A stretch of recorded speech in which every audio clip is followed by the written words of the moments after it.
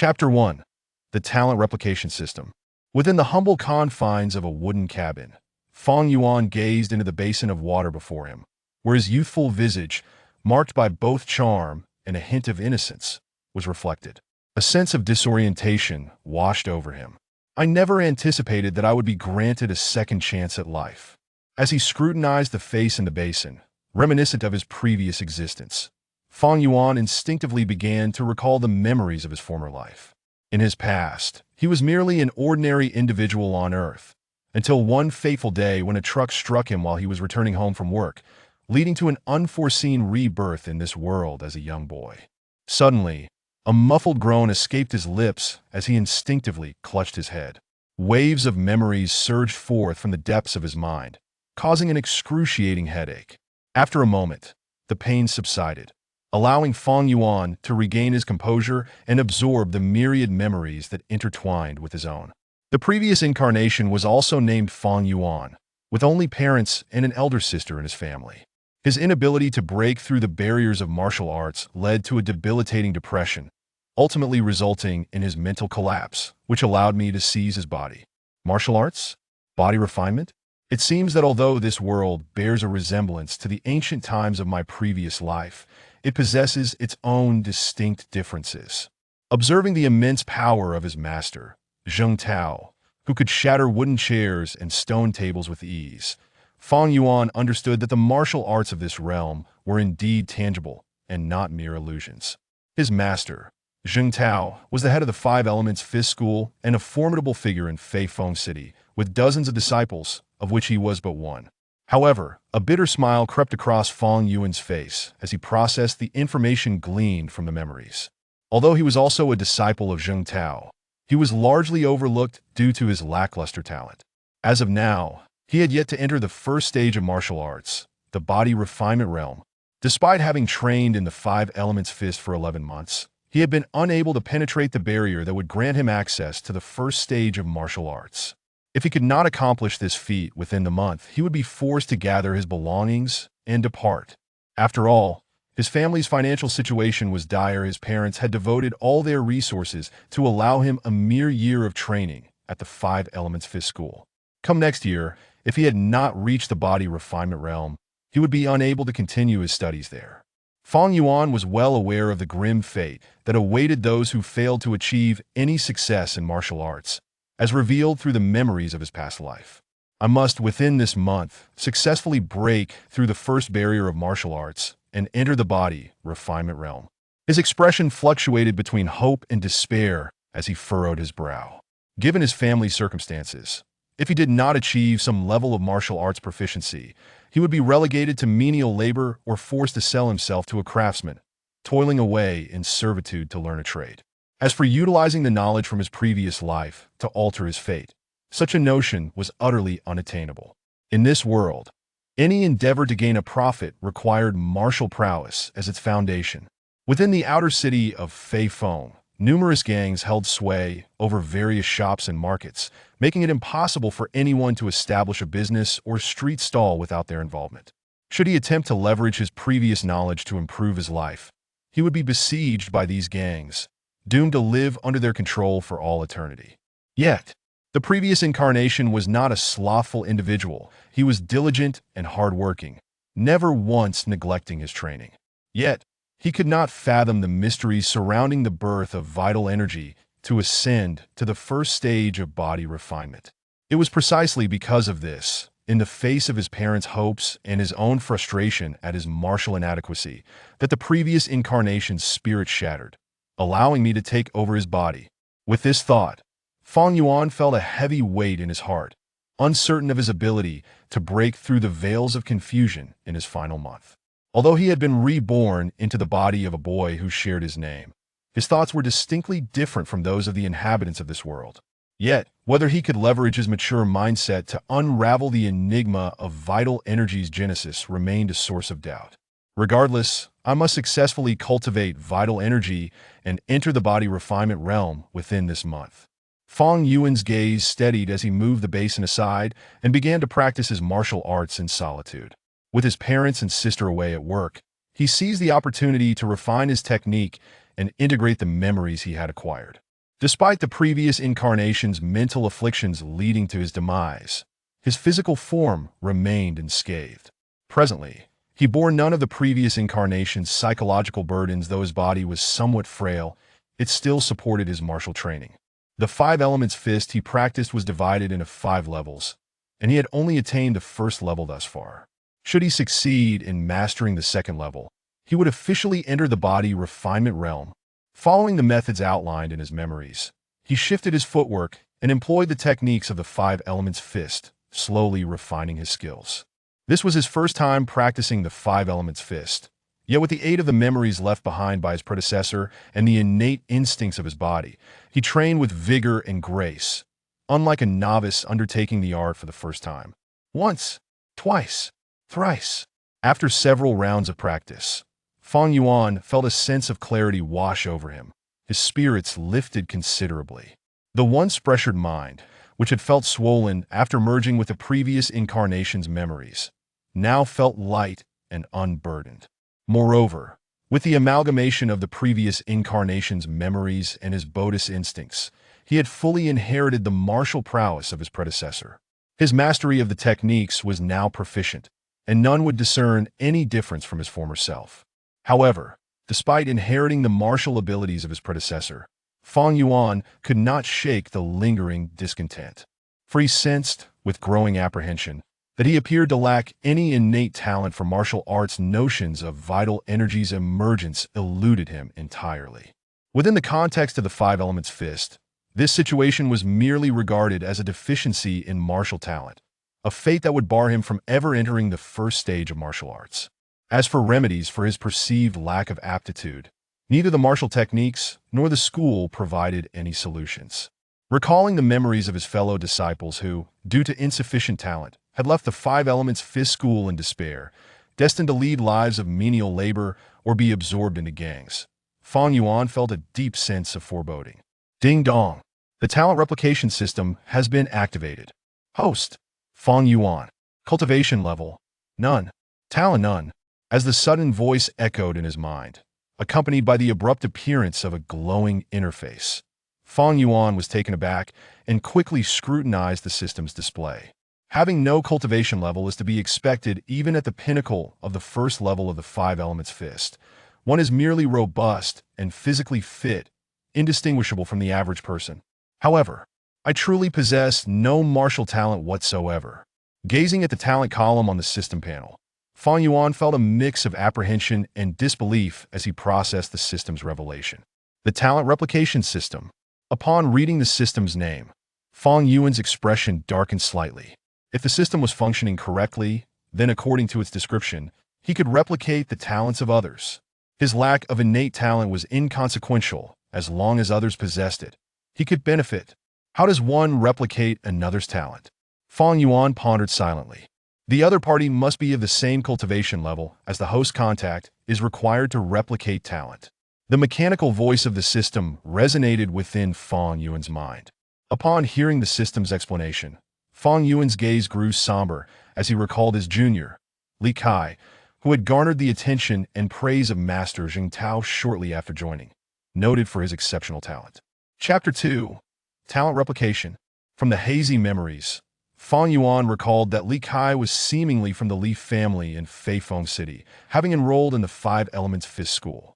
His extraordinary aptitude allowed him to grasp martial techniques swiftly, leading Master Jing Tao to believe that he would soon enter the body refinement realm. Perhaps my fortune lies within you, Fang Yuan mused, recalling Li Kai's rapid advancement in martial arts, a faint smile gracing his lips. His own lack of talent mattered not. For as long as others possessed it, he could still thrive. Currently, Li Kai was an ideal candidate to provide him with the talent he so desperately sought. Having only recently begun his training, Li Kai, despite his remarkable aptitude, could not yet breach the body refinement realm, placing him on the same level as Fang Yuan. Moreover, Fang Yuan assessed that among the disciples at his current cultivation level, only Li Kai had been praised by Jing Tao for his exceptional talent. It is you. With renewed determination, Fang Yuan gathered himself and departed, making his way towards the martial arts school embedded in his memories. His home was conveniently located not far from the school, and the walk would take approximately 15 minutes. As he traversed the path, he observed the surroundings. The streets were neither bustling nor barren, yet most faces appeared pale and weary, as if they had not eaten sufficiently. Occasionally, groups of beggars would emerge, approaching merchants to solicit alms. Conflicts sporadically erupted, drawing the attention of bystanders who gathered to spectate. Fang Yuan walked briskly, his physique robust and muscular despite his tender age of 16, standing at around 5 feet 7 inches tall, a result of his martial training. Perhaps it was this very stature that allowed him to navigate through the streets untroubled, despite his youthful appearance. As he swiftly arrived at the entrance of the Five Elements Fist School.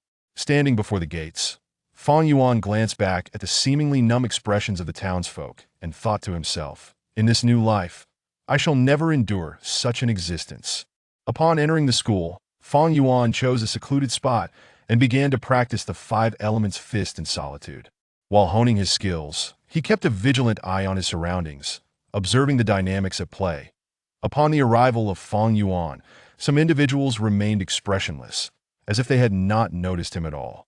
This indifference stemmed from Fang Yuan's lackluster aptitude. Despite nearly a year of dedicated practice in the Five Elements Fist technique, he had yet to breach the threshold and enter the realm of body refinement. Consequently, those who once shared a cordial rapport with him, fellow disciples of Zheng Tao, had begun to disregard him, deeming him devoid of any martial talent, and thus not one of their own. It is nearly noon. Has Li Kai still not arrived? After observing for a moment, Fang Yuan discerned that Li Kai was conspicuously absent, causing him to furrow his brow. It appears he will not arrive until after midday to practice his punches. Fang Yuan was aware that Li Kai belonged to the Li family within the inner city, unlike the other disciples who relied solely on martial arts for their livelihood. Therefore, it was entirely normal for Li Kai to frequently skip morning practice. In Feifeng City, the population is divided into the inner and outer cities. The inner city is home to affluent merchants and esteemed families, characterized by its orderly environment, in stark contrast to the dilapidated outer city. Within the outer city, various gangs and martial arts schools reign supreme. Without being affiliated with a gang or school, one would find it exceedingly difficult to navigate daily life. It was precisely for this reason that Fang Yuan's parents, having exhausted their resources, endeavored to secure his entry into the Five Elements martial arts school, hoping he would master the technique and avoid the oppression of the gangs. However, they were unaware that Fang Yuan possessed no innate martial talent. Despite his diligent training, he could only attain the first level of the Five Elements Fist, with no hope of ever entering the realm of body refinement. The first level of the Five Elements Fist merely involves practicing the movements and honing the physical body, bearing little distinction from the martial arts of Fang Yuan's previous life. However, the second level is markedly different, achieving it would cultivate vital energy and enable entry into the body refinement stage. Junior brother Fang, has your ailment subsided? Just as Fang Yuan was silently practicing, someone approached, gazing at him in astonishment. Upon recognizing the newcomer, Fang Yuan smiled and replied, Senior brother Xiao, I have fully recovered and can resume my training. That's a relief. However, since you have just recovered, do not overexert yourself. Remember to take good care of your health. Observing that Fang Yuan appeared quite well, Zhao Kong nodded and exchanged a few words before departing. Watching Zhao Kong leave, Fang Yuan understood that although most disciples had chosen to overlook his presence, Zhao Kong was different. Zhao Kong was a kind-hearted individual who had shown him considerable care. While others coldly observed when Fang Yuan would ultimately abandon his training, only Zhao Kong consistently encouraged him and occasionally offered guidance. Yet, Fang Yuan recognized that Zhao Kang's kindness was not motivated by ulterior motives. He was simply a good-hearted person, extending his benevolence to all. As noon approached, after having a meal at the martial arts school and resting briefly, Fang Yuan resumed his practice. He had always been diligent, and any hint of slackness now might provoke unnecessary speculation. Numerous disciples sat nearby, resting while casting cold glances at Fang Yuan as he trained. No matter how hard he works, talent is talent. No amount of effort can awaken vital energy and allow him to enter the body refinement stage. One disciple remarked, shaking his head, Chun Long, Qin Fei, and Li Xianyang from our cohort have all given up, Yet this Fang Yuan persists. How ridiculous! Another chimed in. The school has a rule. If one cannot cultivate vital energy within a year, they will be expelled. It seems Fang Jr. brother is grasping at straws, hoping to achieve vital energy in this final month and enter the body refinement stage. After a brief discussion, the group resumed their training, each seeking a suitable spot to practice in silence. Fang Yuan, however, remained undeterred by their chatter, focusing solely on his own practice. As an adult, he regarded their opinions as inconsequential. Moreover, he was confident that he would soon leap over the Dragon Gate, dismissing their remarks entirely. After completing 2 rounds of his practice, Fang Yuan noticed someone pushing open the door and entering. Li Kai has arrived. Spotting his awaited companion, Fang Yuan felt a wave of relief wash over him. With Li Kai's entrance, the other disciples engaged in practice also turned their attention towards him, intrigued by this individual whom the master, Zheng Tao, had praised so highly.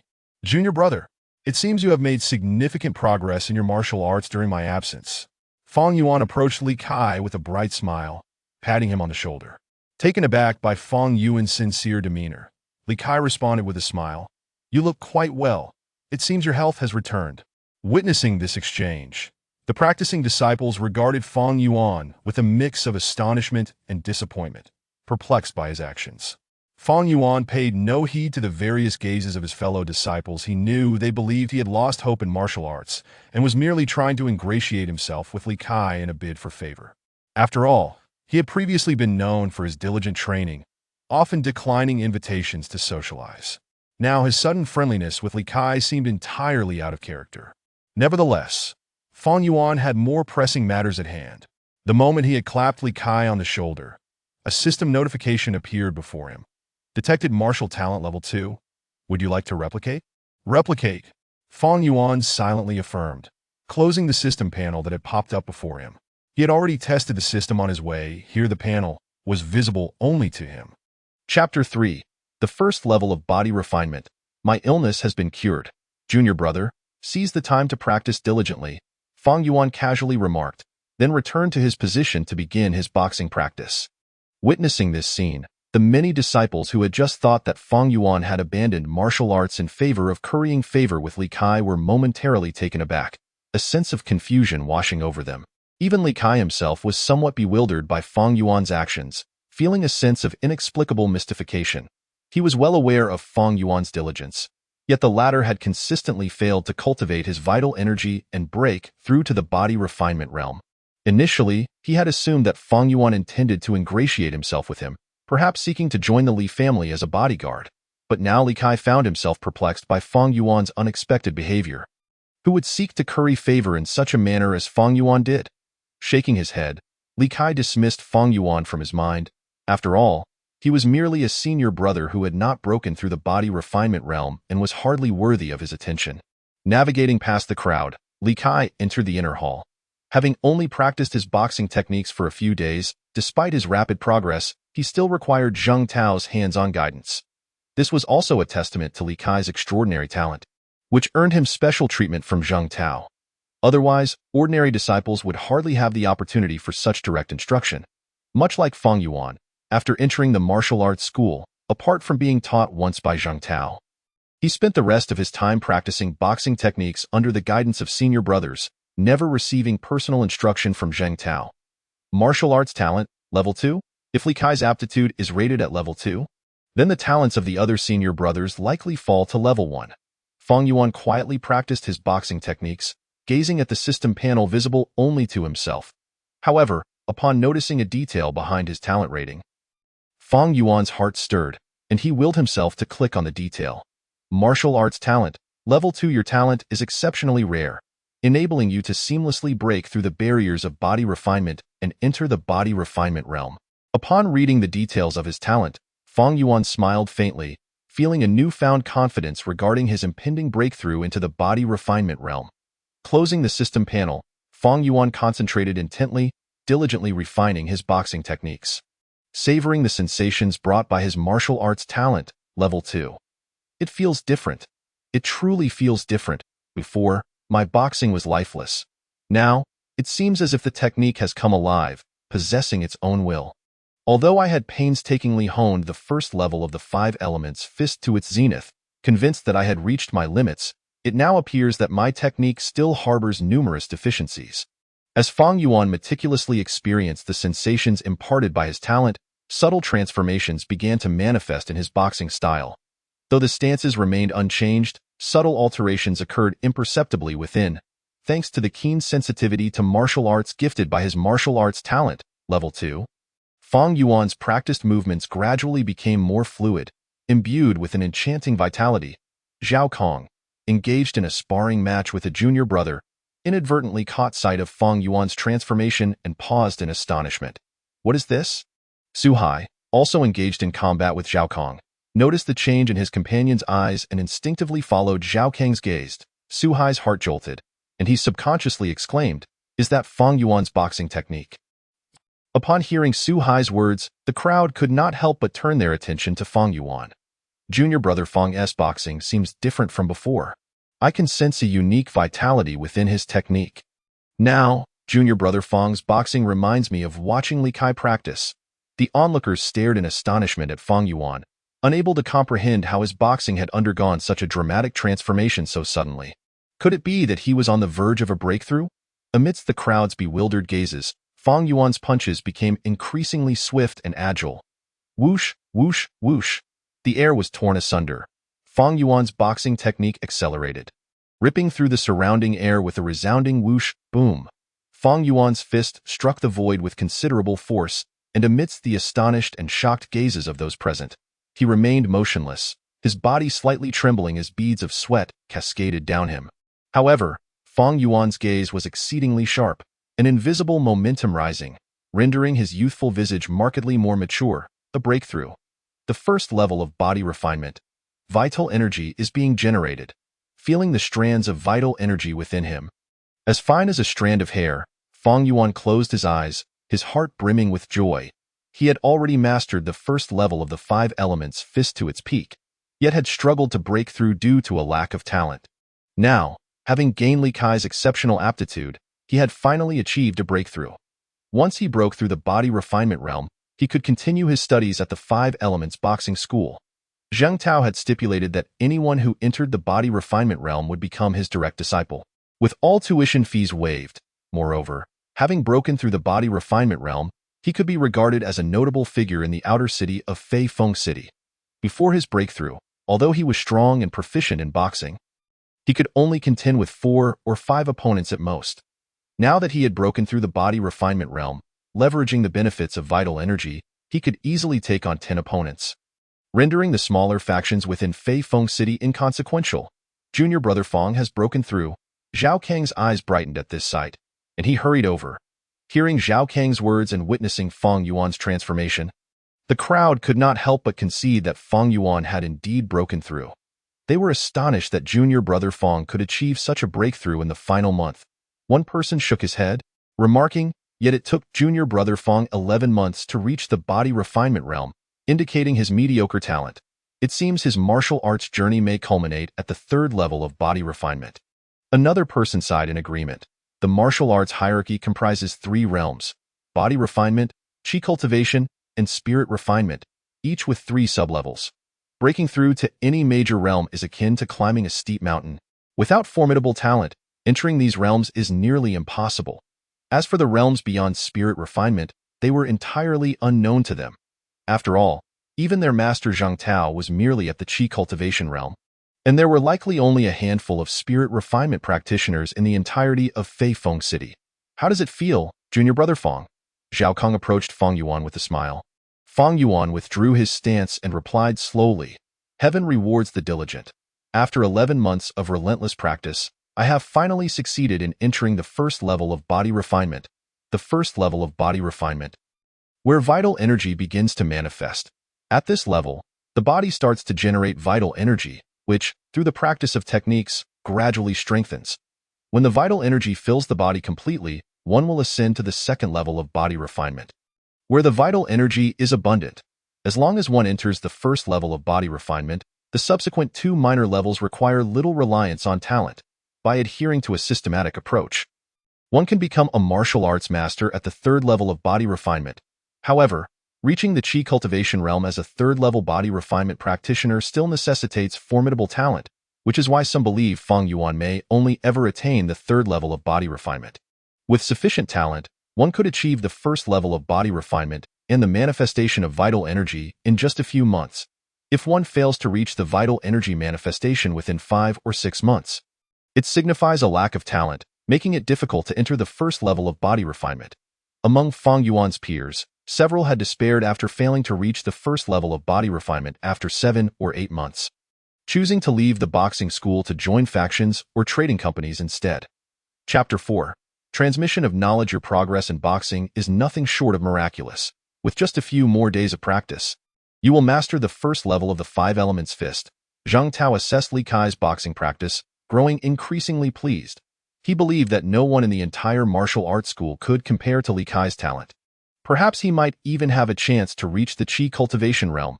Observing Li Kai's fluid, unrestrained movements, Zhang Tao felt that perhaps this young man would inherit his legacy. In Zhang Tao's view, Li Kai's talent was already comparable to his own. After Li Kai completed a set of the 5 elements fist, he ceased his stance and inquired, "Master, is it difficult to break through to the second level of the 5 elements fist and enter the body refinement realm? I see senior brother Fang practicing diligently every day. Yet he still hasn't mastered the second level to become a body refinement practitioner." Zhang Tao replied coolly, "To master the second level of the 5 elements fist, one must generate vital energy. For you, generating vital energy is merely a matter of time. But for someone like Fang Yuan, whose talent is limited, it is an arduous task. Fang Yuan has been practicing boxing under my guidance for 11 months. Yet he still cannot grasp the secret of generating vital energy, which proves he lacks any martial arts talent. It is unlikely he will ever enter the body refinement realm." "I see." Li Kai nodded thoughtfully. Though he was born into the Li family, his understanding of martial arts knowledge was still limited. Zhang Tao nodded and continued, "Assume your boxing stance. I will point out the flaws in your technique." Li Kai nodded and then took his stance, awaiting Zhang Tao's guidance. "Your boxing is progressing rapidly, but there are still some subtle aspects you have yet to master. Right now." Zhang Tao began his hands-on instruction for Li Kai when he suddenly heard a commotion from outside, causing him to frown. Now is my time to instruct Li Kai, who is causing such a ruckus outside. Who is so disrespectful? Zhang Tao let out a cold snort and then stepped out of the inner hall. In the courtyard of the martial arts school, Fang Yuan found himself surrounded by Zhao Kong, Su Hai, and several other disciples, who were all congratulating him. "Junior brother Fang, today you have broken through to the body refinement realm. I am truly delighted for you. Let us celebrate tonight at Zue Xianlu. I'll foot the bill," Zhao Kong exclaimed, patting Fang Yuan on the shoulder with a broad smile. "Indeed, junior brother Fang. If you continue to diligently practice, you will undoubtedly carve out your place in Fei Feng City. We must celebrate this momentous occasion," Su Hai added. "Junior brother Fang has always trained hard and has never visited a tavern for drinks. Today, you must not decline." Li Xing, who had taken on a mentor's role earlier, chimed in, "Brothers, my parents are coming back from work today, and I must be home to welcome them. However, tomorrow will be fine. They will be out again, and I shall certainly join you then," Fang Yuan replied with a wry smile. "Very well, then we shall celebrate you properly tomorrow," Zhao Kong laughed, giving Fang Yuan's shoulder a friendly punch. Fang Yuan glanced at the unresponsive system and understood that while Zhao Kong possessed talent, it was not of the martial arts variety, level 2. Hence the system's lack of reaction. After all, the system would not replicate a talent inferior to its own. "What are you all gathering here for if you're not practicing your punches?" Just as the group was conversing, a commanding voice resonated from the inner hall. The disciples quickly turned and exclaimed, "Master!" Zhang Tao strode over, his brow furrowed. "What is this ruckus? It's quite unbecoming." Dressed in gray, his expression was calm yet carried an air of authority as he cast an annoyed glance at Zhao Kong and the others. "Master, it is junior brother Fang who has broken through to the body refinement realm, and we are here to celebrate his achievement," Zhao Kong replied, cupping his hands in respect. "Junior brother?" Zhang Tao looked momentarily bewildered, unsure of which junior brother Zhao Kong referred to, but soon his gaze fell upon Fang Yuan with surprise. "You have broken through to the body refinement realm?" Fang Yuan cupped his hands and responded. "Disciple has fortuitously achieved a breakthrough just now." Zhang Tao paused briefly, then abruptly pointed at Fang Yuan's chest. As Jing Tao's finger made contact, Fang Yuan felt an invisible force surge into his chest. Caught off guard, the qi and blood that had just emerged within him instinctively converged towards the point of contact. The power emanating from Zheng Tao's finger was dissipated by Fang Yuan's own qi and blood. And Zheng Tao promptly withdrew his finger. Indeed, you have birthed qi and blood and entered the body refinement realm. Zheng Tao observed Fang Yuan with a hint of astonishment. I did not expect you to persevere and continue practicing diligently until the very end. Well done. Zheng Tao patted Fang Yuan's shoulder, a note of admiration in his voice. Having been here for some time, you should be aware of the rules. As long as you remain at the Five Elements Martial Arts School to continue your training, your tuition will be halved. However, the school has its responsibilities, and you must also stand up to uphold it. Are you willing to do so? Fang Yuan responded immediately, disciple is willing. Setting aside the matter of tuition, the reduction would alleviate a significant financial burden for him. Moreover, having only mastered the second layer of the Five Elements Fist, he had yet to grasp the remaining 3 layers, all of which were under Zheng Tao's control. The Five Elements Fist comprises 5 layers. The first merely lays the foundation, strengthening the body without enabling entry into the body refinement realm. However, the second layer is different. It allows one to enter the first level of qi and blood generation. The third layer facilitates entry into the second level of qi and blood fullness, the fourth into the third level of qi and blood mercury, and the fifth allows one to enter the qi refinement realm. Currently, Fang Yuan had only mastered the second layer, and he was determined to continue his training at the Five Elements Martial Arts School until he had mastered all 5 layers. Very well. Follow me, and I shall teach you the practice of the third layer of the Five Elements Fist. Zheng Tao nodded in satisfaction and turned to head towards the inner hall. Brothers, I must go learn the fist techniques now. We shall speak later. Fang Yuan cupped his hands in farewell to Zhao Kong and the others before following Zheng Tao inside. The entrance of the inner hall. Li Kai looked at Fang Yuan with surprise. Internally reflecting, I had thought this Fang Yuan would never break through to the body refinement realm. I never expected him to achieve it. Having overheard the conversation between Zheng Tao and Fang Yuan, he understood that Fang Yuan had indeed broken through. Seeing Li Kai standing by the door, Zheng Tao nodded and said, Li Kai, you may go and practice with the senior brothers. Li Kai cupped his hands in acknowledgement and then exited the inner hall. The practice of the second layer of the Five Elements Fist enables one to pierce through illusions, giving rise to qi and blood, thereby entering the first level of qi and blood generation in the body refinement realm. To reach the second level of qi and blood fullness, one must master a method to enhance qi and blood. The third layer of the Five Elements Fist serves to help one swiftly digest various foods, absorbing the essence contained within to bolster their qi and blood. Now, I will teach you the practice of the third layer of the Five Elements Fist, Zheng Tao declared, assuming a stance for Fang Yuan to emulate. The stance serves only a minor role. The most crucial aspect is the circulation of qi and blood within. Listen closely. Qi and blood flow, 5 elements and 5 organs, essence circulates. Zheng Tao recited the incantation for the third layer of the Five Elements Fist, then guided Fang Yuan through the specific method of qi and blood operation. After his rebirth, Fang Yuan's memory had significantly improved. He could retain everything Zheng Tao said after just one repetition, which astonished Zheng Tao. Chapter 5. The refugee. Could it be that this person belongs to the type who achieves greatness later in life? Zheng Tao mused, filled with astonishment at the multitude of surprises Fang Yuan had presented him today. Initially, Zheng Tao believed that Fang Yuan, after 11 months, would never break through to the body refinement realm, considering his martial arts aptitude to be exceedingly poor. Yet now, witnessing Fang Yuan's demonstrated learning ability, Zheng Tao felt his previous judgments were overly hasty. Perhaps Fang Yuan's aptitude was not lacking. Rather, he had grown up in an ordinary household, which hindered the activation of his innate potential, leading to his earlier appearance as a martial arts failure. As Zheng Tao contemplated this, he noted that Fang Yuan had already mastered the practice of the third layer of the Five Elements Fist. Nodding in approval, he remarked, "You have grasped the practice of the third layer. Now I shall teach you how to utilize qi and blood effectively in combat." The first layer of the Five Elements Fist serves to lay a foundation and familiarize oneself with the techniques. However, this does not mean that once you achieve the first level of the body refinement realm, you can disregard these foundational techniques. Each technique has been honed through countless trials, with every move embodying the essence of combat. It is merely that you, until now, lacked qi and blood and could not unleash the full power of these techniques. Observe closely. Zhang Tao assumed a stance, executing the techniques with immense power that sent tremors through the air, producing a series of crackling sounds. Earth element defense, immovable as a mountain; fire element offense, ferocious strikes; water element entanglement, unending flow; wood element body refinement, vitality surges; metal element sharpness, piercing through the five organs.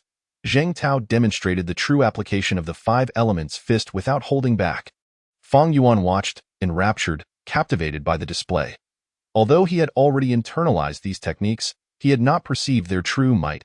However, through Zhang Tao's demonstration, he began to discern the latent power within these techniques. Ah, I see. Until one reaches the first level of the body refinement realm, any technique is merely ordinary, lacking true power.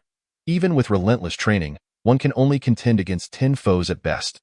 Yet, upon achieving the first level of the body refinement realm, with the support of qi and blood, the power of these techniques increases dramatically, unveiling many intricacies previously hidden. Have you memorized everything? Zhang Tao slowly retracted his stance, fixing his gaze on Fang Yuan. Disciple has memorized it all, Fang Yuan replied with a smile, perhaps owing to his rebirth or the acquisition of Li Kai's talent. His memory was remarkably sharp, allowing him to remember everything at a glance. Very well, Zhang Tao nodded, his expression neutral. However, internally, he was astonished by Fang Yuan's memory and martial arts aptitude.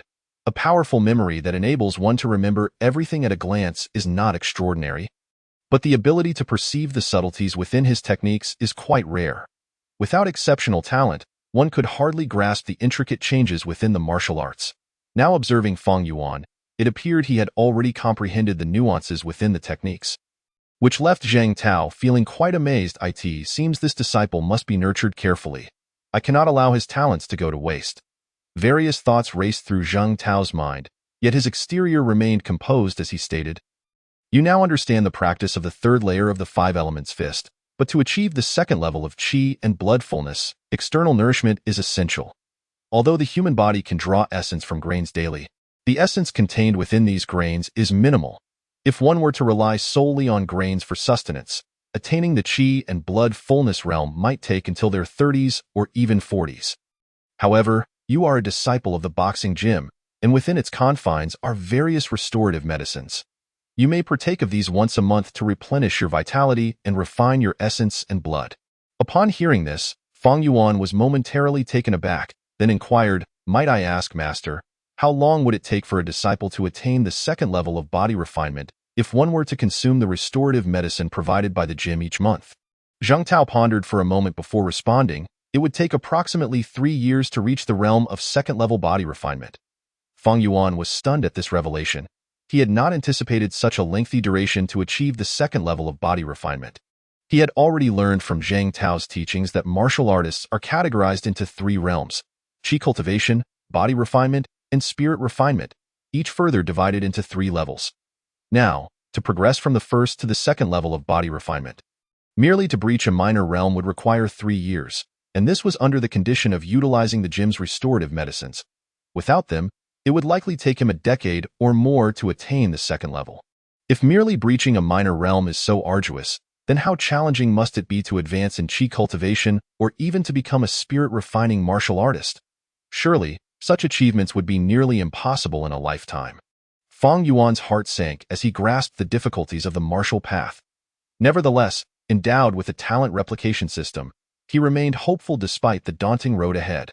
Observing the steadfast determination reflected in Fang Yuan's gaze, Zhang Tao secretly nodded and continued, "However, do not lose heart. While the restorative medicines in the gym can only be consumed once a month to avoid detrimental accumulation of toxins that could harm your foundation, you may also seek out different prescriptions and remedies elsewhere to refine your essence and blood. But acquiring such remedies from other factions will depend on your own abilities. Well then, you have learned all that I can teach you. Practice diligently on your own, and return if you have any questions." Zhang Tao waved his hand dismissively. "Thank you for your guidance, Master." Fang Yuan bowed respectfully before departing. As he stepped out of the inner hall, Fang Yuan found himself momentarily bewildered, for the disciples who had been practicing in the courtyard had vanished without a trace. "I had no idea so much time had passed." He glanced up at the dimming sky and hurriedly made his way home. The streets were increasingly deserted, approaching an almost desolate state. I wonder if my parents and sister have returned yet. With this thought in mind, Feng Yuan quickened his pace, finally arriving at his doorstep just before night fell completely. The faint glow of light illuminated the home, where his father Feng Cheng, mother Chen Huaqian, and sister Feng Yu sat at the table, staring at the untouched meal, the atmosphere heavy with silence. Upon witnessing this scene, Feng Yuan rushed inside. "Mom, Dad, sister, I'm back. Welcome back. Come eat," Feng Cheng replied, his face etched with weariness and his skin darkened by toil. Though he was only 40, he appeared as if he were in his 50s. "Why have you returned so late today? If not for old Wang from next door seeing you at the gym, we would have gone out searching for you." His mother, Chen Huaqian, wore a similarly weary expression, a hint of her youthful grace still visible, as she cast a reproachful glance at Feng Yuan for his tardiness. "Little brother, are you feeling better? Don't push yourself too hard. You mustn't wear out your body." His sister Feng Yu said, concern etched on her face, "I am fully recovered now. I returned late today because Master kept me back for instruction, and I worried Mother," Feng Yuan replied apologetically. The meal laid before them was simple, yet suffused with warmth. Feng Yuan ate heartily, remaining silent as he felt a wave of awkwardness, unsure of how to navigate the situation. After all, he had been reborn, though he inherited the memories of his previous life. There remained a palpable distance. His parents and sister also refrained from speaking, the silence growing increasingly peculiar. Finally, Feng Yu broke the tension. "Mom and Dad, worry not, I have secured a position as a small leader in the Black Tiger Gang. The hardships at home are only temporary. Once I stabilize my situation, I will arrange work for you through the gang. I will also manage to gather enough for your tuition next year. So you need not fret." Feng Yu's countenance was fair, and her tone carried an undertone of resilience, delivering words that surprised Feng Yuan. "Wait," Feng Yuan exclaimed, momentarily setting aside his discomfort as he asked, "Aren't Mom and Dad working at Li Family Village outside the city? What has happened?" Upon hearing this, Feng Cheng sighed softly, expressing his frustration. "Recently, due to the turmoil of war, a wave of refugees has arrived. The steward at Li Family Village believes that as long as these refugees are fed, they will work diligently, and thus he has driven us all away. Your mother and I are now without work, and your tuition for next year relies solely on your sister. Little brother, do not worry. I will do everything in my power to gather enough for your tuition so you can continue your martial studies." Feng Yu gazed at Feng Yuan with tender eyes. "Though it may take you nearly a year to become a body-refining martial artist, I believe in you. You have always been intelligent, and you will surely succeed." Feng Yuan felt a warmth bloom in his chest, his eyes moistening as a wave of sentiment washed over him, awakening the realization that he was not merely a soul usurping another, but rather he had awakened from despair, reclaiming the memories of his former life. Setting down his bowl, Feng Yuan pressed his hand upon the table, his essence surging forth and reverberating, causing the dishes atop the table to tremble slightly and emit a ringing sound. In the astonished gaze of his parents and sister, Feng Yuan declared, "Mom, Dad, sister, I have become a body-refining martial artist." Chapter 6. Recruitment. What? Seeing Feng Yuan merely place his hand upon the table, yet causing the dishes to leap and clatter, Feng Cheng and Chen Huaqian were momentarily stunned, their minds racing in disbelief. Little brother has awakened his essence and become a body-refining martial artist. Feng Yu's voice trembled slightly, her eyes wide in astonishment. As a small leader of the Black Tiger Gang, she had witnessed the prowess of the gang's leader and recognized the phenomenon as a manifestation of a martial artist's surging essence. A body-refining martial artist? Feng Yuan's parents felt a jolt of shock course through them, their heads spinning. Though they were mere common folk, they understood Feng Yuan's lack of aptitude and had long since abandoned hope for his breakthrough into the realm of body refinement. Now, upon hearing Feng Yuan's claim, coupled with Feng Yu's validation, they were overwhelmed with excitement, their hearts racing as joy surged through them, leaving them momentarily dizzy. Gazing at Feng Yu's expression grew somewhat wistful. Her heart stirred with mixed emotions. "I never imagined the little brother I used to protect has finally grown strong enough to stand on his own. Yet why do I feel a twinge of sadness?" Good, Feng Cheng exclaimed, his voice thick with emotion as he looked at Feng Yuan, his eyes glistening with unshed tears. "I always knew you would not disappoint us. Chen Huaqian's voice quivered as she spoke. Her gaze filled with pride. When you wish to learn martial arts, our family sold everything to support you. And with your sister Fong Yu's contributions, we managed to gather enough for your tuition. You have not let your parents down. You have finally become a body-refining martial artist. From now on, this family will rely on you. Fong Cheng's eyes glimmered with pride as he patted Fong Yuan's shoulder. Elated beyond measure, in the great celebration kingdom, the martial arts culture was vibrant, with nearly everyone possessing some skills in agricultural techniques. However, the number of individuals who could become body-refining martial artists was exceedingly rare. Achieving this required not only a master's guidance but also innate talent. Both were indispensable. Otherwise, even with extraordinary talent, without a master's instruction, one could not enter the realm of body refinement on their own. This was precisely why the tuition fees at the Five Elements boxing gym were so exorbitant, placing a heavy burden on Fong Yuan's family. Yet, in the pursuit of altering their fate, Fong Yuan's family had tirelessly supported his martial studies. Now that Fong Yuan had become a body-refining martial artist, their hardships were finally about to bear fruit. A body-refining martial artist could contend against 10, or even dozens, and would possess the means to protect oneself wherever they went. Mom and Dad, do not worry. I will resolve your work situation in a few days, Fong Yuan said, feeling a surge of emotion swell within him as he smiled. He had come to understand that he was Fong Yuan. And Fong Yuan was he had reincarnated into this world, yet had been ensnared by the mysteries of the womb, unable to awaken until now. Yet, in the midst of it all, he had sensed the importance of martial cultivation, which had compelled him to seek his family's support for his training. It was precisely due to his robust physique and abundant essence that he had been able to break free from despair, awakening his true self. With this awakening, the system had also activated. This jar of wine. I have kept it for 10 months, waiting for the day you became a body-refining martial artist to celebrate. Fong Cheng exclaimed as he retrieved a jar of wine, patting it with great emotion. Yuer, pour the wine. Fong Yu took the jar and filled 4 cups. Setting them before their parents, she then handed a cup to Fong Yuan, saying, Little brother, now that you are a body-refining martial artist, take care of your health and do not push yourself as you did before.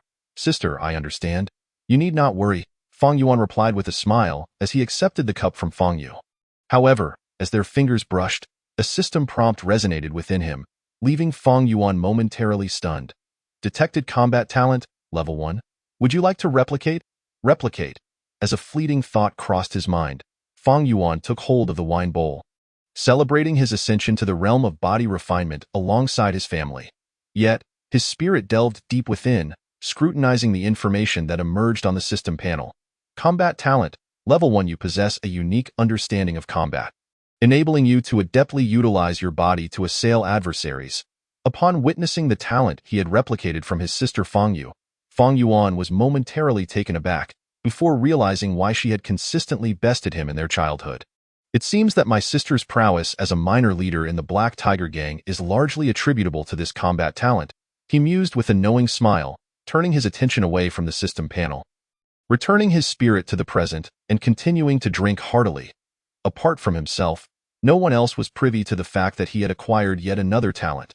The following day, within a private room at the Drunken Immortal Pavilion outside Feifeng City, Fong Yuan sat with Zhao Kong and Li Xing, enjoying their libations. Su Hai had matters to attend to and thus was absent, leaving only Zhao Kong and Li Xing in attendance. After all, the others had often cast him disdainful glances, hence their absence in celebrating his breakthrough. Junior brother Fong, there's a dish at the Drunken Immortal Pavilion that greatly aids those of us refining our vital essence. Do make sure to savor it, Zhao Kong remarked, his complexion slightly flushed as he lifted his cup. Intrigued, Fong Yuan replied, Oh, a dish beneficial for our vital essence refinement. I must sample it shortly, Li Xing. Indulging in a piece of fatty meat, exclaimed, Today's feast is on Zhao senior brother. Do not hold back, junior brother Fong. I, too, have tasted that dish.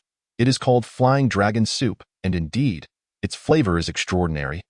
With an exceptionally rich essence, greatly advantageous for our kind. He continued that it is said to be made solely from the meat of exotic beasts found beyond the city, hence its richness. However, it comes at a steep price. At this, Li Xing could not help but click his tongue in dismay, shaking his head as if the cost itself pained him. After a brief wait, Fang Yuan finally received the flying dragon soup that Zhao Kong and Li Xing had mentioned. The broth glimmered with clarity, with several pieces of unfamiliar meat resting at the bottom. Fang Yuan picked up his chopsticks, lifted a piece of meat, and placed it in his mouth, only to be momentarily stunned. As the meat entered his mouth, an intense essence surged forth, rapidly permeating his entire being and integrating into the vital essence he had been refining. With this infusion, the previously thin vital essence, akin to a hair's breadth, quivered slightly, becoming noticeably more robust. Comparing the essence contained within this morsel of meat to that of the meals he had consumed the previous night, Fang Yuan was astounded. The essence within this piece of meat is remarkably abundant.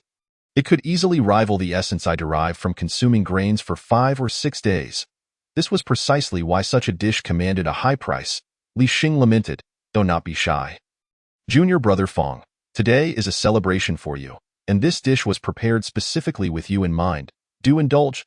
Zhao Kong cheerfully pushed the meat soup towards Fang Yuan, feeling a touch of gratitude as he gazed at the dish before him. Fang Yuan did not hesitate to partake. Once they had feasted and drunk their fill, Zhao Kong raised his cup and downed its contents, inquiring, "What do you think of the flying dragon soup?" "Junior brother Fang, it is exquisitely delicious with a rich essence. If I could partake of this soup daily, I dare say I would soon ascend to the second level of body refinement," Fang Yuan expressed. Filled with wonder, to have the luxury of consuming flying dragon soup at every meal is a privilege even the 4 great families of the inner city cannot afford, Zhao Kong chuckled. Shifting the conversation, Zhao Kong continued, "However, if junior brother Fang is willing to assist me, I do have some restorative medicines comparable to the flying dragon soup." "Oh? Please, do elaborate," Fang Yuan urged, his interest piqued. "Why, Xiao family operates numerous apothecaries in Feifeng City, enjoying substantial profits, yet this also attracts the attention of unscrupulous individuals. Furthermore, we sometimes need to procure medicinal materials from other cities, fraught with peril along the way. If you could assist the Xiao family in dealing with thieves or safeguard our caravan while procuring materials, I could ensure you receive a monthly supply of potent herbs that greatly replenish your essence.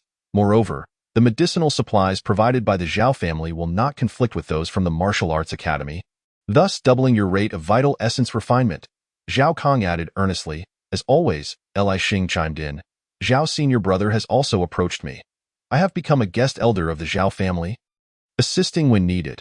After all, the benefits are considerable, and the risks are minimal, making it quite suitable for those of us newly entering the first level of body refinement." After a moment's contemplation, Fang Yuan replied, "In that case, I shall join."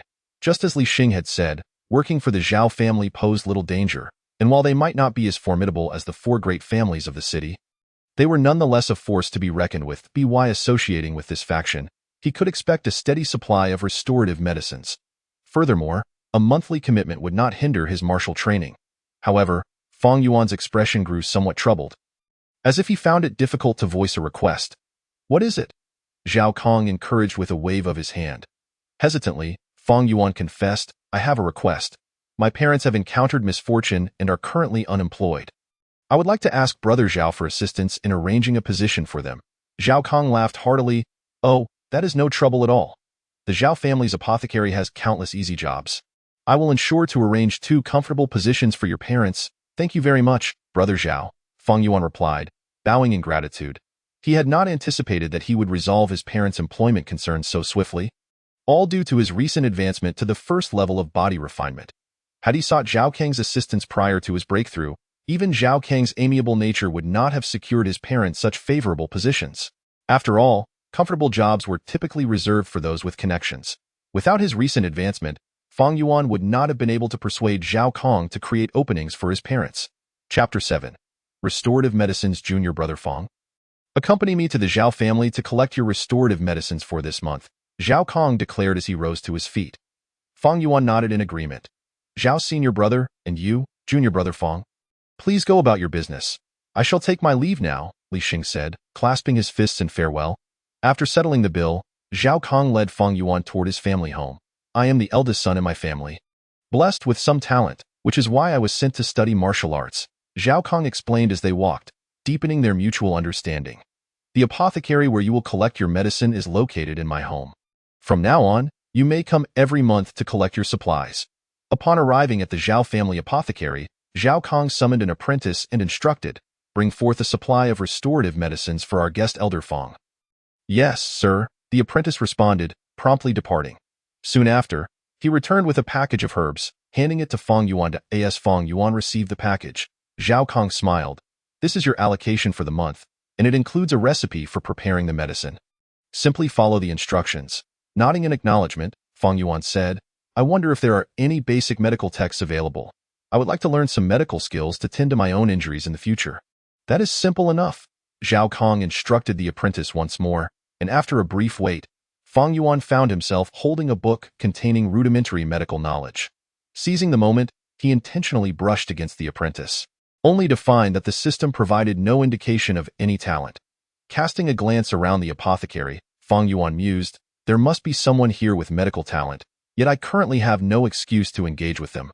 He could not simply approach every healer on a whim, testing for talent.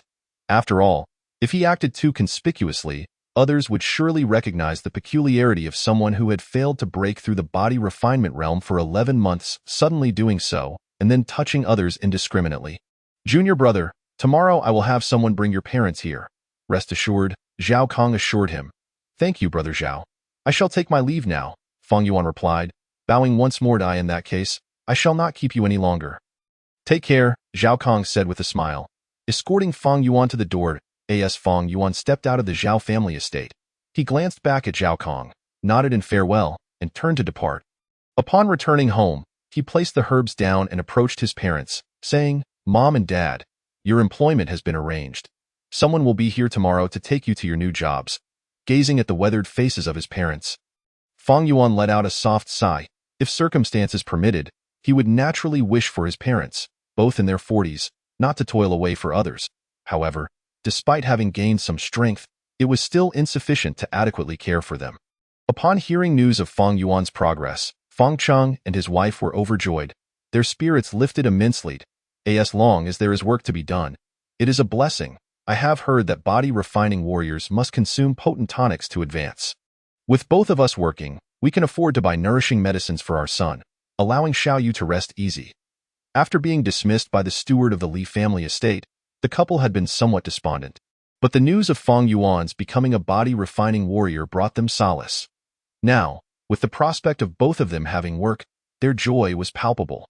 Leaving his parents' quarters, Fong Yuan heard the sounds emanating from their room, and his heart grew heavy. He felt an urgent need to grow stronger swiftly to meet their expectations. After organizing the herbs, he followed the instructions in the prescription and began to brew the medicine. An hour later, he retrieved the concoction, placing it in a bowl to cool. Staring at the dark, murky liquid and inhaling its pungent aroma, Fong Yuan furrowed his brow, suppressing a wave of nausea as he downed it in one gulp. Boom! A thunderous sensation erupted within him, as if a violent sound resonated from his very core. This was the potent energy released upon ingesting the medicine, and its richness surged forth in a single breath, leading Fong Yuan to the illusion, what formidable energy!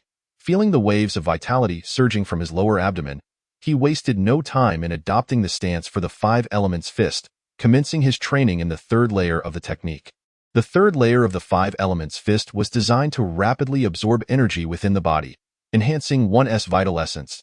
At that moment, the energy within Fong Yuan surged like a tidal wave, making it an opportune time to refine it through the technique. Consolidating his vitality, he spread his stance, channeling his energy, and slowly executed the movements of the 5 elements fist, refining the abundant energy coursing through him. As his energy circulated at an accelerated pace, it swiftly absorbed the potent essence through the cycle of his organs, transforming it into vitality. Before long, Fong Yuan ceased his practice, closing his eyes to sense the changes within his body. Previously, his vital essence had been scant, but following the consumption of the flying dragon soup and the tonic, it had now grown significantly more robust, both in strength and quantity. What once resembled mere strands of hair had now thickened, embodying greater power. The energy gained from this medicine surpasses that acquired from 2 months of consuming grains. As he compared his body's changes to his previous state, Fong Yuan was astonished. If the tonics from the martial arts hall and those provided by the Xiao family were equally effective, he could potentially have the time required to reach the second level of body refinement. Perhaps I could ascend to the rank of a second-level body-refining warrior within a year or two? The thought of this possibility stirred excitement within him. Advancing through the ranks of body refinement brought monumental enhancements. For instance, a second-level warrior could easily overpower a first-level counterpart. If he could expedite his ascent to the second level, his strength would undoubtedly amplify, elevating his status in the martial arts hall as well. Moreover, while refining the medicinal essence, he sensed something unusual. Both my master and brother Xiao have mentioned that tonics require a month-long interval between doses, lest the toxic residue harm one's foundation. Yet, he felt that during the refinement process, his energy flowed with precision, akin to a general commanding his troops, absorbing the medicinal essence entirely, leaving little trace of toxicity behind. Could it be that my replication of my sister Feng Yu's talent is responsible for this phenomenon? Feng Yuan had inherited a combat talent, level 1, from Feng Yu, which heightened his perceptiveness in battle, allowing him to more effectively utilize his abilities against foes. He now realized that this talent facilitated the swift operation of the five elements fist, optimizing the absorption of the medicinal essence and minimizing residual toxins. With the enhancement of his combat talent, his energy treated the medicinal essence and toxins as adversaries, refining them seamlessly. Regardless, this is indeed fortuitous, for it means I can expel toxins more rapidly, shortening the intervals between doses. Elated, Feng Yuan contemplated how to persuade Zhang Tao and Zhao Kong to provide him with the tonic ahead of schedule without arousing suspicion. He was determined not to reveal any abnormalities unless absolutely necessary. As he pondered, his gaze fell upon a book detailing rudimentary medical knowledge. Coming from a reasonably well-off family, he had read some books in his youth and learned to write, thus could decipher the text within. However, since the circumstances surrounding his enrollment in the Five Elements Fist Hall, his family's fortunes had taken a downer. Reflecting on the past, Feng Yuan shook his head and picked up the book to study.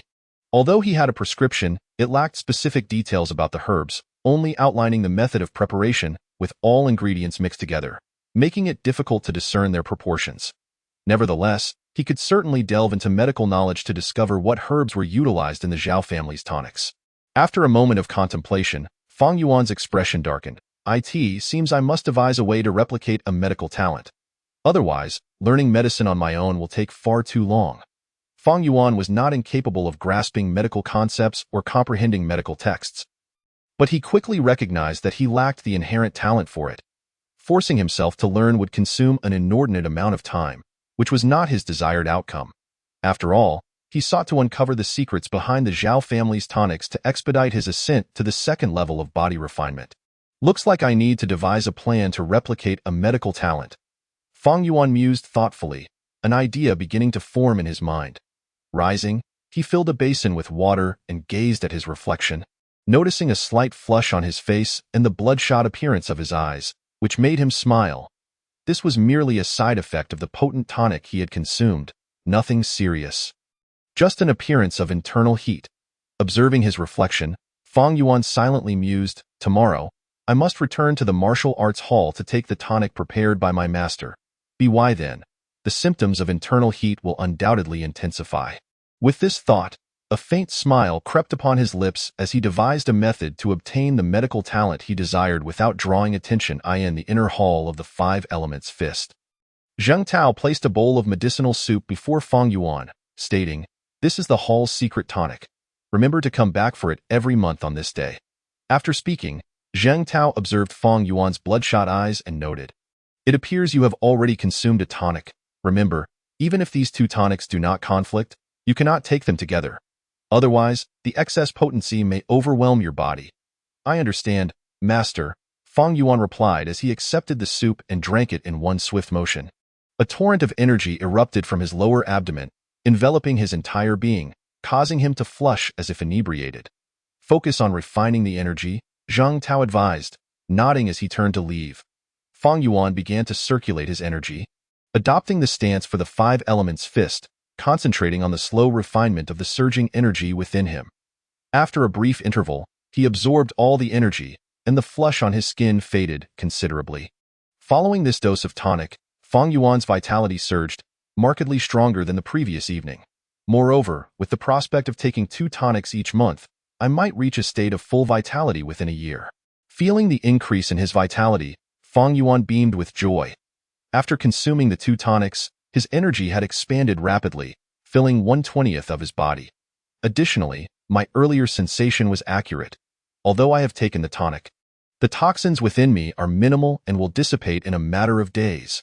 Closing his eyes to sense his body's subtle changes, Feng Yuan, relying on the sharp perception granted by his vitality, discern the nuances within. In that case, I shall visit the Huayan Medical Hall next to consult with Dr. Qin.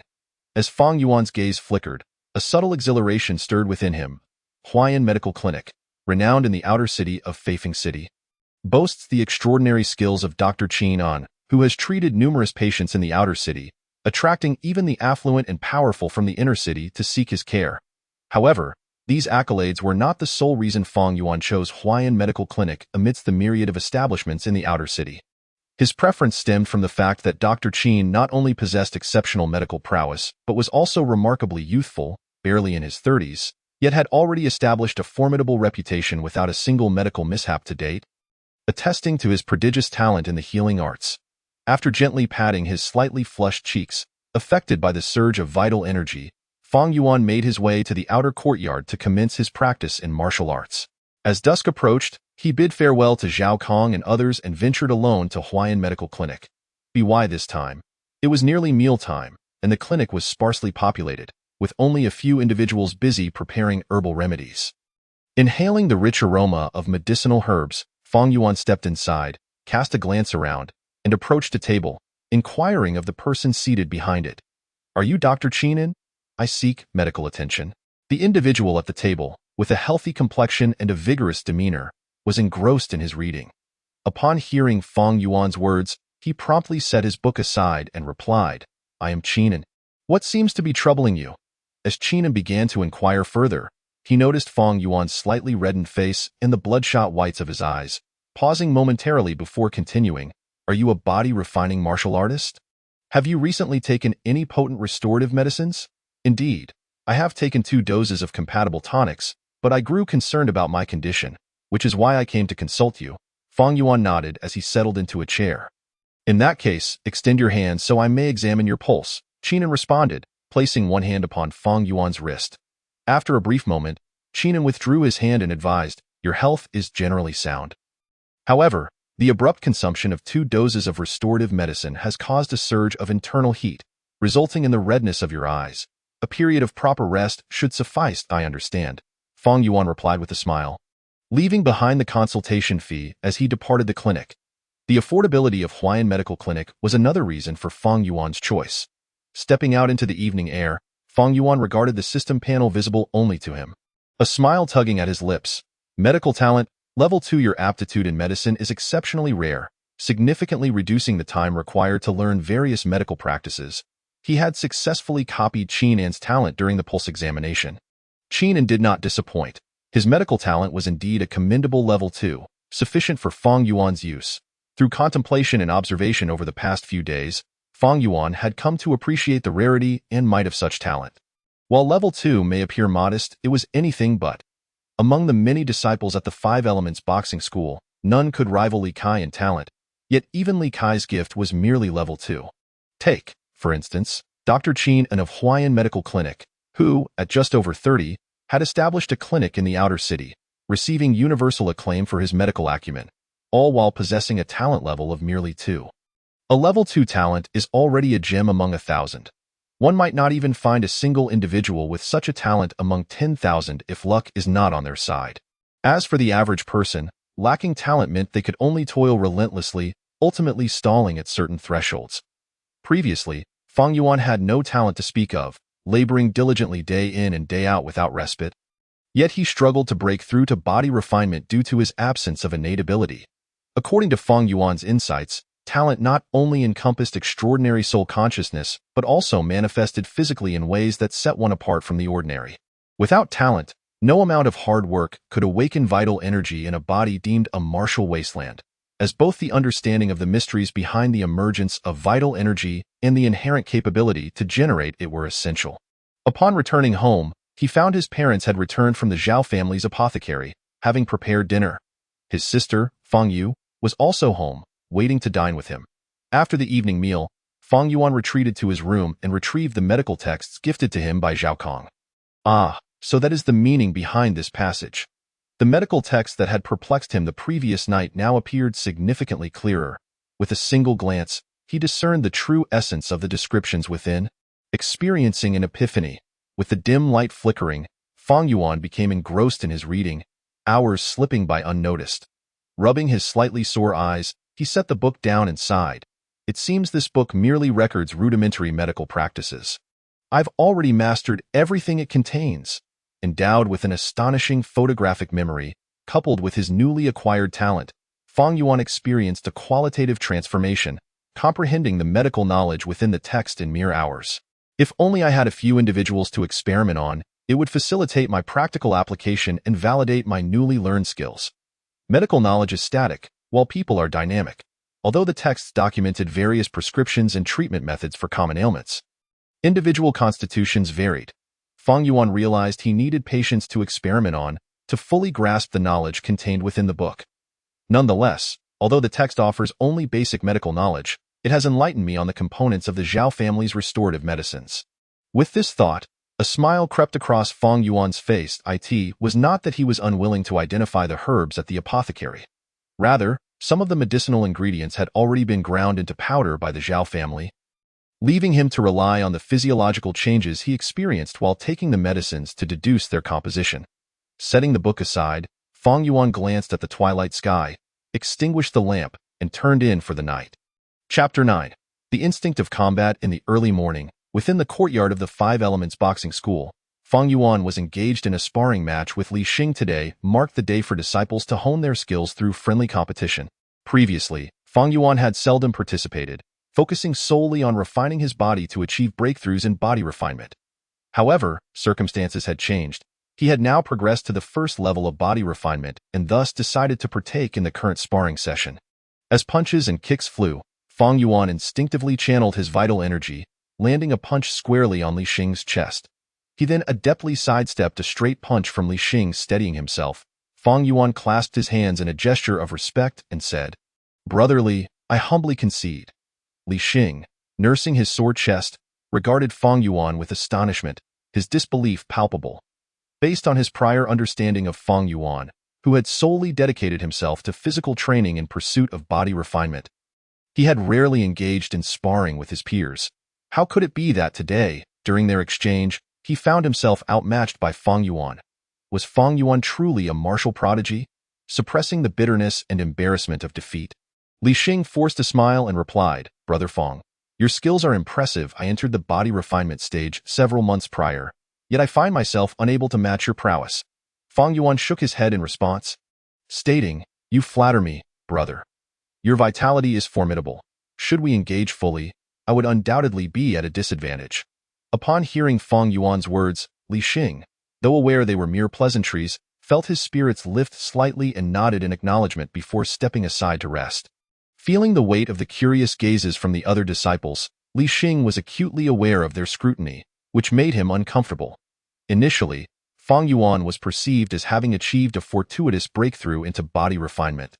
His talent deemed poor. Yet, having lost to someone they viewed as a martial failure left Li Xing feeling deeply unsettled. He had invited Fang Yuan to spar, believing that with his months of experience and the enhanced vitality from the Xiao family's restorative medicines, he would easily best Fang Yuan. However, after just a few exchanges, he realized the disparity in their martial skills. Fang Yuan's techniques were remarkably agile and unpredictable, often countering Li Xing's moves with surprising ease. Conversely, while Li Xing's skills were commendable, they were consistently anticipated and thwarted by Fang Yuan. How could his martial talent be so high? Had I known, I would have refrained from this match. Li Xing realized that he had exerted all his vitality in an effort to impress, only to be effortlessly bested by Fang Yuan. Conscious of the peculiar stares from his fellow disciples, Li Xing took a sip of tea, forcing a smile despite the circumstances. "Since you all look down upon Fang Yuan, believing his martial aptitude to be lacking, I challenge you to face him in a bout. I am eager to witness your expressions when you are defeated by him." Upon reflecting on this, Li Xing found himself eagerly anticipating the sight of those disciples who had cast disparaging glances upon him being effortlessly vanquished by Fang Yuan. Once these individuals were defeated, it would serve as proof that it was not his own inadequacy, but rather the fluidity of Fang Yuan's martial arts that had eluded their recognition. Within the inner hall, Zheng Tao sat calmly in his chair, nodding in approval as he witnessed Fang Yuan triumph over Li Xing. He mused to himself, it appears that Fang Yuan is indeed a late bloomer, a person whose profound foundations lie hidden. He may seem unremarkable and possess mediocre talent, yet he often surprises at the critical juncture. He continued, ever since he broke through to the body refinement realm, all of his innate potential seems to have been unleashed. However, despite Fang Yuan's newfound prowess, Zheng Tao believed that his talent could not be compared to Li Kai's. With this thought, Zheng Tao shook his head. In his view, while Fang Yuan's rapid advancement in martial arts over the past few days was remarkable, it still paled in comparison to Li Kai, who had mastered his techniques in a mere half-month and possessed a fluidity in his martial arts that undoubtedly surpassed Fang Yuan's current abilities. Nonetheless, Fang Yuan's current strength is commendable, he reflected. With this in mind, Zheng Tao instructed his attendant disciple, once the sparring concludes, please summon Fang Yuan to see me. The disciple acknowledged with respect. In the courtyard. After defeating Li Xing, Fang Yuan took a brief respite before a figure approached him. Junior brother Fang, I observed your agile and unorthodox techniques earlier. I would like to engage in a spar with you, if you are amenable. Fang Yuan smiled slightly upon recognizing the individual and replied, Senior brother, your kindness is hard to refuse, so please, let us proceed. Li Xing, who had been resting, noticed this exchange and his gaze flickered, a cold smile gracing his lips. Tianzheng, although you are stronger than I and have been my senior longer, facing the current Fang Yuan, you may not find it as easy to belittle him. Previously, he had suffered humiliating defeats at the hands of Tianzheng, but now he relished the prospect of witnessing Tianzheng potentially being defeated by someone he deemed a martial arts failure. Li Xing's expression turned mocking as he observed the scene, for he felt that Tianzheng's offensive prowess was inferior to that of Fang Yuan. The onlookers halted their own duels, their gazes fixed upon the two opponents. Junior brother Fang, having just ascended to the body refinement first level, I, as your senior, shall allow you 3 strikes. Please, commence, Tianzheng said with a smile, his hands resting casually at his sides, appearing entirely unguarded. 3 strikes? Fang Yuan scoffed quietly. Tianzheng, who had often ridiculed him for his lack of talent, now sought to humiliate him further. An absurdity indeed. In that case, let us begin, senior brother. With a deep breath, Fang Yuan slightly cupped his hands, then extended them, channeling his energy as he unleashed a fire-style fist towards Tianzheng. The technique erupted with ferocity, and Fang Yuan went all out without holding back. Unlike Li Xing, who had only a slight edge over Fang Yuan in their energy levels, Tianzheng had a year's worth of training over Fang Yuan and was nearing the completion of the body refinement second level. So Fang Yuan approached this encounter with utmost seriousness. Fang Yuan's fist came hurtling towards him. Tianzheng smirked, pivoting to evade the blow. First strike, he declared calmly, as if nothing had transpired. Observers shook their heads, doubting Fang Yuan's ability to survive 3 strikes without being defeated by Tianzheng. After all, how could one achieve victory when they could not land a single blow? Li Xing, despite his previous confidence in Fang Yuan, felt a shift in his perspective, realizing that while Fang Yuan was indeed formidable, he likely still could not match Tianzheng. Yet, just as the crowd expressed their skepticism, Fang Yuan's technique transformed seamlessly, akin to a gazelle navigating its surroundings, as he executed a water-style fist, striking with perfect timing towards Tianzheng. Not good. Tianzheng's expression hardened as he recognized the finesse of Fang Yuan's sudden change in technique, which left him little room to maneuver. Second strike, he announced, though beads of sweat began to form on his brow. He narrowly avoided being struck, feeling a pang of regret for underestimating Fang Yuan's martial prowess. Realizing the intricacy of Fang Yuan's techniques, Tianzheng lamented his earlier intentions to suppress someone he had deemed a martial arts failure. Yet, before he could fully process this, Fang Yuan shifted his approach once more, launching a metal-style fist that surged towards Tianzheng's chest with a crackling force. No, I cannot evade this punch. Tianzheng's eyes widened in disbelief as he prepared for the inevitable clash. The exchange of blows was tumultuous, creating a resonating sound in the air. Your technique, while exquisite, is no match for my energy. Tianzheng's gaze turned icy as he summoned the full force of his energy. He had no intention of losing face after breaking his own promise to allow Fang Yuan 3 strikes and sought to reclaim his honor through a decisive victory. However, as Yi Tianjing prepared to unleash his full might, an unexpected sharpness emanated from Fang Yuan's fist, penetrating Yi Tianjing's defenses. So, you wish to defeat me with the same energy? Very well, Yi Tianjing resolved, channeling his energy to match Fang Yuan's fierce onslaught. But as their energies collided, Yi Tianjing was taken aback, realizing that his strength was insufficient to withstand Fang Yuan's concentrated force.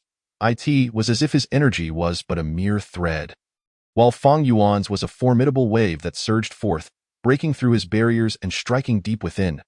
With a pained grunt, Yi Tianjing withdrew his fists, retreating swiftly. I concede, Junior Brother Fang. Thank you for your mercy. His expression was a mix of disbelief, shame, and gratitude. He clasped his hands in acknowledgement and departed the arena before the other disciples could fully comprehend the magnitude of his defeat. Yi Tianjing lost to Fang Yuan? One disciple, awakening from his stupor, gazed at Fang Yuan in astonishment. Could it be that Junior Brother Fang is a martial arts prodigy? How else could he have consecutively defeated both Li Xing and Yi Tianjing? Another disciple, who had previously dismissed Fang Yuan, felt a profound shift within, realizing the folly of his earlier perceptions.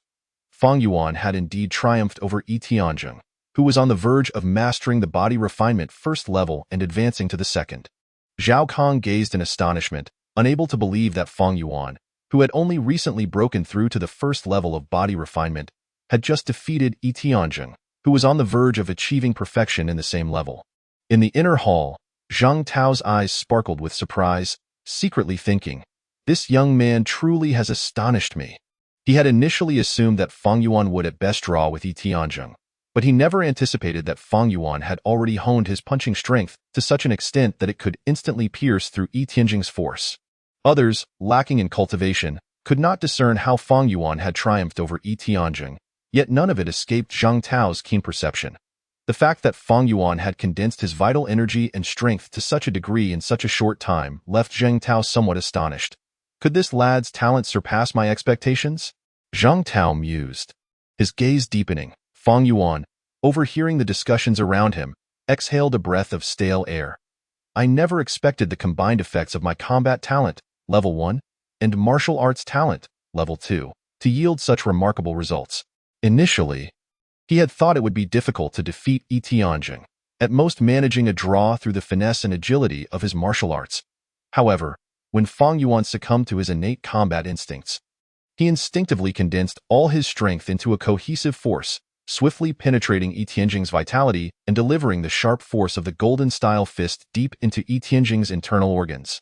As both were disciples of the Five Elements Fist Academy and harbored no deep-seated animosity, Fang Yuan refrained from unleashing his full power that could have devastated Yi Tianjing's organs. Instead, he merely inflicted some pain as a mild reprimand. This restraint was why Yi Tianjing's expression bore a hint of shame upon conceding defeat. Had Fang Yuan chosen to hold a grudge against Yi Tianjing's previous mockery, he could have easily unleashed his strength to obliterate Yi Tianjing's internal organs, resulting in instant demise. Chapter 10. Medical Arts and Martial Path. Brother Fang, I never imagined your martial arts would be so formidable that even Yi Tianjing would be no match for you. Zhao Kong approached Fang Yuan, his eyes wide with wonder. Yi Tianjing was on the cusp of completing his first level of body refinement, yet Fang Yuan had managed to compel him to concede voluntarily. Su Hai, standing nearby, also approached, exclaiming in amazement, "Thanks to Brother Fang's mercy earlier, my defeat was not so humiliating." Li Xing also stepped forward, a smile adorning his face.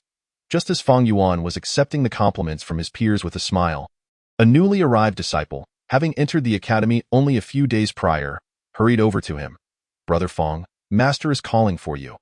Upon hearing that it was Master Zhang Tao summoning him, Fang Yuan nodded and bid farewell to his fellow disciples before making his way into the inner hall. "Master," Fang Yuan greeted with a respectful bow. "You've arrived," Zhang Tao replied, setting down his teacup and appraising the disciple who had brought him such unexpected joy. Initially, he had believed Fang Yuan's talent to be inferior to Li Kai's. Yet now it appeared that their abilities might be on par.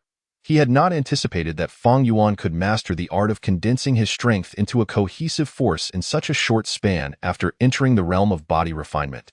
While this was largely due to Fang Yuan's relentless practice over the past 11 months, it also served to highlight his innate aptitude for martial arts. A thought crossed Zheng Tao's mind. And he smiled as he said, I called you here for a reason. In August of this year, our 5 Elements Fist Academy will compete against the Fengming and Huixiao Fist Academies, and I would like you to participate. If you agree to take part in this contest, you will be exempt from this year's tuition fees. Moreover, should you achieve a notable ranking, you will receive some exotic beast meat to aid you in advancing to the second level of body refinement more swiftly. Upon hearing this, Fang Yuan's eyes sparkled with interest, yet he still inquired, Master, there are dozens of disciples in the academy, and several of them have reached the second level of body refinement. Why choose me? Disciples like Zhao Kong, Qin Hongtao, Wang Xingyang, and Zhu Qingping, all of whom had reached the second level, would be participating. The reason for selecting you is that there are 5 slots available, but only 4 second-level disciples in the academy. I believe you have proven yourself unmatched among the many first-level disciples, Zheng Tao explained. At this juncture, Zheng Tao raised a hand to interrupt Fang Yuan, continuing, however, you need not worry. The other academies will also send out some first-level disciples to compete, so you will face opponents of your own level. Additionally, with 6 months remaining until August, you have ample time to bolster your vitality, alleviating any concerns about potential shortcomings. Coupled with your unique martial arts technique, you will be well equipped to contend with the disciples from other academies. Originally, Yi Tianzheng was slated to participate, but having been defeated by you, upon hearing this, Fang Yuan let out a sigh of relief.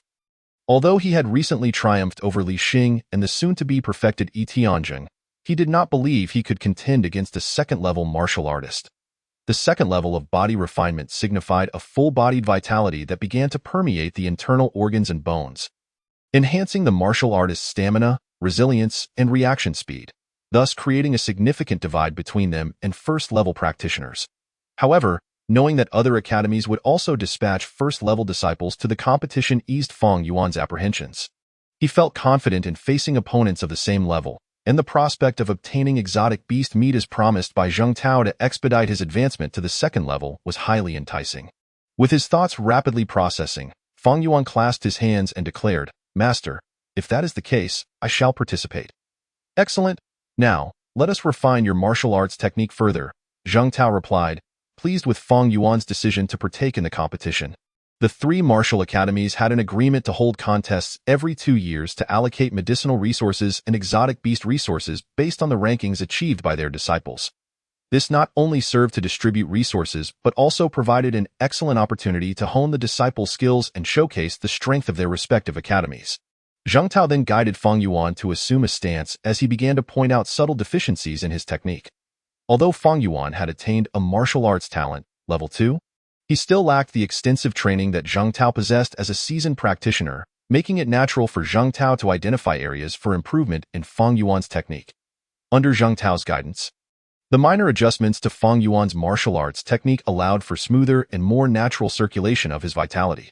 While this did not enhance his combat effectiveness in the immediate term, it significantly strengthened the foundation of his martial arts. Having completed the adjustments to his technique with Zheng Tao's instruction, Fang Yuan set aside his martial stance and inquired, Master, may I ask if there are any medical texts available in the academy? I wish to learn more about the healing arts. Zheng Tao was momentarily taken aback, surprised by Fang Yuan's interest in medical knowledge, but he nodded in agreement, saying, Indeed, the academy possesses numerous medical texts. Since you wish to study, feel free to take a few home to peruse. Thank you, Master, Fang Yuan replied, his heart brimming with joy. He had recently finished the medical text that Zhao Kong had gifted him and was in need of new volumes to further his studies. This is the key. You may go to the study and retrieve them yourself. Zheng Tao casually tossed a key to Fang Yuan. Fang Yuan accepted the key, bowed in gratitude, and exited the inner hall. He made his way to the study where Zheng Tao kept the books, using the key to unlock the door.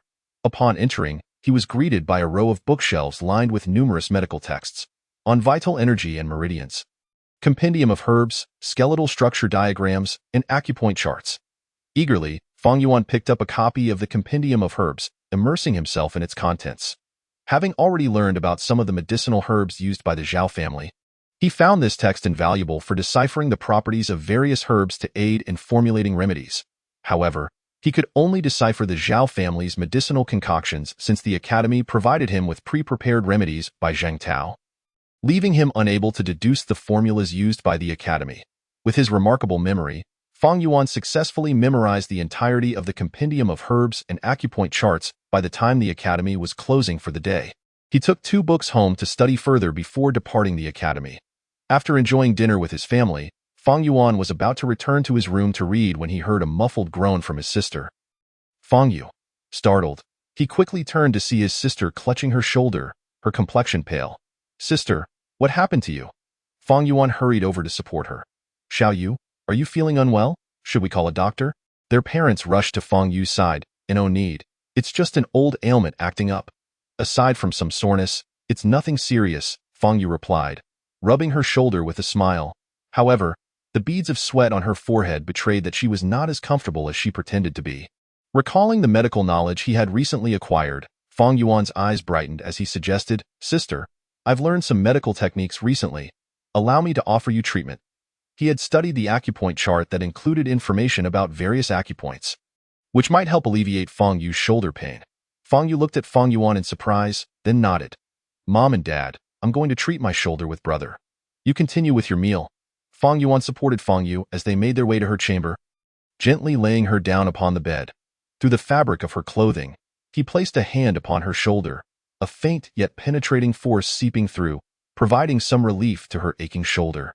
"I never anticipated that my little brother had acquired medical skills," Fang Yu remarked, surprised as she felt the discomfort in her shoulder subside slightly. "Sister, have you suffered an injury to your shoulder in the past that you never fully recovered from?" Fang Yuan activated his vital energy, gently applying pressure to acupoints to alleviate Fang Yu's pain. With a soft sigh, Fang Yu replied, "In my efforts to gather funds for your martial arts training, I worked tirelessly within the clan, neglecting my own injuries, which is how I came to bear this chronic affliction. But now, it appears you have made significant progress. Not only have you become a body-refining martial artist, but you have also mastered the healing arts. Life at home will certainly improve as a result." Fang Yuan's eyes glistened with unshed tears, overwhelmed by the sacrifices made for his martial training. He vowed to exert himself diligently, determined not to disappoint his family. After confirming that Fang Yu's shoulder had improved, Fang Yuan retreated to his own room, retrieving medical texts to study. The mysteries of the human body are indeed boundless, he mused, placing the book down with a sense of awe.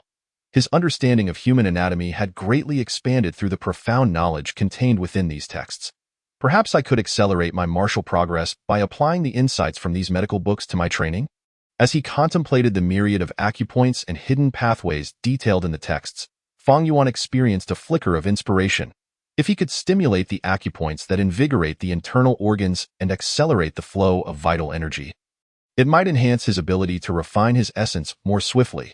Additionally, he could potentially utilize these acupoints to expedite the elimination of toxins from his body, merging martial arts with healing techniques.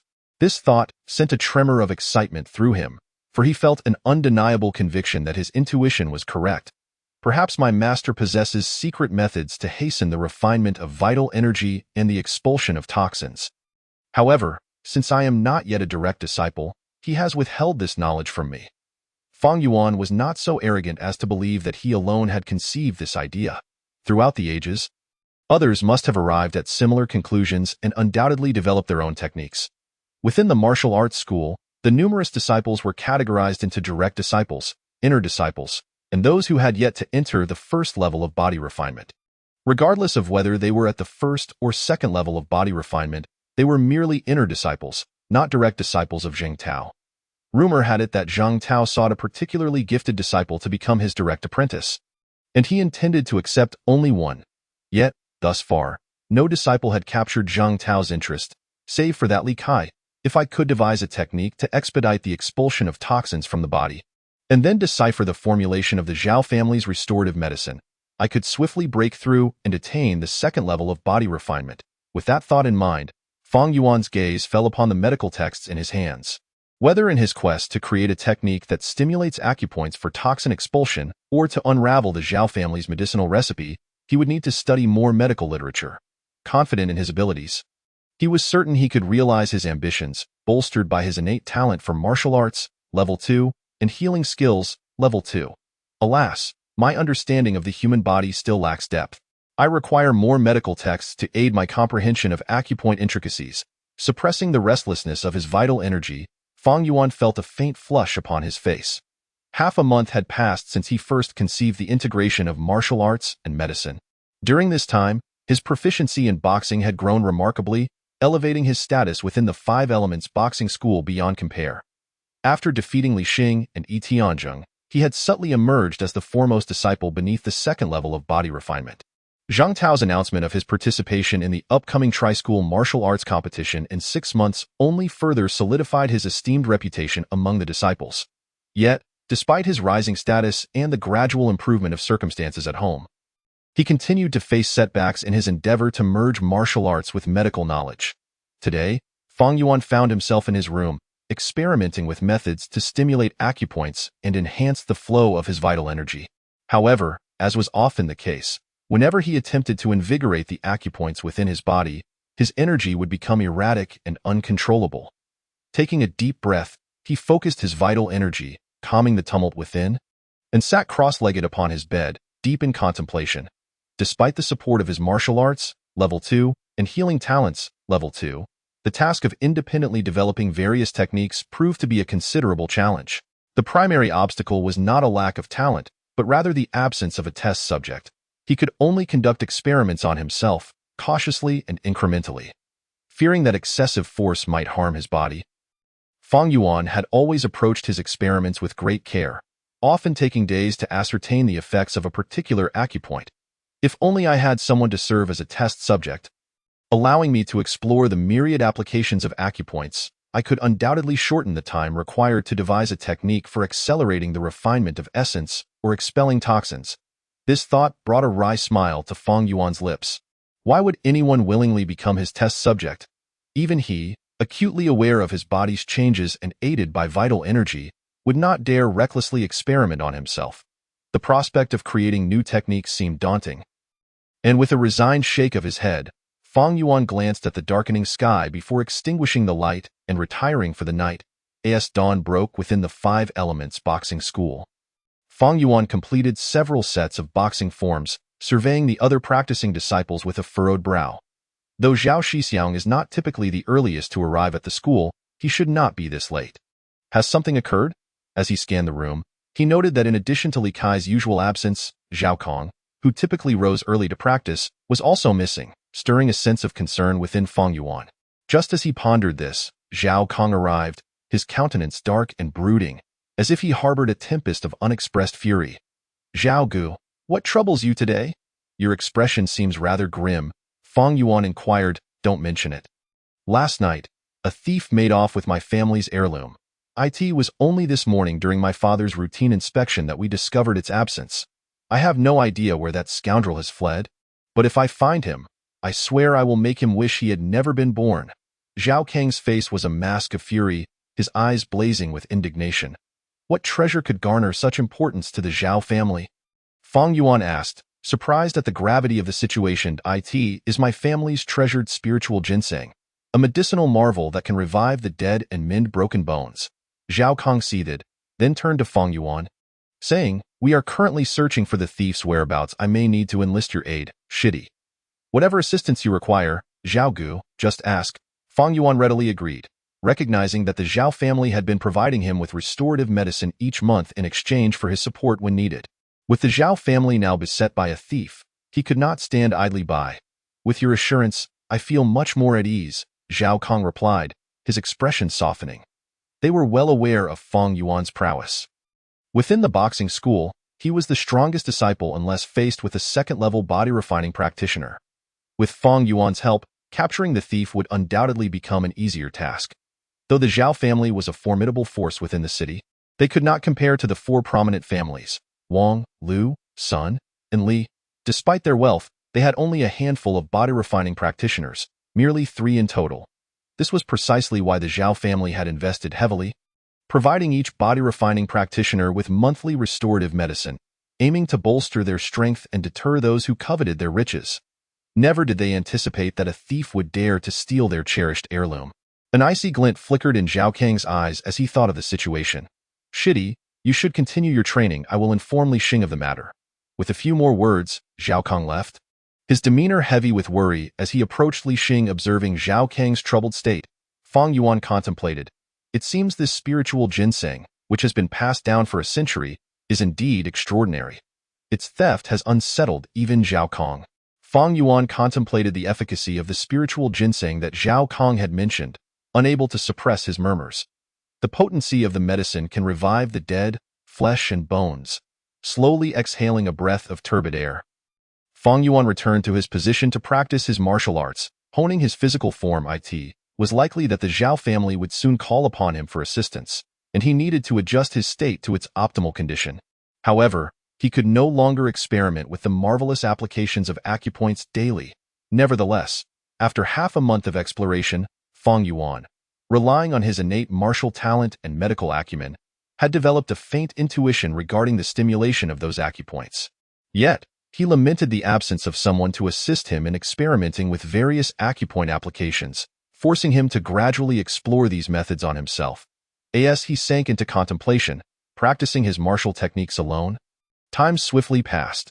Zhao Kang occasionally departed from the martial hall only to return, though his expression was far from pleasant.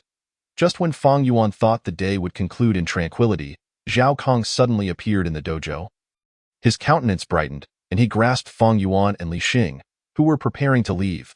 Fang Shidi, Li Shidi, my family has located the whereabouts of the thief. Come with me to seal off the thief's escape route. Observing Zhao Kang's elation, Fang Yuan and Li Xing exchanged glances, both nodding in agreement. They followed Zhao Kang with swift strides until they arrived at the eastern part of the outer city. In the east of the city, the buildings were dilapidated, and the streets were sparsely populated. Standing at a crossroads, Zhao Kang spoke solemnly, Fang Shidi, this area is the thief's hiding place. You shall wait here. As my family conducts a thorough search for the thief, he will undoubtedly flee. Should he attempt to escape past you, please ensure to apprehend him. Rest assured, Zhao Gu, if the thief who pilfered from the Xiao family passes by me, I will not let him escape. Fang Yuan replied with a nod. Very well, I entrust this task to you. Li Xing, accompany me to another location. We shall rely on your defense here. With that, Zhao Kang hastily led Li Xing down a narrow alley, disappearing from Fang Yuan's sight in the blink of an eye. Fang Yuan held his breath, concealing himself beneath an overhanging eave, the setting sun casting its golden rays, shrouding him in shadows. After a brief moment of stillness, he noticed figures emerging in the distance, scouring each house for traces of the thief. Upon seeing some individuals clad in official attire, Fang Yuan's gaze flickered with surprise. He had not anticipated that the Xiao family had summoned officials to assist in the search. As the Xiao family and the officers conducted their search, the street gradually began to fill with onlookers, while Fang Yuan remained vigilant, awaiting the appearance of the thief who had stolen the Xiao family's spiritual ginseng. A middle-aged man approached, his face aged, body slightly hunched, and expression marked by panic. Upon noticing him, Fang Yuan stepped out of the shadows, blocking the man's path with a cold glare. Before he could utter a word, the middle-aged man's eyes reddened as he implored, Esteemed young sir, I beg you, my mother is gravely ill, and I seek a physician for her treatment. Alas, I have encountered these official searching. Please allow me to pass so I may find a doctor. Fang Yuan hesitated, glancing at the common folk being driven out by the officials and the Xiao family. Recalling his own mother at home, he furrowed his brow and said, Very well, hurry to find a doctor for your mother. The middle-aged man nodded fervently and hurried past Fang Yuan. However, out of sight, he smirked, as if silently mocking in the end. Just a naive young lad, easily deceived by my words, by An Kong, filled with exhilaration at escaping under the enemy's nose, reveled in the thrill. Suddenly, he heard a voice behind him, causing him to stiffen and quickly compose his expression, turning to ask, Young sir, what is it? Why did your heart race so quickly as you passed me? Fang Yuan inquired, his gaze laced with suspicion. It is because I am anxious to find a doctor for my ailing mother. By An Kong feigned distress. Oh, I see. Then you may proceed, Fang Yuan said, realization dawning upon him. By An Kong breathed a sigh of relief, almost exposing his ruse, and could not help but smirk inwardly in the end. Just a naive young lad. Hold on. By An Kong's smile faltered as he felt anger rising within him. He turned around, forcing a smile, and said, Young sir, is there anything else? My mother is waiting for me to find a doctor. What is that powder on your face? It appears to be rouge. Do you truly require disguise to seek a physician? Fang Yuan retorted with a sardonic smile, his tone unhurried. Are you looking for death? Realizing he had been exposed, by Ankang's fury ignited, he had been toyed with by a mere youth. An affront he deemed intolerable. This humiliation must be avenged with blood. Leaping forward like a ravenous tiger pouncing on its prey, Bai Ankang charged at Fang Yuan.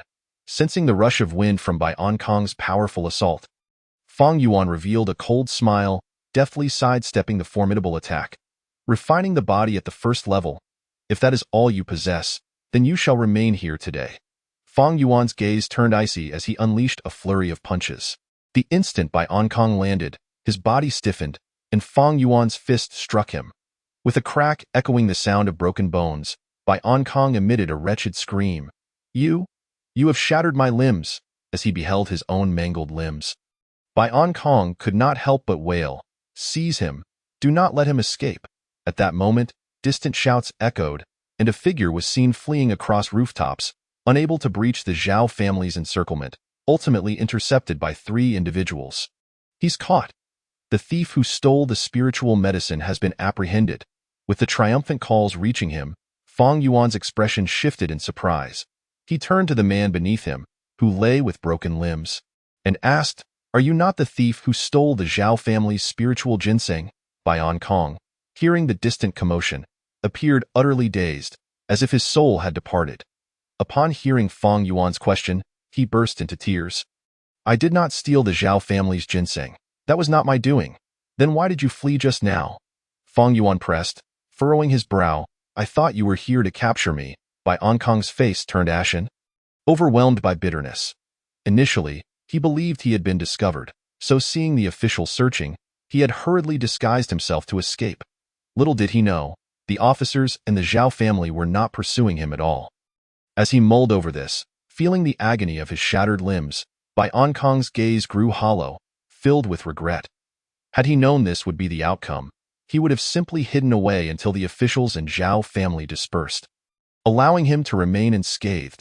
Observing Bai Ankang, who lay like a lifeless fish, Fang Yuan's lips twitched in disbelief. He had not anticipated that his first engagement would result in a case of mistaken identity. As Fang Yuan contemplated how to deal with Bai Ankang, Zhao Kong appeared at his side, glancing down at the man on the ground, his expression momentarily stunned. What is this? Upon closer inspection, Zhao Kang's face changed as he wiped away the powder that Bai Ankang had used for disguise. As Zhao Kang's actions unveiled Bai Ankang's true visage, they beheld a refined and genteel face, reminiscent of a wealthy young master. Zhao Kang's gaze turned icy upon recognizing Bai Ankang. Bai Ankang? I never imagined you would fall into the hands of my junior today. Bai Ankang, his face ashen and eyes vacant, seemed devoid of spirit, unresponsive to Zhao Kang's words. Witnessing this, Zhao Kang sneered and explained to Fang Yuan. This Bai Ankang is a notorious scoundrel in the city, famed for his agility and skill in disguise, having repeatedly preyed upon noble ladies. There has long been a bounty for his capture. And who would have thought that today, you, Fang Shidi, would bring him down? If you deliver him to the authorities, you shall receive a reward of 1,000 taels. Hearing Zhao Kang's words, Fang Yuan's eyes flickered before he chuckled. It seems this was merely a stroke of luck. I initially thought I had apprehended the wrong person, but now it appears to have turned out quite well. Fang Yuan recounted the recent events to Zhao Kang, causing Zhao Kang's lips to twitch uncontrollably, barely suppressing a laugh. Chapter 12. The move, Brother Fang. Please escort Bai Ankang to the government office. I will check on Li Xing, Fang Yuan said, nodding as he watched Zhao Kang depart, his gaze shifting to the motionless Bai Ankang on the ground. Don't take me to the government office. Otherwise, they will execute me by 1,000 cuts. Feeling Fang Yuan's gaze upon him, Bai Ankang's previously ashen face flickered with a hint of emotion as he pleaded. Let me go. But how can you spare those you have defiled? Fang Yuan retorted with a cold laugh, effortlessly lifting Bai Ankang despite his cries of anguish, striding towards the government office in the inner city. Ignoring the pointed stares of passers-by, Fang Yuan moved with swift determination, soon arriving at the government office. Indeed, it is Bai Ankang, this scoundrel, young Master Fang. Here is your reward of 1,000 taels, after careful verification. It was confirmed that the dismembered wretch was indeed by Konged. A constable stepped forward, respectfully handing Fang Yuan the 1,000 taels of reward money. Taking the silver note, Fang Yuan's face broke into a slight smile as he stroked the crisp bill.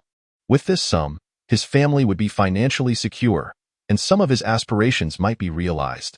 Cheng Yehui, observing Fang Yuan's departure, could not help but breathe a sigh of relief. Being in the presence of someone who could so easily render others limbless was unnerving. Despite Fang Yuan's youthful visage, he dared not underestimate him. Beside him, a constable, visibly disgruntled, grumbled, "Cheng Gu, why did we give all the reward money to this fellow? Couldn't we keep a little for ourselves?" Cheng Yehui cast a sidelong glance at the constable, his voice icy. "Go ahead and attempt to withhold some. I'd like to see how that turns out for you. If someone as cunning as Bayan Kong could be reduced to this state, do you really think you can dare to pocket his reward? You'd be courting death. If he harbors any resentment, he could easily eliminate you, and the higher-ups want to avenge such a lowly constable." Upon hearing Cheng Yehui's words, the other constables fell silent.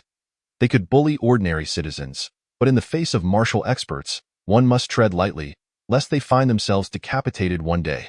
With the silver note in hand, Fang Yuan returned home and recounted the day's events to his parents and sister. Upon learning that Fang Yuan had received 1,000 taels, his family was greatly pleased. Observing the weary faces of his parents, Fang Yuan spoke earnestly, "Mom and Dad, our family is now quite well off. You need not work anymore. This sum is more than enough for us to live comfortably, and sister, please refrain from mingling with the gang. It is a perilous environment and I worry for your safety." Fang Cheng and Qin Huaqin exchanged glances, finding solace in each other's eyes. "There is no need for that. We are not yet too old to work. Save the money for your future marriage. You are 16 now and have become a body-refining martial artist. Use this money for your bride." Fang Yuan shook his head in exasperation. At present, he had no thoughts of marriage, being solely focused on ascending the martial path and acquiring unparalleled strength. Fang Yu chimed in, "I have become accustomed to the gang, and there are no conflicts currently. You should keep the money for yourself." Hearing his family's response, Fang Yuan sighed in resignation, ceasing his attempts to persuade them. "Since my parents and sister are unwilling to enjoy a life of leisure at home, I shall simply seek a larger house for us all to move into. After all, this location is rather remote and the security is lacking." With a determined thought, Fang Yuan resolved to act. The next day, after completing his morning training, Fang Yuan followed a courier to a residence near the inner city, not far from the Five Elements boxing school. The courtyard had been uninhabited for quite some time, overgrown with weeds, dominated by a well standing at its center. Within the compound, there were 8 houses, more than sufficient to accommodate Fang Yuan's family. Moreover, one of the rooms contained a hidden chamber, though it was completely empty.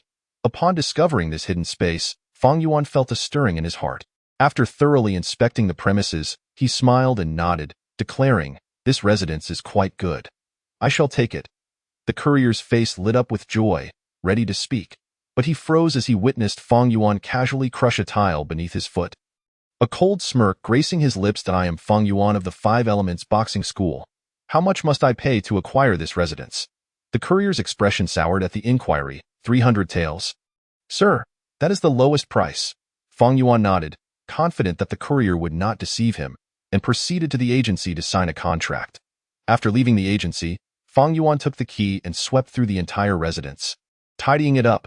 Observing the now refreshed courtyard, he felt a flicker of satisfaction and entered one of the rooms. Opening the door to the hidden chamber, Fang Yuan lit an oil lamp and descended the stairs into the dimly lit space. After a thorough examination, he found only some dried blood stains on the walls and floor, with nothing else of note. I wonder what the previous owner of this residence was involved in to construct such a hidden chamber.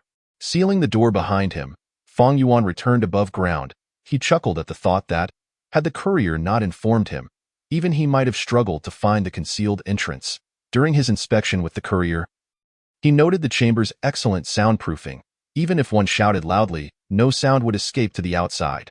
This was precisely why Fang Yuan had chosen this residence. With the hidden chamber, some of his plans might finally come to fruition. Contemplating this, Fang Yuan's expression darkened. Exiting the house, he glanced at the sky and realized it was getting late, prompting him to leave the residence and return home. At that moment, His parents and sister had just returned. Busy preparing dinner. Mom, Dad, sister, I have purchased a large house. We should move there immediately. The environment here is poor, and it is far from the boxing school. My new home is much closer to the school and near Xiao's pharmacy, making things more convenient for you. As Fang Yuan had anticipated, his parents and sister scolded him for wasting money, but were nonetheless delighted to begin the move, since there were not many valuable items in their home. Fang Yuan arranged for a donkey cart to load their belongings. After exchanging smiles with envious neighbors, Fang Yuan's family set off for their new residence. Once they had settled in, Fang Yuan went to a tavern to procure some food, celebrating their new home. Meanwhile, outside the residence, two beggars caught a whiff of the delicious aromas wafting from within, causing them to swallow hard. "Oldly, shall we go ask for some food now?" a young beggar, appearing around 17 or 18, said greedily as he inhaled the fragrant scents. "Dogsy, let us wait until they finish eating, then we can ask for their leftovers. Surely, they will give us something," replied the beggar known as Oldly, his eyes glistening with desire. Having observed the family moving in, they knew they were wealthy and thus waited patiently for a chance to beg for scraps, having gone several days without a decent meal. With this thought, a flicker of resentment crossed Dogsy's eyes. "We are all human. Why should they feast while we are left to scavenge for scraps? It's all your fault for that last ill-conceived plan to kill the homeowner and seize his wife and daughter. If not for that, we might have enjoyed a few more hearty meals," Oldly lamented, inhaling the enticing aroma. "Hey, if it weren't for that neighbor discovering us, we would have succeeded," Dogsy chuckled, recalling the near miss. "You weren't exactly opposed to the idea either," Oldly retorted. "Speaking of which, I noticed they have a lovely girl in that household. Perhaps," as Dogsy trailed off, both beggars' eyes gleamed with greed. Had it not been for their thwarted plans, they would have been living in luxury rather than as beggars. Perhaps this new family could fulfill their desires? The thought twisted Dogsy's expression into something sinister. Chapter 13. The situation. Knock, knock, knock. Who is it? Having just finished dinner, Fang Yuan and his family were tidying up the leftovers when they were interrupted by a sudden knock at the door. Could it be a neighbor come to visit? Fang Yuan's mind raced as he opened the door. "What brings you here?" Fang Yuan furrowed his brow, realizing that the situation was not as he had initially imagined. It was not a neighbor coming to visit due to the arrival of new occupants. Rather, two young beggars, seemingly around 17 or 18 years of age, knelt before his door, holding up two tattered bowls and pleading, "Kind sir, we are in dire need. We haven't eaten in days." Upon hearing this, Fang Yuan's gaze softened as he observed the emaciated figures of the beggars. He nodded slightly and replied, "Please wait a moment. I will fetch the remaining food for you." He then turned and closed the door behind him. Returning to the hall, Fang Chung inquired, "Who is at the door?" "It is two beggars, asking for something to eat," Fang Yuan responded. Noticing the untouched remnants of their meal, he casually poured the leftovers into two large bowls and carried them outside. "Here, eat this. The bowls and utensils are yours to keep." "Thank you, benefactor, thank you." The two beggars repeatedly bowed in gratitude. Fang Yuan placed the bowls down, disregarding their gestures, and shut the door, retreating to his room to continue his study of medical texts. His nature was not unkind. Seeing the beggars in their pitiful state compelled him to lend a hand. After all, he intended to dispose of the leftover food, so it was more benevolent to offer it to those in need. Indeed, these two beggars possessed limbs and youth. Should they desire change, it would not be difficult for them to extricate themselves from their current plight. However, such matters did not concern him. If they truly wished to alter their circumstances, they would have done so long ago. Moreover, their predicament was their own affair. He had no familial ties to them, so why meddle in their lives? Delicious. Oldly and Guzzi sat at the entrance of Fang Yuan's residence, devouring the food in their bowls with ravenous enthusiasm. Once satiated, they patted their round bellies and prepared to leave. Gazing at Fang Yuan's estate in the distance, both wore expressions of immense satisfaction. "I can hardly resist the urge to scale the wall and eliminate the man of this household, seizing everything for ourselves." After filling their stomachs, a greedy glint sparked in Guzzi's eyes as he peered through the gap in the gate. Catching sight of flickering lights within, Oldly immediately shook his head, saying, "Let us return tomorrow. When this household grows weary of providing us with food, we shall slay the master and claim his wife and daughters for ourselves." We mustn't repeat the folly of last time, when we were expelled before we could even fill our bellies. Inside, Fang Yuan set down the last medical text he had perused, sighing with relief. At last, I have completed the study of all the medical tomes within the training hall. Furthermore, I have nearly deciphered the recipes for the supplements from the Xiao family. However, his brow furrowed once more as he mused. Though I have nearly unraveled all the formulas, I am still troubled by which of the 3 medicinal ingredients to utilize. Having deciphered most of the recipes, he remained uncertain about 3 substances that bore slight similarities. Hesitant to experiment on himself. After all, if the interactions of the medicines yielded unexpected results, it could lead to disastrous consequences. I need experimental subjects to test the efficacy of these medicines and the reactions of my vital points. At this juncture, Fang Yuan realized that without a few test subjects to experiment with, he would have no choice but to proceed cautiously with self-experimentation. He could not ascertain how long this process might take. It could be the next month, or perhaps a year hence. With a sigh, he thought, perhaps I should seek out someone akin to Bayan Kong to serve as my test subject. A shadow darkened his eyes as he contemplated this notion. The idea had crossed his mind after he had incapacitated Bayan Kong, yet he had lacked an appropriate venue for such experiments, ultimately shelving the thought. However, after acquiring 1,000 taels of silver and purchasing a residence with a secret chamber, this idea frequently resurfaced in his mind. Fang Yuan's gaze grew distant as he set aside this thought. He had more pressing matters at hand, namely stimulating his own vital points and observing the subsequent changes in his vital energy. He sat cross-legged, closed his eyes, and began to manipulate the flow of his internal energy. Threads of vital energy were directed toward a concealed point within him, causing a subtle tremor as it stimulated the area. Suddenly, the flow of energy halted, eliciting a muffled groan from Fang Yuan, his complexion slightly flushed. This point seems to enhance the speed of energy circulation. After mentally noting the effects of this stimulation, he settled his energy and allowed himself to rest. Although he had only applied a gentle stimulus, it still impacted his body, necessitating a period of recuperation through sleep. As the sun rose, Fang Yuan awoke early, refreshed himself, and departed from his residence. A casual glance at the throngs of people on the street caused him to pause in surprise. The number of beggars and ragged vagrants appears to have increased significantly compared to before. Observing this scene, Fang Yuan's brow furrowed, for such sights signified instability within the region. In times of peace, even if beggars existed, their numbers would not swell to such an extent. Casting a glance back at his newly acquired residence, Fang Yuan strode purposefully toward the 5 Elements boxing hall. Good morning, senior brother. Fang, are you here to practice your punches so early? He exchanged pleasantries with several disciples who had also arrived early to train, then made his way to the study within the hall.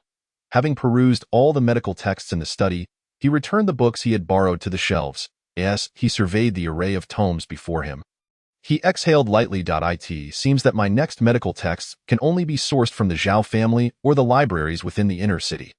Over the course of these days, Fang Yuan had demonstrated his talent, and now, with some unusual actions, others would not find them suspicious. I shall first review all the medical texts in the inner city's library, and afterward, I will visit the Xiao family to see if there are any books I have yet to read. Locking the study door behind him, Fang Yuan began to guide some disciples in correcting their form. Having established himself as the foremost practitioner among those at the second level of body refinement, many disciples who had yet to reach the first level regarded him as a goal and sought his guidance. Fang Yuan was happy to oblige, as instructing others also contributed to his own understanding of martial arts. After offering counsel to several disciples, Fang Yuan noticed Zhao Kong entering through the main door of the hall. Since capturing that thief, he appeared considerably less burdened, his countenance no longer shadowed as it had been the previous day. Brother Xiao, have you found the spiritual ginseng at home? Fang Yuan approached him with a question. Zhao Kong nodded with a smile, responding, yes, we have located it. Following this incident, our household's defenses have been significantly strengthened.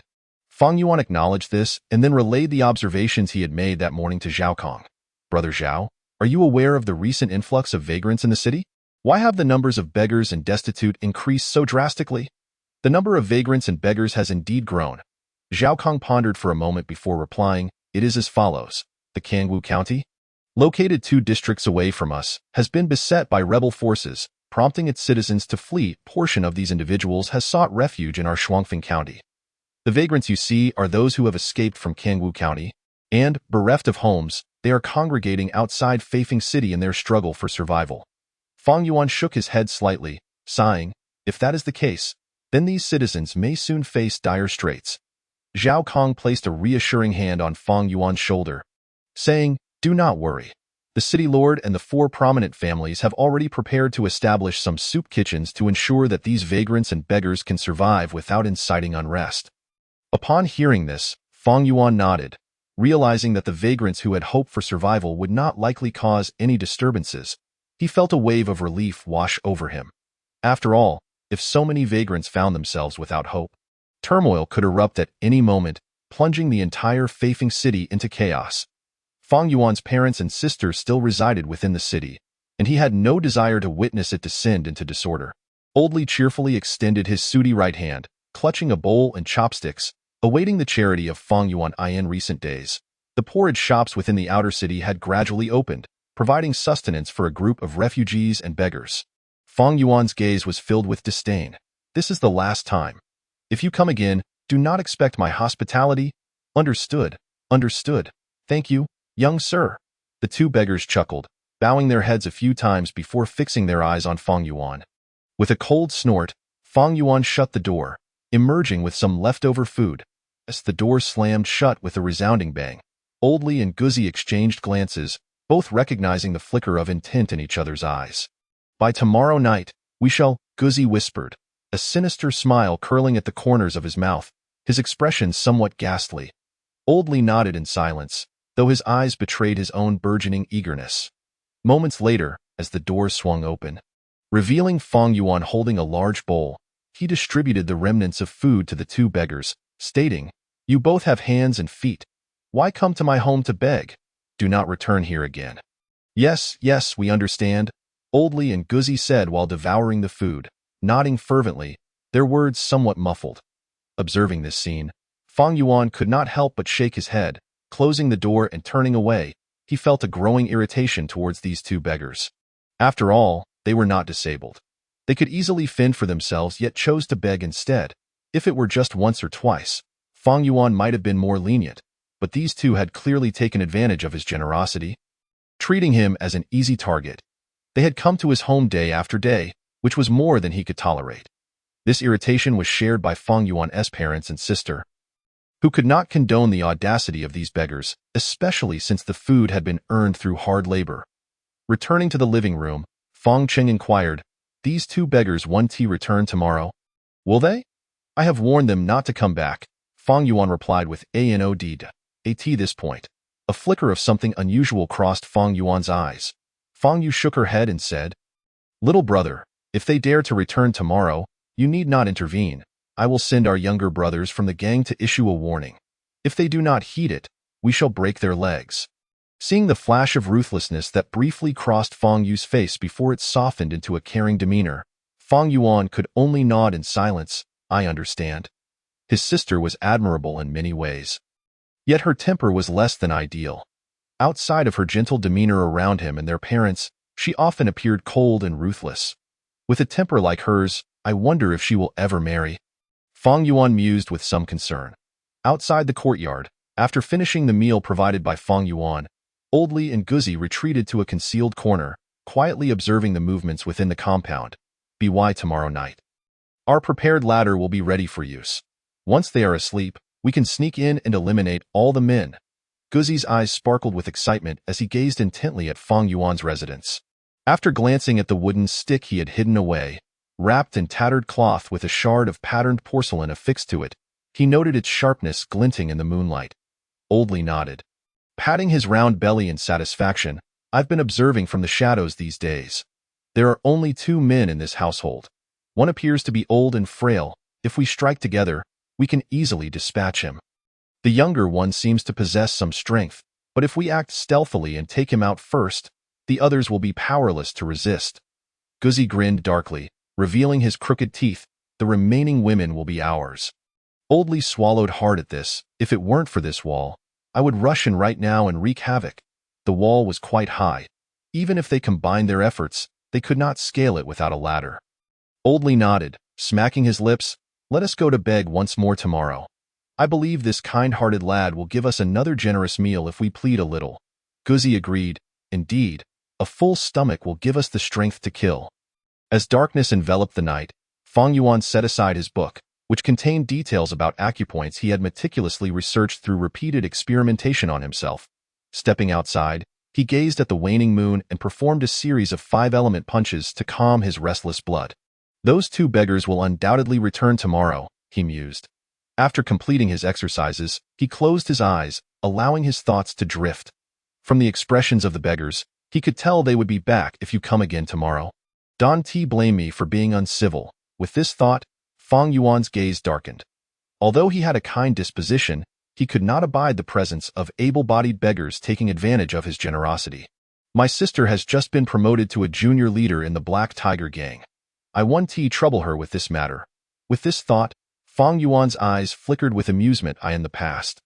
He had relied on his sister, but having awakened a hidden potential, he no longer wished to burden her. Moreover, this was a trivial issue he could resolve himself. 2 beggars were hardly a challenge. A good thrashing would likely deter them from returning for food. A faint smile graced Fang Yuan's lips as he returned to his room to sleep. Within the 5-element boxing hall, many disciples were either engaged in sparring to hone their combat skills or practicing their forms in solitude. Hearing the rhythmic sounds of punches and shouts, Fang Yuan gradually brought his training to a halt. Allowing his blood to settle, it's already afternoon. Dinner time is approaching. In that case, I shall venture into the inner city to see if the library has any medical texts I have yet to peruse. With this thought, he bid farewell to several increasingly familiar brothers and departed the hall alone. Strolling through the streets, Fang Yuan noted the vibrancy of the crowds. It appeared the efforts of the city lord and the 4 prominent families to distribute porridge had borne fruit. As the number of pale-faced, starving individuals had significantly diminished. Passing through the gates of the inner city guarded by officials, the scenery transformed dramatically. While ragged beggars and refugees were still visible in the outer city, they had vanished within the inner city. The streets were bustling with rosy-cheeked individuals, all clad in fresh attire, with not a single gaunt face in sight. The surrounding buildings were notably taller and more opulently adorned compared to those in the outer city.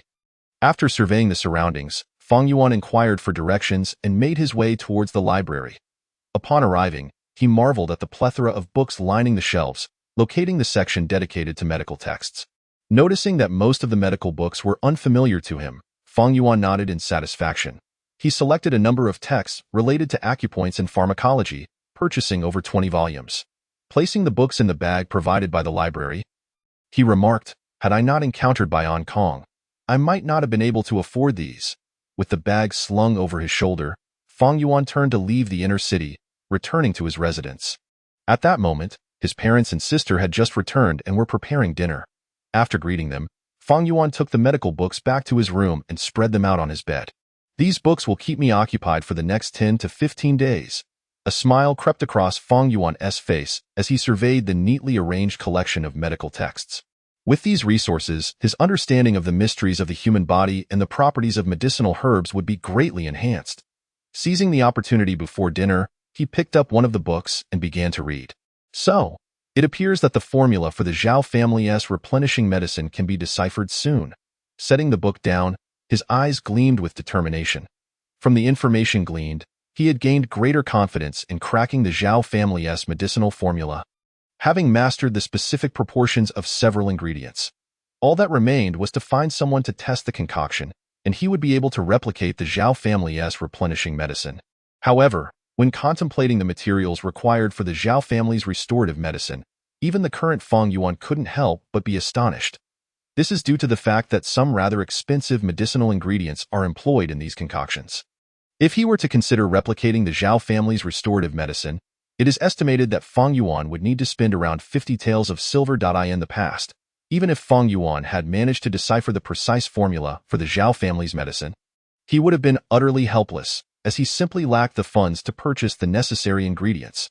However, since he turned in by Hong Kong to the authorities, he received a reward of 1,000 taels of silver, instantly elevating him to newfound wealth. Although the medicinal herbs required for the Xiao family's restorative medicine are costly, Fang Yuan can still bear the expense. After all, aside from the 30 taels spent on acquiring a residence and purchasing books, he still possesses over 650 taels in silver notes, which is more than sufficient to sustain him with restorative medicine for an entire year. Little brother, it's time for dinner. Understood?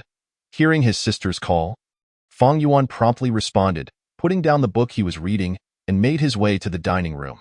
Knock, knock, knock. A series of knocks resounded at the door. Chapter 15. Experimental subjects knock, knock, knock.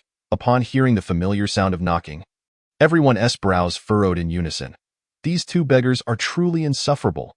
A flicker of anger flashed across Fang Yu's brow.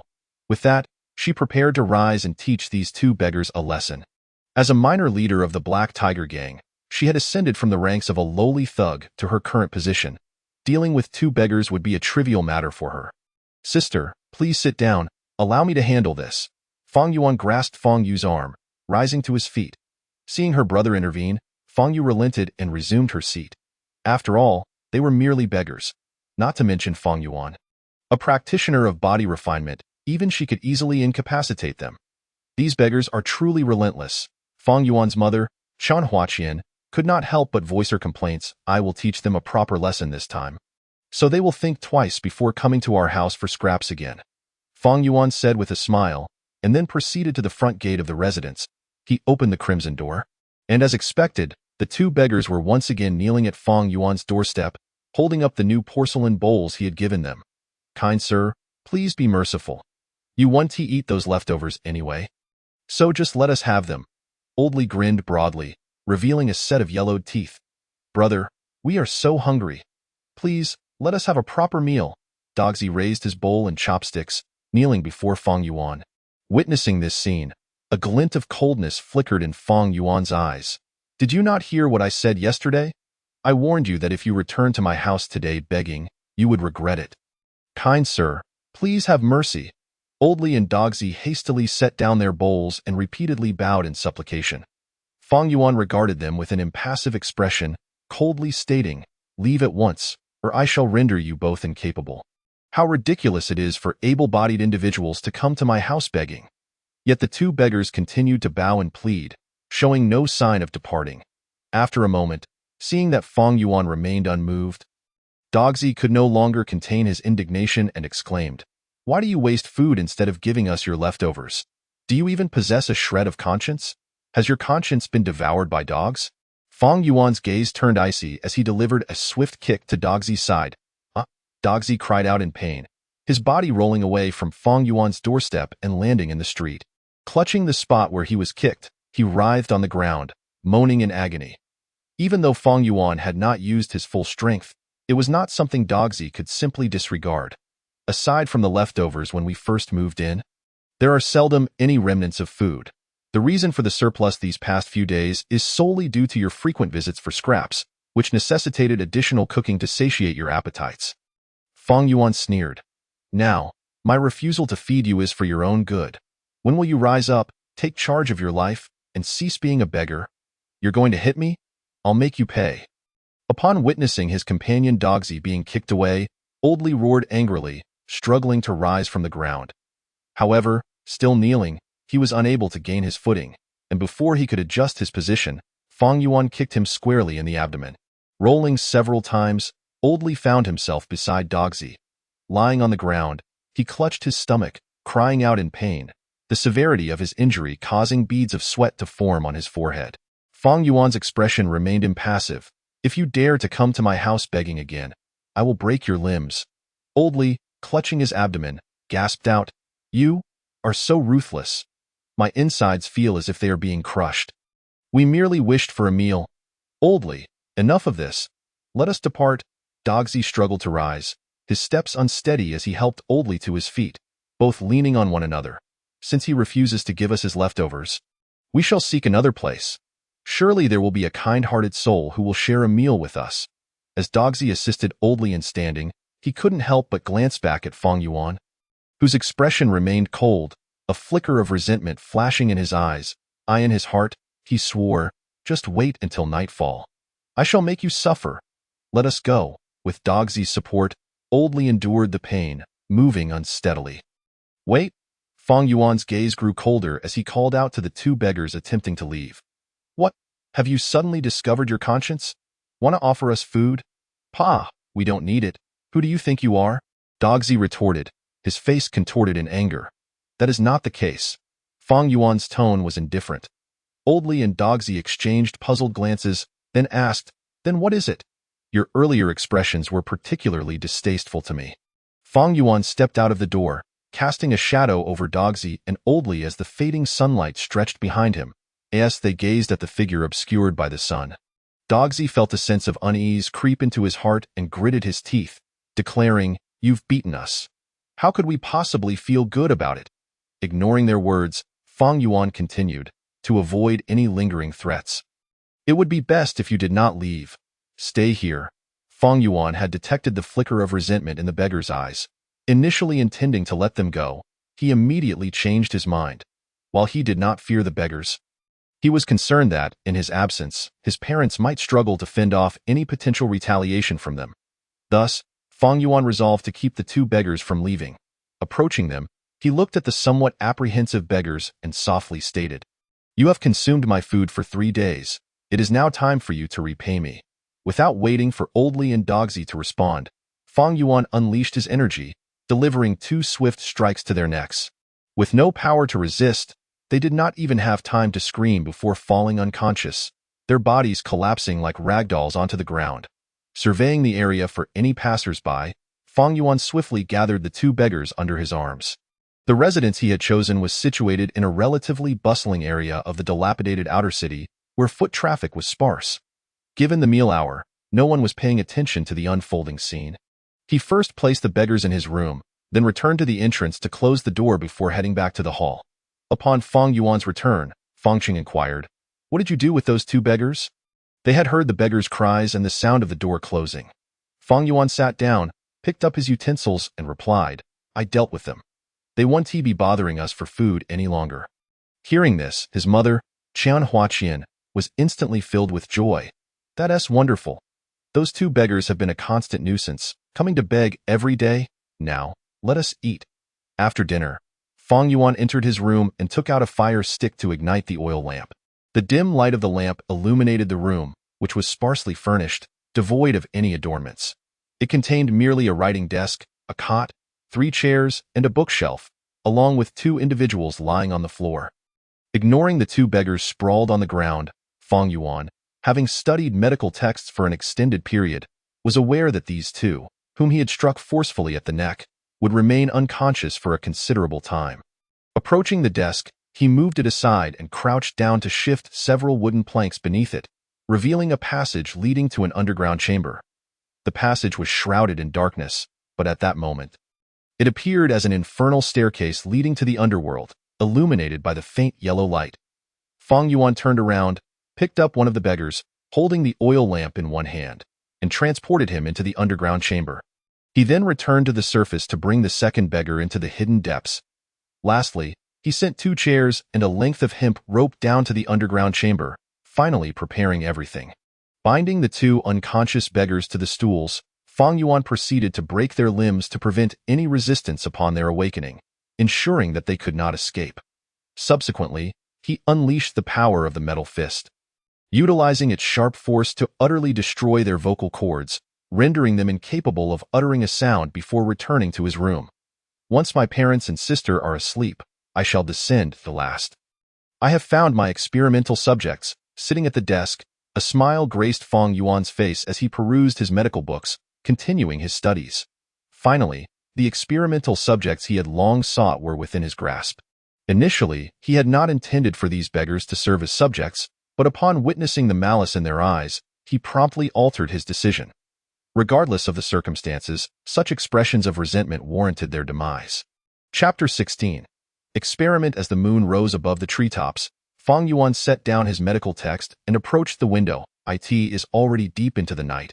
Gazing at the luminous moon in the sky, he turned and retrieved the oil lamp, moving the floorboards beneath the desk and stepping into the underground chamber.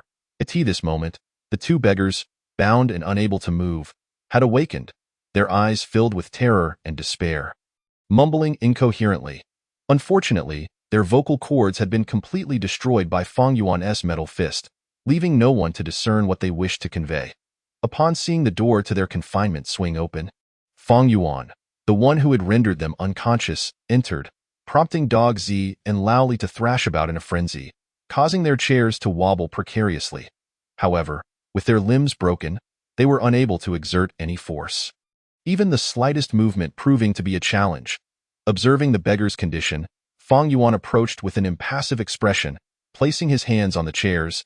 "Do not be agitated. Behave yourselves."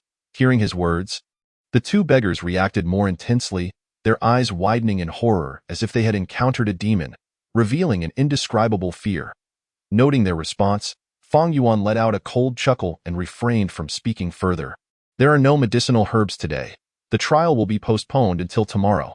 For now, I shall examine a few of the more perilous acupoints." With this thought, Fang Yuan moved in front of Dog Zi and roughly tore apart his shirt. The violent ripping of his clothing sent sharp pain radiating from his broken arms, causing Dog Zi to cry out, yet he could only emit muffled sounds, unable to articulate a single word. Ignoring Dog Zi's agony, Fang Yuan extended his right hand, placing a finger on his abdomen. Under Fang Yuan's control, threads of energy coursed into Dog Zi's body, swirling around several concealed acupoints in my observations. These acupoints significantly influenced the flow of qi and blood. Previously, I dared not experiment on myself, but today I shall finally uncover their mysteries. With his eyes closed, Fang Yuan manipulated his qi and blood energy to stimulate Dog Zi's acupoints. Attuning himself to the changes within the beggar's body, Dog Zi, already in a state of violent struggle, now writhed even more intensely. After stimulating this acupoint, the flow of blood within him accelerates, and his heart beats stronger. This gentle stimulation is manageable, but should it deepen, his heart may very well burst. Realizing this, Fang Yuan shifted to another acupoint, continuing his experiment. Meanwhile, Lao Li observed in horror as Fang Yuan pressed a finger against Dog Zi's abdomen, causing his body to convulse sporadically, at times reddening as if he were a boiled lobster, and at other times drenched in sweat, his face pale as if on the brink of death. Lao Li had once witnessed a man on the verge of death, his face resembling Dog Zi's current pallor. The thought that he might soon share a similar fate stirred a tempest of dread within Lao Li's heart. His pulse racing with helplessness, trembling, Lao Li could not help but resent Dog Zi. Had it not been for him, he might not have found himself in such dire straits. Is this divine punishment for the two of us? Disregarding the trembling beggars, Fang Yuan rose, his gaze reflecting newfound understanding. Observing the abnormal redness spreading across Dog Zi, he then turned his attention to the other beggar. Having already discerned some acupoint effects from Dog Zi, it was now Lao Li's turn. After all, Dog Zi had sustained severe injuries and required time to recuperate. Further stimulation could lead to his collapse. Fang Yuan surmised that if he conducted a few more experiments on Dog Zi, his body would soon reach the brink of ruin, leading to dysfunction and death. Until he could create the secret techniques he sought, he would not kill the goose that laid the golden eggs by hastening Dog Zi's demise. As Fang Yuan's gaze fell upon Lao Li, the latter's face was streaked with tears, his eyes filled with despair. "Who can save me?" Lao Li struggled desperately, but only received waves of excruciating pain radiating from his limbs. Though the chair creaked under his strain, his body remained bound and immobile. Ignoring Lao Li's struggles, Fang Yuan tore apart Lao Li's shirt and placed his hand on the beggar's abdomen. He intended to experiment with several different perilous acupoints on this beggar, lest one subject alone perish prematurely. After all, his experimentation on these two beggars was far less cautious than when he experimented on himself, where he only applied gentle stimulation until he confirmed that a given acupoint posed no danger before intensifying his efforts. Thus, he had managed to explore numerous acupoints without suffering fatal consequences. Conversely, these beggars would not be so fortunate. Without alternating between subjects, they would soon succumb to death. After a brief moment, Fang Yuan withdrew his right hand, his eyes gleaming slightly. This experiment had been remarkably successful, allowing him to ascertain the specific functions of certain acupoints and the precise methods for stimulating them. Both of their bodies are now somewhat overtaxed. Tomorrow, I shall allow them to trial the medicine, aiding their recovery. With a flash of insight, Fang Yuan remarked, "You two rest well tonight. I shall return tomorrow evening."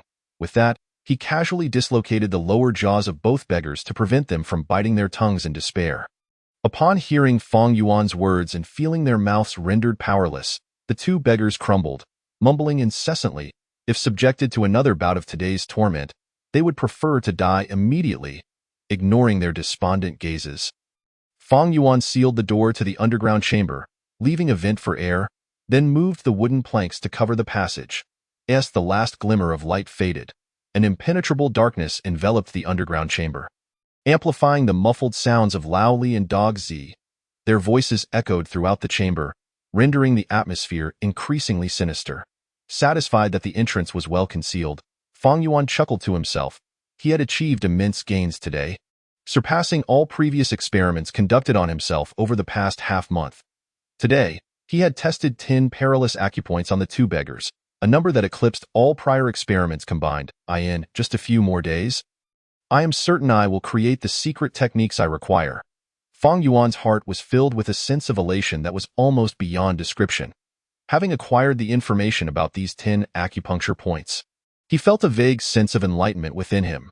Yet, his understanding of certain other points remained somewhat nebulous and unstructured. Nevertheless, Fang Yuan was confident that once he completed the remaining medical texts and conducted experiments on these two beggars to uncover additional acupuncture points, it would not be long before he could devise a secret technique to expedite his advancement to the second level of body refining. Moreover, with the data on these acupuncture points at his disposal, he could not only create a method to accelerate the expulsion of medicinal toxins from his body, but also significantly impact his future martial arts journey. Tomorrow, I shall have these two beggars test the medicinal concoctions, fully crafting the Xiao family's prescription that I have deciphered. The thought of spending 150 taels of silver on these two beggars caused Fang Yuan a twinge of regret. How he wished he had the complete prescription from the Xiao family. It would save him the trouble of painstakingly deciphering it. However, Fang Yuan understood that this tonic was a crucial bargaining chip for the Xiao family to win over numerous body refinement experts, and they would never divulge the complete prescription. Fortunately, he had managed to unravel the general formula, and now it was merely a matter of verifying which of the 3 prescriptions was the authentic Xiao family tonic. After all, spending 150 taels of silver was a trivial expense for him. As long as he could unveil the complete prescription, the modest cost would be inconsequential, and he would not hesitate to invest even more. After all, this prescription was pivotal for his swift ascent to the second level of body refinement. Approaching the window, Fang Yuan assessed his own body and mused, "The medicinal toxins within me have nearly been expelled. I should be able to rid myself of them entirely in a few more days." With the advantage of his innate talent, he was able to refine the medicinal potency more effectively. Leaving behind fewer toxins than most in this manner, I am expelling toxins approximately 10 days faster than others, granting me a slight edge. Although the reduction of 10 days in the interval of consuming tonic may seem insignificant, Fang Yuan recognized that over time, this would enable him to consume several additional doses of the tonic, allowing him to reach the second level of body refinement more swiftly. Furthermore, once he developed a method to accelerate the expulsion of toxins, he might only need around half a month to eliminate all the toxins from his body. Chapter 17. Deciphering the prescription. Please gather the herbs indicated in the prescription, Fang Yuan instructed as he handed his written prescription to the apprentice at the apothecary. Naturally, the prescription he had penned was incomplete, divided into 3 parts, which he presented at different apothecaries to avoid detection. The inclusion of some common remedies for treating colds ensured that no one would discern the true purpose of the prescription. Moreover, he deliberately chose apothecaries that had no affiliations with the Xiao family, confident that they would not leak the fact that he had deciphered their prescription. It was no wonder Fang Yuan was so cautious. After all, his prior accomplishments had hardly marked him as a genius. It was only after breaking through to the body refinement stage that others began to consider him a prodigy in martial arts. If it were discovered that he possessed medical talent and had unraveled the Xiao family's tonic in such a short span, it would surely draw unwanted attention and scrutiny. As the saying goes, a common man is innocent but bears the guilt of possessing something precious. To avoid attracting too much attention and inciting trouble, Fang Yuan had gone to great lengths. Here are the herbs you requested. The young attendant handed the packaged herbs to Fang Yuan. Nodding in acknowledgement, Fang Yuan paid and departed, tucking the bundles into his waist pocket as he continued on to the next apothecary. In this manner, Fang Yuan successfully procured all 3 sets of herbs he required without arousing any suspicion. Upon returning home and having dinner, he casually fabricated an excuse and began to brew the medicine. An hour later, observing the 3 steaming bowls of herbal concoction before him, Fang Yuan's gaze flickered as he placed the bowls on a tray. Grasping the tray in one hand and an oil lamp in the other, he ventured into the secret chamber. After enduring a day and a night of unrelenting darkness, both Guzi and Lao Li were physically and mentally exhausted, devoid of the strength to scream, their eyes glazed over with profound despair. However, upon hearing the creak of the chamber door and catching sight of the light in Fang Yuan's hand, a flicker of life returned to their eyes. Yet, it was not the radiant glow of hope, but rather the dull glimmer of despair. Reminiscent of the eyes of the deceased, they were not fools. They understood that their fates were sealed. Given Fang Yuan's prior actions, no one would allow them to live. Bound tightly and with broken limbs and jaws, they could not even resort to self-inflicted release, left to languish in the oppressive darkness of the chamber. At this point, both Guzi and Lao Li's spirits had suffered considerable strain, their consciousnesses becoming somewhat hazy. Setting the oil lamp and tray down upon the floor, Fang Yuan picked up one bowl of the herbal concoction and approached Guzi. He held the lamp aloft, casting flickering shadows upon the walls that resembled malevolent spirits. Guzi attempted to utter something but could only produce muffled sounds.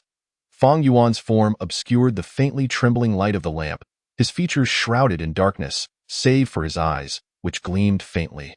He raised the bowl of medicine, grasped Guzi's neck with one hand, disregarding Guzi's feeble resistance, and forced the concoction down his throat. Having completed this task, Fang Yuan placed his hand upon Guzi's abdomen, allowing his internal energy to flow, sensing the changes occurring within Guzi's body. Not long after the medicine was ingested, Guzi's eyes bulged, his speech became incoherent, and his body rapidly flushed with a vibrant red. Blood streaming from his nostrils, Fang Yuan felt the wild surge of energy being generated within Guzi and began to stimulate the acupuncture points within him, attempting to facilitate the absorption of this energy. As Fang Yuan continued his ministrations, the redness that had overtaken Guzi's body quickly subsided, returning to normalcy. Aside from the lingering redness in his eyes and the blood still flowing from his nostrils, Guzi appeared to be in a significantly better state, his complexion noticeably more vibrant and full. Having gone without food and endured a day and night of hunger, both Guzi and Lao Li's faces had been drawn and pale. Yet Guzi's visage now appeared much healthier, as if he had just enjoyed a hearty meal. After a brief moment, Fang Yuan slowly withdrew his right hand, his expression contemplative. He committed to memory the changes he had observed in Guzi, then lifted the second bowl of herbal concoction and administered it to Lao Li, who sat nearby, his gaze one of despair, devoid of any will to resist. Without protest or coercion from Fang Yuan, Lao Li willingly drank the concoction in large gulps. "If you let me go, I will make sure you suffer a fate worse than death. Your family will be destroyed." Though Lao Li's heart brimmed with resentment, he outwardly maintained a facade of compliance, consuming every drop of the medicine. It was not only his dire hunger that compelled him, but also a flicker of hope that Fang Yuan might spare him due to his cooperation. Noticing Lao Li's unexpected compliance, Fang Yuan cast a curious glance at him, then chuckled softly as he placed his hand upon Lao Li's body. Moments later, he meticulously noted the changes occurring within Lao Li, gaining a clearer understanding of the effects of the 2 tonics. "Since you are so cooperative, let us proceed with the final dose." Fang Yuan administered the last bowl of herbal concoction to Lao Li, then placed his right hand upon him once more. Despite the assistance Fang Yuan provided in absorbing the energy, Lao Li's body exhibited a slight flush, his complexion becoming increasingly red, with blood vessels visibly engorged in his eyes. So it is true, the prescription containing the flame grass is indeed the authentic Xiao family tonic. While the other 2 concoctions may also replenish energy, their potency is excessive and damaging to the body, and the toxins they contain are far more potent than the final concoction utilizing flame grass. Upon successfully replicating the Xiao family's tonic, Fang Yuan lowered his voice and let out a soft chuckle. At the sound of this demonic laughter, both Guzi and Lao Li's eyes betrayed a flicker of emotion. Could it be that this devilish figure had finally concluded his experiments on them, leading to their liberation? Though they were unaware of the specifics of Fang Yuan's actions, they understood that he was indeed conducting experiments upon them. Now, it appeared as though the experiment had reached its conclusion. What fate awaited them? Sensing the thoughts of Lao Li and Guzi, Fang Yuan smiled gently and reassured them, "Tomorrow, everything will come to an end." Upon concluding his tasks, Fang Yuan meticulously tidied everything up before grasping the oil lamp and departing the secret chamber. As he observed the heavy door of the chamber being sealed once more, he witnessed the last flicker of light extinguish, plunging the room into an enveloping darkness. Dogzi and Old Li's gazes once again turned vacant and dull. With the torment of another day and night ahead of them, they had grown somewhat numbed. The only way for them to endure this passage of time was by relinquishing all thoughts and actions. Were it not for the hesitant murmurs of their companions, they might have succumbed to utter despair and madness within the shadows. The writing desk, Fang Yuan's pen danced swiftly across the pages, meticulously documenting all he had gleaned from Old Li and Dogzi. Although he possessed an extraordinary memory post-awakening, recording certain details in written form would deepen his understanding and serve as a reminder during moments of oversight. After a brief interval, he paused his writing, gazing at the various physical transformations and hidden acupoints inscribed in the book. A smile crept across his face. With this data in hand, his confidence in devising a secret method to expedite the expulsion of toxins from his body significantly increased. Today, he had conducted several experiments on the two, exploring acupoint variations, and he was on the brink of creating this secret technique. He merely needed to validate the final dozen acupoints to bring it to fruition. Yet, this was not the pinnacle of his accomplishments today. Through administering medicine to the two, he had finally unraveled the formula for the Xiao family's restorative elixir, enabling him to prepare the remedy himself in the future. Moreover, the value of this formula was priceless, destined to become a cherished heirloom of the Fang family, to be passed down through generations. After all, with this formula, any descendant possessing martial talent could, with its aid, rapidly ascend to the second or even third stage of body refinement. Fang Yuan learned from casual conversation with Zhao Kong that the Xiao family had invested immense effort into developing this formula, ensuring compatibility with most restorative medicines. Even several elderly members of their clan had participated in its creation. While various factions possessed their own restorative elixirs, they were largely similar and could not be taken simultaneously.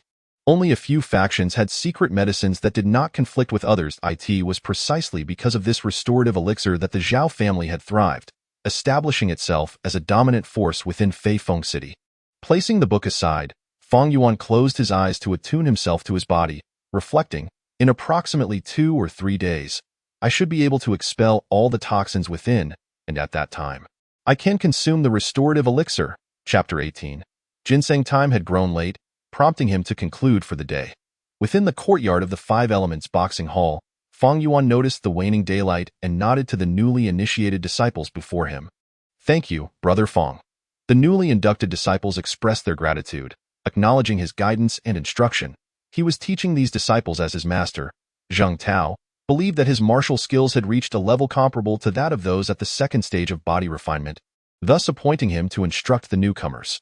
After exchanging pleasantries with Zhao Kong and others, Fang Yuan departed the martial arts hall, stopping by the apothecary to procure a packet of medicine before making his way home.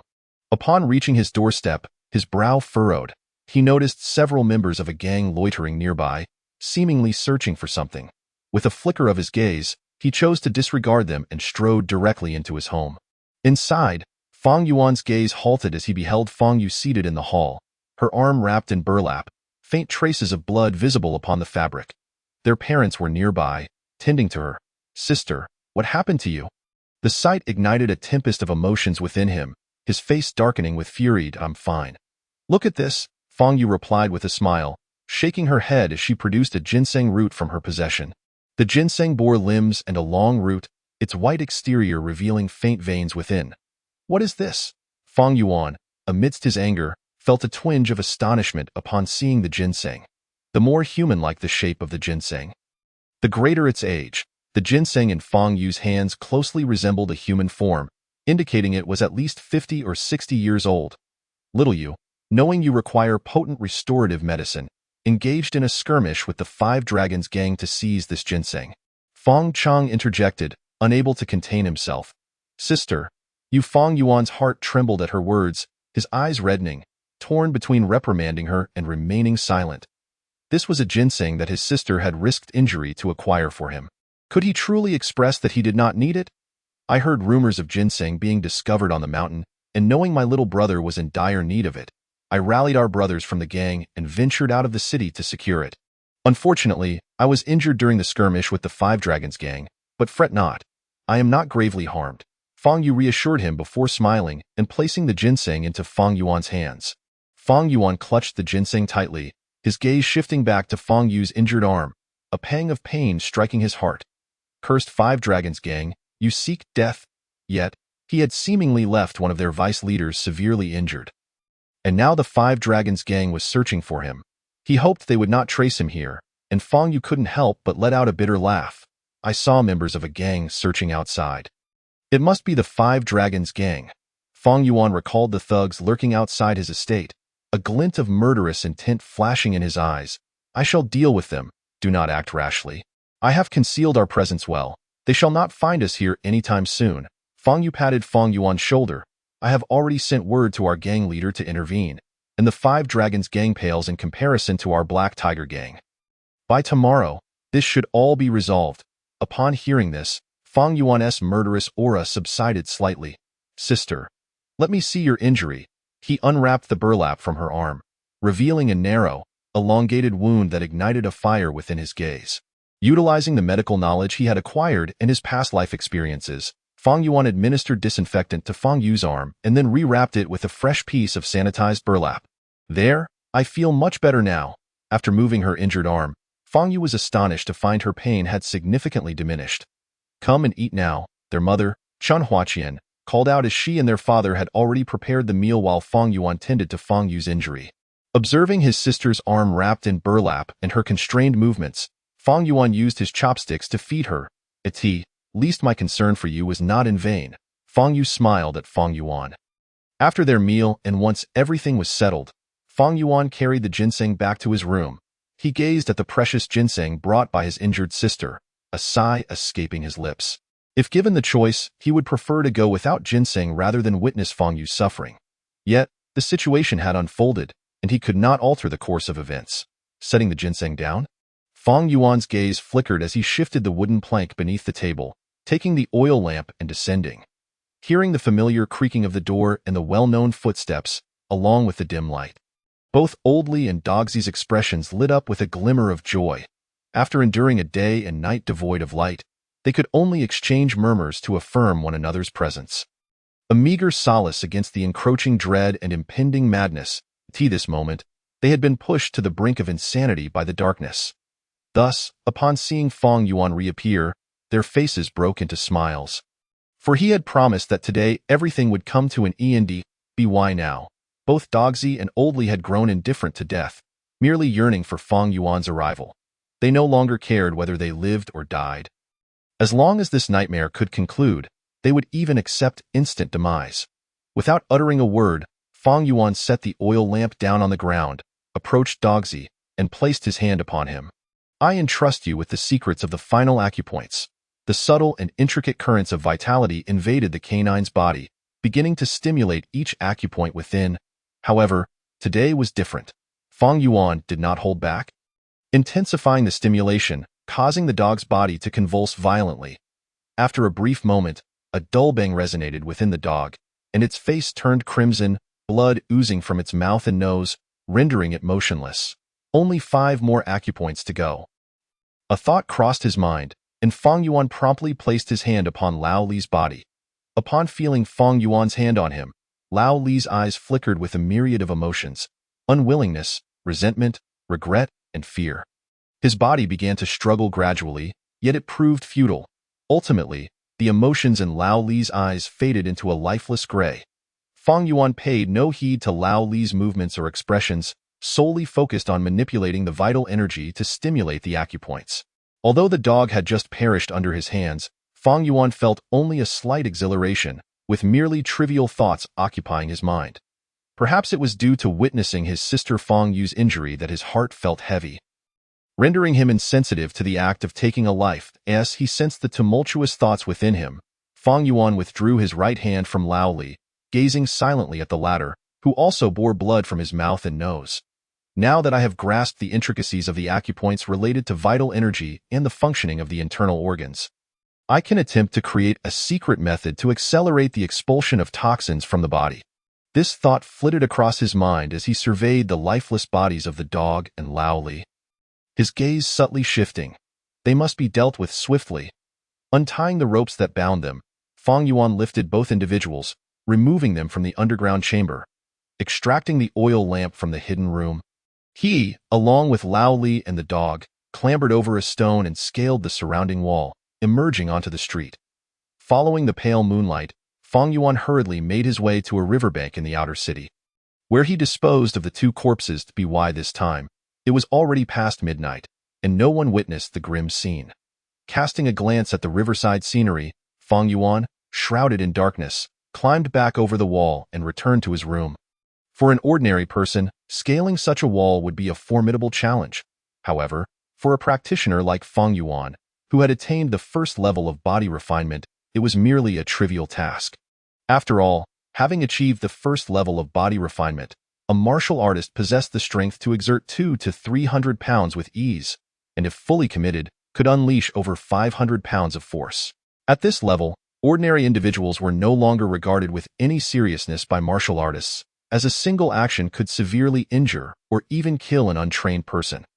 Once he reached the second level of body refinement, his body would be further nourished by vital energy, and his physical prowess would ascend even higher. In the early morning, within the Five Elements Martial Arts Academy, numerous brothers surrounded Fang Yuan, astonished by his presence. "Brother Fang, why do you appear so invigorated today? Your eyes seem to glimmer with vitality. Have you made progress in your martial arts?" One disciple, on the brink of breaking through to the body refinement stage, gazed at Fang Yuan in disbelief. Brother Fang's eyes shine with vitality, and his temples are slightly swollen. It appears he has experienced a substantial surge in vital energy. Su Hai, observing Fang Yuan, felt a flicker of shock. It had only been a short while since Fang Yuan entered the first level of body refinement, and yet he had made such significant progress. Moreover, this was happening while Fang Yuan was still within the confines of his medicinal restrictions, further astonishing Su Hai. After all, without the infusion of medicinal essence, they could only refine vital energy from food, yielding minuscule improvements. Could it be that Brother Fang consumed the flesh of a magical beast? But how much of such meat would be necessary to cause such a drastic change? Contemplating this, Su Hai dismissed the notion. It was evident that Brother Fang had experienced a substantial enhancement in vitality, likely due to the consumption of a high-grade medicinal herb. What a remarkable stroke of fortune! Zhao Kong nodded in agreement, having discerned the reason behind Fang Yuan's transformation. Just yesterday, he had appeared quite ordinary. Yet today, he radiated the aura of a formidable expert, which could only be attributed to the consumption of a precious medicinal substance. Fang Yuan clasped his hands in acknowledgement and explained, "Indeed, as Brother Xiao has surmised, I encountered a fortuitous circumstance and obtained a ginseng root. After consuming it entirely, my vital energy surged dramatically, and I found myself unable to contain it, thus revealing my state for all to see. I hope it does not cause any amusement." Although Fang Yuan had only consumed half of the ginseng, he claimed that he had already ingested it entirely. This was a tactic employed by Fang Yuan to prevent his fellow disciples from requesting a share, thereby maintaining harmony among them. Furthermore, in just 2 days, he was confident in consolidating his vital energy, ensuring that his exterior would not betray any signs of abnormality, thus preventing others from discerning his robust vitality and extraordinary martial prowess at a glance. Upon hearing Fang Yuan's explanation, the surrounding disciples extended their congratulations, commending him on his significant increase in vitality and his progression towards the second stage of body refinement. As the crowd dispersed, Zhao Kong lingered, detaining Fang Yuan, who was eager to practice his punches. "Fang Shidi, may I inquire if the ginseng you mentioned is the one discovered yesterday on Black Mountain outside the city?" Fang Yuan, upon hearing this, looked at Zhao Kong in surprise and replied, "I didn't expect you, Zhao Ge, to be aware of this matter." Zhao Kong nodded with a smile and said, "In that case, the Fang Yu who seized the ginseng from the Five Dragon Gang must be my elder sister," Fang Yuan answered. Zhao Kong paused momentarily, contemplating. "As far as I know, the Five Dragon Gang is currently hunting Fang Yu, and the Black Tiger Gang has declared that unless Fang Yu surrenders the ginseng, they will not allow any of their members to assist or protect her. However, the leader of the Black Tiger Gang, Lu Qingguan, has stated that if Fang Yu delivers the ginseng within 3 days, they will call off the pursuit by the Five Dragon Gang. Therefore, the Five Dragon Gang has temporarily halted their hunt for Fang Yu. Yet, if she fails to surrender the ginseng and the Black Tiger Gang does not provide protection, the Five Dragon Gang will resume their pursuit after 3 days. At this point, Zhao Kong shook his head and continued, "But now that you have consumed the ginseng, Fang Yu cannot surrender it. Should I, as your senior, intervene on your behalf?" Being the eldest son of the Xiao family and a formidable practitioner of the second stage of body refinement, he would have the leverage to compel both the Five Dragon Gang and Black Tiger Gang to heed his request. Upon hearing this, Fang Yuan let out a cold chuckle. "The Five Dragon Gang, the Black Tiger Gang, Zhao Gu, you need not concern yourself with this matter. I shall resolve it myself." Fang Yuan did not wish to incur any debts of gratitude, for he was confident in his ability to handle the situation without Zhao Kang's assistance. 3 days were more than sufficient for him to fully refine the ginseng into vital energy. And he could even devise a secret method to expedite the expulsion of toxins from his body, allowing him to consume another restorative elixir. In the confines of his room, Fang Yuan swallowed the last piece of ginseng, focusing his mind inward as he diligently refined its essence. From Zhao Kang's words, he understood that the Five Dragon Gang would await 3 days to see if Fang Yu would surrender the ginseng to the Black Tiger Gang. Should she choose to do so, she would regain the protection of Lu Qingguan, and the Five Dragon Gang would have no choice but to abandon their pursuit. Conversely, if she failed to surrender the ginseng within the allotted time, she would lose the protection of the Black Tiger Gang, leaving her vulnerable to the Five Dragon Gang's relentless pursuit. However, since he had consumed the ginseng, it was evident that Fang Yu could not hand it over to the Black Tiger Gang. Five Dragon Gang, contemplating their might, Fang Yuan's gaze turned icy, a glimmer of coldness flashing through his eyes.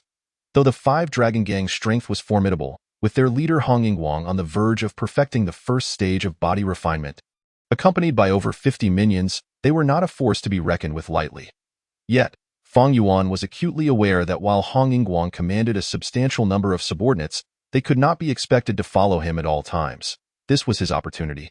If he could find a moment when Hong Yingguang was isolated, he could execute a decisive plan to eliminate him. Once the leader of the Five Dragon Gang, a practitioner of body refinement, was dealt with, the gang would pose little threat. As he felt the rapid surge of vital energy within him, Fang Yuan marveled at the immense enhancement the ginseng had granted him. "The essence contained within this ginseng is nearly propelling my vital energy to the pinnacle of the first stage of body refinement. Just how potent must the spiritual ginseng, regarded as a family treasure by the Xiao family, be?" Reflecting on the Xiao family's veneration for their precious spiritual ginseng, a loss of such a treasure would surely send shockwaves through even Zhao Kong, a master of the second stage of body refinement, and the entire Xiao clan. Fang Yuan was convinced that the power contained within this spiritual ginseng surpassed his wildest imagination. "If only I could obtain the Xiao family's spiritual ginseng." He chuckled wryly at the thought. It was indeed a fanciful notion to believe they would ever allow him to use it. Shaking his head, he gradually settled into a stance, calming the tumultuous energy coursing through his body. As he closed his eyes to attune himself, a flicker of joy crossed his face. His vital energy was nearing its full capacity. Opening his eyes, Fang Yuan murmured to himself, "Once I consume the restorative elixirs 4 more times, I should be able to achieve the full saturation of my vital energy, reaching the pinnacle of the second stage of body refinement." To attain the second stage of body refinement, it was imperative to amplify one's vital energy to its fullest extent. Only then could one embark upon the path of cultivation in this stage. Nonchalantly, he waved his arm, observing as it sliced through the air, producing a series of whooshing sounds, prompting a satisfied smile to blossom on his face.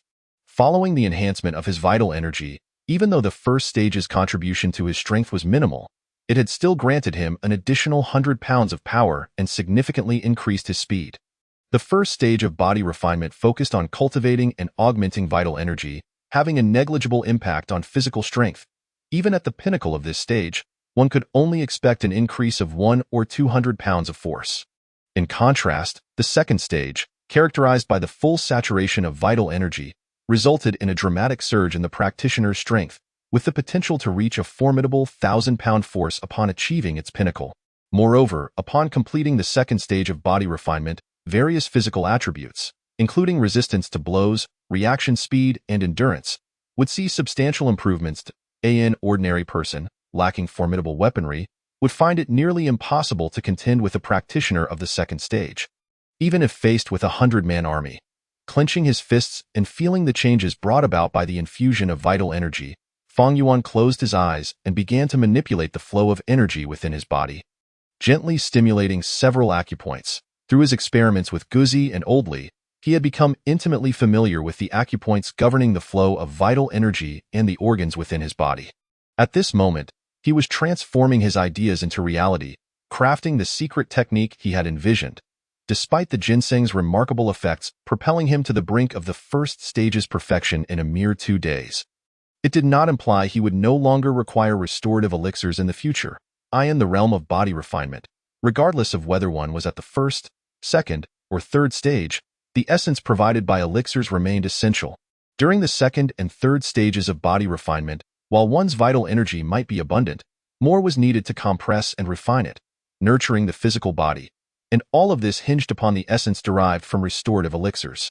As Fang Yuan manipulated his vital energy, stimulating his acupoints, he sensed the subtle changes occurring within his internal organs and the flow of energy, gradually coming to a realization. The secret technique had been successfully created. With this technique, the expulsion of toxins from my body should occur approximately 10 days faster than others. Moreover, by activating this technique once, the effects of accelerating toxin expulsion would persist for a full day, saving me countless hours of effort. At the very least, I would no longer have to dedicate large portions of my time each day to operating this technique. Feeling the toxins within his body gradually being expelled, Fang Yuan's expression brightened with joy. With this technique, he had effectively gained an advantage over practitioners lacking such methods. The combination of his secret technique and the reduced toxin levels due to his innate talent meant he could consume restorative elixirs approximately twice a month, an amount that was double that of other practitioners. If other practitioners were to discover that Fang Yuan could consume the same restorative elixir twice a month, they would undoubtedly be consumed with envy. As one progressed to the second and then the third stages of body refinement, the demand for essence increased significantly, yet the impediment of toxins restricted them to a single monthly dosage, making advancements in vital energy exceedingly difficult. In fact, within the 5 elements boxing hall, no practitioner at the third stage of body refinement had yet emerged, with the strongest disciple being Zheng Tao, a practitioner of qi refinement, while the most formidable within the hall was merely at the second stage of body refinement. This trend was not unique to the 5 elements boxing hall. Other halls faced similar challenges, as the transition from the second to the third stage was exceedingly protracted. Even with the aid of restorative elixirs, it typically required 5 to 6 years of diligent cultivation to achieve significant growth. Consequently, many second-stage disciples from various halls had departed to seek opportunities for advancement in the outside world. Thus, Fang Yuan resolved to name the secret technique he had developed the 5 elements organs refining method. Pleased with the progress he had made in utilizing this technique to accelerate toxin expulsion, he nodded in satisfaction. By tomorrow, I should be able to consume the Xiao family's restorative elixirs once more. However, he had not yet completely fulfilled his objectives for the day. Fang Yuan knew he needed to prepare to eliminate Hong Yingguang of the 5 Dragon Gang in 2 days. Although he had experienced a significant surge in vital energy and his martial skills were commendable, it was still insufficient. He needed to bolster his strength further. As he closed his eyes, Fang Yuan focused his attention on the numerous acupoints within his body. These acupoints primarily govern the abilities related to physical excitement, accelerated heartbeat, and blood circulation. If I can stimulate these points, my strength could ascend to new heights. With his eyes shut, Fang Yuan sensed the effects of these acupoints, which he had already experimented with.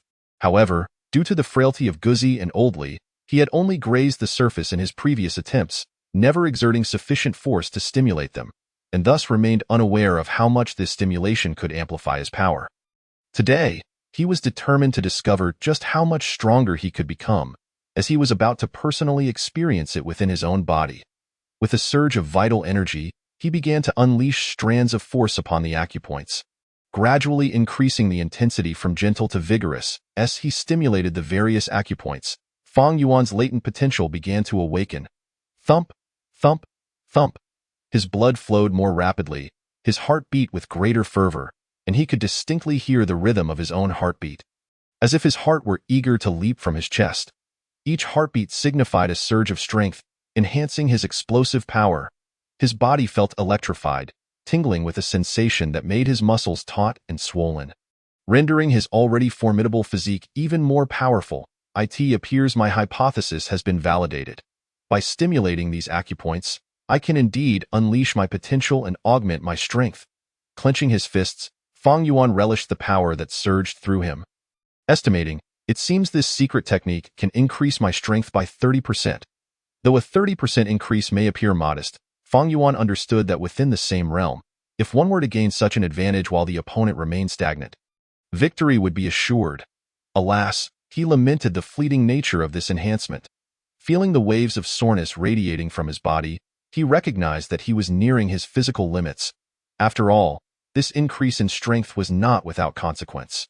It came at the cost of straining his physical potential. Should he recklessly wield this power, it could lead to catastrophic failure.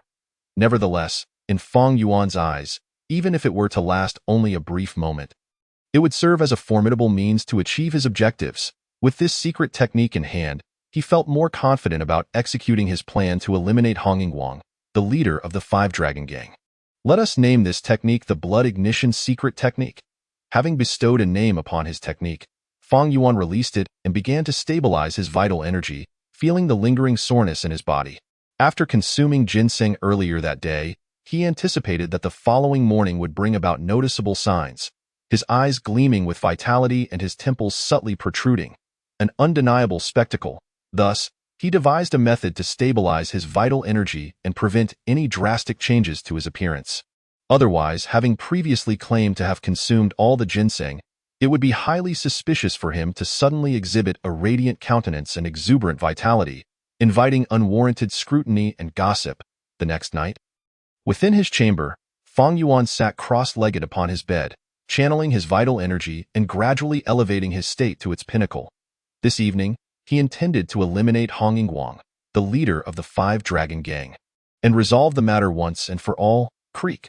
The door swung open, and Fang Yu entered, her gaze laced with concern. "Little brother, are you confident?" Upon hearing her words, Fang Yuan's eyes flickered, and he responded with a smile. "Sister, what do you mean? I can't quite grasp your concern. I am your sister. Do you think I am unaware of your thoughts?" Fang Yu shot him a disapproving glance. The leader of the Five Dragon Gang, Hong Yingguang, is a seasoned practitioner of the first level of body refinement. You have only recently entered this realm. You cannot possibly be his match. Noticing the worry etched on Fang Yu's face, Fang Yuan reassured her, "Do not fret, sister. I have consumed the ginseng, and my vital energy has surged. I am nearing the pinnacle of the first level of body refinement, and with the element of surprise on my side. Hong Yingguang will not stand a chance." Fang Yu sighed softly at his words, realizing that her little brother was becoming increasingly resolute.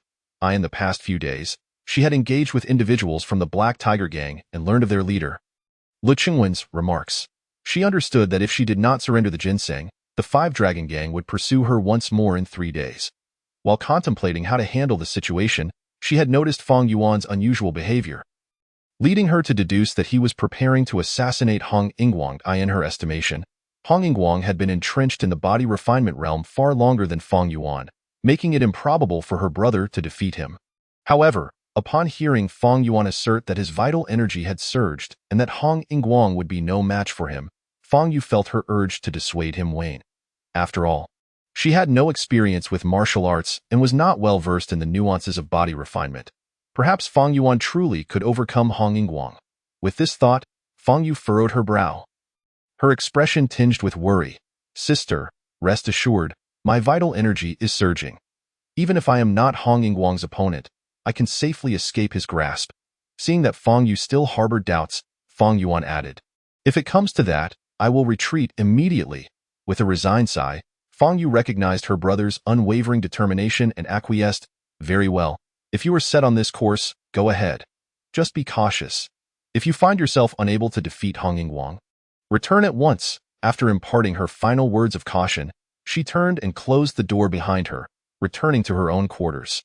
Lying in bed, Fang Yu bit her lip, her expression tinged with reluctance. Throughout their lives, she had always been the one protecting Fang Yuan. Yet now the roles had reversed.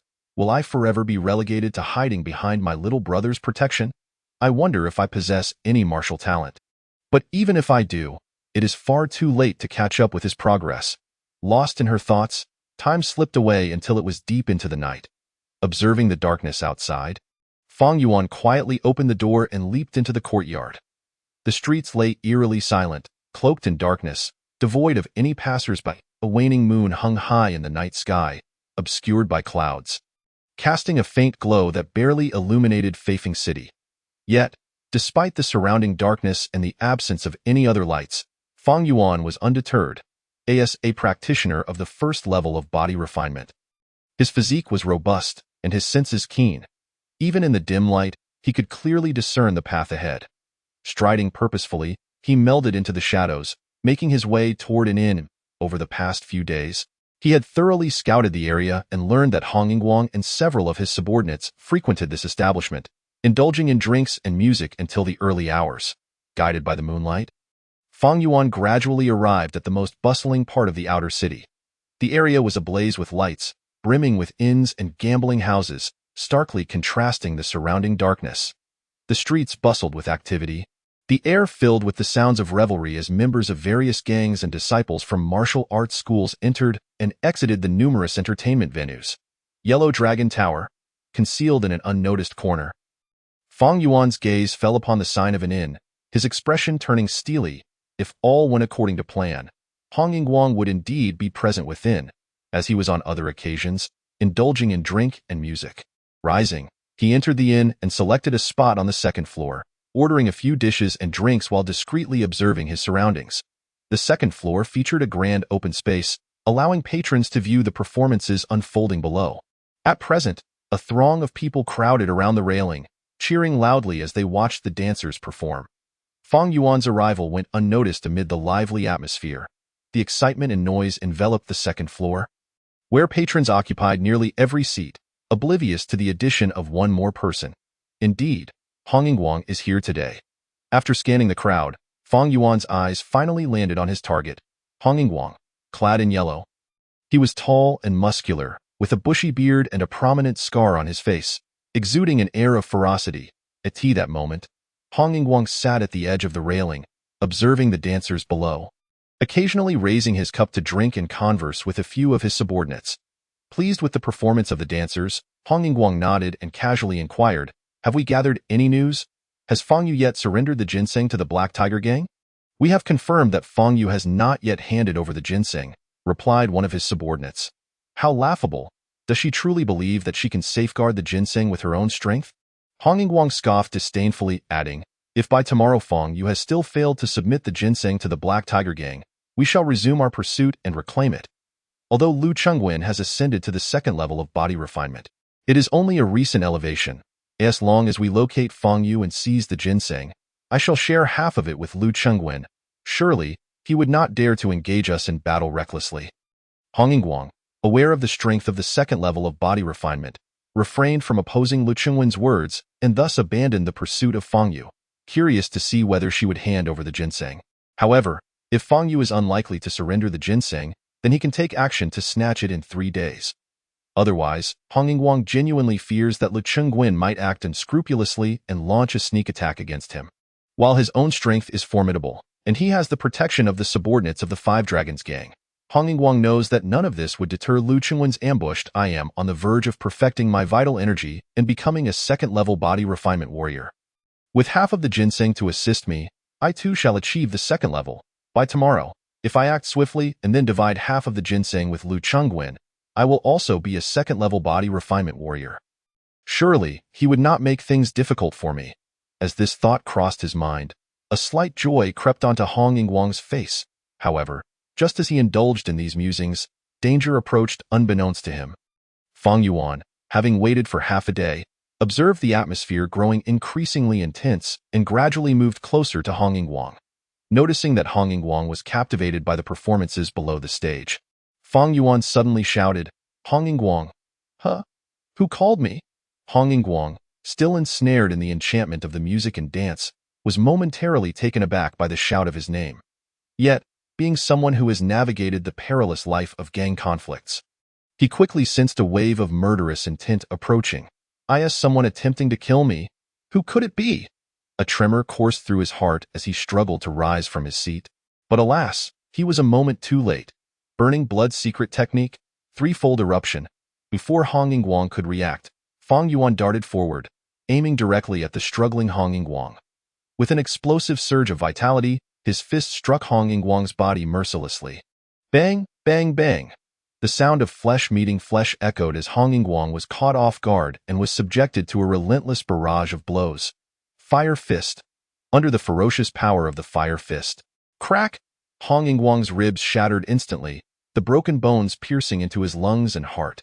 His organs ruptured, blood gushed forth from his mouth, and his eyes bulged, tears of blood streaming down his cheeks.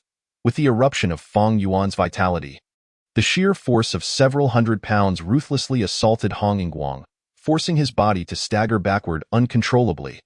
Neither tables nor railings could halt Hong Yingguang's retreat. With a resounding crack, the railing crumbled under the immense force radiating from him, and he toppled through an opening, crashing heavily onto the ground below. This person acts without honor, launching a sneak attack against me. When did I ever provoke such a formidable adversary?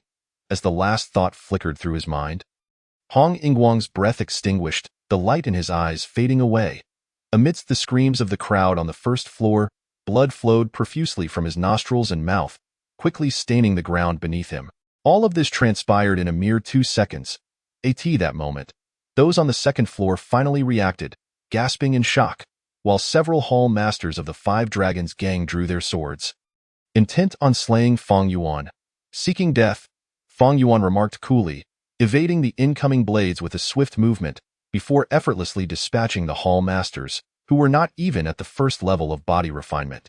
The killer is Fang Yuan of the Five Elements Boxing Hall, Fang Yuan shouted, shattering a window on the second floor before fleeing into the distance. Fang Yuan of the Five Elements Boxing Hall? I never expected that another second-level body refinement warrior would emerge from the Five Elements Boxing Hall without anyone noticing.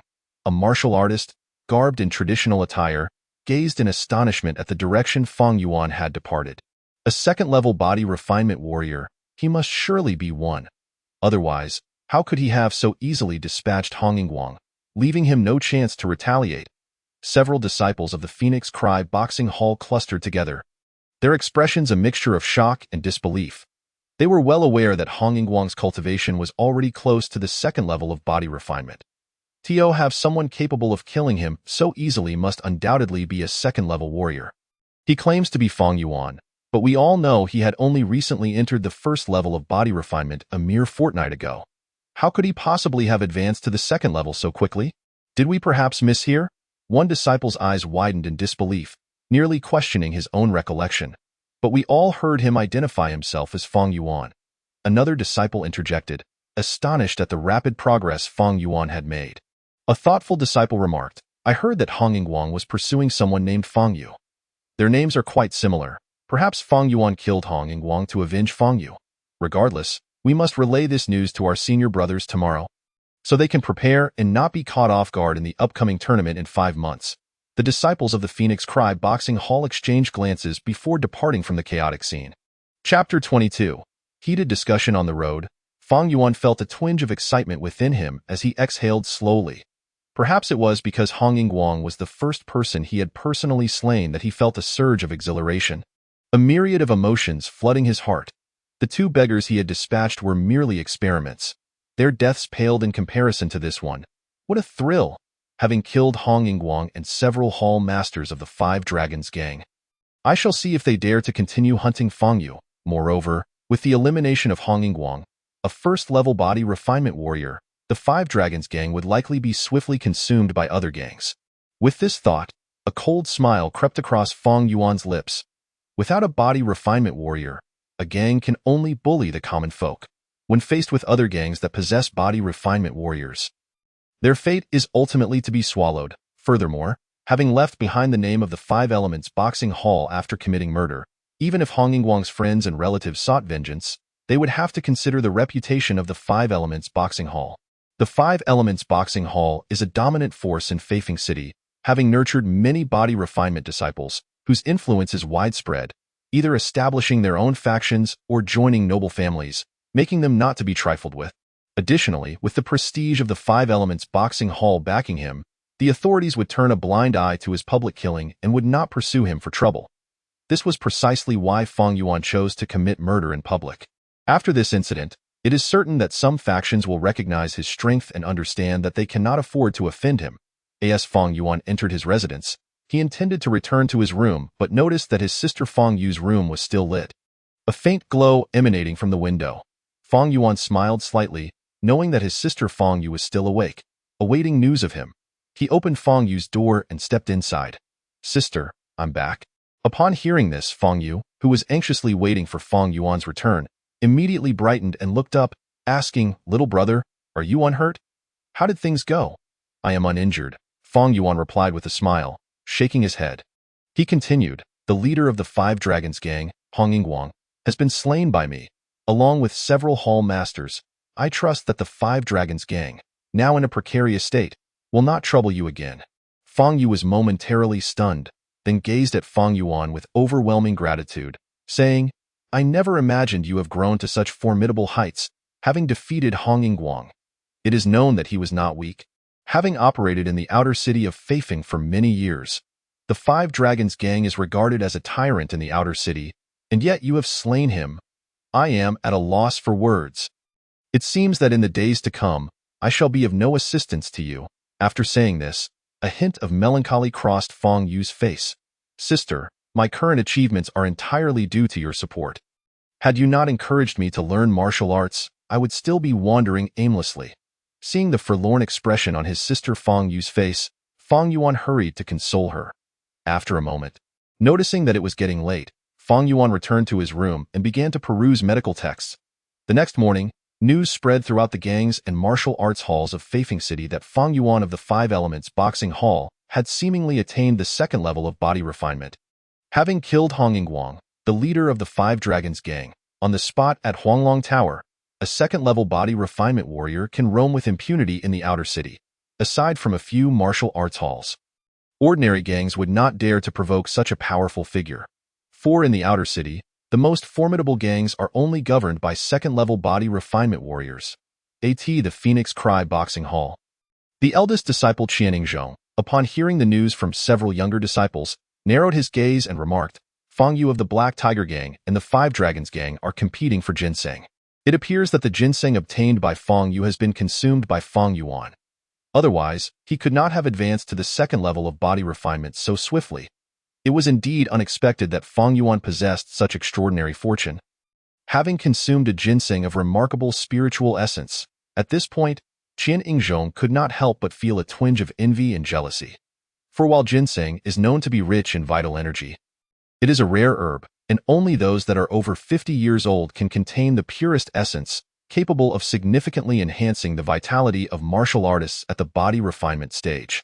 Moreover, ginseng younger than 50, though still containing some essence, lacks purity and is tainted with impurities. If not taken in conjunction with other medicinal substances, it may be more harmful than beneficial to a warrior. Qianning had not anticipated that the ginseng Fang Yuan consumed was indeed over 50 years old, allowing him to leap from the first level of body refinement directly to the second.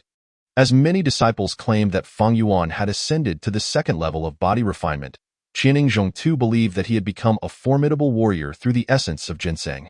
Had I known that the ginseng obtained by Fang Yu was of such high vintage, I would have sought out Fang Yu's whereabouts long ago. Reflecting on this with a hint of regret, Qianning smiled faintly and remarked, "Yet even if Fang Yuan has become a strong practitioner at the second level of body refinement, it matters not.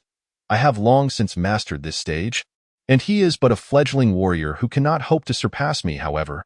The rankings in the upcoming tournament among the three factions may very well shift at the Tiger Roar Boxing School." The senior disciple Ma Zhanpeng furrowed his brow and said, "It is surprising that just as the tournament approaches, unforeseen circumstances arise. Furthermore, although Fang Yuan's attack was a sneak assault, the fact that he was able to kill Hong Yingguang without any resistance clearly indicates that he has indeed attained the second level of body refinement. The only question remains how far along he is on this path. Perhaps he will emerge as a formidable rival for us in the tournament." Within the Black Tiger Gang, the The leader Lu Chengwen sighed in resignation as he listened to the chatter of his subordinates, saying, "It seems that this ginseng is fated to be beyond my grasp. I never would have imagined that Feng Yu's brother had already become a practitioner of body refinement. It appears that she allowed her brother to consume the ginseng." With this thought, Lu Chengwen shook his head.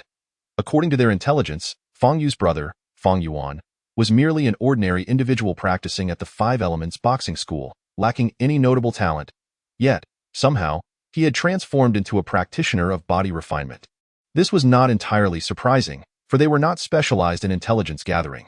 Their understanding of gang members was superficial at best, limited to commonplace and outdated information.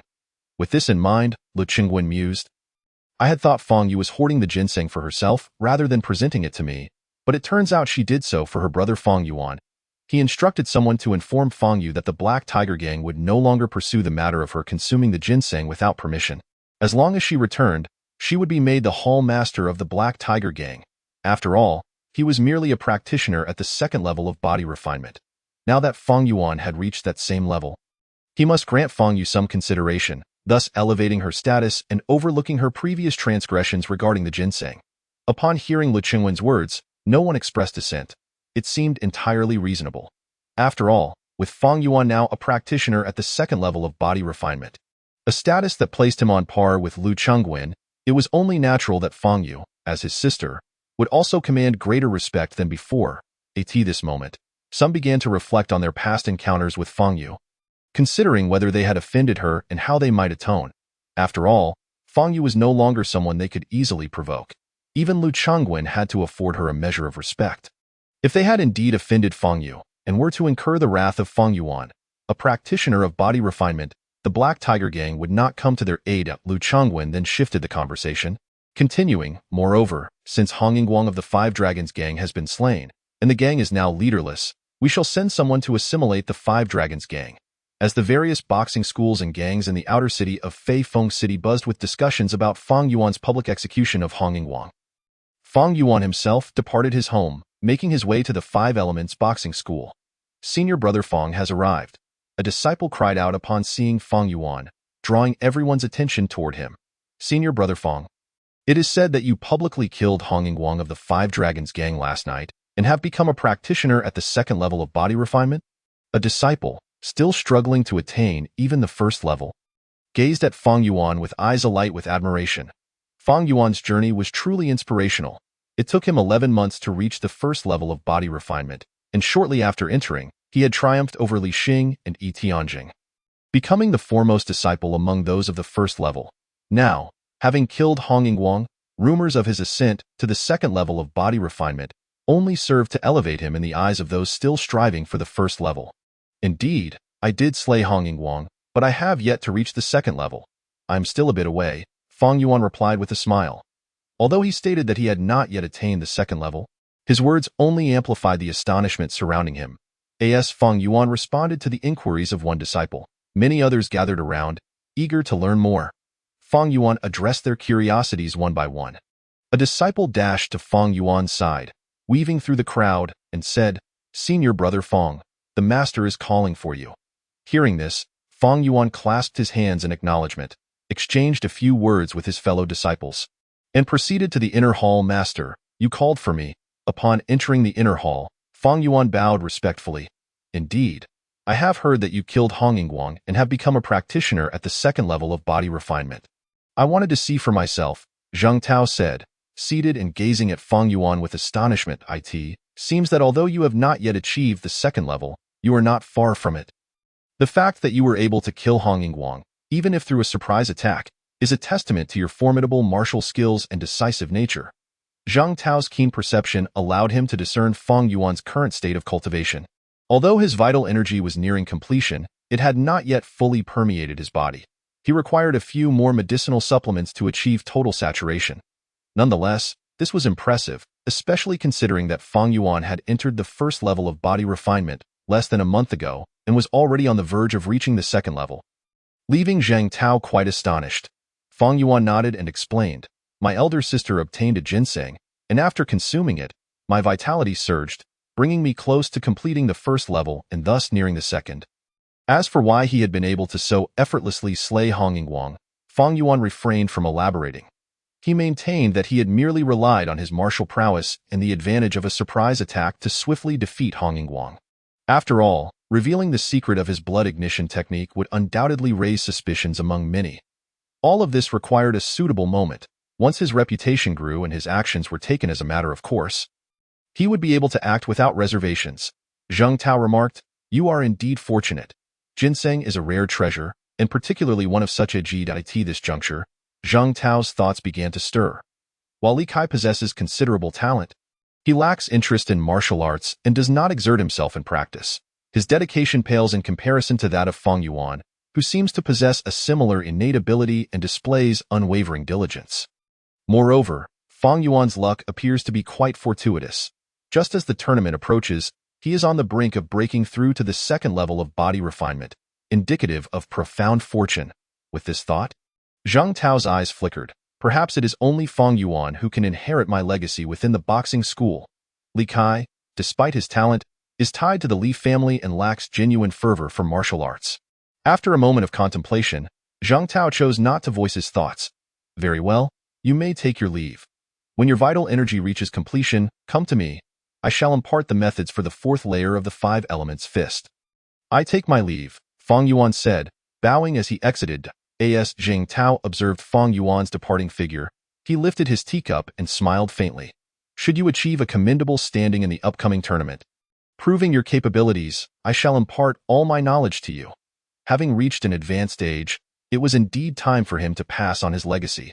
Upon returning to the courtyard, numerous disciples once again gathered around, imploring Fang Yuan to recount the details of how he had slain Hong Yingguang. My elder sister acquired a ginseng, and after consuming it, my vitality surged.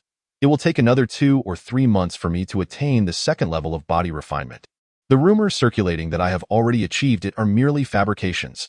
Fang Yuan was indeed aware that the strength he exhibited when he struck down Hong Yingguang at Huanglong Tower was derived from his mastery of the second level of body refinement.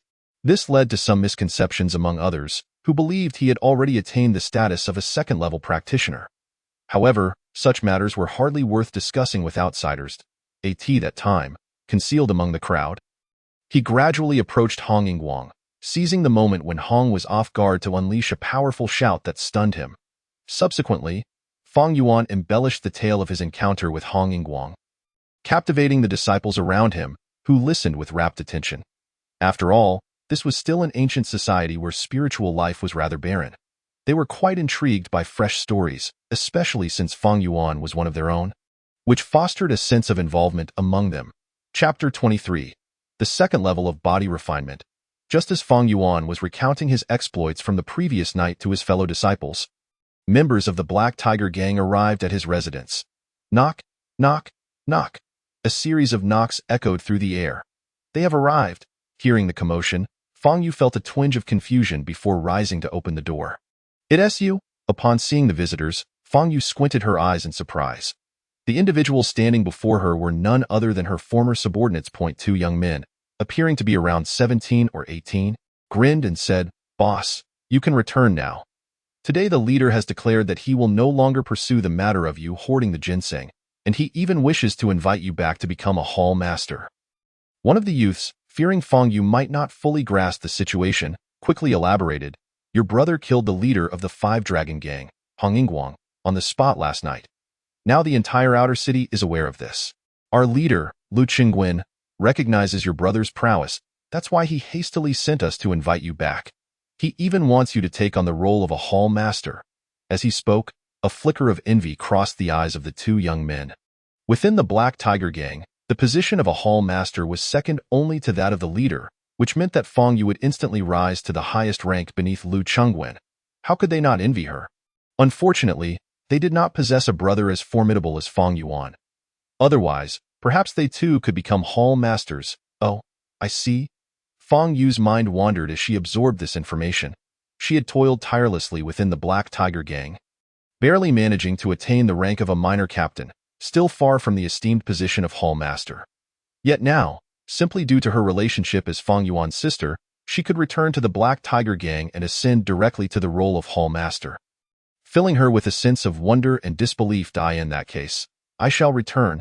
Initially, She had thought she would never return to the Black Tiger Gang, especially since Lu Chengwen had given her a 3-day ultimatum, making his discontent with her hoarding of ginseng abundantly clear.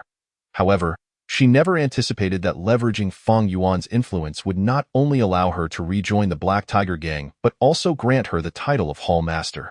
Upon hearing Fang Yu's response, the two members of the Black Tiger Gang immediately beamed with joy. After all, facilitating Fang Yu's return to their ranks meant they had fulfilled leader Lu Chengwen's orders. Taking a glance back at the door, Fang Yu locked it before heading towards the Black Tiger Gang. Although my younger brother is formidable, I can still offer him some assistance within the Black Tiger Gang, ensuring I do not appear utterly useless. As she walked along the path, Fang Yu silently reflected, in the past, I was the one protecting my younger brother. Now, even if I may not be as strong, I can still leverage the power of the Black Tiger Gang to aid him.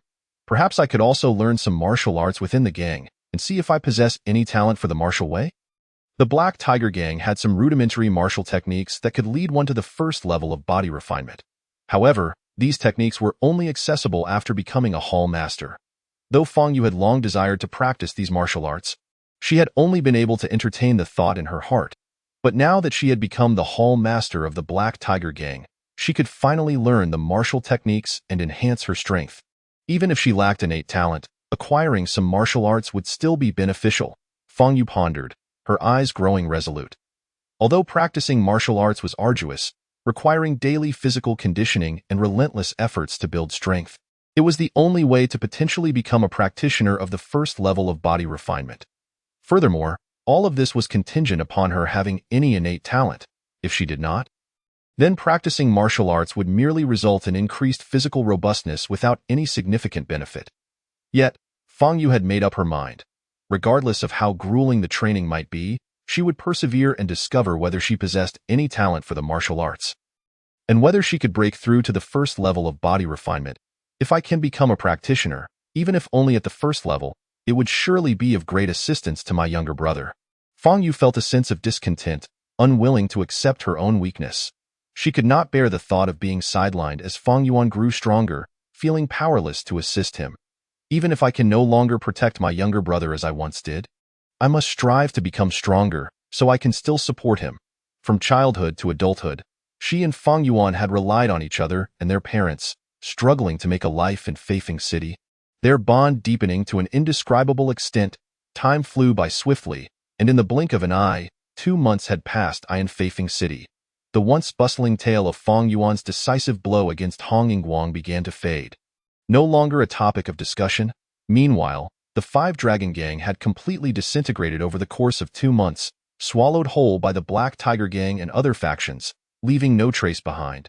Aside from occasional recounts of Fang Yuan's public defeat of the Five Dragon Gang's leader, Hong Yingguang, the name of the Five Dragon Gang was rarely spoken of anymore. Inside his room, Fang Yuan gradually practiced his martial stance. Beads of sweat glistening on his forehead as they dripped onto the floor, soaking the ground beneath him. My condition has been adjusted to its peak. It is time to consume the restorative medicine.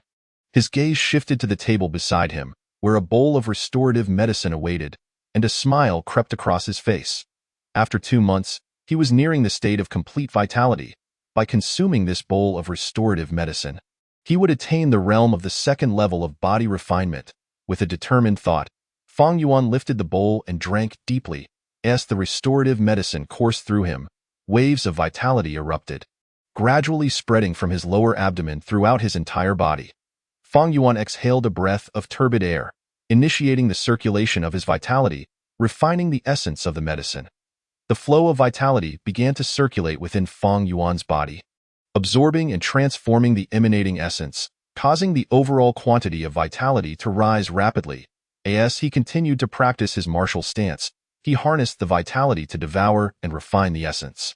Suddenly, Fang Yuan paused, a glimmer of joy illuminating his face, for his vitality had reached its peak, saturating his entire being, leaving no excess space for further growth. He had attained the second level of body refinement. With his vitality fully charged, feeling the vitality permeating through his internal organs and marrow, Fang Yuan was filled with elation, as this signified his ascension to the second level of body refinement. At this stage, a practitioner's internal organs and marrow were nourished by vitality, resulting in a tremendous surge in physical capabilities, an essential phase for the rapid enhancement of a practitioner's strength. Upon reaching the second level of body refinement, a practitioner's power, endurance, reaction speed, and resilience would all experience a qualitative leap.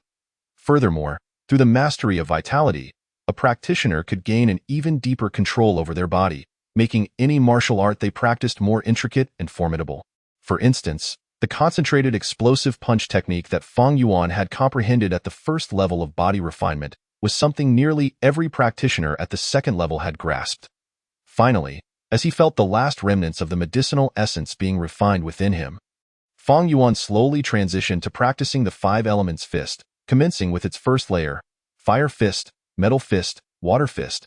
After executing the complete sequence of the five elements fist, Fang Yuan closed his stance and entered into deep contemplation. He could sense that with his advancement to the second level of body refinement, his control over his body had significantly improved, rendering previously challenging subtle variations of his martial techniques effortlessly achievable. With his mind and will in harmony, his martial arts had ascended to a new level. This transformation was all due to the vitality's penetration into his marrow and internal organs. Armed with this newfound mastery over his body, the martial techniques he had previously understood but could not execute now flowed from him with ease, resulting in a remarkable enhancement of his martial prowess. Although he had previously grasped certain variations of martial techniques, he had struggled with bodily coordination. Even if he comprehended certain concepts, his body often failed to support his intentions, making it impossible to realize the intricate transformations. Now, with his enhanced control over his body, he was finally able to manifest the martial techniques he had once envisioned. If one lacks the talent for cultivation, even a modicum of innate ability will remain unexpressed, rendering one indistinguishable from the masses. Silently reflecting on the transformations occurring within his body, Fang Yuan felt a subtle stirring in his heart, leading to a moment of enlightenment. The talent for cultivation is the cornerstone of all. Without such talent, other abilities cannot manifest their true power. Moreover, the martial talent I acquired from Li Kai seems to transcend mere cultivation talent. It appears to encompass the capacity to influence all matters related to martial arts. Martial arts, what is the Tao? Only that which encompasses all, capable of manifesting myriad forms from a singular essence, can be begrudgingly deemed the Tao. The martial talent is the ability to apply itself across all martial techniques. Whether they be boxing styles or various cultivation methods, Fang Yuan murmured to himself, his gaze shimmering with newfound clarity, his heart fluttering with excitement. He had not anticipated that the talent he obtained from Li Kai would be so formidable. After all, since acquiring this talent, he had naturally grasped certain aspects of boxing without fully discerning whether it was due to his talent or the awakening of his past life's memories. Perhaps I can create the blood ignition secret method and the five elements refining organs technique, both of which are undoubtedly enhanced by my martial talent. With a flicker of determination in his eyes, Fang Yuan calmed the restlessness in his blood caused by the medicinal supplement he had consumed, then reclined upon his bed. Tomorrow, I shall commence my study of the fourth layer of the five elements boxing. I wonder what secrets await within its practice. As he pondered, drowsiness enveloped him, and he gradually succumbed to sleep. Chapter 24. The practice of the fourth layer at dawn, in the five elements boxing hall. Fang Yuan approached Zhang Tao. Master, I have successfully broken through to the second level of body refinement. Zhang Tao, seated in the inner hall, regarded Fang Yuan, whose youthful features had matured into a somewhat handsome and carefree visage, and nodded approvingly. Your aptitude is commendable, and with the aid of precious resources, you have managed to ascend to the second level of body refinement in just a few months. However, Zhang Tao's tone shifted. Continuing, do not let this achievement breed complacency. Remember that rare materials are not easily found. You must maintain a diligent and unwavering attitude in your training, lest you squander your innate gifts. I understand. Master, Fang Yuan replied with utmost respect. Well then, since you have reached the second level of body refinement, I shall impart to you the practice of the fourth layer of the five elements boxing. Zhang Tao rose, casually gesturing, and a gust of wind swept the doors of the inner hall closed, shielding their lesson from prying eyes. The fourth layer of the five elements boxing accelerates the permeation of vital energy throughout the body, enhancing the nourishment of the physical form, allowing one to attain the third level of body refinement, where vital energy transforms into the essence of lead and mercury. Pay close attention. The practice of the fourth layer of the five elements boxing is. As Zhang Tao spoke, he demonstrated the techniques, imparting the fourth layer's practice to Feng Yuan without reservation. Feng Yuan, fixated on Zhang Tao, absorbed the teachings like a sponge soaking up water. After a brief moment, as Zhang Tao concluded his demonstration, he regarded Feng Yuan, who appeared to be in deep contemplation, and inquired, "Have you comprehended it all?" "I have memorized everything," Feng Yuan affirmed with a nod. Upon hearing Feng Yuan's response, Zhang Tao, though already aware of Feng Yuan's remarkable memory, felt a surge of astonishment at his capacity for comprehension. "Now, practice it once for me to observe." Nodding, Zhang Tao turned and seated himself, sipping from his teacup. Feng Yuan stepped into the center of the hall, without hesitation, unleashed the entirety of the fourth layer's practice he had grasped. Vital energy flowed, and his organs rotated as he manifested the intricate variations of the fourth layer with his body. Not only that, but Feng Yuan also articulated his understanding of the fourth layer's practice, synchronizing his movements with his insights for Zhang Tao to observe. Zhang Tao watched Feng Yuan's fluid motions, the circulation of his vital energy, and listened intently to his interpretations of the fourth layer's practice. Despite already knowing that Feng Yuan's aptitude rivaled that of Li Kai, he was nonetheless taken aback. He had not anticipated that Feng Yuan could grasp the intricacies of the fourth layer so profoundly after merely witnessing Zhang Tao's demonstration. It is worth noting that the practice of the fourth layer involves intricate knowledge of the body's acupoints and the subtle workings of the organs, presenting a significantly greater challenge than the third layer. Yet now, Feng Yuan had evidently discerned the essence of the fourth layer's practice, leaving Zhang Tao in awe. This child possesses extraordinary talent, unmatched by ordinary individuals. Though Li Kai's aptitude is remarkable, it pales in comparison to Feng Yuan's. Even my own talents do not measure up to his. At the very least, I did not achieve such rapid understanding of the fourth layer's practice. Zhang Tao marveled internally, solidifying his conclusion about Feng Yuan's exceptional gifts, his eyes betraying a hint of a smile. Feng Yuan is his disciple. After all, the stronger his talent, the better it bodes for the continuation of his martial legacy. "Master, I have completed my demonstration of the boxing techniques." Feng Yuan gradually withdrew his stance, awaiting Zhang Tao's guidance. "Indeed, your understanding of the fourth layer's practice is commendable. However, there remain subtle nuances in the interplay between your techniques and the circulation of vital energy that you have yet to fully grasp." Zhang Tao noted, pointing out the oversights he had observed in Feng Yuan's execution, encouraging him to strengthen his foundation. Upon receiving Zhang Tao's insights, Feng Yuan felt a flicker of realization, becoming aware of certain deficiencies in his technique. Although it appeared he had instantaneously grasped the intricacies of the fourth layer's practice, in truth, his prior experiments with the two beggars had imparted knowledge regarding the circulation of vital energy and the acupoints of the organs, enabling his swift understanding of the fourth layer. From the moment he first heard Zhang Tao elucidate the fourth layer's practice, Feng Yuan had discerned that it encompassed aspects related to vital energy and the acupoints of the organs, thus allowing him to quickly grasp the essence of the fourth layer's techniques. With Zhang Tao's guidance, he had deepened his understanding of the acupoints and their applications, gaining greater insight into the mysteries of the human body. Seeing Feng Yuan diligently note down all his pointers, Zhang Tao nodded approvingly and remarked, "There are 3 months remaining until the martial arts competition among the 3 family halls. During this time, you must practice diligently, striving to secure a commendable ranking. You are now a second-level body refinement martial artist. Thus, let us discuss the rewards associated with the rankings of the competition. The first place will receive 100 pounds of exotic beast meat and a melted blood pill, which significantly enhances the flow of vital energy, accelerating one's progress in body refinement. The second place will only receive 90 pounds of exotic beast meat and nothing else. The third place will get 80 pounds of exotic beast meat. The fourth place will receive 70 pounds of exotic beast meat. Only those who rank within the top 5 will be eligible for the rewards set by the 3 family halls. Other rankings will only yield internal rewards from the halls. Initially, I had not expected much from you in terms of ranking, but now that you have reached the second level of body refinement and possess commendable boxing skills, perhaps you might contend for the 5th place." Curious, Feng Yuan inquired, "Master, what is the melted blood pill?" This was the first time he had heard of such a substance in this world. Could it be that there exists alchemy alongside martial arts in this realm?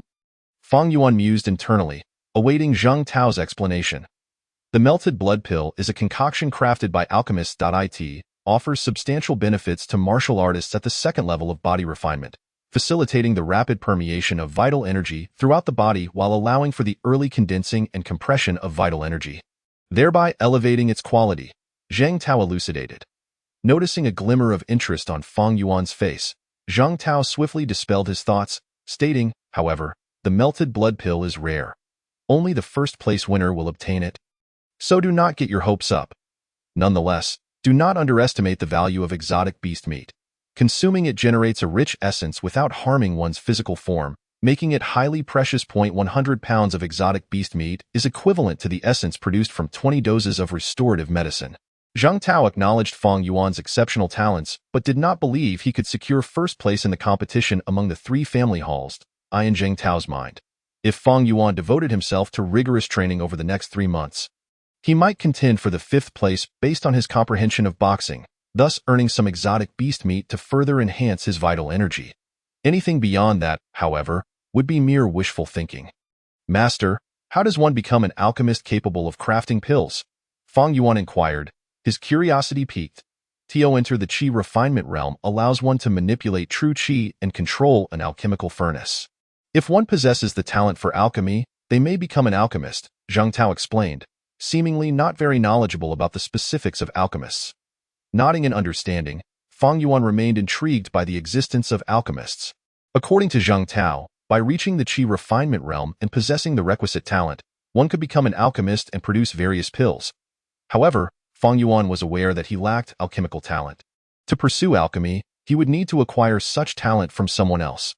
Once I reach the qi refinement realm, I shall attempt to seek out alchemists, engage with them, and learn an additional craft. As thoughts shifted, Fang Yuan's expression softened into a faint smile. Zheng Tao nodded slightly, realizing there was little left to impart, and thus remarked, very well, you may now descend to diligently practice your martial arts. Just as Fang Yuan was about to take his leave with a respectful bow, a clamor erupted from outside the inner hall. Zheng Tao frowned at the sound, gently waved his hand, and a gust of wind swept through, flinging open the closed door of the inner hall. Congratulations, junior disciple, on your breakthrough to the first level of physical refinement. You have achieved this in less than 3 months, surpassing the previous record of 3.5 months for our dojo. A group of disciples congregated around Li Kai, showering him with accolades. Li Kai has broken through? Zheng Tao was momentarily taken aback, then strode towards the entrance of the inner hall, observing the subtly altered aura surrounding Li Kai.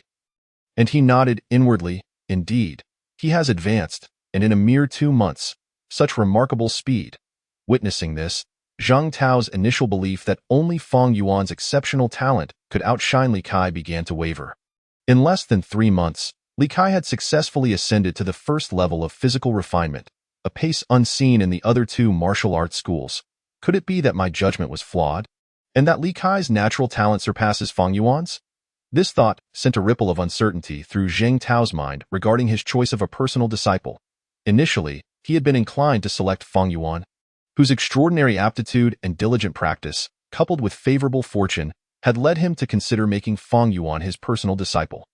However, in light of Li Kai's performance, and recalling Li Kai's lackadaisical training habits, yet still achieving a breakthrough in under 3 months, Zheng Tao found himself in a quandary. Were it only Li Kai or Fang Yuan vying for the position of disciple, Zheng Tao would have made a decision without hesitation after a brief observation period.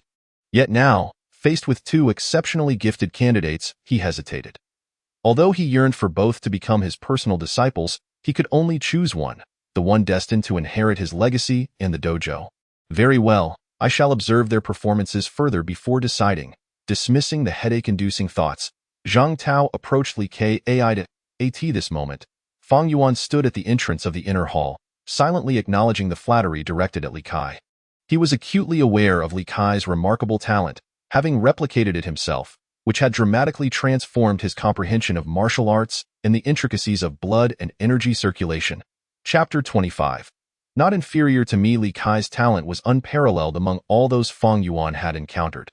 Aside from Zheng Tao, no one could rival Li Kai's innate abilities. Fang Yuan believed that had Li Kai devoted all his time to practicing martial arts, his speed of advancement to the first level of physical refinement would have been even swifter. At that moment, Li Kai was surrounded by his fellow disciples, basking in their congratulatory remarks. Although he regarded most of the dojo's disciples with disdain, apart from 4 who had reached the second level of physical refinement, he graciously accepted their accolades with a cheerful demeanor. Suddenly, the sounds of celebration ceased as Zheng Tao appeared before the gathering of disciples. "Master," they exclaimed with reverence, "indeed, your innate talent is astonishing. You have achieved the first level of physical refinement in just over 2 months. Excellent." Zheng Tao approached Li Kai, giving him a pat on the back and sensing the energy within him, nodding in approval. "However, do not let your pride overwhelm you. Your senior brother Fang Yuan has already attained the second level of physical refinement. You must work diligently and learn from him." "Senior brother Fang has reached the second level?"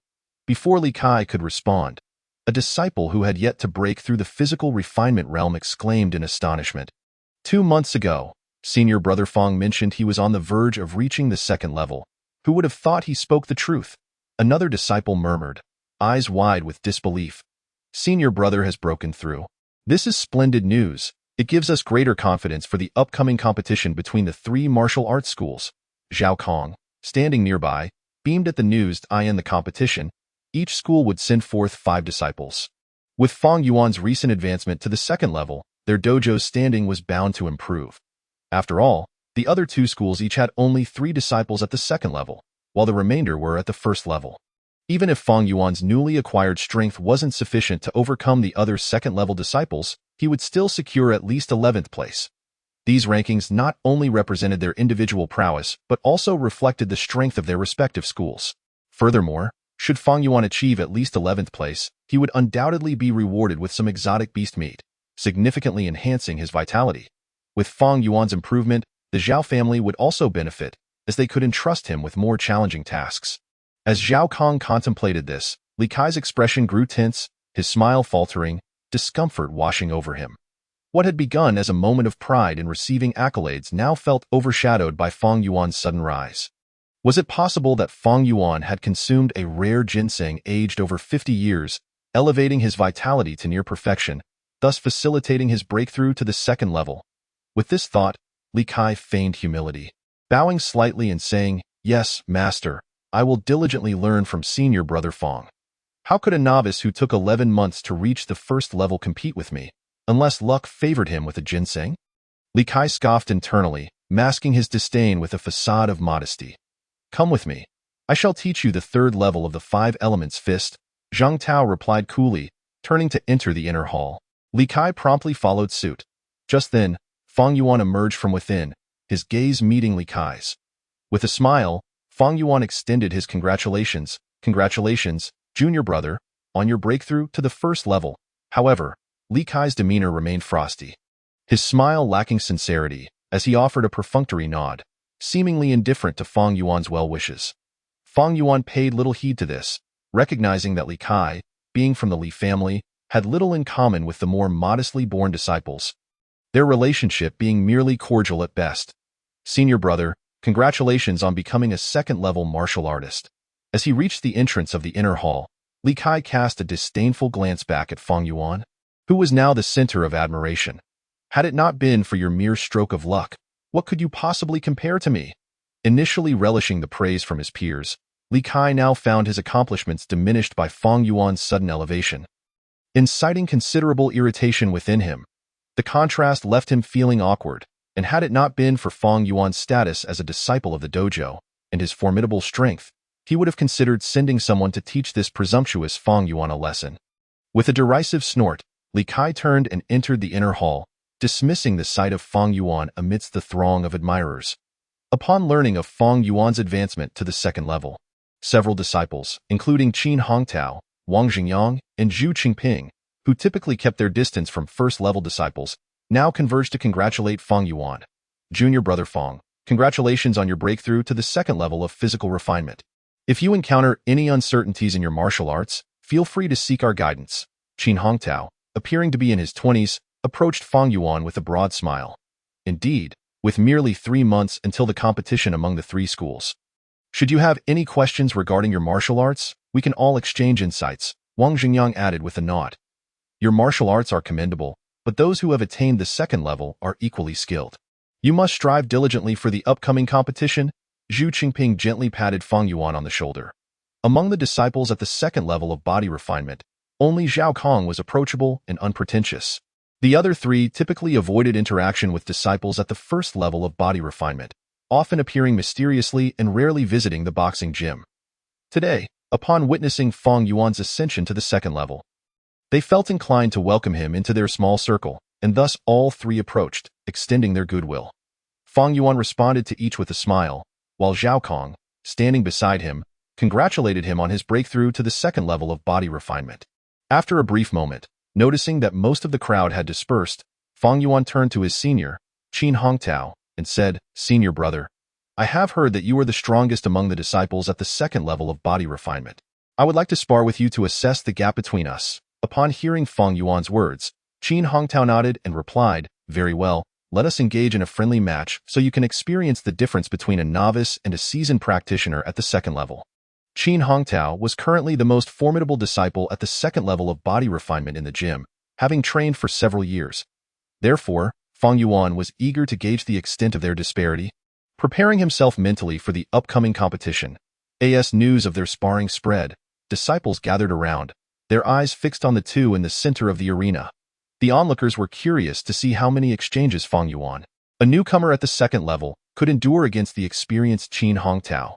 They were skeptical about Fang Yuan's chances of victory, considering Qin Hongtao's years of training and his robust physique nurtured by his vigorous blood and energy. As they squared off, Fang Yuan regarded Qin Hongtao with determination, silently reflecting, "My martial arts have advanced since reaching the second level. I wonder if I can hold my own against Qin Hongtao." Meanwhile, Qin Hongtao assessed Fang Yuan, calm yet resolute, thinking, though Fang's skills are commendable for a newcomer to the second level, he could only prevail if I were to underestimate him. Otherwise, victory is beyond his reach. With that in mind, I shall employ the strength of a novice at the second level, allowing Fang to experience my techniques and recognize the difference between us. The spectators were well aware of Fang Yuan's recent notoriety, particularly the incident involving Huang Yingguang, which had stirred considerable excitement among the boxing gyms and factions of the outer city. "Senior brother, I shall make my move," Fang Yuan proclaimed, unleashing a flurry of strikes imbued with the essence of the five elements fist, each blow slicing through the air towards Qin Hongtao. The fluidity and artistry of Fang Yuan's techniques captivated the audience, who were spellbound by the display. Qin Hongtao's eyes widened momentarily in surprise as he swiftly adopted his defensive earth fist stance to counter Fang Yuan's assault. However, upon feeling his own strength falter against Fang Yuan's relentless onslaught, he swiftly retracted and transitioned into a long-range strike, continuing the exchange. The rapid-fire exchange of techniques left the surrounding disciples breathless.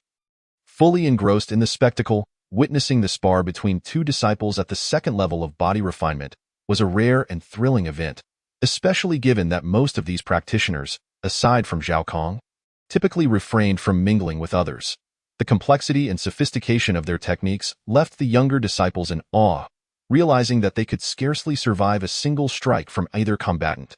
While they could comprehend Qin Hongtao's prowess, honed over 7 or 8 years of relentless training, they were equally astonished by Fang Yuan's skill, which appeared almost on par with that of his opponent. It was particularly astonishing that Fang Yuan, having only trained for a year, could match Qin Hongtao, leading the spectators to marvel at his exceptional talent. Observing this unfolding drama, Zhao Kong and Zhu Qingping exchanged glances, both taken aback by Fang Yuan's evident progress. Could it be that Fang Yuan, after reaching the second level, had restructured and enhanced his martial arts? Zhu Qingping's eyes glimmered with disbelief, while Wang Xingyang, his voice tinged with incredulity, remarked, "If Fang's martial prowess is on par with Qin Hongtao, then the outcome of their match is far from certain." Zhao Kang's expression reflected his delight.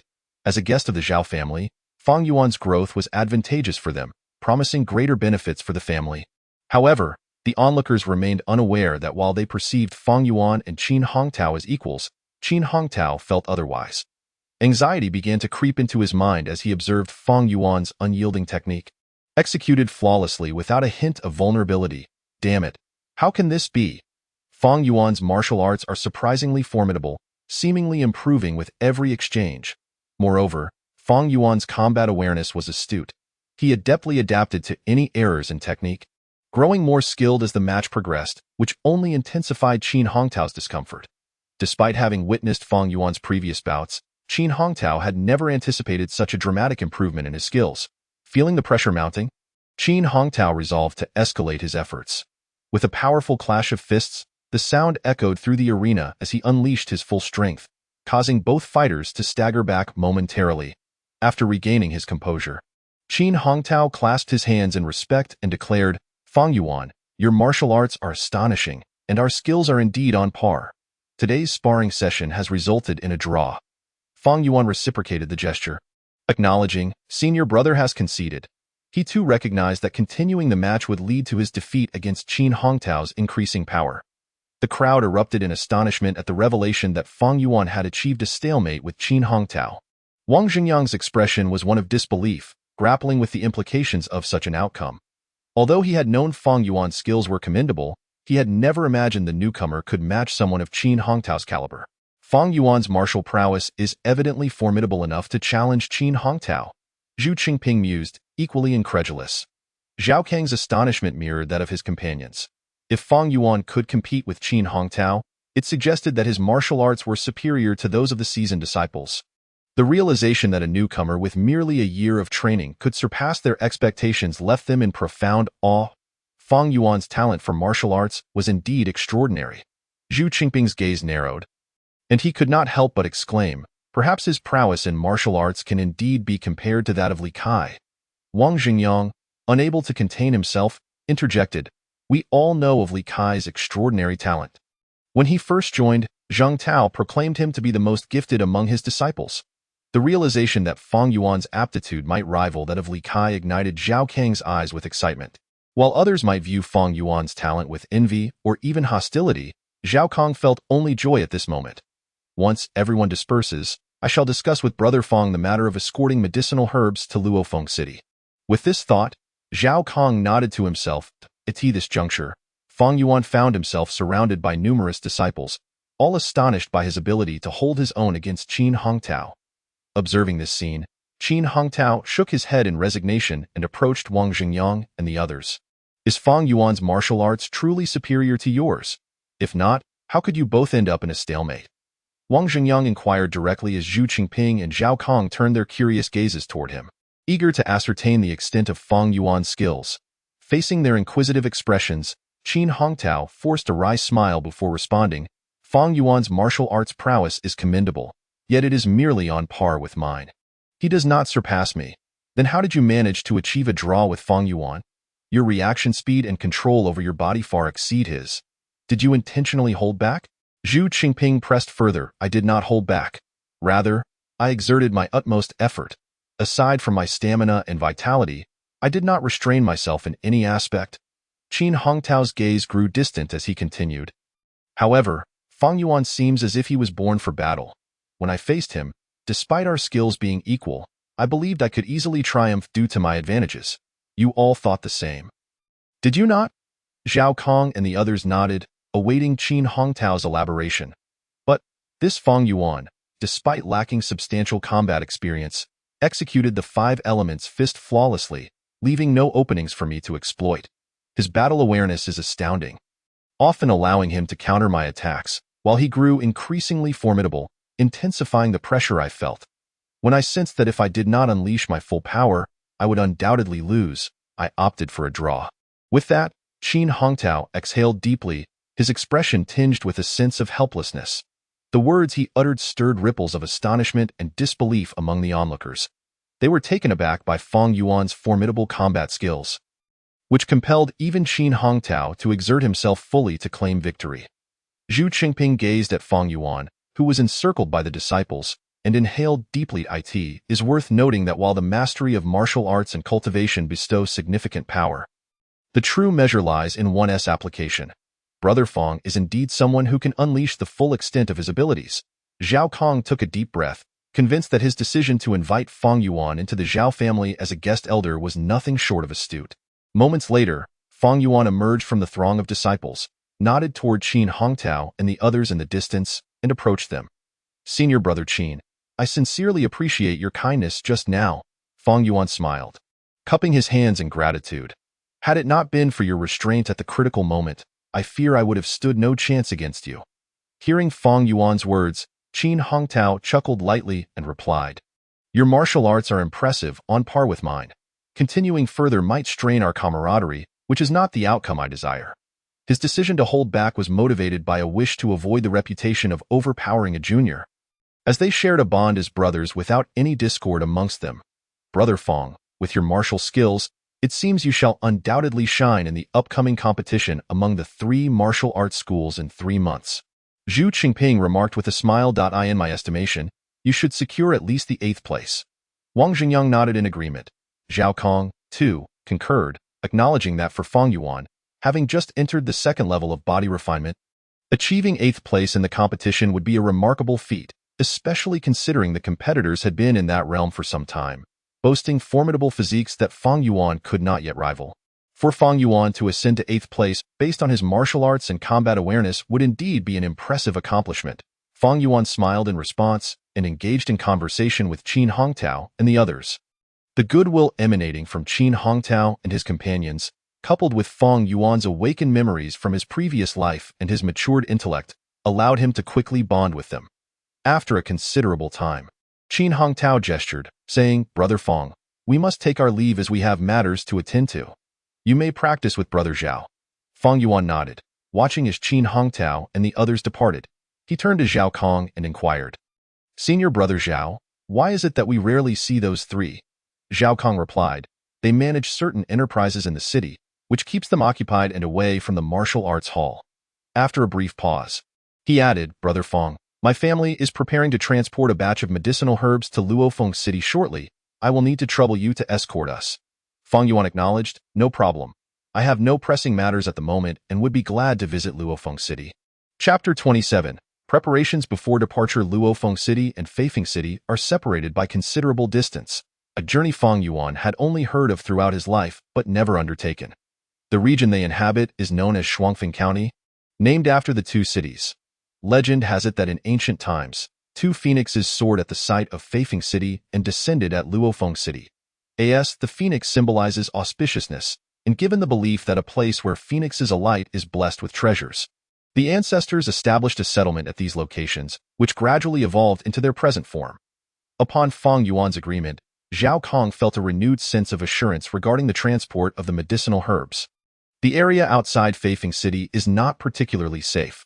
Rather, it is fraught with chaos, with beasts roaming freely. Without the protection of body refinement warriors, even the Xiao family would struggle to transport various herbs safely to Luofeng City. Recently, many refugees from Kangwu County met their demise on the treacherous route to Shuangfeng County. This perilous journey makes it difficult for common folk to travel, often confining them to a single location for life. Thus, the Xiao family seeks to sell medicinal herbs in Luofeng City, as the potential profits are substantial. The escorting endeavor is expected to take approximately 10 days, so prepare yourself well. My family will be departing in the coming days, and I will send someone to escort you." With that, Zhao Kong nodded and departed from the martial arts hall. Seeing Zhao Kong leave, Fang Yuan also exited the hall and returned home. In the inner hall of the 5 Elements Martial Arts Hall, Zhang Tao looked at Li Kai with satisfaction, nodding in approval. "Excellent. You have fully grasped the techniques of the 3rd level of the 5 Elements Fist. Your talent is indeed exceptional. Very well. You may return to your practice now. Remember to come to the hall for medicine tomorrow at noon." "I understand, Master." Li Kai cupped his hands in respect, then opened the door to the inner hall and exited. Watching Li Kai's departing figure, Zhang Tao beamed with pride. Li Kai's complete comprehension of the 3rd level of the 5 Elements Fist occurred within a time frame comparable to that of Fang Yuan, which serves as a testament to Li Kai's superior innate talent. Only Li Kai is a member of the Li family.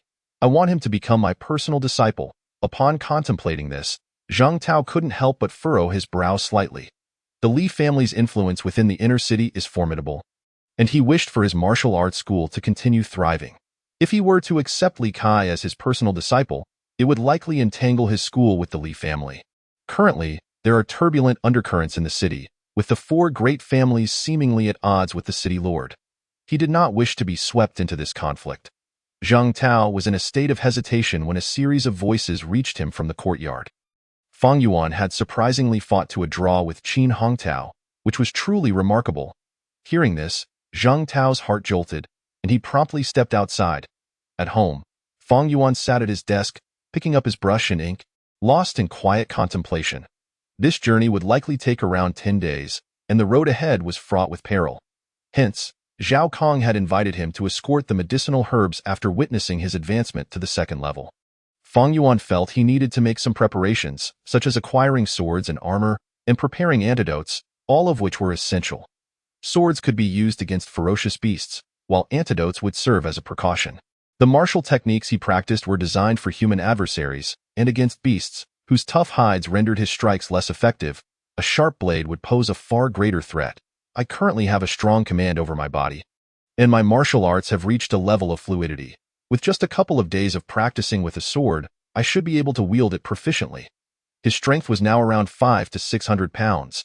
Even without any specific techniques, wielding a sharp weapon could unleash terrifying lethality. However, he had not specifically trained with swords or similar weapons, so hurried practice over just 2 days would only suffice to deal with some beasts. Far from being adequate against martial artists of equal standing, I shall go to the blacksmiths to forge some protective gear, and then head to the weapon shop in the city to purchase a longsword. A spark of inspiration illuminated Fang Yuan's eyes as he documented his thoughts in a book. He planned to procure all these items once he had prepared the antidote. 1 Tale of Huang Jian. Half a qian of go round. After a brief moment, Fang Yuan examined the prescription in his hand, deliberating until he felt it was beyond further revision, and then tucked it away. This antidote formula was derived from his studies of various medical texts and his own reflections. While he could not claim it to be an antidote to all poisons, it was effective against common toxins. Moreover, even in the face of poisons resistant to its effects, the formula could provide a brief respite, preventing immediate death. Very well, I shall first gather the herbs and then proceed to the weapons shop. With the prescription secured, Fang Yuan rose, pocketing all the silver notes he possessed, and made his way toward the inner city. Inside the inner city, everything remained unchanged, just as before. Fang Yuan purchased all the medicinal herbs he needed and subsequently arrived at a weapon shop. In the Great Qing Kingdom, martial arts were deeply ingrained in the culture, and the sale of swords and blades was unrestricted, with the exception of crossbows, which were regulated. Thus, there were always 1 or 2 weapon shops in the city. King's weapon shop. Upon seeing the name, Fang Yuan strode inside. Within the shop, various weapons adorned the walls, their blades gleaming ominously. I wish to purchase a saber. Without further ado, Fang Yuan approached a shop assistant and stated his request. How about this one? The assistant led him to a section and handed him a long saber. Not bad. Do you have anything better? Fang Yuan swung the saber, and the sound it made echoed as it cut through the air, prompting him to nod in approval. This saber is the finest we have in our shop. The assistant's face paled slightly as he regarded Fang Yuan. The casual swing had instilled a sense of dread in him. For Fang Yuan was a practitioner of the second level of body refinement, and his strength was formidable. I'll take it. Nodding, Fang Yuan paid the price and exited with the saber in hand. Though this saber was not a legendary weapon capable of splitting hairs, it was undoubtedly a quality piece, perfectly suited to his needs. After all, it was intended for felling beasts. If he were to confront humans, his current martial techniques would be far superior. The blacksmiths. Fang Yuan surveyed the offerings and purchased some iron plates and inner armor for self-defense, thus completing his shopping list for the day. The saber howled as it sliced through the air, its blade leaving a phantom trail, reminiscent of a full moon's glow, cleaving a tree limb beside him in two. Indeed, the blade is exceptionally sharp. Should I encounter a beast, it would surely cleave it in twain. The saber vibrated, shaking off some residual dust, and Fang Yuan gently caressed the blade, nodding in satisfaction. Although he was not versed in sword techniques, his strength alone was enough to command respect. Since I possess a natural talent for martial arts, why not acquire some foundational sword techniques to practice? After all, having diverse skills is advantageous, and given that my current martial arts have reached a plateau, it would be prudent to explore swordsmanship. A glimmer of insight sparked in Fang Yuan's mind. Chapter 28. The realm of techniques. His martial arts had reached a state of stagnation. Fang Yuan sensed that unless he advanced his martial cultivation to the third level of body refinement, there would be no significant progress in his techniques. The realms of martial arts were categorized into several stages: subtlety, energy, and intent, of which he had only grasped the initial stages of subtlety with his current understanding. His martial arts, while commendable, had yet to reach the subtlety stage. Fang Yuan estimated that to achieve this, he would need to advance his martial cultivation to at least the third level of body refinement, or even the first level of qi refinement. The subtlety stage demanded a stronger physical constitution and greater mastery over the body to be attained. After reflecting on his foundational sword techniques, Fang Yuan drew out his saber and continued his practice. Xiao's family would soon seek him to escort the medicinal herbs to Luofeng City, so he had ample time to elevate his sword skills to a proficient level. In the evening, his parents and sister returned home and, upon seeing Fang Yuan practicing with the saber, inquired about his upcoming trip to Luofeng City. Fang Yuan reassured his concerned parents about his safety and then turned to his sister, Fang Yu. "Sister, have you been practicing your martial arts recently?" Observing the subtle transformation in her physique compared to the past, Fang Yu appeared more robust and agile, her movements suggesting an underlying grace. Fang Yuan was momentarily taken aback. He recognized this as a clear indication of her dedication to martial arts, signifying notable progress. "So, my sister has been practicing martial arts recently. I wondered why her demeanor had changed somewhat." It dawned on Fang Yuan that, during his own training and preparation for a breakthrough into the second tier of body refinement, he had been oblivious to the changes in his sister. Fang Yue.it was only after achieving this new level that he noticed her transformation. "Indeed, it seems my talent is quite commendable. My progress in martial arts has been rapid," Fang Yu replied with a smile. Upon returning to the Black Tiger Gang, she had ascended to the position of Hall Master, affording her the opportunity to practice the successful one fist technique. After 2 months of diligent training, her skills had advanced significantly, and Wen Chengwen regarded her talent highly, predicting that she might soon become a practitioner of the first tier of body refinement. "If I were to become a practitioner of the first tier, I suppose I wouldn't have to rely solely on my younger brother for protection." Fang Yu smiled, her previous despondency now absent. She had grown accustomed to guarding Fang Yuan, but now the prospect of him protecting her felt unfamiliar. However, with her imminent elevation to a body refinement practitioner, she would soon possess the means for self-defense, no longer needing to hide behind him. Fang Yuan, astonished by her words, recalled his own past, the despair stemming from his lack of martial talent, leading him to a tragic fate before awakening his memories of a previous life. "Had it been my sister practicing martial arts instead of me, she would have likely become a practitioner of the first tier long ago," he mused, shaking his head at the thought. If not for his previous emotional collapse, he might never have awakened his memories or activated the system that facilitated his smooth journey to becoming a body refinement practitioner.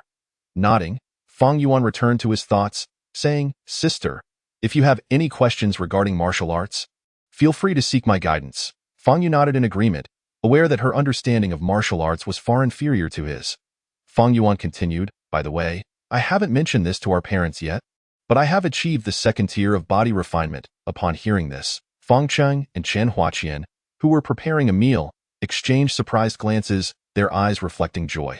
Although they lacked martial knowledge, they were somewhat familiar with the various levels of martial arts due to the prevalent culture in Deqing Nation. "That's wonderful. Your dedication to practicing martial arts has truly paid off. You have not disappointed us." Both Fang Cheng and Chen Huaqian expressed their excitement and relief. "My swift advancement to the second tier is largely thanks to the ginseng my sister secured for me. Without her, I would still be struggling at the first tier." At this, Fang Yuan cast a grateful glance at Fang Yu. Had she not fought for that ginseng, he would require 1.5 years. Even with his method for expelling toxins, to break through to the second tier. Fang Yu was equally shaken to hear of Fang Yuan's breakthrough, as the second tier of body refinement matched the level of the Black Tiger Gang's leader. Wen Chengwen.in the entire Black Tiger Gang, only Wen Chengwen had reached this realm. The other Hall Masters were merely at the first tier, still a considerable distance from the second. Observing Fang Yuan's somewhat matured visage, Fang Yu remarked, "It is good that the ginseng has aided you. Now that you have surpassed the second tier, although the ferocious beasts outside pose a threat, with caution, you should be able to handle them. If that is the case, you may proceed to Luofeng City, but remember to exercise utmost care." Chapter 29. Departure. Seated cross-legged upon his bed, Fang Yuan circulated his vital energy, urging it to permeate his internal organs. This was the practice of the second tier of body refinement, requiring no physical exertion, merely the flow of vital energy. Experiencing the tingling sensation as his energy infiltrated his organs and marrow, He held his breath and focused, silently guiding his vital energy. 5 years. Based on my intake of restorative medicine thrice a month, it will take me 5 years to complete the second tier of body refinement and advance to the third. As he gauged the pace of his energy's infiltration, he couldn't help but frown. 5 years felt excessively lengthy. Yet, Fang Yuan recognized that his speed was already commendable, for he could consume restorative medicine more frequently than others lacking secret methods. However, having practiced martial arts for just over a year, the prospect of dedicating another 5 years to ascend to the third tier felt daunting. According to my master, the blood-melting pill significantly aids those at the second tier of body refinement. If I could acquire one, it would greatly shorten the time required to achieve full mastery of the second tier. Unfortunately, it remains out of reach. He recalled hearing from fellow disciples at the Martial Arts Academy that during previous competitions, a student from the Five Elements Martial Arts Academy had obtained a blood-melting pill, swiftly advancing to the third tier thereafter. With a resigned sigh, Fang Yuan shook his head. He had sparred with Qin Hongtao and knew his own strength was commendable, placing him among the upper echelons of the second tier. Yet, in comparison to those like Qin Hongtao, who had honed their skills for years, he still lagged behind. To secure first place in the upcoming competition and obtain the blood-melting pill, he needed to elevate his martial arts prowess further. However, his desire for the blood-melting pill stemmed from a need to enhance his abilities, while acquiring it necessitated an improvement in his skills. If he could swiftly elevate his martial arts, he would no longer require the blood-melting pill. Regrettably, I have not heard of any renowned prodigies in Fafing City. I cannot enhance my talent through replication to swiftly boost my combat capabilities. Just as Fang Yuan was lost in thought, a series of knocks interrupted him. Knock, knock, knock. Is Fang Keqing there? We are from the Xiao family. The eldest son has sent us to escort Fang Keqing. Please wait a moment. Responding to the calls from outside, Fang Yuan gathered his belongings and donned his gear before stepping outside with his long blade in hand. Zhao Kong had visited him the previous day, informing him they would set off at this hour, prompting Fang Yuan to prepare in advance. After 2 days of rigorous training, he had successfully grasped the fundamentals of blade techniques, achieving a level of proficiency akin to someone who had practiced for 5 to 6 years. Although he was not yet a master, he had certainly reached a commendable standard. This remarkable progress was largely due to his martial arts talent, coupled with the strong control he exerted over his body as a practitioner of the second tier of body refinement, allowing him to advance rapidly in his blade training. After all, basic blade techniques did not require intricate finesse. They emphasized speed, precision, and decisiveness. With his exceptional bodily control, Fang Yuan's progress in blade practice was astonishingly swift. Closing the door behind him, Fang Yuan nodded at the 2 attendants before him. Lead the way. The attendants guided him to the outer gate of Fafing City, where Xiao family's guards and various escort agency personnel were arriving in droves. Numerous carriages were scattered about the gate, laden with assorted boxes, while the drivers waited atop the vehicles, ready for departure. Zhao Kong was bustling among the crowd, directing the personnel. Upon spotting Fang Yuan, he hurried over and asked, Fang Shidi, are you prepared? Fang Yuan nodded in affirmation, replying, everything is ready. Let me introduce you. This is the largest escort agency in Fafing City, the Fuwei Escort Agency. Their leader, Huang Xingba, is a practitioner of the second tier. Zhao Kong gestured toward a man dressed as a head escort who was conversing with a group of escort masters. Fang Yuan nodded and casually engaged Zhao Kong in conversation, inquiring about the precautions for the escort mission. Moments later, as their dialogue continued, the personnel gradually assembled. Prepare to depart. A commanding voice resonated as a tall figure emerged among the carriages, instructing the vehicles to commence their journey. Observing this, Zhao Kong remarked, Fang Shidi, let us go. I will take you to your carriage. Fang Yuan is a martial artist at the second level of body refining and, being a junior disciple of Zhao Kong, it is only natural for him to extend his care. Consequently, Zhao Kong prepared a horse-drawn carriage for Fang Yuan, ensuring that he would not have to walk for the lengthy journey that would take at least 10 days. Following Zhao Kong to the carriage, Fang Yuan watched his figure recede into the distance, then lowered the curtain of the carriage door. Glancing at the stacked medicine boxes behind him, he reclined on a soft cushion. Fang Yuan was well aware that the Xiao family would undoubtedly reap significant benefits from this trip, which was why he was not traveling alone. The carriage was not merely transporting him. It was laden with numerous wooden crates filled with medicinal herbs, leaving just enough space for him to lie down comfortably. As he lay on the soft cushion, Fang Yuan closed his eyes and felt the carriage gradually jostling as it moved, his thoughts drifting. There are many exotic beasts outside the city. I wonder if I will encounter one on this journey. Since childhood, he had heard tales of the terror that exotic beasts instilled. They were said to possess immense strength, rendering even tigers, leopards, and cattle as defenseless as chicks in their presence. Even martial artists at the first level of body refining, known for their formidable physical power, were no match for these beasts. Only upon reaching the second level of body refining, with enhanced physical prowess and reflexes, could one hope to survive an encounter with such creatures.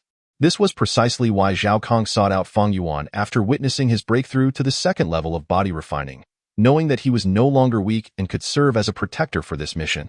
In the past, when Fang Yuan had not yet attained the second level, he would have been incapable of safeguarding himself in the face of exotic beasts. Thus, he had only been assigned to protect the Xiao family during their activities near Feifeng City.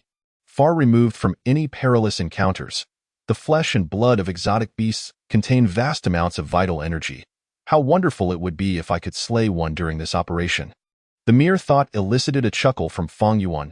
He understood that aside from peak martial artists at the third level of body refining and those skilled in qi refinement, no one could hope to defeat an exotic beast. If one were to appear, they could only rely on their numbers to protect themselves and drive the beast away. Utterly incapable of slaying it was precisely because slaying an exotic beast necessitated the involvement of peak martial artists or qi refiners that the price of their flesh and blood soared in Feifeng City, making it unaffordable for ordinary folk. Chapter 30.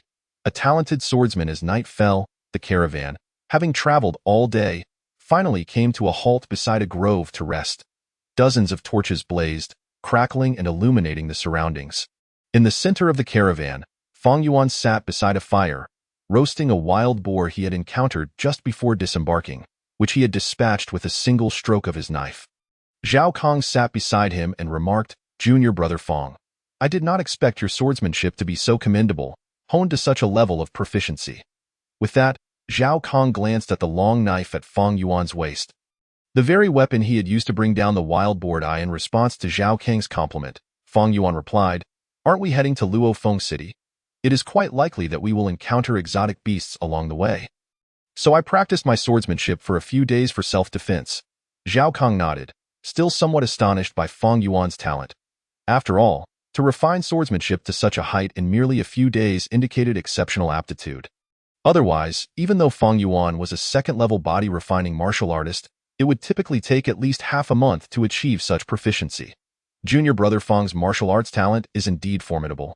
Bringing him on as a guest elder for the Xiao family was a wise decision. Zhao Kong mused, filled with delight. Upon seeing that the wild boar was sufficiently roasted, Fang Yuan employed a small knife to carve it, distributing the excess meat to others in the caravan. "Zhao Gu, are there no noteworthy martial arts geniuses in Luofeng City?" After finishing his portion of the wild boar, Fang Yuan wiped his mouth and hands, then inquired of Zhao Kong. His intention in visiting Luofeng City was not only to assist the Xiao family in transporting medicinal herbs, but also to witness any martial arts prodigies who might possess talents worthy of replication. Martial arts geniuses? Zhao Kong pondered for a moment before shaking his head. Aside from Li Kai and yourself, there is no one else who can truly be called by that title. There are none in Feifeng City, nor in Luofeng City. Hearing this, Fang Yuan felt a wave of disappointment wash over him. Without any martial arts prodigies to encounter, his hopes of finding someone from whom to replicate abilities seemed dashed. However, Zhao Kong continued, "But, at this," Fang Yuan hastily interjected, "But what?" Zhao Kang's gaze turned contemplative, as if reminiscing, and he slowly spoke, "There is a swordsman in Luofeng City who is unable to cultivate martial arts. Although he cannot practice martial arts and cannot enter the body-refining realm, his swordsmanship is quite remarkable, and he has guided many body-refining martial artists. If anyone in Luofeng City could be deemed a martial arts genius, it would be this swordsman who cannot cultivate, a swordsman of exceptional talent who cannot cultivate. Someone who has instructed numerous body-refining martial artists in swordsmanship." Upon hearing Zhao Kang's words, Fang Yuan's eyes glimmered with excitement, and his heart brimmed with anticipation. He had finally found the person he sought. Though incapable of cultivation, this individual's innate talent in swordsmanship remained undeniable, and as an ordinary person without martial arts training, he fell perfectly within the range for Fang Yuan's replication abilities. Fang Yuan's talent replication system had a limitation. It could not replicate the abilities of those with a higher martial arts realm than his own, only those who were at the same level or lower. Now, he had finally discovered an ideal target for talent replication. With this thought in mind, Fang Yuan quickly inquired, "Do you know where this swordsman resides in Luofeng City? I would like to visit him upon my arrival and seek his guidance on my swordsmanship." Zhao Kong nodded, not giving it much thought, and replied, "His name is Du Gaojia, and he resides in the southeastern corner of Luofeng City, at a place called the Du Family Martial Arts Hall." Fang Yuan made a mental note, his heart filled with anticipation for the imminent arrival in Luofeng City. If this individual's swordsmanship talent surpasses that of Li Kai's martial arts talent, level 2, it would be ideal. A thought crossed Fang Yuan's mind, and he found himself uncertain whether Du Gaojia's swordsmanship talent could truly rival that of Li Kai. According to Fang Yuan's conjecture, martial arts talent encompassed all aspects. If Du Gaojia's swordsmanship talent were inferior to Li Kai's, it was likely that it would not be replicated by the system. For the system to replicate Du Gaojia's talent, his swordsmanship must attain the same level as Li Kai's, which was level 2. Only then could his talent be transferred to Fang Yuan.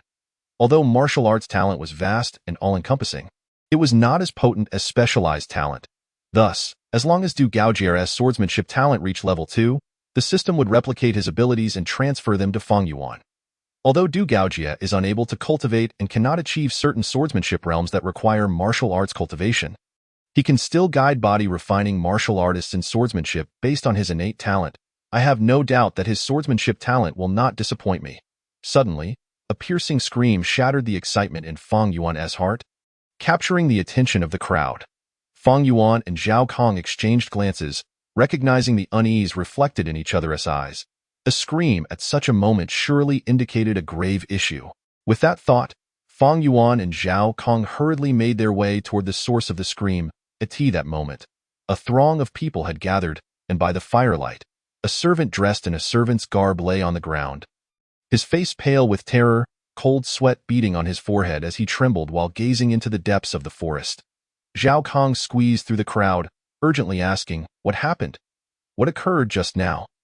The servant, quaking, managed to stammer, "I just saw a creature with a human face flash through the forest.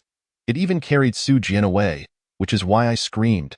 Zhao Kong's expression shifted dramatically at those words, and he blurted out, "It must be a human-faced deer. Everyone, be cautious." As soon as the words left his mouth, the caravan's guards and Zhao family protectors sprang into action, gathering near the carriage, their gazes warily scanning the forest. Fang Yuan too drew his long knife, fully alert to the surrounding environment. He had also heard of the human-faced deer, a perilous exotic beast that often roamed during the night, feasting on humans. "I never imagined we would encounter an exotic beast on the very first day." A fleeting thought crossed Fang Yuan's mind, causing his heart to sink. He gripped the long knife in his hand with even greater intensity. The human-faced deer represented a profound threat, even to him. Without the assistance of the other body-refining second-layer warriors nearby, his current cultivation would be utterly inadequate to contend with such a beast. The flickering torches illuminated the surroundings as the group planted them firmly into the ground, in the areas where the light failed to reach. Enveloped in heavy darkness, a creature emerged, a human-faced deer. Its body reminiscent of a tiger or leopard, with eagle-like claws and a pair of tattered wings on its back. Slowly stepping out from the shadows, its gaze fixed upon the group. A bizarre roar erupted from the creature's mouth, resonating through the forest and causing leaves to fall in a cascade. The boundary between darkness and light. The human-faced deer moved with deliberate slowness, its emerald eyes betraying a cunning and ferocity. As if assessing whether Fang Yuan and the others posed any threat, it occasionally licked its blood-stained lips, emitting a series of growls. After a brief moment, sensing the potential danger posed by Fang Yuan and his companions, the human-faced deer retreated into the shadows. With its departure, Fang Yuan let out a sigh of relief. If given a choice, he would certainly prefer to avoid an encounter with such a ferocious beast. Its retreat was indeed the best outcome they could hope for. "Everyone, remain vigilant. Tonight demands our utmost attention." Zhao Kang's voice echoed, though one could discern the relief in his tone. After issuing a few directives, Zhao Kang approached Fang Yuan and said, "Junior brother Fang, for the first half of the night, The watch will be kept by Huang Xingba of the escort agency and my uncle Xiao Qingwang. Both body-refining second-layer warriors in the latter half of the night. It will be our turn to stand guard. Fang Yuan nodded in acknowledgement, replying, I understand. It is said that human-faced deer are notoriously cunning. Do you think it will attempt to ambush us under the cover of night? Indeed. Zhao Kang's expression grew grave as he continued, the human-faced deer may very well launch a nighttime assault. So we must be prepared to thwart it. He clapped Fang Yuan on the shoulder, adding, Rest well, junior brother. We shall rely on each other during the latter half of the night. As Zhao Kang departed to organize the others, Fang Yuan climbed into the carriage to rest. He knew he needed to conserve his energy in anticipation of the night ahead. With two body-refining second-layer warriors keeping watch in the first half of the night, he felt reassured that the human-faced deer would not be able to breach their defenses and reach him. Thus, despite the excitement stirred by the appearance of the human-faced deer, Fang Yuan quickly fell into a deep slumber. Thanks to his mastery over his own body in the depths of the night, as Fang Yuan slept soundly, a sudden sharp pain pierced his brow, jolting him awake.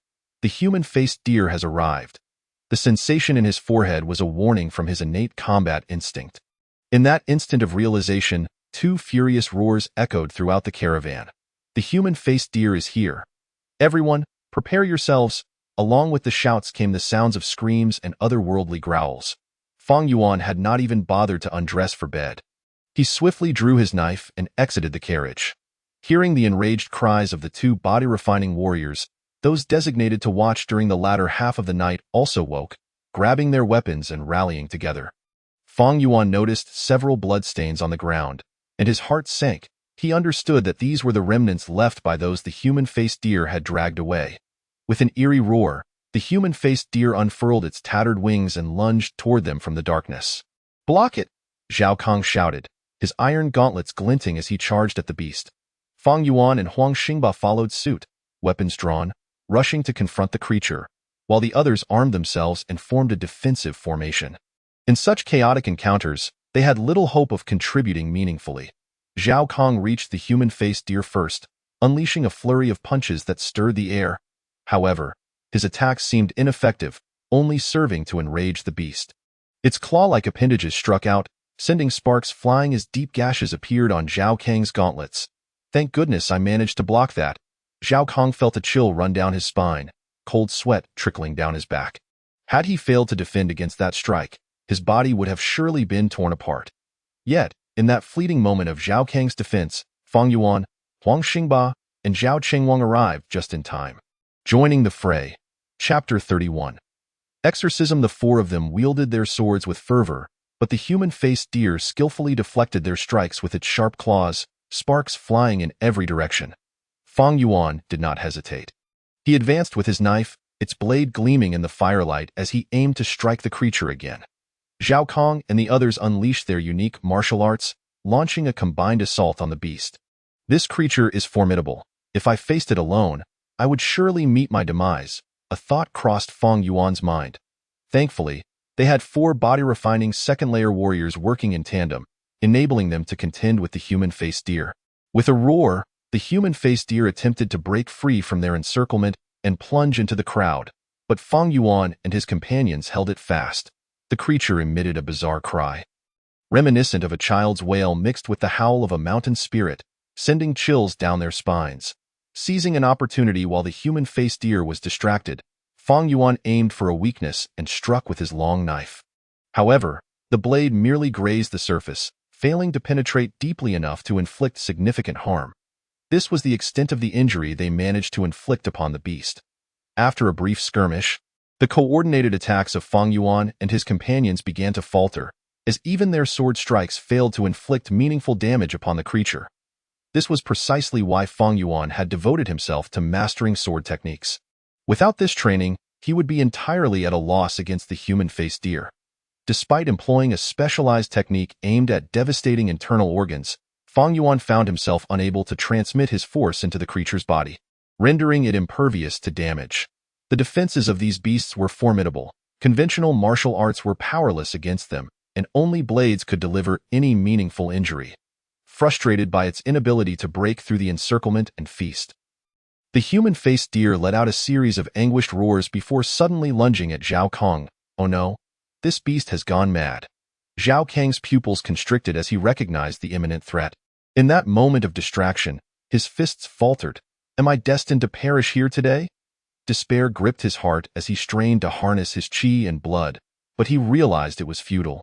The human-faced deer's speed was astonishing, barreling toward him without hesitation, heedless of the sword strikes from Huang Xingba and the others, and there was no one to intervene, just as Zhao Kong succumbed to despair. A glimmer of blade light emerged, cutting through the darkness and striking the creature's tattered wing with a fierce blow. With a thunderous roar, the human-faced deer staggered, its right wing severed and falling to the ground. Inflicted with a grievous wound, the creature howled in agony before darting into the forest, disappearing from sight. Junior Brother Fong, thank you for saving me. Zhao Kong, emerging from his despair, expressed his heartfelt gratitude. Had Fong Yuan not severed the beast's wing, forcing it to flee, he would have surely met his end. Fong Yuan sheathed his long knife and replied, "It was my duty as a brother. There is no need for formality." Zhao Qingwang approached Zhao Kong, exchanging a few words before turning to Fong Yuan with a fist salute. "We owe you a great debt, Fong Keqing. Without your assistance, we would likely have faced dire consequences tonight." Huang Xingba of the escort agency also offered his thanks. Fong Yuan smiled and replied, "No need for thanks. As a guest of the Xiao family, it is only natural for me to lend my aid." Picking up the severed wing of the human-faced deer, the worldly Zhao Qingwang let out a sigh of relief, stating, "The human-faced deer has sustained a severe injury and will not return. We can finally enjoy a peaceful night." With that, Zhao Qingwang handed the wing to Fong Yuan, saying, "Fong Keqing, since you were the one who severed this wing, you should keep it." Fong Yuan shook his head, refusing the wing. "It was only through your assistance that I was able to achieve this. Let us prepare this wing for cooking. It will help restore our vitality." Zhao Qingwang nodded in agreement, and soon he found someone to process the human-faced deer's wing, providing a hearty meal for the four of them. The flickering firelight danced as Fong Yuan savored the cooked wing, feeling a surge of vitality coursing through him. Indeed, this creature is extraordinary. A single bite of its flesh is equivalent to half a month's worth of grains. In the city of Feifeng, there were no disciples at the third level of body refinement in any of the martial arts schools, for any disciple who had successfully broken through to this level would invariably venture out to seek opportunities or hunt exotic beasts in order to rapidly advance their cultivation. Zhao Kong remarked that among the 3 martial arts schools in the outer city of Feifeng, some disciples had indeed reached the third level of body refinement, yet these disciples had all departed the schools, embarking on various quests for opportunities and exotic beasts. Thus, Fong Yuan had yet to encounter any disciple at that level. Upon hearing this, Fong Yuan nodded. Were he in their position, he too would venture out in search of opportunities or to slay exotic beasts. The essence gained from consuming the flesh of such beasts vastly outweighed the meager benefits derived from the restorative potions taken once a month, which were utterly insufficient to satisfy the needs of a third-level body refinement practitioner. At this juncture, Zhao Kong shook his head and remarked, regrettably, while those at the third level of body refinement can contend with exotic beasts to some extent, they still risk death when facing particularly dangerous creatures. Otherwise, the meat of exotic beasts in Feifeng would not be so exorbitantly priced. He continued, "Take, for instance, the man-faced deer we encountered today. It is indeed a perilous exotic beast, and an ordinary practitioner at the third level would not fare well against it." As the two conversed while dining, Zhao Qingwang and Huang Xingba, having finished their meals, returned to their respective spots to rest. The late hour had arrived, and it was now time for Fong Yuan and Zhao Kong to keep watch. Listening to the eerie sounds emanating from the forest, Fong Yuan glanced up, noting that several guards and escort leaders from the Xiao family had each found a spot to vigilantly observe the darkness. Guarding against the potential ambush of the man-faced deer, this moment, he had separated from Zhao Kong, each safeguarding their own designated area. Fong Yuan settled into a cross-legged position, closing his eyes, possessing the innate talent of combat instinct. He feared no ambush, appearing remarkably relaxed as though the terror of the man-faced deer held no sway over him. Observing this, several guards from the Xiao family and the escort company expressed their admiration for Fong Yuan's composure. Gently caressing the scabbard of his blade, Fong Yuan savored the tactile sensation provided by the leather casing, silently reflecting, fortuitously, the man-faced deer was unprepared. Otherwise, I truly would not have been able to save Xiao Kong. He recalled how, witnessing the man-faced deer's lack of evasion, he had utilized the blood ignition secret technique, unleashing a surge of vitality to wield his long knife with the power approximating that of a peak second-level body refinement practitioner, thereby severely injuring the unwary beast and rescuing Xiao Kong. It is a pity that the blood ignition secret technique cannot be displayed in front of others. Otherwise, during the martial arts competition among the three schools, I might have caught a glimpse of the top three. Fang Yuan sighed, reasoning that the reason he had employed the blood ignition secret technique was due to the obscurity of night and the collective focus of the crowd on the man-faced deer, allowing him to act without hesitation. If only I could secure first place after using the blood ignition secret technique, I could fabricate an excuse for its use. Alas, even with its activation, first place remains unattainable. Though the blood ignition secret technique was formidable, the explosive increase in physical power would lead to some loss of control over his body, resulting in flaws in his combat technique. Against weaker opponents, the blood ignition secret technique would undoubtedly prevail, but he was to face the most elite disciples from the three martial arts schools. Any lapse would signify inevitable defeat. Moreover, the duration for which the blood ignition secret technique could be maintained was exceedingly brief. Even if Fang Yuan activated it, he would merely elevate his physical prowess to match that of his peers, failing to gain any advantage. Rather than exposing the blood ignition secret technique to secure third place, Fang Yuan deemed it more prudent to continue concealing this secret technique, preserving it as a trump card. Chapter 32. The talent for martial arts. As the night passed, dawn broke, and the latter half of the night revealed no abnormalities, bringing a sense of relief to the entire caravan. Though the journey had yielded substantial gains, they were all acutely aware of the inherent dangers.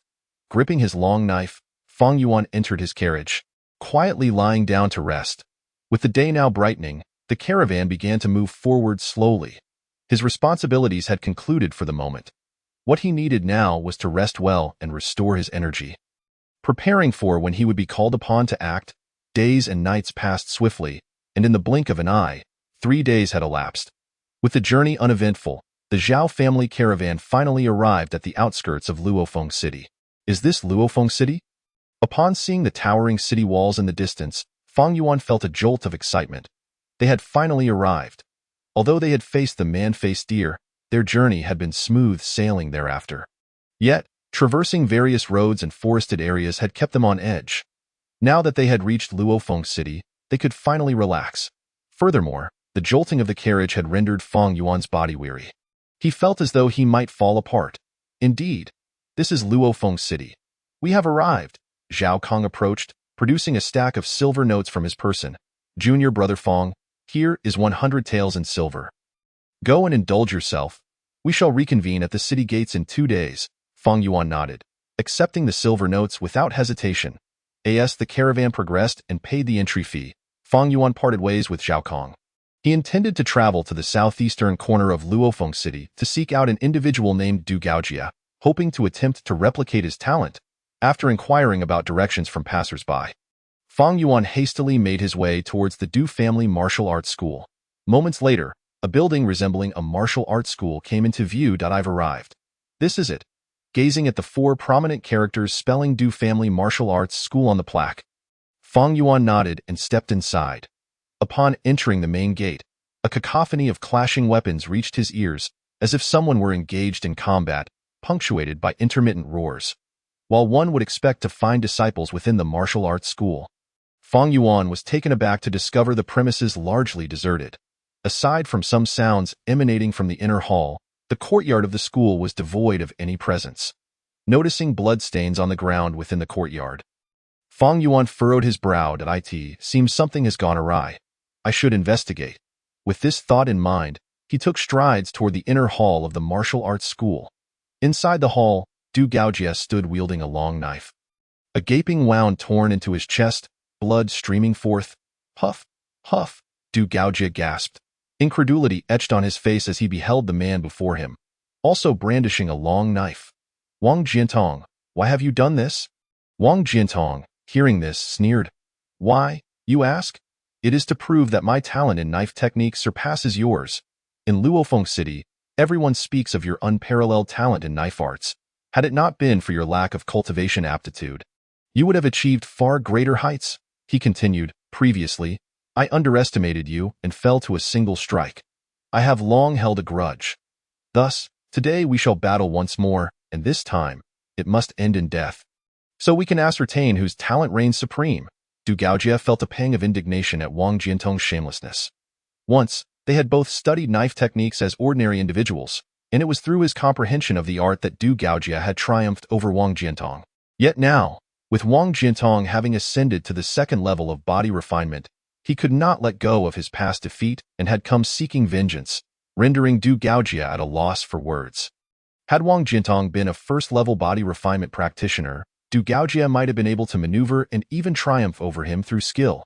However, now that Wang Jiantong had attained the second level, his physical power was formidable, and Du Gaojia could no longer hope to overcome him through technique alone. Shameless, despicable. Du Gaojia's face flushed as he spat out these words. Heh. Wang Jiantong retorted with a cold laugh. I know your knife skills are exceptional, which is why I have bided my time until today to confront you, at last. I can fulfill my long-standing obsession. Moreover, that old fool must have passed that knife down to you. The very one you wield now, correct? Once I kill you, I will ensure that old fool realizes he has misjudged. Only I can uncover the secrets hidden within this blade. Today, you are doomed. Not even a deity can save you. With that, Wang Jiantong let out a derisive laugh, drawing his knife and advancing, the blade shimmering like the moonlight as he charged at Du Gaojia. How could he know that my master entrusted this knife to me? And that it conceals secrets? Damn it! Feeling cornered, Du Gaojia forced his heavily injured body into action, summoning his knife skills with an unwilling yet resolute spirit. Clang, clang. The long knives clashed, sparks flying, the two blades entwined, their gleaming edges creating a dazzling display of light. Suddenly, a roar echoed, and the two streams of blade light abruptly parted and dissipated. Du Gaojia looked down at the long knife embedded in his chest, his gaze dimming as the light of consciousness faded. With a thud, Du Gaojia collapsed, his eyes devoid of the spark of life. Seizing the long knife that had slipped from Du Gaojia's grip, Wang Jiantong erupted into raucous laughter. He laughed. You are dead. Let us see who will dare to claim your knife skills surpass mine henceforth. The secrets of this blade will ultimately be mine to unravel. Suddenly, Wang Jiantong's laughter faltered, his gaze turning icy as he focused on the entrance to the inner hall. The once closed door now swung open, revealing a young man wielding a knife who stepped inside. Who is this? Witnessing the fallen Du Gaojia, devoid of any vitality, and the blood-soaked blade wielded by Wang Jiantong, whose icy gaze pierced through the air, Fang Yuan immediately comprehended the gravity of the situation. Is this a quest for vengeance? Alas, my aspiration to replicate Du Gaojia's innate talent has come to naught. The man, standing resolute with his weapon, exuded a robust aura comparable to Fang Yuan's own. In stark contrast, the once formidable Du Gaojia now lay lifeless, stripped of his essence. Regrettably, the dead cannot bequeath their talents to me. With a resigned shake of his head, Fang Yuan felt no inclination to engage in conversation with the man who had thwarted his intentions. As for the secrets of the long knife, he harbored no interest. Turning to depart, he was halted by Wang Jiantong's chilling voice. Hold on, do you think that having witnessed this scene, I would allow you to leave? Wang Jiantong advanced slowly, a sinister smile gracing his lips. Since you have uncovered the secret of this blade, you shall not escape. Oh? Is that so? Fang Yuan replied, his expression unyielding as he turned to face the approaching Wang Jiantong. Narrowing his eyes slightly, clang, with a swift motion, Fang Yuan drew the long knife from his waist, now firmly in his grasp. Holding the blade, he regarded Wang Jiantong with an impassive demeanor and launched a decisive strike. A crescent of radiant light emanated from the swift arc of his knife, a spectacle born from the blade's rapid movement and the light it refracted. Blood ignition secret technique? 30% enhancement. As his vitality surged, Fang Yuan's muscles swelled subtly, causing his fitted attire to cling tightly to him. Witnessing Fang Yuan's formidable technique, Wang Jiantong's gaze sharpened momentarily before a chuckle escaped his lips, as he too raised his weapon to counter. Though Fang Yuan's technique was fearsome, boasting the strength of a peak second-level body refiner, it lacked the finesse that Wang Jiantong, a seasoned swordsman, could easily dismantle. Clang, clang. The two strikes intertwining like grinding gears in a relentless clash. Clang. Suddenly, Fang Yuan's long knife shattered, a fragment soaring away. Die. Wang Jiantong sneered, for a blade-less swordsman was akin to a soldier bereft of his weapon. Awaiting demise with a flourish, he unleashed a wave of light that engulfed Fang Yuan in the next moment, as the blade light dissipated. Wang Jiantong stared in disbelief at the fist imprinted upon his chest. Blood oozing from his mouth and nose. What a formidable fist technique, he gasped, struggling to utter, before collapsing to the ground, his breath extinguished. Perceiving the fist and foot talent, level 3, would you like to replicate? Replicate. Fang Yuan's eyes gleamed as he silently recited the thought within his mind. Initially, he had intended to replicate Du Gaojia's swordsmanship, but fate had intervened. Just as he was prepared to abandon his quest for others' talents, he unexpectedly gleaned the fist and foot talent from the very man who had slain Du Gaojia, and it was a level 3 talent at that. This was the most formidable talent he had ever encountered, perfectly aligning with his current practice of fist techniques. With this newfound talent, Fang Yuan believed he could elevate his fist technique to new heights, perhaps even before reaching the 3rd level of martial arts. He could ascend to the 1st realm of techniques, the subtle realm, fist and foot talent, level 3. You possess an extraordinary aptitude for the application of fist and foot techniques. Any martial arts in your hands will be effortlessly comprehensible. Gazing at the system's description and the lifeless figure of the knife-wielding man, Fang Yuan shook his head in bemusement. Had this man trained in fist techniques instead of swordsmanship, the outcome of this encounter might have been quite different. Perhaps I could even become a martial arts master guiding others on the righteous path, he mused, chuckling at the thought.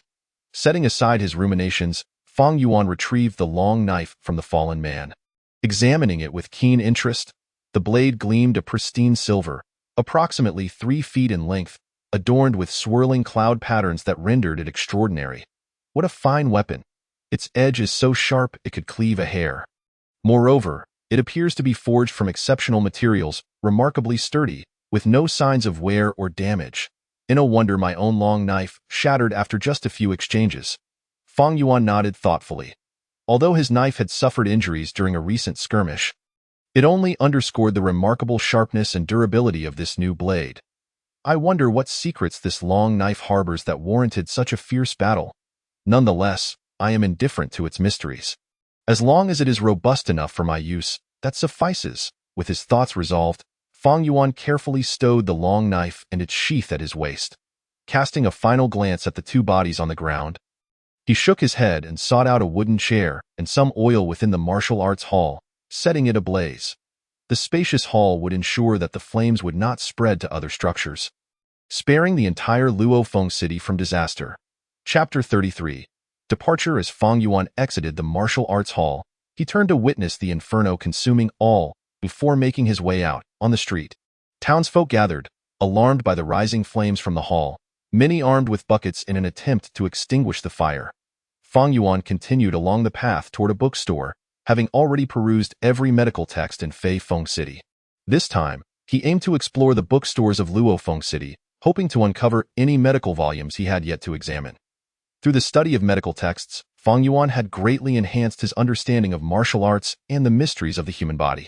Moreover, medical knowledge could elevate his martial prowess, deepening his comprehension of the acupoints and blood circulation involved in fist techniques. Thus, Fang Yuan dedicated himself to the pursuit of medical knowledge, aspiring to fortify his foundation in martial arts. After all, the adage asserting the inseparability of medicine and martial arts has persisted since antiquity. Pausing at the entrance of the bookstore, Fang Yuan noticed several medical texts he had not previously encountered.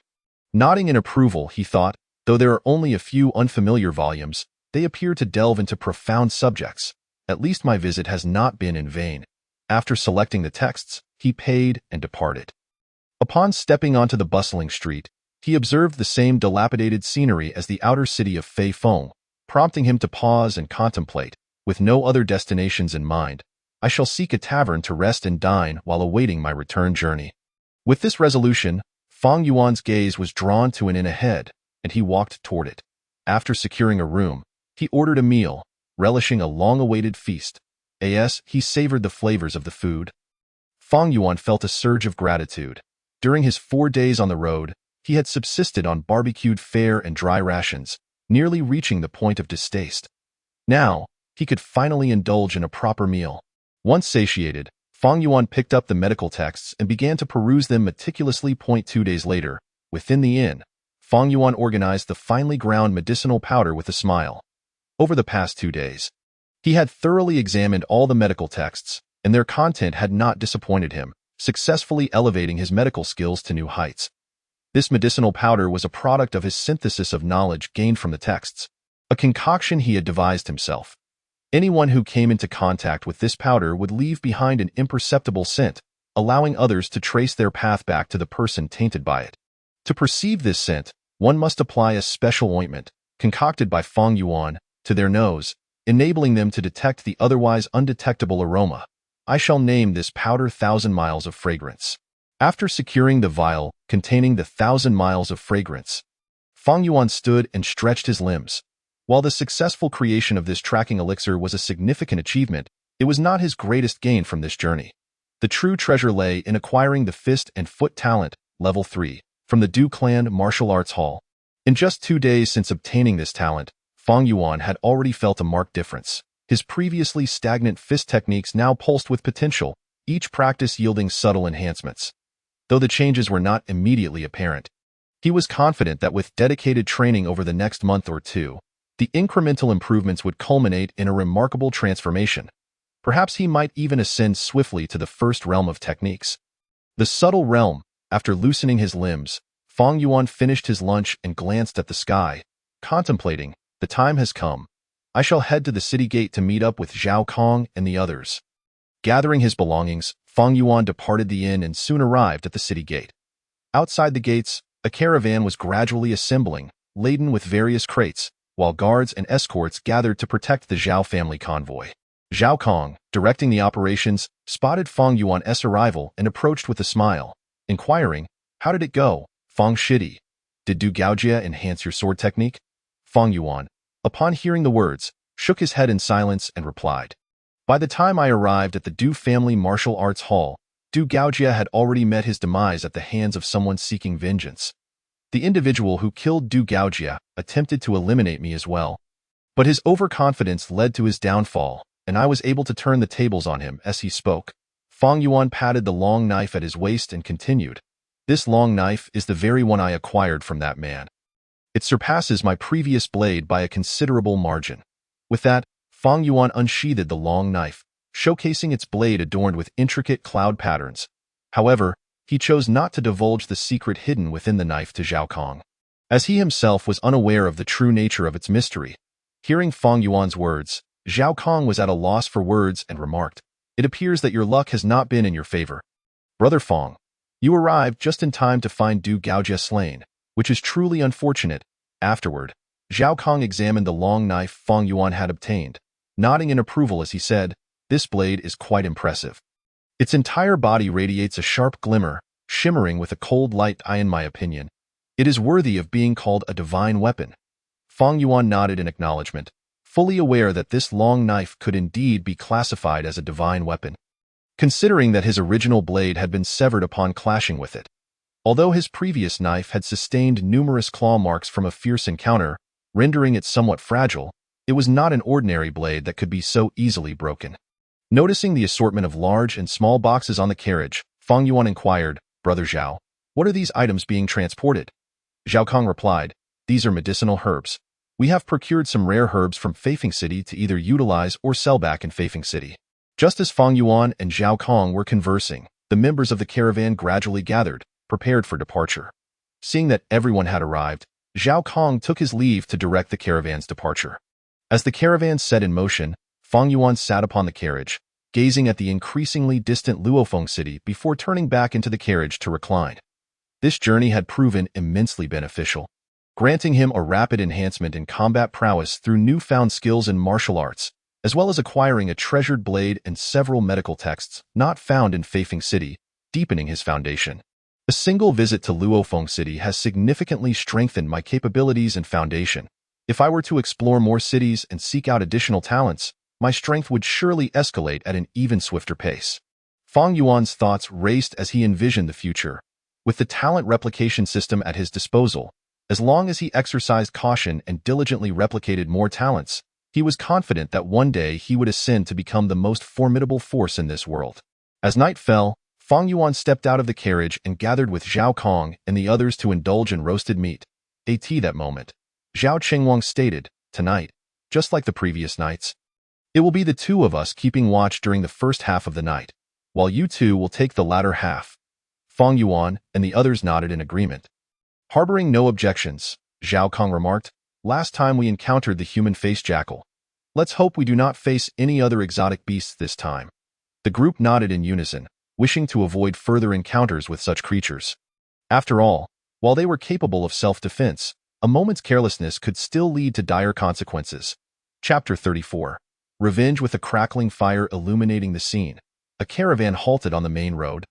Preparing a meal, Fang Yuan sat cross-legged beside the fire, his long knife resting on his lap, eyes gently closed as he circulated his vital energy, completing his training for the day. Ever since reaching the second level of body refinement, he no longer needed to execute martial techniques to practice the five elements fist. Now, he could remain still and cultivate solely through the internal flow of his energy. This moment, 3 days had passed since they departed from Luofeng City, and according to Zhao Kong, they would arrive at Feifeng City by tomorrow afternoon. Unlike their journey to Luofeng City, which had been fraught with encounters with exotic beasts, their return trip was peaceful and devoid of any disturbances. Presenting no dangers along the way. "I wonder how my family is faring.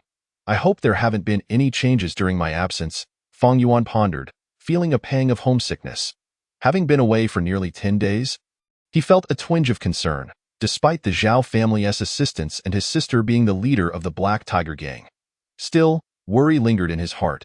As Fang Yuan continued to circulate his energy in quiet contemplation. Zhao Kong approached. Observing Fang Yuan in his meditative state, Zhao Kong called out, "Brother Fang, the meal is ready. Come and eat." Fang Yuan nodded and joined Zhao Qingwang and the others at their gathering. Zhao Qingwang tore off a leg of wild boar and handed it to Fang Yuan, saying, "Brother Keqing, today marks the last day. Come tomorrow, we shall return to Feifeng City." Fang Yuan accepted the fragrant wild boar meat, expressing, "I hope the night remains tranquil, allowing us to safely pass this final evening.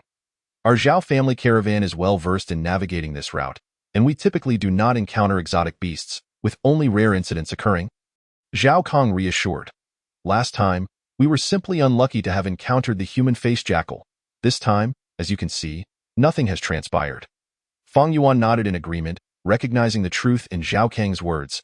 Indeed, no dangers had arisen along their journey, save for occasional sightings of wild animals, which posed no real threat. After satisfying his hunger, Fang Yuan returned to his carriage, retrieving a pouch of powder designed to repel mosquitoes, scattering it around him. Without such protection at night, he would be besieged by a multitude of insects, causing great discomfort. Just as he was about to lie down for rest, a piercing scream echoed through the night, instantly alerting Fang Yuan. An exotic beast. The only entity capable of inflicting significant harm upon the Xiao family caravan would be an exotic beast. My instinct failing me because I now possess the ability to remain unharmed? Or is it simply because I am not asleep and can react swiftly to danger? Thoughts raced through Fang Yuan's mind as he wasted no time, swiftly drawing the treasured blade he had obtained from the Du family martial arts hall and charging forth. Upon exiting, Fang Yuan caught sight of an exotic beast streaking away at great speed. A person clutched in its jaws, disappearing swiftly into the night. It was the human-faced jackal. Fang Yuan's eyes narrowed as he recognized the creature, the same one he had severely injured. Having severed one of its wings, Zhao Kong approached Fang Yuan, donning iron gauntlets, his expression grave. "It has come seeking revenge. Gather around the carriage. Do not disperse," he shouted to the somewhat scattered members of the caravan. Turning to Fang Yuan, he cautioned, "Brother Fang, you must exercise utmost caution. The human-faced jackal has returned for retribution. Having learned from our previous encounter, it will undoubtedly target you first, as you alone possess the capability to inflict harm upon it." Hearing Zhao Kang's words, Fang Yuan nodded solemnly, yet internally, he did not feel as heavy-hearted as his expression suggested. "I wonder if my current strength, combined with the newly acquired treasured blade, will suffice to slay this exotic beast." Having gained a level 3 martial arts talent in Luofeng City, along with the prized blade, his strength had seen a significant increase. Now, facing the once injured human-faced jackal, he felt a surge of anticipation. Since acquiring the martial arts talent in Luofeng City, Fang Yuan had greatly enhanced his control over his limbs, and his proficiency in martial arts had seen marked improvement. Furthermore, his swordsmanship had also advanced considerably, as the martial arts talent had refined his grip and fluidity in wielding the blade, approaching a level where the sword moved with effortless grace. Perhaps it is best not to take unnecessary risks. I shall wait for a more opportune moment to test my skills. Fang Yuan shook his head slightly, recognizing the potential danger in revealing too much to Zhao Kong and the others. Be cautious. The human-faced jackal, having been grievously injured by us last time, will certainly not relent this time around. Zhao Qingwang and Huang Xingba arrived, their expressions grave as they observed the lurking human-faced jackal shrouded in darkness. They would not let their guard down simply because they had previously wounded the beast. It has emerged. We advance. Huang Xingba's eyes gleamed as he saw the human-faced jackal slowly emerge from the shadows. With a swift motion, he charged forward, blade in hand, prompting Fang Yuan and the others to exchange glances before following suit.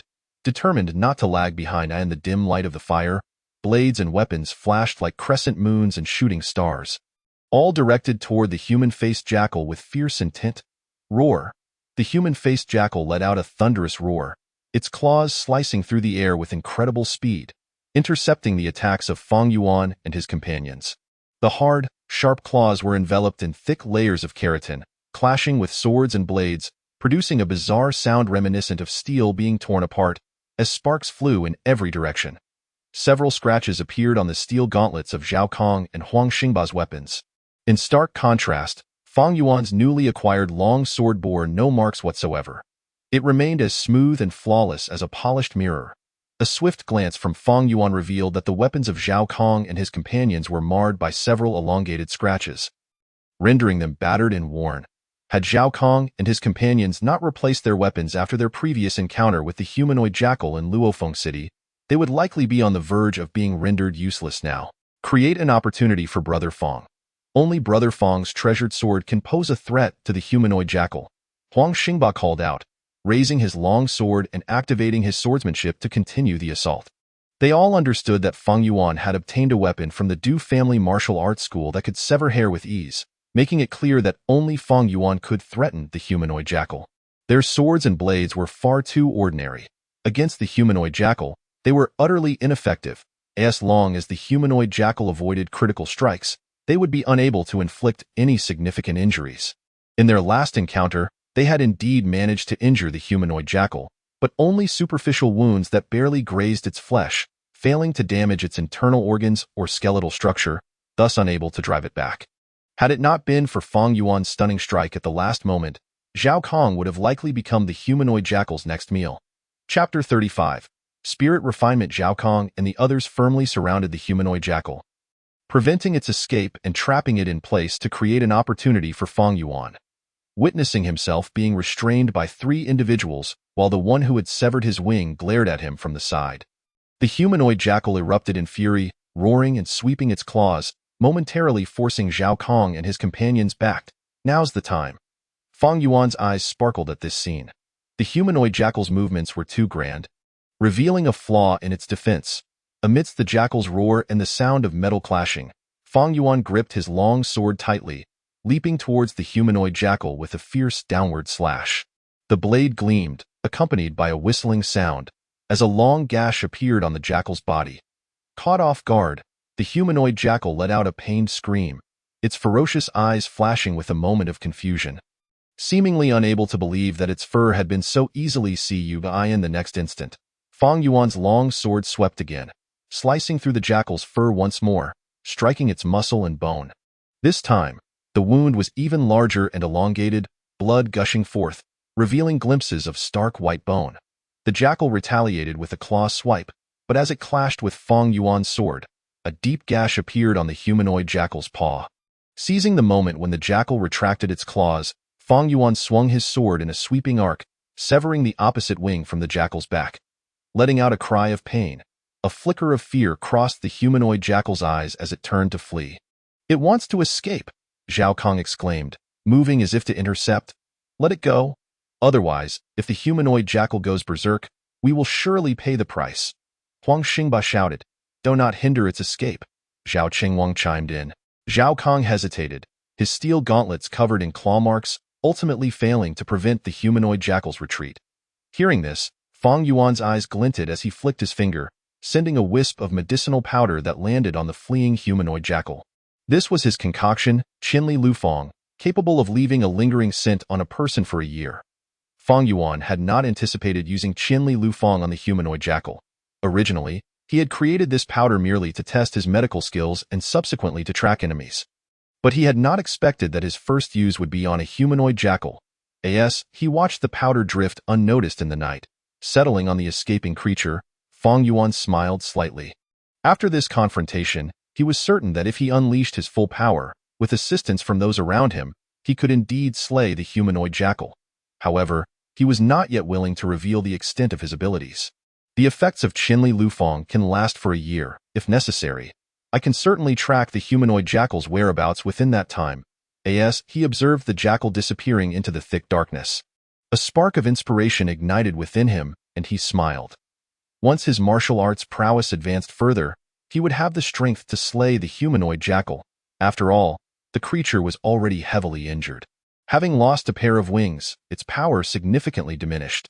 Seeing the humanoid jackal flee, Zhao Kong raised his hand to inspect his steel gauntlets, forcing a bitter smile. Look at my newly purchased gauntlets. And now they've been rendered useless, ours too. Huang Xingba raised his battered long sword, speechless. For martial artists, a good weapon was of utmost importance. Just like Fang Keqing's long sword, which completely disregarded the humanoid jackal's defenses, inflicting severe wounds. Gazing at the still pristine long sword in Fang Yuan's grasp, Zhao Qingwang sighed. It's a pity that such divine weapons are rare and why Xiao family does not possess a weapon like that of Fang Keqing. Fang Yuan was momentarily taken aback by this revelation. He had not expected that the long sword he obtained was so unique that even the Xiao family lacked a comparable weapon. Leaving him astonished. The secrets of this long sword may be deeper than I imagined. However, it's fortunate that my current strength allows me to disregard the hidden threats, even with a divine weapon in hand. The fact that a weapon coveted by many, one that even the Xiao family did not possess, was now in Fang Yuan's possession sparked envy in many, especially among blade wielders who would undoubtedly covet it. Nonetheless, Fang Yuan had already reached the second level of body refinement, and his strength was formidable even among those at that level, rendering him unconcerned about the envy of others. I am curious to see if anyone foolish enough will dare approach. Fang Yuan and the others consumed the wings left behind by the humanoid jackal, then began to take turns keeping watch against the threats lurking in the darkness in the latter half of the night. Beside a pile of bonfire embers, Fang Yuan examined the long sword in his hand, running his fingers along the blade, his gaze becoming somewhat distant. What secrets does this long sword truly hold? I have meticulously inspected the cloud patterns on the blade, as well as the sheath and hilt, yet found no anomalies. Lost in thought, Fang Yuan continued to regard the cloud patterns on the blade. His focus wavering.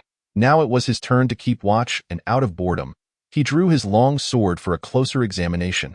However, to his disappointment, he discovered nothing. Initially, I believed this long sword to be commendable yet insignificant compared to the treasures of the Xiao family. But I never imagined that even the Xiao family lacked such divine weaponry.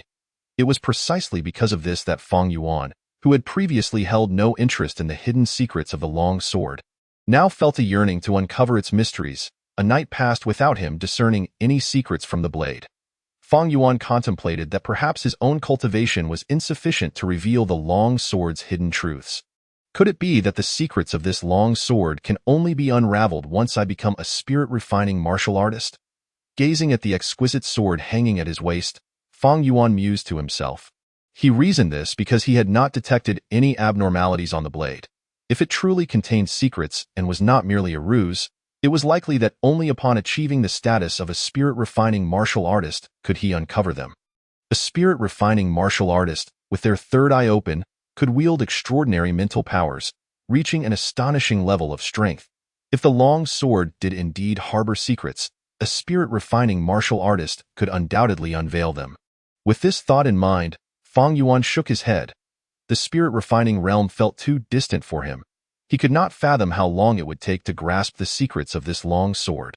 He even harbored doubts about whether he could ever become a spirit-refining martial artist. This apprehension stemmed from the knowledge he had gleaned from various texts and his mentor Zhang Tao, who had informed him that no spirit-refining martial artist had been seen on the continent for quite some time. Currently, the spirit-refining realm existed only in hearsay and ancient texts, with no news of any such powerful individuals on the continent. It seemed that a great war had erupted long ago, after which spirit-refining martial artists vanished without a trace. Not only that, but the knowledge necessary to attain the spirit-refining realm had also been severed, with only fragmented records remaining. Even now, the various extraordinary powers attributed to the spirit-refining realm were dismissed by some as absurd, deemed unattainable by mere mortals. Chapter 36. The strong body fist as the sun set in the west. Casting a blood-red hue across the horizon, a lowly city gradually emerged at the edge of the skyline. Feifeng City had arrived. As they gazed upon the distant city walls, Fang Yuan and his companions could not conceal their elation. After several days of arduous travel, they had finally returned to Feifeng City. Urging their horses to hasten, the sight of the city spurred everyone to quicken their pace, eager to re-enter its familiar confines. Although the journey had been largely uneventful, they had lost several comrades along the way, leaving the group weary of lingering in the wilderness any longer. Upon reaching the city, Fang Yuan said, "Brother Xiao, I shall take my leave now. Farewell." Zhao Kong nodded with a smile, replying, "This escort would not have been successful without your assistance, Brother Fang. Tomorrow, I shall treat you to a meal at Zuishan Lu." Fang Yuan offered a slight bow and then departed swiftly towards his home. Creaking open the door, Fang Yuan was greeted by the sight of his parents and sister gathered in the hall. A table laden with an array of dishes before them. He approached, exclaiming, "Mother, father, sister, I have returned. That's all that matters," Fang Chung said with a smile, nodding in acknowledgement. "We have been waiting for you all day. Had it not been for the Xiao family informing us of your imminent return, we would have been quite anxious." Chun Huaqin approached, clasping Fang Yuan's arms as if to assure herself of his well-being. Having been informed of his estimated 10-day absence, fortunately, the journey was smooth, with no unexpected events. Fang Yuan replied with a smile. "Now, let us dine." He nodded and took his seat, savoring the familiar flavors that stirred emotions within him. This was true sustenance. During his time in the wild, he had subsisted on meager fare of roasted meats, which were scarcely palatable in this era. Spices were scarce, and they could not afford to lavish their food with flavor enhancers, rendering the wilderness meals barely tolerable. After the meal, Fang Yuan shared tales of his journey with his family. Moments later, Fang Yu spoke up, "Younger brother, I encountered some difficulties in my martial training. Could you offer some guidance?" "Certainly, sister. Step outside and demonstrate your technique." "Let me see where you falter," Fang Yuan replied, rising to follow Fang Yu into the courtyard. "I always feel a lack of precision in my stances, and some transitions between techniques remain elusive," she explained as she began to practice. Observing her movements, Fang Yuan nodded in recognition of her struggles. "Your exertion in this technique is excessive, which disrupts the fluidity of your subsequent move, leading to the confusion you experience," Fang Yuan articulated, pinpointing the flaws in her form. As a second-level body refinement practitioner well-versed in medical knowledge, he possessed a profound understanding of the human body. Though he had not practiced the specific style Fang Yu employed, he discerned her errors with ease, drawing from his own experience and insight. With Fang Yuan's guidance, Fang Yu felt a wave of clarity wash over her. Following his advice allowed her to deepen her understanding of the martial art. Resolving previously perplexing issues, the practice now flowed effortlessly, filling her with a newfound vigor. Fang Yuan observed his sister's rapid progress as she corrected her technique, a smile spreading across his face. Suddenly, his expression shifted. Intrigued, this technique appears to possess. He observed the nuances in her movements, realizing that, despite their simplicity, they concealed profound intricacies. "Sister, do you possess the method for circulating your vital energy during this technique?" he inquired. "Yes, I have it noted. The circulation begins from the heart and lungs," Fang Yu responded, having acquired the complete method within the ranks of the Black Tiger Gang. However, the entirety of the technique was limited to the first level of body refinement, with further advancements reliant on gradually accumulating vital energy. As Fang Yu articulated the method for the entire Zhuangdi Quan, Fang Yuan pondered deeply. After a moment of reflection, he experienced a moment of revelation, finally grasping the essence of the technique. If the five elements fist could cultivate five distinct forces, then Zhuangdiquan would fortify the practitioner's physique, rendering them significantly stronger than their peers at the same level, while greatly enhancing their defensive capabilities against ordinary attacks. I see. Practicing this technique allows one to harness their vital energy to invigorate their muscles and bones, thereby augmenting their resilience to the point of rivaling that of ferocious beasts. Realizing the profundity of Zhuangdiquan, Fang Yuan felt a surge of excitement. Although mastering the technique would require considerable time and effort, he currently sought only sufficient defense against basic assaults. With the upcoming martial competition among the three families, he was in urgent need of enhancing his strength. Should he master this technique, it might elevate his standing in the contest. Furthermore, bolstered defenses would better equip him to handle potential ambushes. With my second-level body refinement and vital energy, I might truly be able to cultivate this technique to a small success, allowing me to disregard ordinary weapon strikes. Fang Yuan's gaze flickered with determination, resolving to diligently practice Zhuangdiquan henceforth. "Sister, what is the name of this technique?" he asked. Fang Yu replied, "This technique is known as Zhuangdiquan. It is said that with mastery, one can become impervious to blades and swords. Every master within our Black Tiger gang practices it." "Zhuangdiquan, is it?" Fang Yuan said with a faint smile. After a brief pause, Fang Yu halted her practice, her face radiating a sense of clarity and refreshment. Looking up at the sky, she declared, "All right, let us return and rest. I am no longer perplexed by the technique." With that, she clenched her fist, her expression brimming with joy. Through this experience with her brother's guidance, Fang Yu felt a burgeoning sense of understanding, as if she had discovered a direction in her martial training. Dispelling her previous confusion, she even sensed a nascent awareness of how to cultivate her vital energy. Fang Yuan nodded and retreated to his room. Lighting an oil lamp, he stood still with his eyes closed, while visions of his sister practicing various techniques danced in his mind. After a considerable time, he began to move, his limbs slowly adopting the stances of Zhuangdiquan. Chapter 37. Tiger Leopard Thunder Sound. The techniques of Zhuangdiquan are secondary. The crux lies in the method of circulating vital energy. Fang Yuan gradually engaged in the martial art, delving into its mysteries. Though he had only observed Fang Yu perform once, he was already able to replicate it with remarkable accuracy. His exceptional memory, combined with innate talent, allowed him to grasp the specific methods of Zhuangdiquan almost instantaneously. "I have mastered all the techniques. Now, it is time to focus on the circulation of vital energy." He continued to practice, and the initially flimsy techniques transformed, taking on a newfound density.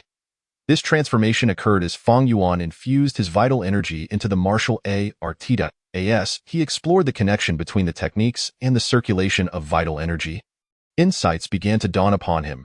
As the movements and vital energy flowed together, the previously stagnant vital energy within him began to shift, creating ripples akin to those on a lake's surface, resonating outward with a palpable force.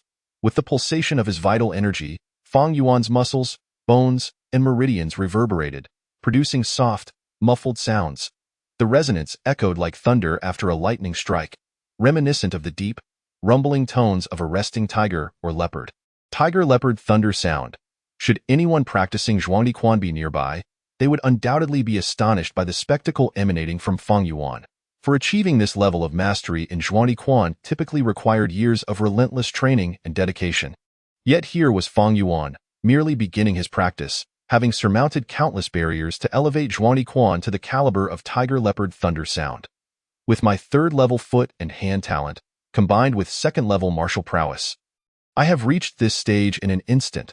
As he absorbed the progress of his mastery, Fang Yuan could not help but feel a sense of astonishment.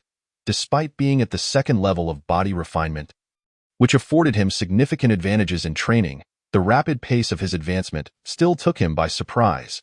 As he continued to circulate his vital energy, penetrating deeply into his muscles and bones, he reflected, this technique can strengthen areas of the body that are typically challenging to condition, while also stimulating the skin, rendering it remarkably resilient, akin to that of leather or even the hide of a beast. Feeling the tingling sensation spreading throughout his body as the vital energy coursed through him, Fang Yuan recognized it as the result of the stimulation caused by his own cultivation. Alas, while this technique is commendable, It still pales in comparison to the five elements fist. Feeling the changes within his body, Fang Yuan gently shook his head. If the realm of body refinement's second layer is about nourishing the human body, enabling it to develop anew and become stronger with deeper potential, then the Zhuangdi Quan serves merely as a means to unlock this potential. It does not enhance the inherent capabilities of the body. The limitations of the human body dictate that this set of martial arts can only train one up to that limit, with no possibility of exceeding it. In contrast, the five elements fist is different. Its practice at the fourth layer enhances human potential, allowing for a renewed development that results in greater strength. Practicing this set of Zhuangdi Quan within the body refinement's second layer can at most broaden the upper limits of the body, falling far short of the enhancements offered by the five elements fist. Those who practice Zhuangdi Quan are simply not the match for practitioners of the five elements fist at the body refinement second layer. Each school has its own methods within the body refinement second layer, but the fundamental aim remains the same: to utilize vital energy and blood to nourish the physical form, expanding its potential to generate immense strength. However, due to differing techniques, some martial arts can cultivate a strength of 1,000 pounds, while others may only yield 800. The Zhuangdi Quan lacks any specialized practice within the body refinement second layer, thus relying solely on the natural nourishment of vital energy and blood, rendering its potential incomparable to those who train in superior martial arts. However, all I desire is for this set of martial arts to refine the skin and flesh, allowing one's skin to reach the level of extraordinary beasts. The potential of the martial arts itself is of no concern to me. After all, he already possessed the top-tier five elements fist. Were it not for the Zhuangdi Quan's ability to refine the flesh, he would not have pursued it at all. As the martial arts reached their conclusion, the turbulence of vital energy within Fang Yuan gradually subsided, the muffled sounds dissipating slowly, and only after everything returned to normal did he finally open his eyes. Clenching his fists, he felt his skin had become somewhat tougher, and a glimmer of joy sparkled in his gaze. Silently exclaiming, "Not bad. Just after a brief practice, I have already made such progress." As long as he could achieve such improvements daily, Fang Yuan believed that by the time of the tri-faction martial competition, he would certainly secure a higher ranking. I wonder if there will be any talents I can replicate then. A thought crossed his mind, and Fang Yuan couldn't help but smile. The tri-faction martial competition would see disciples from all factions participating, providing him with opportunities to replicate talents. Although he was uncertain whether, with his current abilities, there would still be talents worthy of replication among the numerous disciples present at that time. Moreover, since the Zhuangdi Quan can refine the skin, certain medicinal herbs could also aid in the training. I must gather some herbs to expedite the progress of my Zhuangdi Quan practice. Fang Yuan had already finished reading the medical texts of Feifeng City and had also purchased some medical books from Luofeng City. While he might not claim to be the foremost expert in medicine, his knowledge was certainly on par with the best. Others needed to diligently study and memorize medical texts over the course of years to master a single volume. But he possessed an extraordinary memory, enabling him to commit all the medical texts from Feifeng City to memory in just a few months.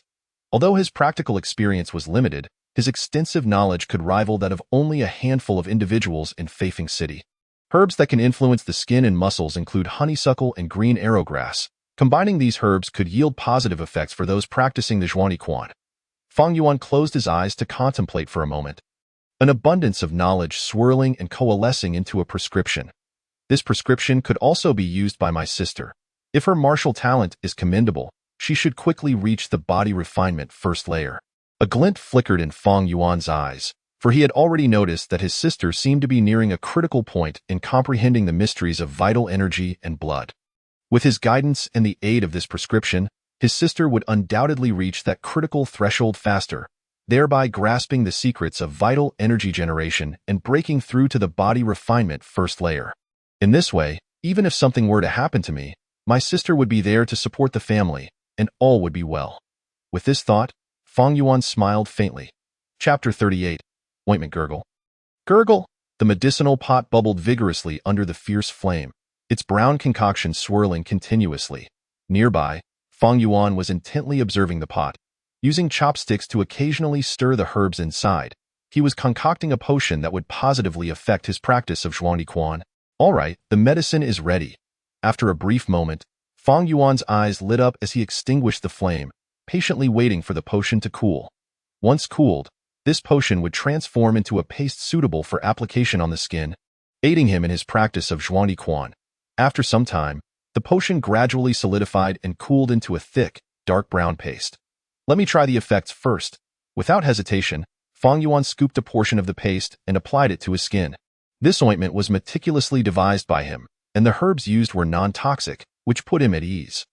Furthermore, given his current cultivation level, even if the properties of this ointment exceeded his expectations and turned toxic, he would not be significantly harmed. Watching the area of his arm coated with the ointment emit a faint coolness, Fang Yuan closed his eyes and began to circulate his vital energy while practicing Zhuangdi Quan.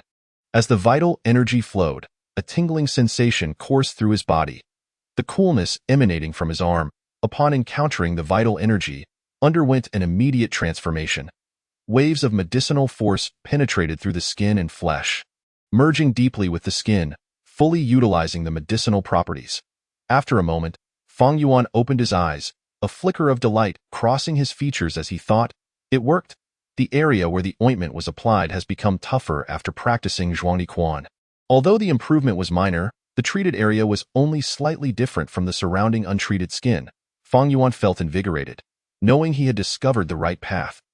From now on, by applying the ointment daily, he could achieve faster progress in practicing Zhuangdi Quan compared to training without it.at this rate. I should be able to reach the minor completion stage of Zhuangdi Quan within about 2 months, enabling my skin and muscles to withstand ordinary blows.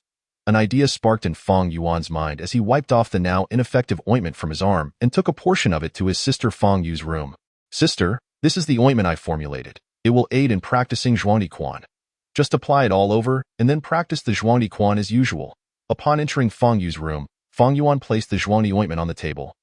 Hearing Fang Yuan's words, Fang Yu was momentarily taken aback, for such a Zhuangdi ointment was unheard of in their Black Tiger gang. Now, with Fang Yuan having concocted an ointment that could be beneficial for practicing Zhuangdi Quan, she couldn't help but feel disbelief and skepticism. She was aware that Fang Yuan had been studying medical texts diligently, often reading late into the night, but he had only been at it for 2 to 3 months. How could he have possibly formulated something effective for practicing Zhuangdi Quan? It was known that even the leaders and aides of their Black Tiger gang, who practiced Zhuangdi Quan, had never claimed to use any such effective medicinal preparations. "Well, my little brother has been studying medical texts lately. I won't dampen his enthusiasm."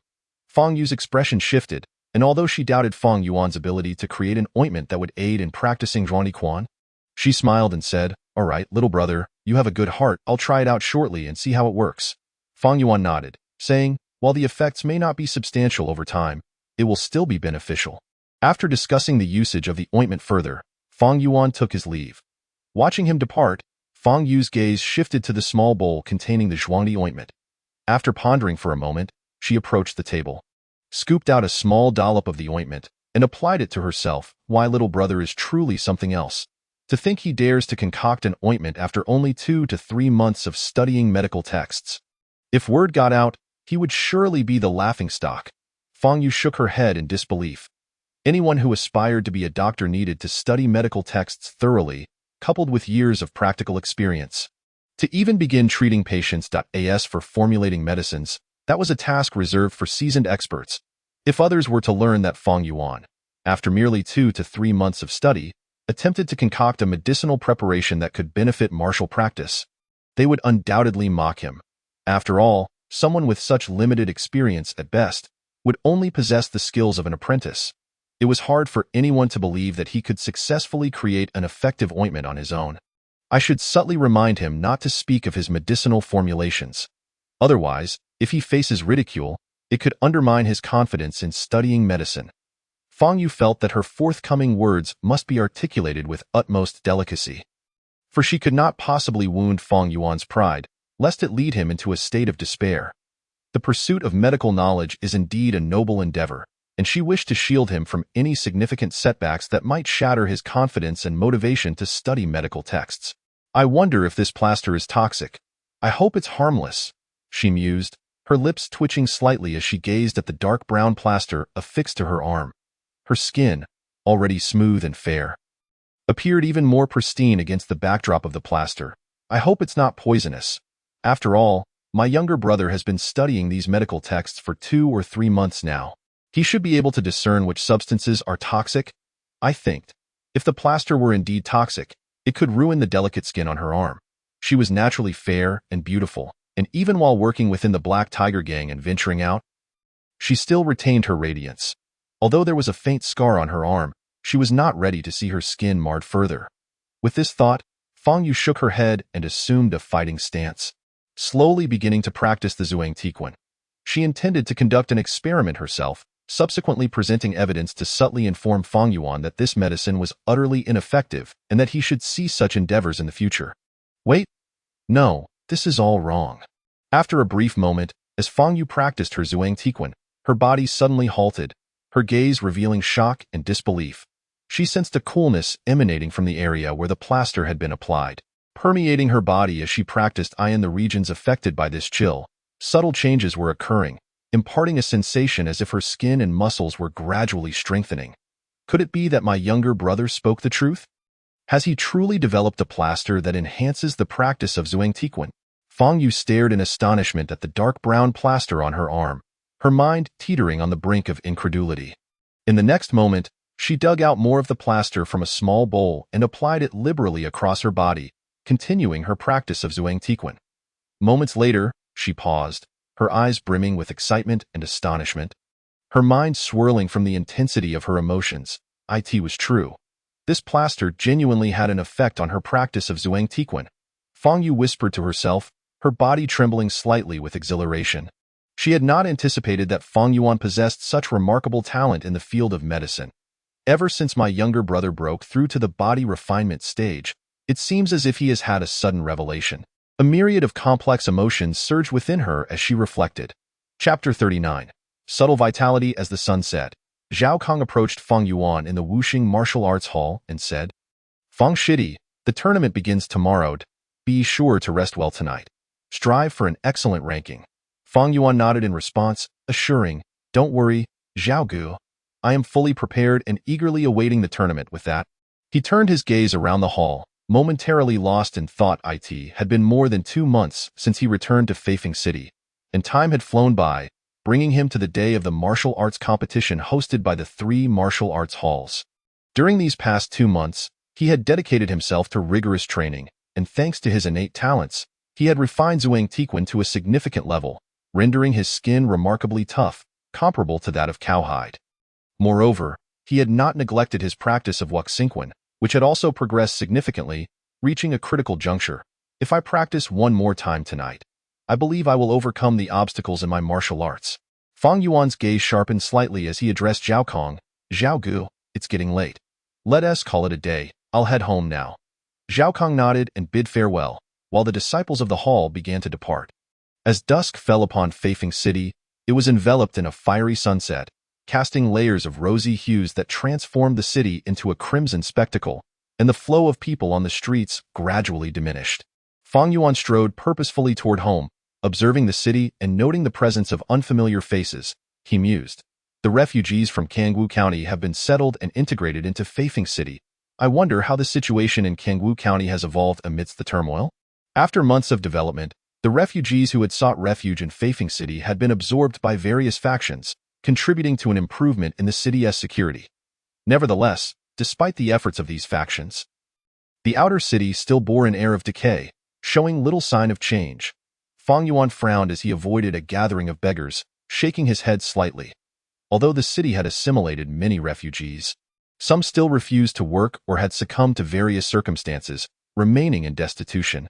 Navigating around the obstacles and litter strewn across the streets, Fang Yuan's expression remained indifferent as he hastened home. After dinner, he stood in his room, lighting an oil lamp, and fell into a contemplative silence. Once Zhuang Tiquan reached the first layer of body refinement, there were no further techniques to practice, and only the enhancement of skin remained effective. Thus, Zhuang Tiquan was categorized as small success when the skin reached the toughness of cowhide and great success when it attained the resilience of exotic beast hide. These classifications were based solely on the effectiveness of Zhuang Tiquan in refining the skin, independent of martial realms, relying purely on the gradual mastery of the technique. Now, at the second layer of body refinement, his advancement in practicing Zhuang Tiquan had been rapid, achieving small success in no time. Unfortunately, To elevate Zhuang Tiquan to the realm of great success is not something that can be accomplished in a short period. Fang Yuan's expression grew serious. Despite the assistance of the plaster allowing him to reach small success swiftly, he knew that if he wished to expedite his progress to great success, he would need to become a practitioner at the third layer of body refinement. Otherwise, such a feat was unattainable. Once a martial artist reached the third layer, a transformative change occurred within their vital energy, becoming denser and more potent, with each strand containing 2 to 3 times the power of the previous state. Utilizing this higher quality vital energy to practice Zhuang Tiquan would undoubtedly propel his mastery to new heights. With this in mind, Fang Yuan shook his head. Since rapid progress in Zhuang Tiquan is currently unfeasible, I shall focus on practicing Wuxingquan. 2 months prior, before his departure to Luofeng City, he had already attained the realm of mind and movement in harmony in Wuxingquan. Now, with the enhancement of his level 3 punching and kicking talent and level 2 martial arts talent, his progress had been remarkable today. He had brought the mind and movement in harmony to its pinnacle and stood before a critical juncture. I am but a hair's breadth away from breaking through this barrier to achieve the subtle realm. I can feel it. Tonight, I shall undoubtedly succeed. Fang Yuan's body stirred slightly as he concentrated his energy within, gradually assuming the stance of Wuxingquan. Tonight, he would seize this intuitive feeling to attempt elevating his martial arts to a new level. Reaching the first stage of mastery, the subtle realm. The subtle realm encompasses profound intricacies, where each movement, though seemingly unchanged, holds deep and esoteric principles, transforming the ordinary into the extraordinary, wielding incredible power. The mysteries of the subtle realm extend beyond mere technique. Once attained, one can unleash vital energy to strike from a distance. Fang Yuan focused all his energy within, releasing his spirit, silently perceiving the rhythm of his martial arts and the flow of vital energy, immersing himself in the profound secrets contained therein. With each passing moment, Fang Yuan's concentration intensified, and the speed at which he executed his martial arts gradually escalated, producing a series of rushing winds. 1 time, 2 times, 3 times, he practiced tirelessly, his fists slicing through the air, creating a gale that swayed the flames of the nearby oil lamp, threatening to extinguish it at any moment. Suddenly, Fang Yuan halted, transforming his fist into an open palm, reaching out to grasp the oil lamp. Although it appeared to be a casual grab, the subtle and intricate movements of his fingers stirred the atmosphere, gathering the surrounding air into his hand. Then, with a sudden burst, a faint white vapor materialized and shot towards the oil lamp. Swoosh! The once flickering flame of the oil lamp was extinguished in an instant. Plunging the room into darkness, he had successfully unleashed the subtle vital energy. Fang Yuan reignited the oil lamp and extended his right hand, his eyes alight with excitement. He had just achieved the subtle vital energy, extinguishing the lamp from 3 meters away. The concept of subtle, refined energy may seem enigmatic, yet to Fang Yuan, it is merely the art of manipulating one's body to an exquisite degree, binding layers of air and concentrating them into a single point to unleash. With a slight movement of his hand, Fang Yuan altered his finger positions, stirring the surrounding air, which coalesced in his palm. The atmosphere, now no longer transparent, transformed into a stream of pale white energy.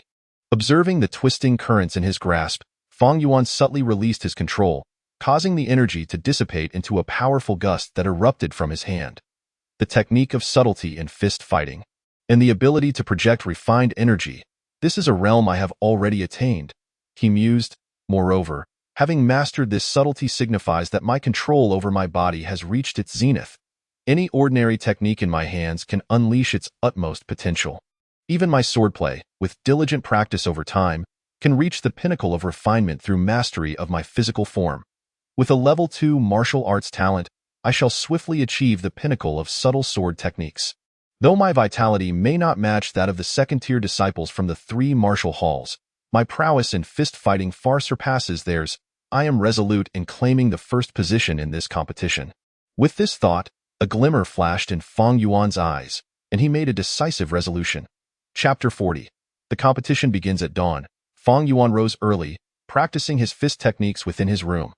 Today marks the day of the competition between the 3 martial halls, and he aimed to elevate his condition to its peak in preparation for the forthcoming bouts. Observing the white energy swirling around his hand, he tirelessly executed his fist techniques, mastering the manipulation of this refined energy. Although I can unleash refined energy, the energy produced from my second-tier physical training remains too weak to pose a significant threat to other second-tier martial artists. It must be employed unexpectedly at the most critical moment to achieve the best effect. Fang Yuan understood that his stamina could not rival those disciples who had attained the second tier of physical training. Thus, the refined energy he generated would not greatly intimidate them. However, if utilized unexpectedly, it could indeed catch them off guard. If I wish to become the champion, I must reserve my refined energy for the final match. Otherwise, if others are prepared, it is unlikely that my energy will yield an unexpected victory. Fang Yuan pondered deeply, contemplating his strategy. He did not wish to reveal his secret blood-burning technique, so he relied solely on his subtle fist techniques to secure second place, then use his refined energy to clinch victory. After a moment, Fang Yuan glanced outside and noticed the sky brightening, so he had breakfast and proceeded to the five-element martial hall. Within the hall, numerous disciples had gathered, their expressions tinged with excitement. Today was the day of their competition against the other two martial halls. Though many disciples would not have the opportunity to participate, the significance of the event filled them with exhilaration and anticipation. As soon as Fang Yuan arrived at the hall, he was surrounded by disciples inquiring about his thoughts on the competition. Among them were those who had previously looked down upon him, deeming his talents insufficient to break through the realm of physical training. However, today, Fang Yuan had proven his worth through his fist techniques, demonstrating his capabilities. With a smile, he confidently responded, expressing his belief in his success, but saying little else. After all, he could not openly declare his ambition to become the champion. Such a claim would likely be met with disbelief, for he was merely a newcomer to the second tier of physical training. Having only been in this realm for a few months, the gap in vitality and physical strength between him and the other second-tier disciples was considerable, a disparity not easily bridged. After conversing with many disciples, Fang Yuan's gaze shifted to Xiao Kong, and he inquired, "Brother Xiao, how have you prepared?" "I am ready, and I estimate I can secure 5th place in this competition," Xiao Kong replied with a nod. 5th place may seem inconsequential, but achieving it among 11 second-tier disciples was no small feat. Xiao Kong was confident in his abilities. After all, he had only been in the second tier for 2 or 3 years.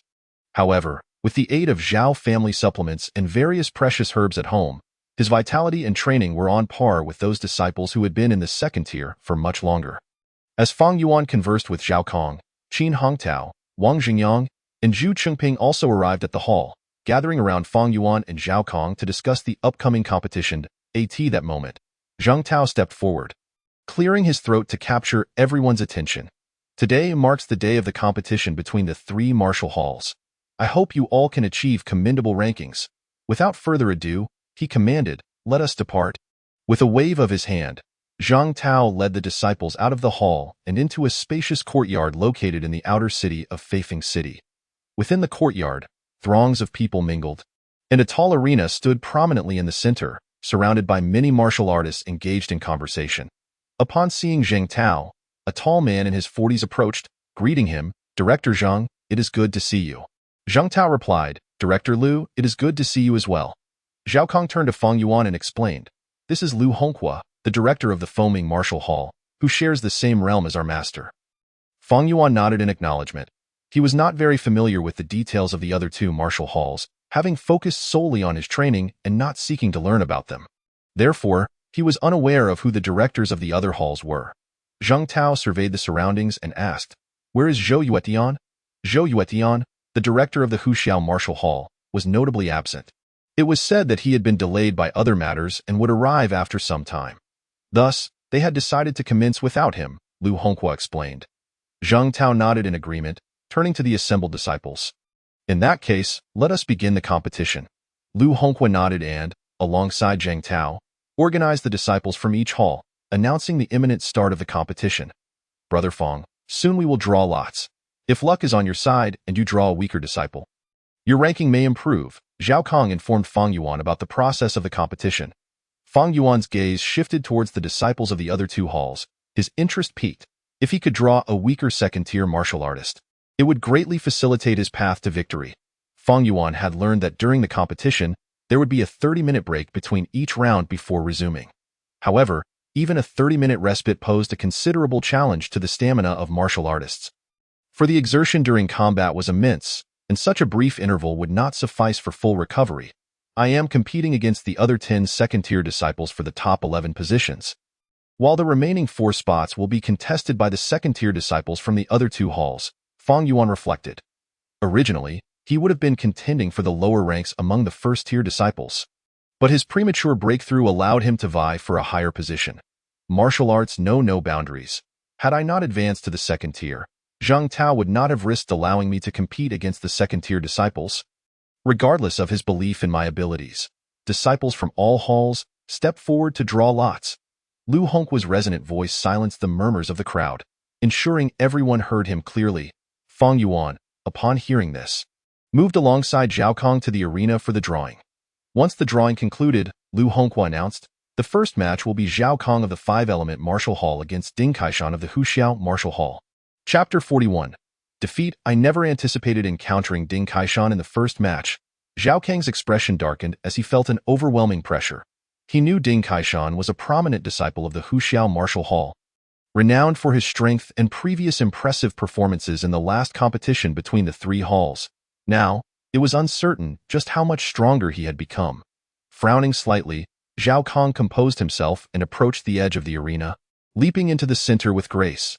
Regardless of Ding Kaishan's prowess, he could not afford to falter before the battle, as it would undermine his momentum.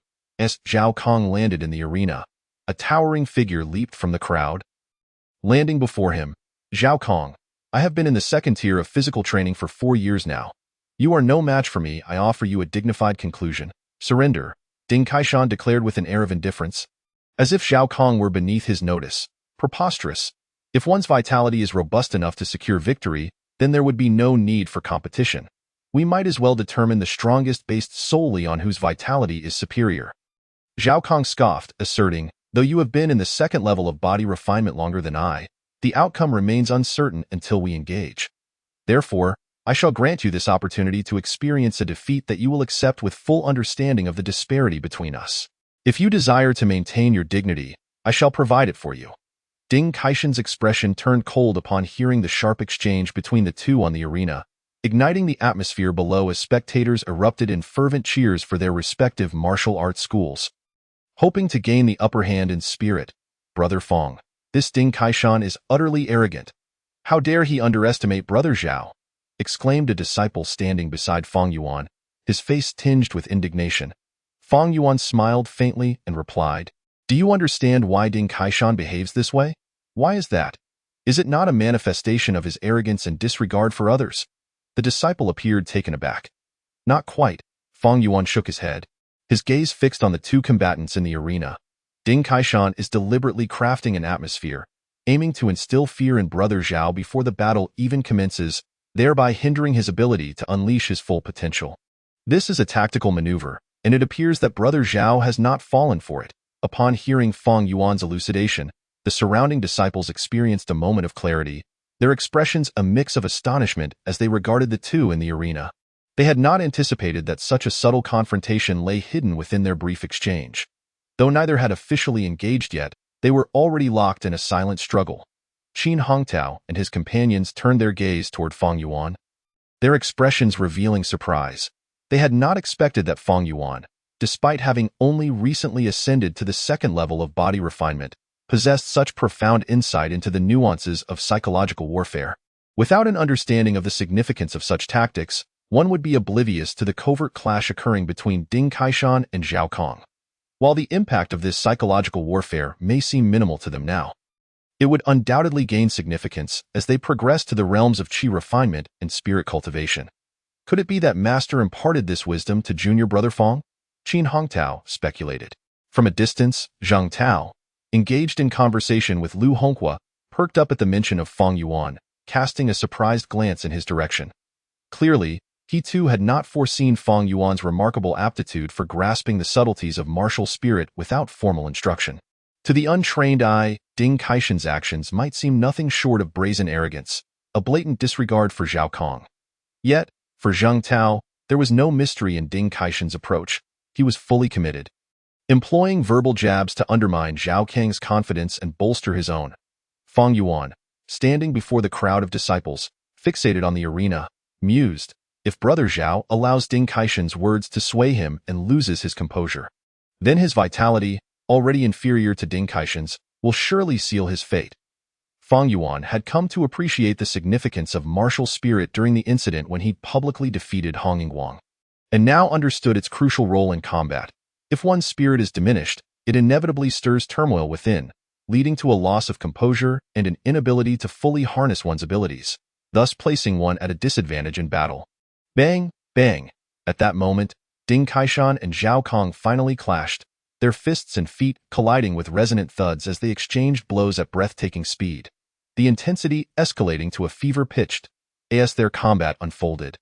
Faint echoes of a roaring tiger reverberated from their confrontation, reaching Fang Yuan's ears. The tiger roar fist produces a sound akin to a tiger's roar when executed with full force, capable of instilling fear in the mind.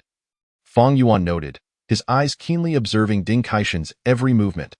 This was his first encounter with the tiger roar fist, and he knew he must memorize its techniques to prepare for the ensuing contest. The 3 martial arts schools in Feifeng City each had their unique styles. The 5 Elements boxing school practiced techniques that allowed for diverse and dynamic applications, while the tiger roar fist was characterized by its overwhelming force, generating a roar that could seize the soul.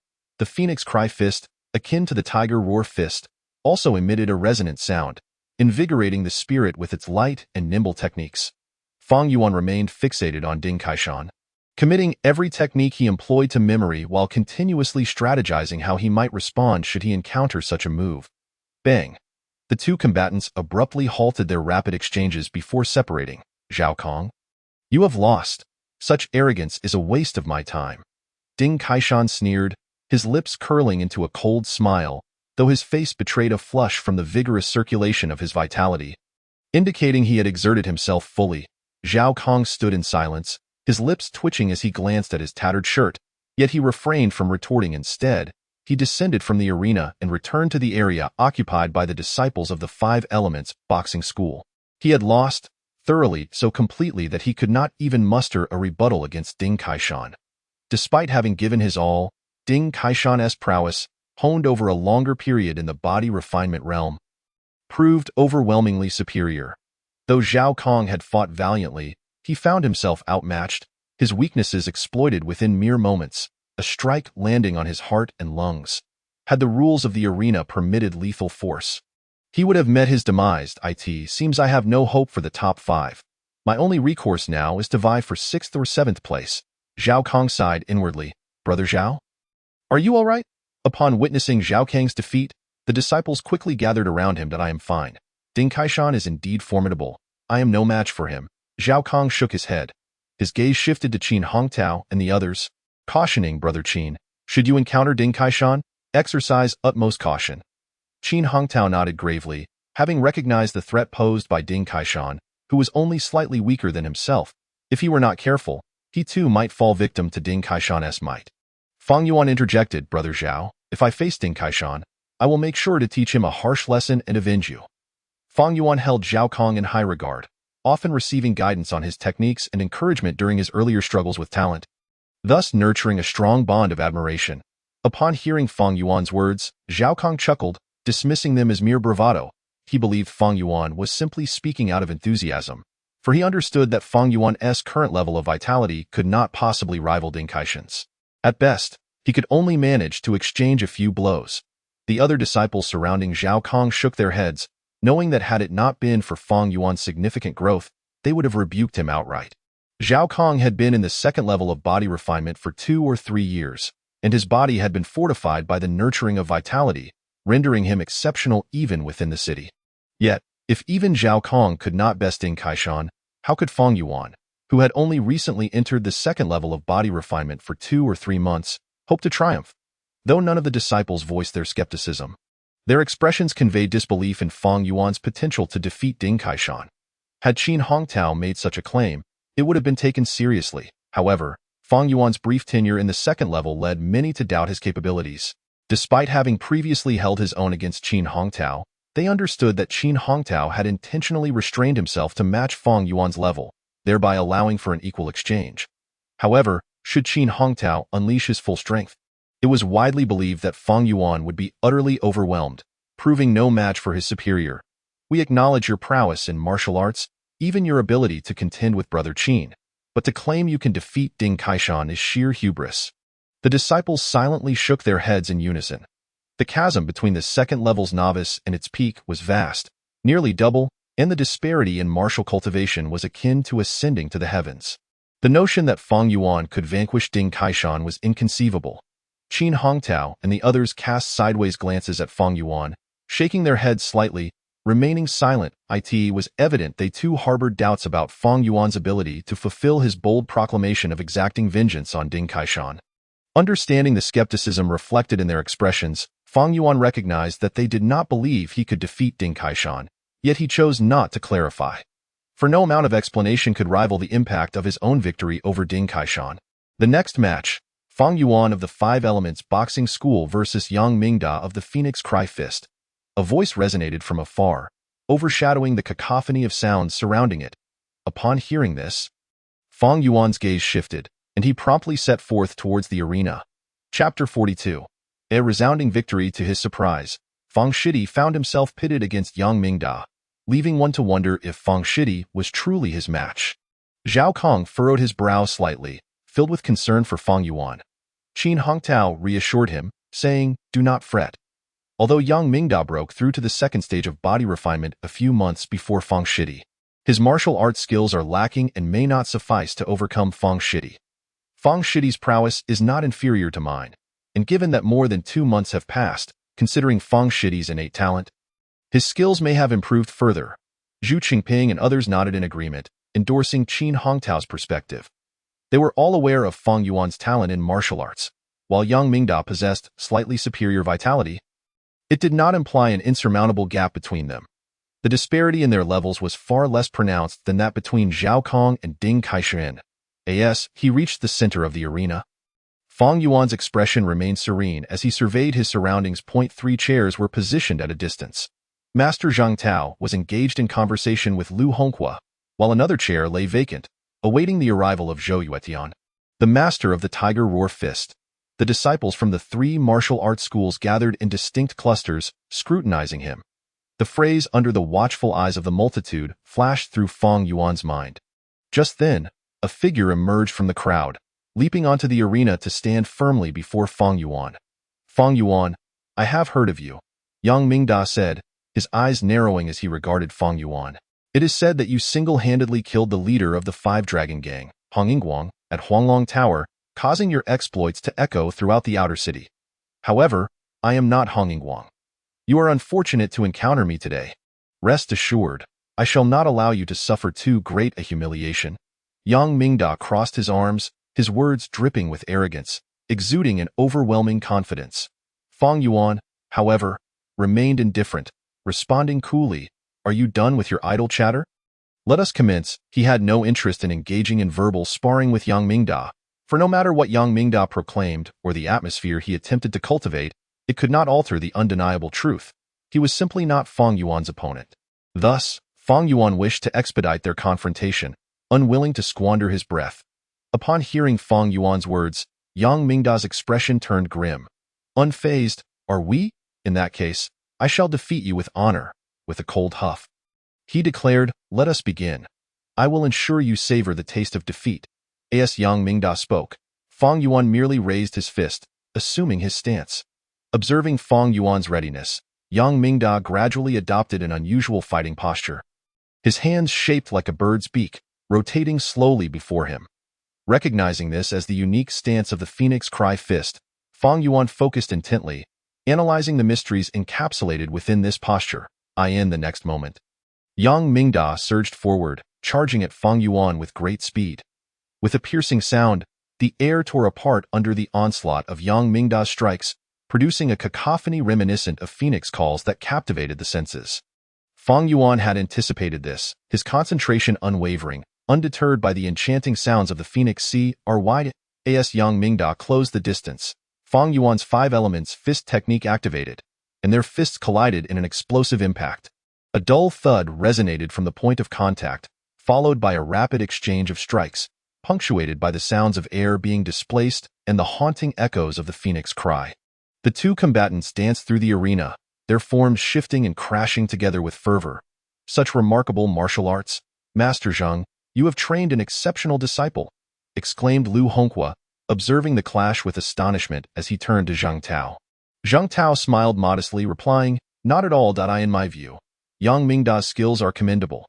They are quite rare in Feifeng City." However, Lu Honghua shook his head, turning his gaze back to the arena. He was not blind. It was evident that Fang Yuan's martial arts surpassed those of Yang Mingda. Although Yang Mingda's vitality was somewhat greater, it was insufficient to secure his victory. Zhang Tao's eyes, too, bore a hint of surprise as he observed the arena. He had not anticipated Fang Yuan's martial arts to have advanced so significantly since their last encounter, even hinting at a peak just shy of a profound mastery. I had not been attentive to the martial arts school recently. I had no idea Fang Yuan had progressed so much. A thought flitted through Zhang Tao's mind, leaving him slightly astounded. This rate of improvement even eclipsed that of Li Kai.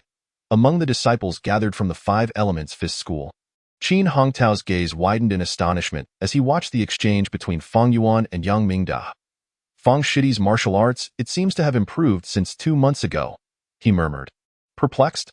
Now, Yang Mingda is merely struggling to defend himself, while Qin Hongtao believed Fang Yuan's skills had merely become more refined over the past 2 months. The level of mastery displayed left him in awe.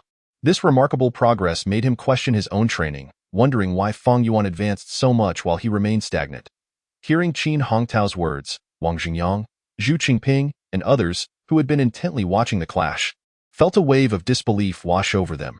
They recognized Yang Mingda was at a disadvantage, but had not realized he was utterly without the means to counter Fang Yuan's assault. Awakened by Qin Hongtao's remarks, the group was struck by a sense of shock and incredulity. For Yang Mingda's vitality was only slightly superior to theirs.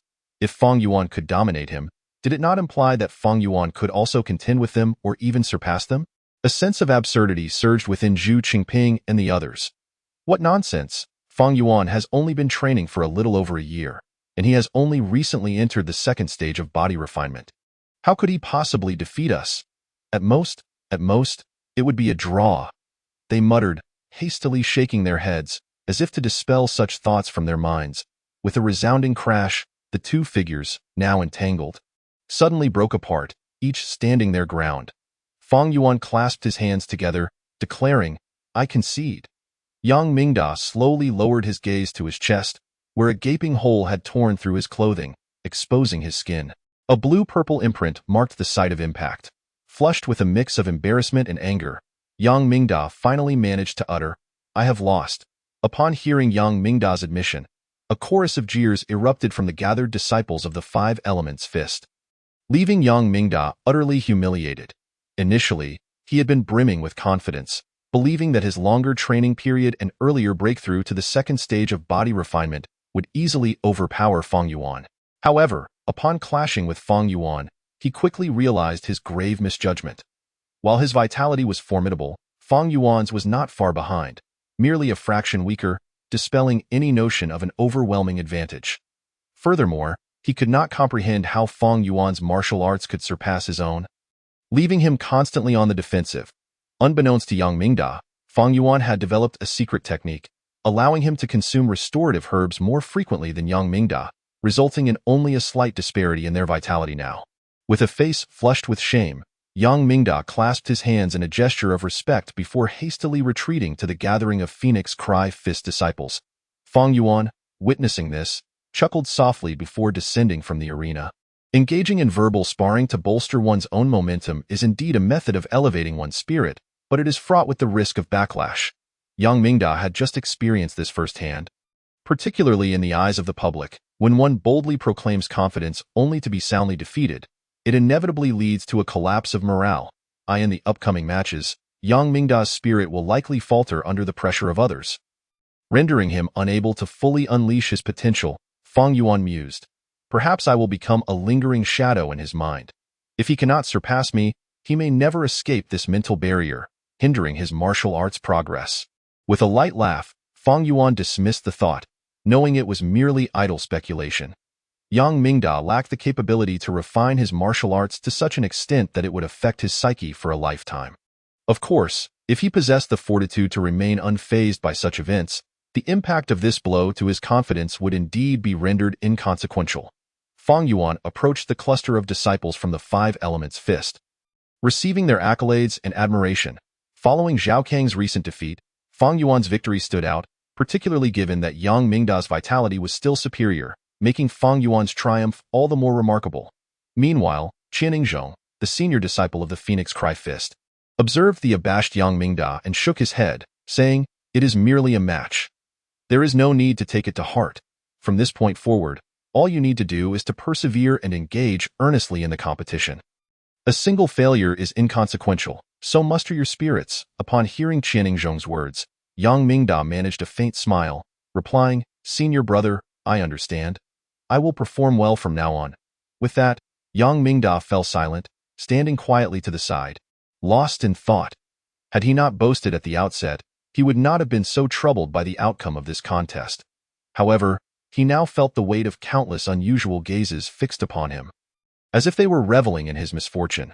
The scrutiny emanating particularly from the Wuxing Boxing Hall made him feel as though he were sitting on pins and needles, filled with an overwhelming sense of shame. Initially, he had merely sought to emulate Ding Kaishan's Tiger Roar Fist, aspiring to elevate his own presence, yet he never anticipated that he would be defeated by someone who had only entered the second level of body refinement a mere 2 months ago. He longed to find a crack in the ground to disappear into as he sensed the mocking glances around him. Yang Mingda silently clenched his fists, tears brimming in his eyes. Chapter 43. Defeat that Fang Yuan managed to defeat Yang Mingda. It seems his talent is commendable, Li Kai observed from a distance, contemplating. Beside him stood a handful of disciples from the Wuxing Boxing Hall, while the rest kept their distance, for his proud demeanor often led him to look down upon those from humble backgrounds, resulting in poor relations. Watching Fang Yuan engaging jovially with his fellow disciples, Li Kai's thoughts shifted. Given his strength and talent, he would be a valuable asset to the Li family. Let him serve us well? He mused that once he hinted at this intention, Fang Yuan would undoubtedly strive to join the Li family. The thought brought a slight smile to his lips. The Li family, one of the 4 prominent clans in Feifeng City, boasted powerful practitioners and a formidable influence. Many common folk would eagerly sell their children to gain entry into the Li family. He was confident that once he conveyed this notion, Fang Yuan would have no choice but to accept. At that moment, a voice rang out. Qian Yingzhong of the Phoenix Cry Fist versus Zhai Ranqing of the Tiger Roar Fist. As Lu Hongqua's announcement reverberated, 2 figures emerged in the arena, commencing yet another bout.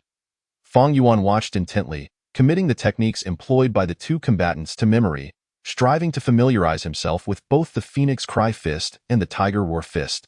To secure victory in this competition, he needed a thorough understanding of these 2 styles, enabling him to discern their intricacies and respond with composure. In his mind, he continuously analyzed the techniques of both schools, seeking to extract deeper insights to enhance his own martial prowess. Disciples from the 3 boxing halls took turns showcasing their skills. The competition reached a fever pitch. Eventually, after the last match of the first round concluded, a half-hour break ensued before the second round commenced with a new draw. However, the disciples of the Wuxing Boxing Hall were disheartened to find that, apart from Qin Hongtao and Fang Yuan, the other 3 had all succumbed in the first round, eliminating them from contention for the top 6 and relegating them to compete for lower rankings. Qin Hongtao versus Qian Yingzhong. The announcement caused Qin Hongtao's brow to furrow with concern. This is bad. Qian Yingzhong has been in the second level of body refinement for quite some time and possesses formidable strength. Last time, my senior brother was defeated by him. Beside him, Zhu Qingping shook his head slightly, evidently skeptical of Qin Hongtao's chances. Do not let his success diminish your own spirit. Senior brother Qin and Qian Yingzhong are nearly equal in strength. I believe senior brother Qin can triumph. Wang Zhengyang countered, "I will do my utmost." Qin Hongtao nodded, then stepped onto the stage. He felt no inclination to engage in idle chatter, uncertain if he could indeed overcome Qian Yingzhong. All he could do was maintain a positive mindset and give his all in the match against Qian Yingzhong. Qin Hongtao, it's been a while. I wonder how much stronger you've become since our last duel. I hope this match can be enjoyable for me. Qian Yingzhong smiled confidently as he stood before Qin Hongtao. Enough with the pleasantries. Let us begin. Qin Hongtao's expression turned serious as he assumed his fighting stance, his gaze fixed intently on Qian Yingzhong. Heh! Qian Yingzhong chuckled softly, taking up the stance of the Phoenix Cry fist in response. Bang! The air exploded with a muffled sound as the two figures collided, their fists and feet intertwining in a fierce exchange, both unleashing their full power. Brother Fong, do you think Senior Brother Qin can achieve victory? A disciple beside Fong Yuan asked, his tone laced with uncertainty as he observed the intense confrontation unfolding. They all knew that Qin Hongtao had previously fallen to Qian Yingzhong, thus their faith in Qin Hongtao's chances was waning. It's hard to say, their vitality and strength are quite comparable. Though Qian Yingzhong possesses a slight edge, predicting the outcome remains uncertain, Fong Yuan replied, shaking his head, not overly optimistic about Qin Hongtao's prospects. Given his nuanced understanding of martial arts, he could see that Qin Hongtao's techniques were evidently inferior to Qian Yingzhong's, and that difference was significant enough to determine the victor. However, Fong Yuan chose not to voice his true thoughts. Knowing that others would regard him as vastly inferior to both Qin Hongtao and Qian Yingzhong, even if he perceived something others did not, they would be unlikely to believe him. Senior Brother Qin is at a disadvantage. Wang Xingyang furrowed his brow, shaking his head. Zhu Chengping echoed this sentiment. It seems we have no chance of placing in the top 3 this time. Wang Xingyang nodded in agreement indeed. While Brother Fong's martial arts are commendable, he still falls short against those with extensive experience in the second level of body refinement. The disparity in vitality and strength cannot be easily bridged by technique alone, Xiao Kong sighed. Last time, we were shut out of the top 3, and it appears this time will be no different. Fong Yuan, feeling exasperated, interjected, I must say, you are all underestimating me far too much. I haven't even stepped onto the stage yet. Wang Xingyang shook his head, Brother Fong. It is not that we underestimate you, but rather that the gap in vitality and strength is simply too vast. Xiao Kong patted Fong Yuan's shoulder in a comforting gesture. Brother Fong, just do your best when it's your turn. Do not feel too much pressure. Having just entered the second level of body refinement, your performance thus far is already impressive. A loss would be entirely understandable.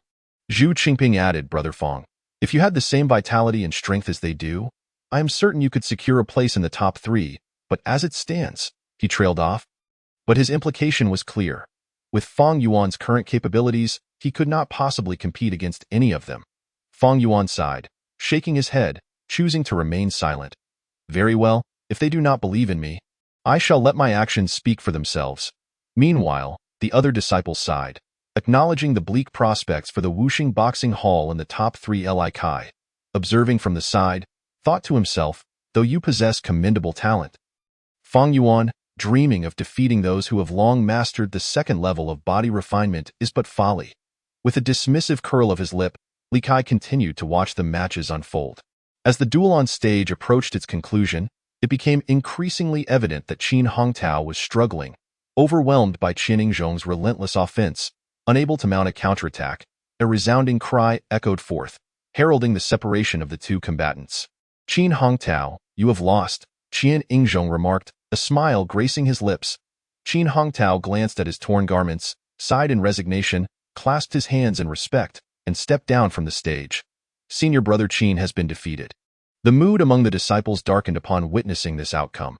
They understood that the Wuxing Boxing Hall had once again faced humiliation, failing to secure a spot in the top 3. For Fong Yuan. Having overheard the earlier conversation among Zhu Qingping and the others, he found their assertions to be all too accurate. Having only recently entered the second level of body refinement, he was not a match for these seasoned competitors and was unlikely to reach the top 3. Senior Brother Qin.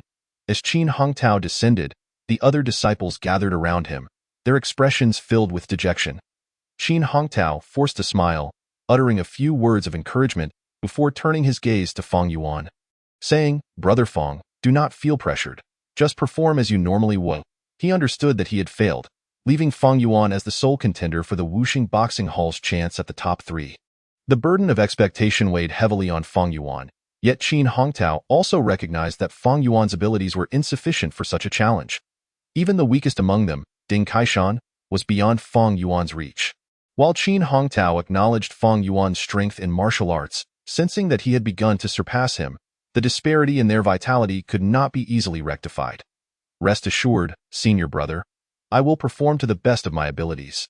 Fong Yuan nodded slightly, After speaking, he directed his gaze towards the arena, choosing not to elaborate further. In the distance, at the 3 chairs, Zhang Tao shook his head and remarked, "It seems that this time, none of my disciples will be able to contend for a position in the top 3. Although Fang Yuan had yet to take the stage, Zhang Tao had already mentally conceded defeat for him. The other competitors, even the weakest among them, Ding Kaishan, had entered the 2nd level of body refinement several years earlier, possessing a physical prowess that Fang Yuan could not hope to overcome. The efficacy of martial arts such as boxing manifests primarily when both parties are evenly matched.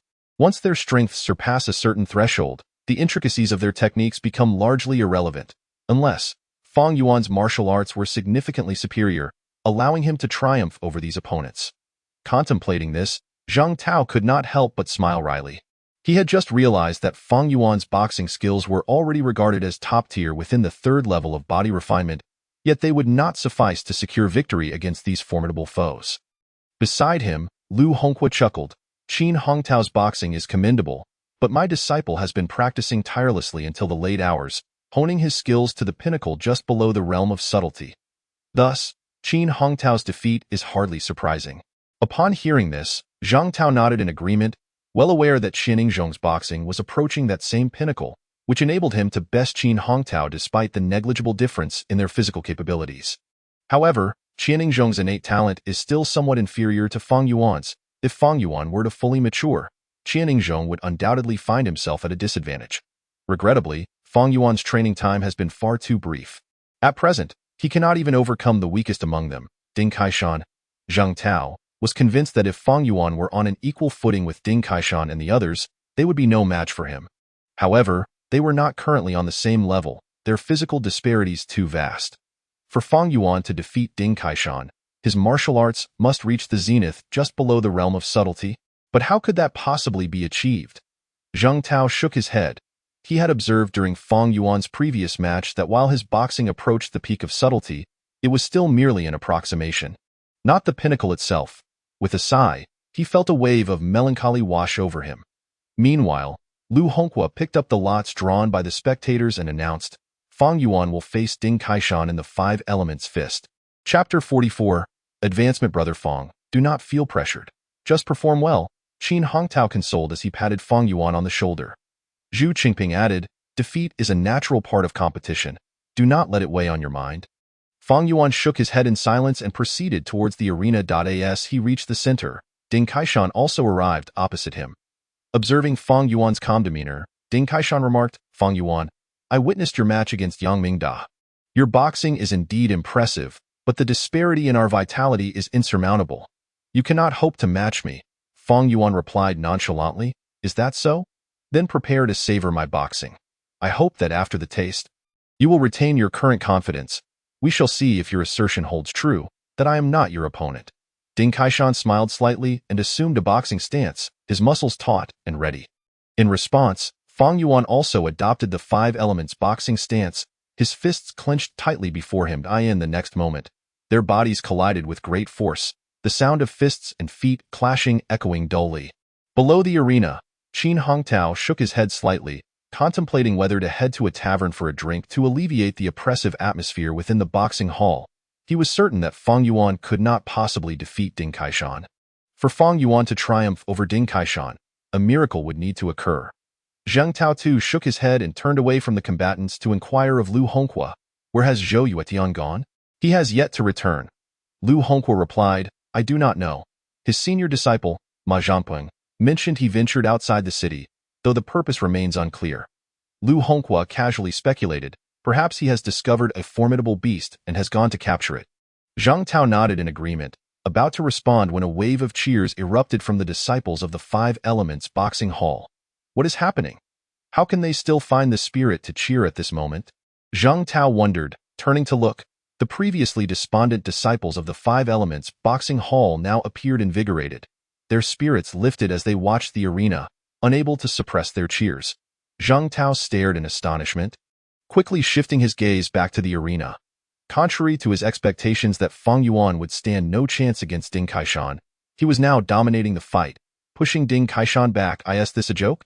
Zhang Tao's eyes widened in disbelief, questioning whether he was misinterpreting the scene before him. Fang Yuan was indeed overpowering Ding Kaishan, gaining the upper hand, a stark contrast to his earlier predictions. Lu Honghua, equally astonished, turned to Zheng Tao and exclaimed, "Director Zheng, your disciple's boxing has astonishingly reached the pinnacle just below the realm of subtlety." Zheng Tao regained his composure, his astonishment palpable as he remarked, "My disciple possesses extraordinary talent in boxing. Yet I did not anticipate he would reach such heights." It seemed that Ding Kaishan of the Tiger Roar Fist was on the verge of being defeated by his disciple. As he contemplated this, Zheng Tao felt a sense of unreality wash over him. What a farce! Fang Yuan has cultivated his boxing to this level, mere moments away from breaking into the realm of subtlety. Such talent is truly remarkable. Watching Fang Yuan on the stage, Zheng Tao's gaze brimmed with awe and astonishment. It is worth noting that typically, a martial artist must reach the third level of body refinement to achieve such mastery in boxing. Yet Fang Yuan had attained this within merely 2 to 3 months of entering the second level, leaving Zheng Tao astounded. His talent undoubtedly surpasses that of Li Kai. I have underestimated him. Once this match concludes, I shall immediately accept him as my true disciple, the heir to my legacy. Zheng Tao's eyes sparkled with admiration, and he resolved not to waver any longer between choosing Li Kai or Fang Yuan as his true disciple. He was now certain that Fang Yuan's potential surpassed that of Li Kai, for he knew that even at the second level of body refinement, Li Kai could never hope to match Fang Yuan's current martial prowess. Lu Honghua, with a hint of envy in his tone, remarked, "It seems your disciple is likely to break through to the realm of subtlety during the third level of body refinement. Congratulations, Director Zheng. Your legacy will certainly endure." As mentors, they all aspired to find a gifted disciple capable of inheriting their teachings, and it appeared Zheng Tao had succeeded in finding a worthy successor. Zheng Tao nodded with a smile, acknowledging, "I never anticipated he would achieve such mastery at the second level. Typically, martial artists only reach this level of skill upon entering the third. As Zheng Tao conversed with Lu Honghua, the situation on the arena became increasingly evident. Anyone could clearly see that Fang Yuan was maintaining the advantage, overwhelming Ding Kaishan. What a farce! He concealed his martial arts prowess in the previous match. His boxing skills surpass even those of senior brother Ma Zhanpeng. I am no match for him. Ding Kaishan gritted his teeth, feeling so distressed that he nearly spat blood. Everything unfolded in a manner entirely contrary to his expectations. Initially, he had calculated his moves based on Fang Yuan's displayed prowess in the previous match. But upon their first encounter, he realized he had gravely misjudged the situation. Fang Yuan's martial arts had ascended to a pinnacle beyond his capacity to contend with, while Ding Kaishan would have typically taken a steady approach. His miscalculations allowed Fang Yuan to seize upon his vulnerabilities, relentlessly pressing the advantage and swiftly turning the tide against him. Observing Ding Kaishan's despondent expression, Fang Yuan couldn't help but chuckle inwardly. Intensifying his offensive in his previous duel against Yang Mingda, he had concealed the true extent of his martial arts skills, only revealing a slightly superior level compared to Qin Hongtao. His strategy was to catch his opponent off guard. And now, he had successfully capitalized on that opportunity, firmly establishing dominance. However, Fang Yuan remained vigilant, continuing to escalate his assault and leaving Ding Kaishan in a state of utter disarray. Aware that Ding Kaishan possessed superior stamina, he was careful not to underestimate him or grant him any openings. Should he let his guard down, it would expose the intricacies of his martial arts, allowing others to prepare against him, an outcome Fang Yuan wished to avoid. Below the arena, as Ding Kaishan's defeat became apparent, the disciples of the Five Elements Boxing Academy erupted into cheers, their excitement palpable. For if Fang Yuan triumphed over Ding Kaishan, he would secure a place among the top 3. The last time the Five Elements Boxing Academy failed to reach such heights, and now, they were on the verge of redemption, filling the disciples with exhilaration. Their initial skepticism regarding Fang Yuan's chances had vanished without a trace. Qin Hongtao's expression morphed into one of astonishment as he watched Fang Yuan dominate Ding Kaishan, his mind wandering back to 2 months prior when he had sparred with Fang Yuan. At that time, he had claimed Fang Yuan's martial arts were on par with his own, but in retrospect, Qin Hongtao felt a deep sense of shame. He murmured, "I never expected that junior brother Fang's martial prowess had advanced to such an extent, far surpassing my own." Meanwhile, Zhu Qingping and Wang Zhengyang stood transfixed, disbelief etched across their faces as they gazed at the arena. After a moment, Zhu Qingping, slightly dazed, remarked, "It seems we underestimated Junior Brother Fong. I didn't think he was serious. He truly can defeat Ding Kaishan." Xiao Kong chimed in, unable to contain himself. At first, I thought Junior Brother Fong was merely speaking idly, not genuinely believing he could win. Reflecting on his earlier apathy, Xiao Kong felt a wave of embarrassment wash over him. Xiao Kong contemplated, with Fong Yuan's current strength, his position as a guest elder of my Xiao family seems somewhat lacking. After the matches, I shall speak to my family about enhancing his status. Meanwhile, Li Kai, observing Fong Yuan in the arena, was taken aback, soon feeling a rush of excitement. What a remarkable individual. The stronger you become, the more I am intrigued to have you join the Li family. I am eager to witness your subservient demeanor. Perhaps due to Fong Yuan's past overshadowing him, or because Zheng Tao had urged him to learn from Fong Yuan. Li Kai now regarded Fong Yuan with great disdain. As a member of one of the 4 prominent families of Fei Feng City, he believed a mere commoner should remain in the mud, never achieving such success, destined to bow and serve the elite families. At that moment, a series of dull thuds echoed from the arena as the 2 figures disengaged from their struggle, standing apart. Ding Kaishan took a deep breath and slowly declared, "I concede." However, he added with a slight smile, "Unfortunately, your journey ends here. You can only aspire to 3rd place. The top 2 positions are beyond your reach." Ding Kaishan continued, "Given your stamina, even if you rest for half an hour before facing Qianinzhong and Ma Zhanpeng, you will still falter, and defeat will be inevitable." Fong Yuan coldly retorted, "I beg your pardon. But the sun is now at its zenith. Once we conclude the 2nd round, we will disperse for lunch, and I have ample time to recuperate. There's no need for your concern." Hearing Fong Yuan's words, Ding Kaishan's lips twitched, and he bowed slightly before turning to leave the arena. He had intended to provoke Fong Yuan, hoping to induce some distraction in the upcoming duel, but it appeared that tactic was futile against him. Dashi Xiong Ma Zhanpeng is hailed by our master as a natural-born warrior. He should surely triumph against Fong Yuan, Ding Kaishan thought, shaking his head. Although Ma Zhanpeng's stamina was superior and his combat instincts extraordinary, Ding Kaishan couldn't help but worry for Ma Zhanpeng. Fong Yuan's martial arts were so formidable that even Ma Zhanpeng would struggle against him. Ding Kaishan believed that if Fong Yuan possessed Ma Zhanpeng's stamina, he would undoubtedly secure 1st place in this competition. Although Ma Zhanpeng is physically formidable, Fong Yuan's martial prowess is impressive. However, it may still be too much for him to overcome. As Ding Kaishan departed the arena, Fong Yuan too turned to leave. "Regrettably, neither of these individuals possesses talents that I can replicate," he mused, feeling somewhat exasperated. Chapter 45. But I refuse. Originally, Fong Yuan had intended to replicate some talents during this competition. Yet it seemed that among these disciples, his own talents were already exceptional. Thus, he had failed to replicate any talents in the last 2 matches. Perhaps only Qianinzhong and Ma Zhanping possessed talents worthy of my replication. Fong Yuan concluded. He recognized that both were the top disciples of their respective academies, boasting unparalleled talent and strength. If there were any talents to be gained from this competition, it would undoubtedly be from these 2. Especially Ma Zhanpeng, whom Fong Yuan had observed during his matches, exhibiting a ferocious fighting style and remarkable combat instincts, superior even to his OWN. In the next round, I shall face them both. I hope they do not disappoint me. With that thought, Fong Yuan couldn't help but smile. As Fong Yuan descended from the arena, the disciples of the 5 Elements Boxing Academy gathered around him, erupting into cheers. Fong Yuan looked at his excited peers and smiled in response. He knew he had secured a place among the top 3, bringing glory to the 5 Elements Boxing Academy and washing away the shame of their previous failures to do so, which left many feeling utterly thrilled. Qin Hongtao and the others squeezed through the crowd to Fong Yuan, expressing their heartfelt sentiments. "Junior Brother Fong, we underestimated you. We never imagined your martial arts had reached such heights, allowing you to defeat Ding Kaishan in an instant.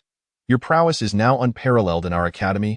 Xiao Kong added, "Junior Brother Fong, when you mentioned defeating Ding Kaishan earlier, I truly didn't take it to heart, thinking you were merely offering me comfort. But to think..." Xiao Kang's expression turned slightly embarrassed. Fong Yuan replied, "I recently entered the 2nd level of body refinement. It is only natural for you to have such doubts. Had I been in your position, I too would have questioned it." As Fong Yuan engaged in conversation with his fellow disciples, the next round of matches commenced. After a lengthy series of bouts, The second round finally concluded. In the upcoming round, Fang Yuan was set to face Qianing Zhong and Ma Zhampeng, vying for the top 3 positions, while Qin Hongtao and his companions would contend for the remaining spots. However, as the sun reached its zenith, the participants dispersed for lunch, and the matches would resume at 2 o'clock in the afternoon. Fang Yuan was escorted by many disciples as he exited the courtyard. Zhao Kong turned to him and inquired, "Junior brother Fang, would you like to join me for a meal at my home?" Fang Yuan shook his head, replying, "No, thank you. My sister is cooking at home today. I shall dine with her." Zhao Kong nodded, refraining from extending another invitation. Fang Yuan bid farewell to his fellow disciples and swiftly made his way home. He had informed Fang Yu in advance about his participation in the matches. So she had remained at home, preparing lunch for him instead of being with the Black Tiger gang.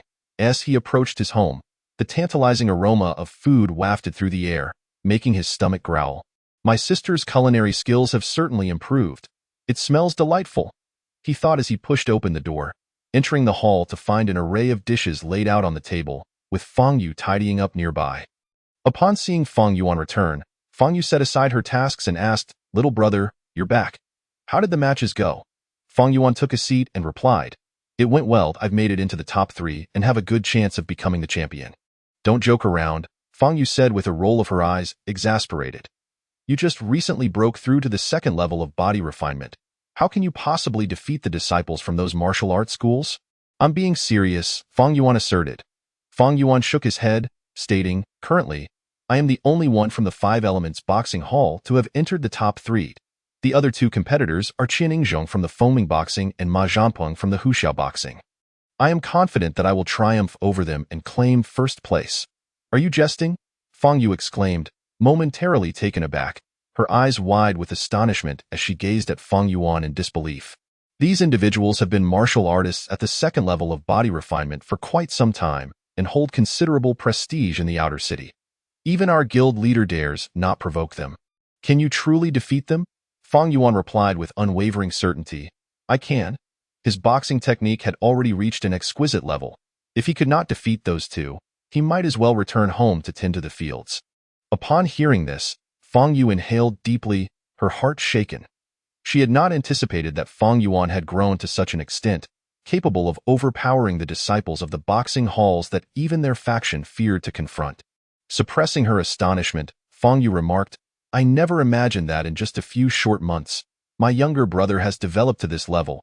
I am at a loss for words." Shaking her head, she sat down and picked up her chopsticks. "It's time to eat. I prepared a delicious meal for you, so indulge yourself." Savoring the familiar flavors, Fang Yuan said, "Sister, your culinary skills have improved again. I wonder who will benefit from it in the future." Fang Yu shot him a glare and retorted, "I am not in the mood for such thoughts. Eating will keep your mouth busy, so enjoy your meal." Observing Fang Yuan, who was focused on his meal, Fang Yu felt a whirlwind of emotions and shook her head before picking up her own bowl and chopsticks. After lunch, Fang Yuan returned to his room to rest, recuperating his energy and spirit in preparation for the upcoming competition. He understood that the forthcoming matches would undoubtedly be challenging, and he needed to adjust his state to its peak to ensure his chances of securing 1st place. This 1st place was a determination he had firmly set his sights on. While Fang Yuan was not overly concerned about the beast meat, the Rongshu Dan was something he desperately needed. With this elixir, his training from the 2nd level to the 3rd level of body refinement would be significantly expedited, allowing him to reach the pinnacle of the 3rd level more swiftly. At 1:30 in the afternoon, Fang Yuan awoke from his slumber, stretched his body, and then strode confidently out of his home. The sun shone brightly, and the sky was a brilliant blue. Fang Yuan walked along the main road towards the arena for the competition. Suddenly, a man emerged from a tea house by the roadside and approached Fang Yuan. "Fang Yuan, please wait a moment. I have something to discuss with you." Fang Yuan frowned as he regarded the middle-aged man before him. "Who are you?" The man smiled amiably at Fang Yuan. "I am from the Wang family in the inner city. I have business with you." "The Wang family?" Fang Yuan questioned, puzzled, as he had had no prior dealings with them.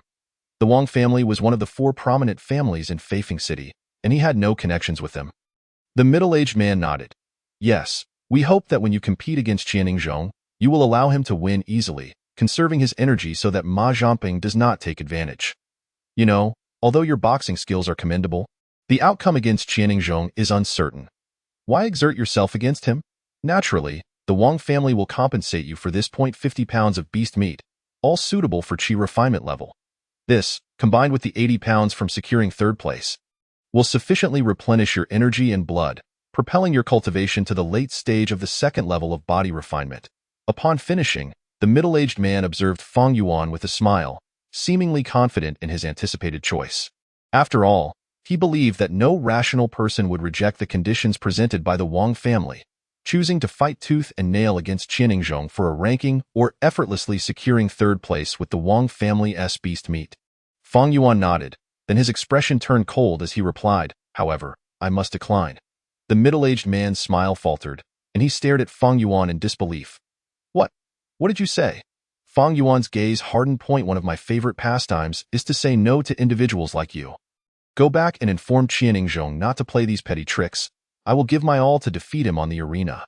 With that, Feng Yuan scoffed and strode past the middle-aged man, continuing towards the competition arena.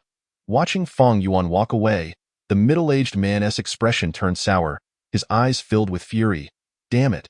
Does he not have any sense? How dare he refuse the conditions set by the Wang family?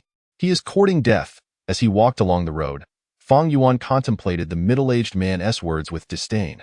While 50 pounds of beast meat was valuable, it could not compare to the Rongshuadan. He was determined to attain first place, and such a trivial amount of beast meat held no allure for him. Moreover, Feng Yuan had been disgusted by such underhanded dealings in his previous life, feeling helpless to change them. However, this time he possessed the ability to refuse, and thus he did so outright.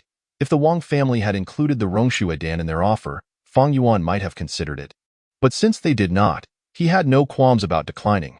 He was unafraid of any potential retaliation from the Wang family, as the Five Elements Boxing Hall wielded power comparable to any family in Feifeng City and would not fear retribution. Since the Wang family has approached me, does that imply that the first match of this round will be against Qianlingzhong? A thought crossed Feng Yuan's mind, and a cold smile appeared on his face. Without pausing, Feng Yuan continued on, eventually arriving once more at the competition arena. At this moment, the arena was filled with disciples from various factions, all eagerly awaiting the commencement of the next round of matches. Feng Yuan surveyed the area, then made his way to the section where the disciples of the Five Elements Boxing Hall had gathered. As Feng Yuan approached, numerous disciples encircled him, their excitement palpable. Today, Feng Yuan was undoubtedly the star of the show, for it was his efforts that had propelled the Five Elements Boxing Hall back into the top 3, restoring their pride. The disciples now held Feng Yuan in high esteem, even surpassing the popularity of Xiao Kong, who was typically the most well-liked among them.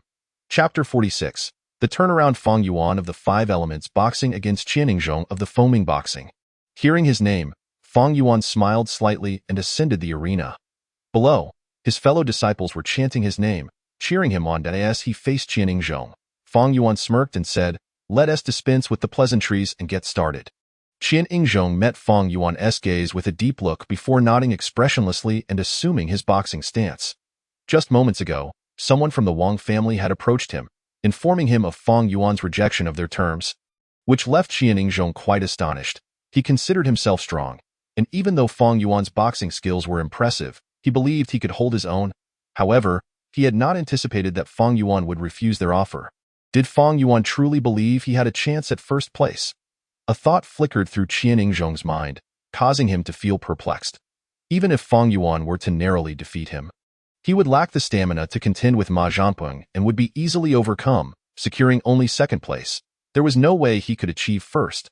Seeing Feng Yuan's cold demeanor, Qianlingzhong sighed inwardly, then unleashed his energy. A resonant sound echoed as he propelled himself toward Feng Yuan, crashing into him with fierce intensity. With a resounding thud, their fists and feet collided. Qianlingzhong, gazing into Feng Yuan's calm eyes, felt a surge of emotion.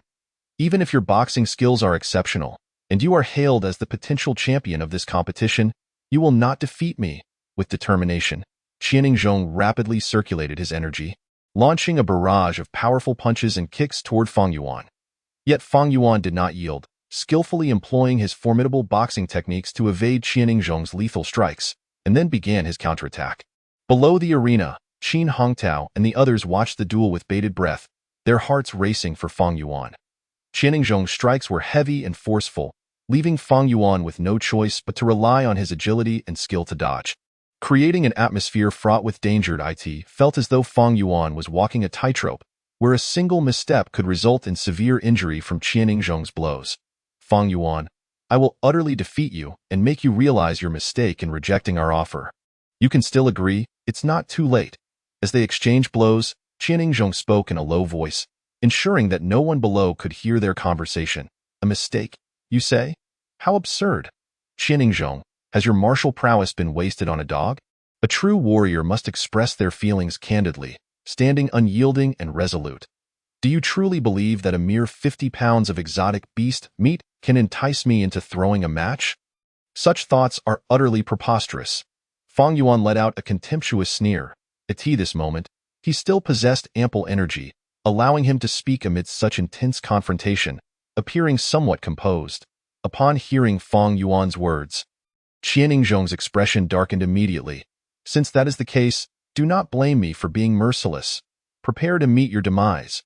The resounding cry of a phoenix echoed as Qian Yingzhong accelerated his fists, intensifying his assault in an instant. Qin Hongtao's gaze narrowed, instinctively exclaiming, "This is bad. Brother Fang is in danger. He might be on the verge of defeat." The onlookers, upon hearing Qin's words, anxiously stirred, yet felt powerless. Fang Yuan was the only one from their 5 Elements Boxing Academy to reach the top 3 in recent competitions, and everyone hoped he could create another miracle, leading them to second place. Some even foolishly dreamed of him claiming the first position, fiercely restoring the honor of the 5 Elements Boxing Academy. Seeing Fang Yuan falter now ignited their urgency, but they could do nothing but shout encouragement from below the stage. Bang, bang, bang. The dull thuds of fists and feet colliding shattered the air, and those beneath the stage clearly saw that Fang Yuan had fallen to a disadvantage, forced to evade rather than confront Qian Yingzhong directly. The disciples of the Phoenix Cry Boxing Academy erupted in laughter, mocking the students of the 5 Elements Boxing Academy. Qin Hongtao and the others, hearing the jeers from the Phoenix Cry disciples, could only clench their fists in dismay, continuing to cheer for Fang Yuan, hoping he could triumph over Qian Yingzhong. Zhang Tao, observing the scene, wore a displeased expression but remained silent. After all, his status was different. If he were to intervene in a contest between ordinary disciples, it would be shameful and would invite ridicule. Stop dodging, Fang Yuan. Face me head on. Qian Yingzhong bellowed, his anger palpable as he regarded the agile Fang Yuan, who was clearly distressing him. Fang Yuan's superior martial skills rendered Qian unable to dominate him, with many of his attacks skillfully evaded or countered, leaving him frustrated. Very well, since you wish to trade blows, I shall oblige. Fang Yuan's gaze shifted, and he immediately transitioned into a swift fiery punch aimed at Qian Yingzhong's shoulder. The punch contained explosive force, accompanied by a whistling wind that demanded respect. Yet, at that moment, Qian Yingzhong's eyes brightened, for Fang Yuan was finally willing to engage him directly. Ceasing his evasive maneuvers in an instant, Qian Yingzhong altered his technique, simultaneously launching a fierce strike toward Fang Yuan's right shoulder. My speed in martial arts exceeds yours. If I strike your right shoulder, it will shatter your arm. His eyes hardened, his fist tearing through the air with the resounding cry of a phoenix, landing squarely on Fang Yuan's right shoulder. Simultaneously, Fang Yuan's fist connected with Qian Yingzhong's shoulder, unleashing a violent force that erupted, boom, boom. The two dull sounds resonated almost simultaneously as both fighters held their positions, their gazes locked in a fierce contest of wills. Beneath the stage, Qin Hongtao's expression shifted dramatically as he shouted, "This is terrible." Qian Yingzhong's fist struck first. Brother Fang has lost. Moreover, he feared for Fang Yuan's shoulder. Upon reaching this point, Qin Hongtao refrained from continuing, yet the onlookers already grasped his implied meaning. Being struck by a peak practitioner of the second level of body refinement would be excruciating for Fang Yuan. Even as a fellow practitioner of the same level, it could very well result in a fractured bone. Once a warrior's bones are broken, it signifies a significant decline in their prowess, potentially rendering them incapable of practicing martial arts for life. Zhao Kong glared at the two competitors on the stage, furious. How dared Qian Yingzhong resort to such vicious tactics, Brother Fang? My family has the finest physicians in Feifeng City. Brother Fang will be unharmed. Beside him, Li Kai observed Fang Yuan on the stage, shaking his head with a disdainful smile. I once considered your potential and thought about inviting you to join the Li family, but now that you are ruined, don't even dream of joining us. Zhang Tao's expression darkened with anger, ready to take action. Noticing this, Lu Honghua hastily interjected, Director Zhang, martial arts are unpredictable. Once one steps onto the stage, they must understand that such incidents are inevitable. Please, do not lose your temper. Upon hearing Lu Honghua's words, Zhang Tao's face turned icy, his anger simmering. There had been an agreement during the competition between the three academies prohibiting excessive force, yet the Phoenix Cry Boxing Academy had clearly crossed that line. Just as Zhang Tao was about to explode, a flicker in his peripheral vision caught his attention, leading him to pause in astonishment. Fang Yuan and Qianing Zhong maintained their positions, their fists pressing against each other, unmoving, each exchanging cold smiles and unwavering stares. However, at that moment, the previously icy gaze of Qianing Zhong began to undergo a transformation. Pain, confusion, bewilderment, and fear flickered within his eyes. Fang Yuan, in contrast, remained indifferent, coldly smiling before retracting his fist and standing upright. His right shoulder bore a tear in his clothing, revealing slightly reddened skin, yet remained entirely unharmed. Conversely, Qianing Zhong's left shoulder was similarly torn, revealing a gaping wound. The spectators below the stage could clearly see that Qianing Zhong's right shoulder had turned a deep purple. A profound imprint of a fist seared into his skin, the flesh exposed and blood oozing from the injury. How is this possible? Qianing Zhong's complexion paled as the excruciating pain from his fractured bones caused beads of cold sweat to form on his brow. Nothing is impossible. I have triumphed. You have lost. Fang Yuan's tone was calm as he turned to face the silent crowd below the stage, smiling as he waved his arms. I never anticipated Fang Yuan had trained in body refinement techniques, rendering his muscles and skin remarkably resilient, and it appears he has achieved commendable progress, truly astonishing. Zhang Tao's eyes widened in shock as he beheld Fang Yuan's jubilant gestures. With his keen perception, he quickly grasped the situation. However, it was precisely this understanding that left him astounded. It takes a considerable amount of time to see results from body refinement techniques, yet Fang Yuan had only been practicing for a mere 6 or 7 months since breaking through to that level. Achieving such remarkable progress in that short span, an incredible feat that left Zhang Tao both impressed and bewildered. Nevertheless, Zhang Tao quickly masked his astonishment, adopting a smile as he regarded the furious Lu Honghua. Director Lu, martial arts are unpredictable. Once one steps onto the stage, such occurrences are bound to happen. Please, do not take offense. Lu Honghua pointed an accusatory finger at Zhang Tao, his expression grim, yet unable to counter. After all, he had just offered similar counsel to Zhang Tao moments prior. He had not anticipated that the tables would turn so swiftly, placing him in the role of the admonished. Very well. One cannot blame others. It is only Qianing Zhong's lack of martial finesse that led to this outcome. Suppressing his anger, Lu Honghua inhaled deeply, his gaze toward the stage turning icy. Observing this, Zhang Tao smirked coldly, choosing not to respond further, instead watching Fang Yuan with a look of admiration.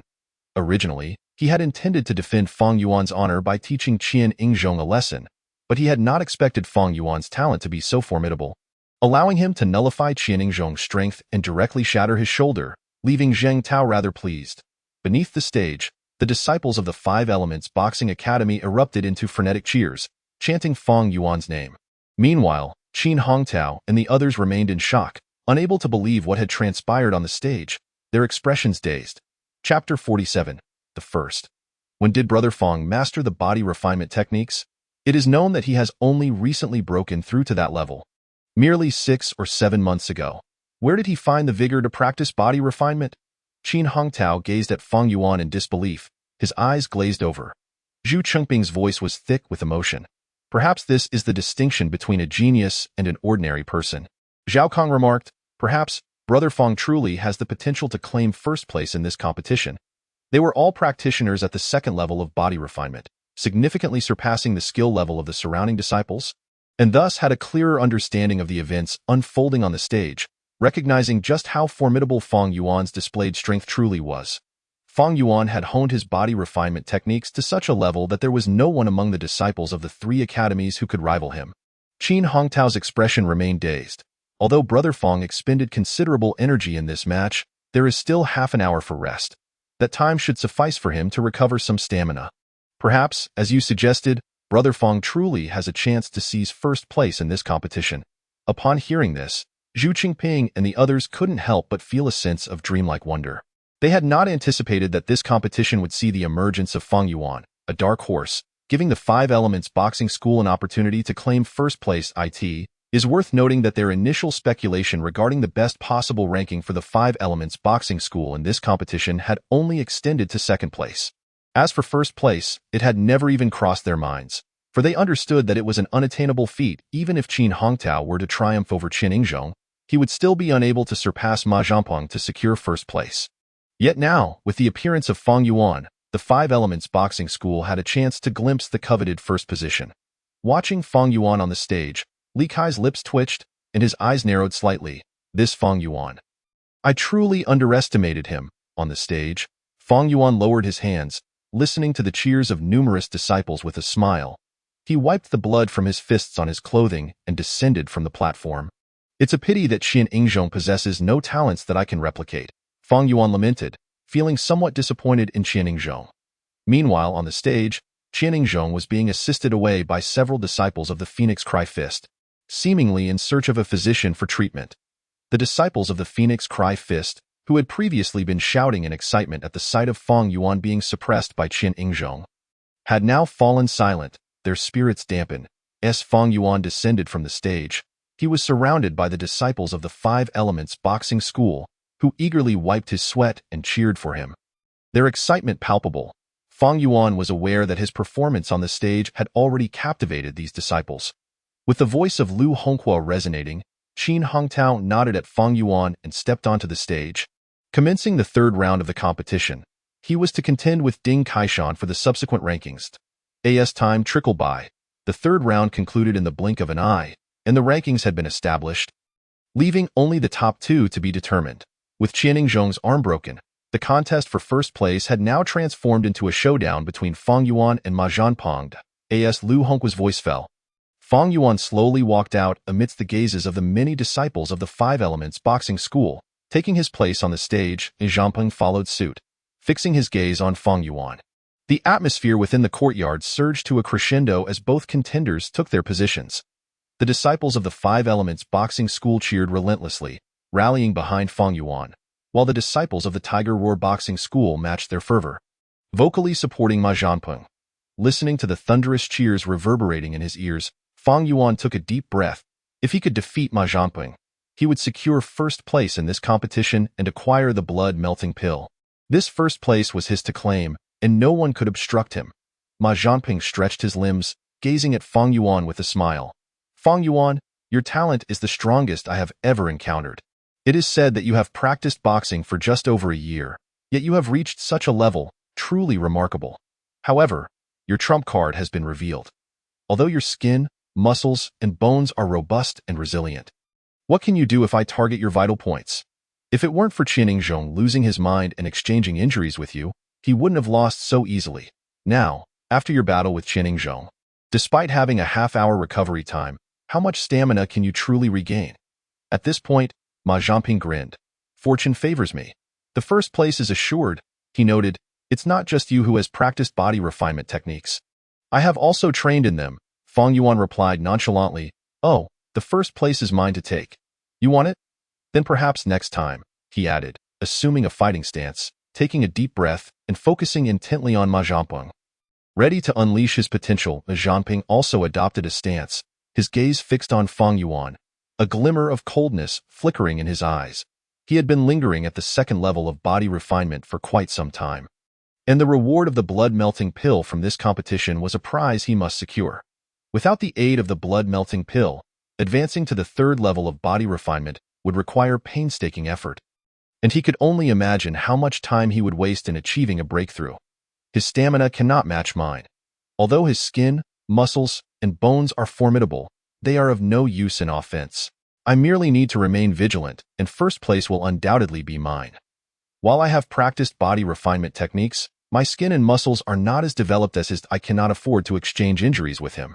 It is best to engage in grappling, exhausting his stamina while seeking an opportunity to strike at his vital points. A thought flashed through Ma Zhanping's mind as he moved his gaze and took a step, his body darting towards Fang Yuan like an arrow released from a bow. Whoosh! Almost simultaneously, Fang Yuan also surged forward, racing toward Ma Zhanping. The speed of their movements was so swift that it created a sound of air being sliced through. Bang! A thunderous sound erupted, accompanied by a roar akin to a raging tiger, as their fists collided with tremendous force, the impact causing the air to ripple slightly. Ding!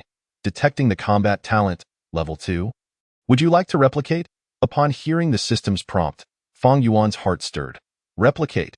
In the blink of an eye, Fang Yuan felt a subtle change within himself that was difficult to articulate. Bang bang, Fang Yuan and Ma Zhanping exchanged blows, refusing to yield. However, Ma Zhanping refrained from unleashing his full power, conserving a portion of his strength for defense. He had learned from Qianlingzhong's experience, opting not to engage Fang Yuan in a reciprocal exchange of injuries, instead choosing to grapple with him while never granting Fang Yuan a chance to deliver a fatal blow. Observing the two entangled in combat, Qin Hongtao and the others below the stage felt their hearts constrict. After all, Ma Zhanping possessed formidable stamina, giving him an absolute advantage in a test of endurance. Nonetheless, Qin Hongtao and the others dared not speak recklessly, for Fang Yuan had already created several astonishing surprises. There was no guarantee he would not work another miracle and defeat Ma Zhanping. They had lost face after their earlier reckless speculations. Just then, commotion erupted among the disciples of the Tiger Roar Boxing School. Qin Hongtao and the others turned to see the long-missing master of the Tiger Roar Boxing School, Zhou Yuetian, finally making his appearance. Zhou Yuetian hastened to Zhang Tao and the others, stating, "Apologies for keeping the two masters waiting. I had some matters to attend to outside the city, which I have only just resolved." Zhang Tao and Lu Hongqua nodded, with Lu Hongqua commenting, "You arrived just in time. Ma Zhanping is currently vying for first place against Fang Yuan. Once this match concludes, the competition will come to an end." Upon hearing Lu Hongqua's words, Zhou Yuetian took a seat and directed his gaze toward the stage. On the platform, the two had been engaged in fierce combat for quite some time, neither able to gain the upper hand. Both were now drenched in sweat, their bodies expending every ounce of vitality as they faced off with maximum effort, leading to significant fatigue. While Ma Zhanping sought to exploit a flaw in Fang Yuan's boxing technique to attack his vital points, he found himself unable to locate an opening, forcing him to continue grappling. His stamina was already over half depleted. "My stamina surpasses Fang Yuan's. If I am feeling fatigued, he must be in a far worse state. I cannot afford to continue depleting my stamina. The longer we grapple, the smaller my advantage will become. I must be cautious to avoid a slip-up. Time to confront him head-on." With this thought, Ma Zhanping suddenly roared, his body ceasing to evade and instead charging directly at Fang Yuan, deliberately appearing to exchange injuries. Fang Yuan's pupils constricted, followed by a cold chuckle, as he too chose not to evade, his fist hurtling toward Ma Zhanping with ferocity. "Since you wish to expend your full strength to wear me down, let us see who tires first. I shall grant you a surprise at the final moment." As both combatants braced themselves for the impending clash, the disciples below the stage collectively held their breath, their eyes fixed on the two fighters, afraid to exhale, for they all understood that the first place in this competition was on the verge of being determined. Would it be Fang Yuan or Ma Zhanping who would emerge victorious? They awaited the final result with bated breath. Bang, bang.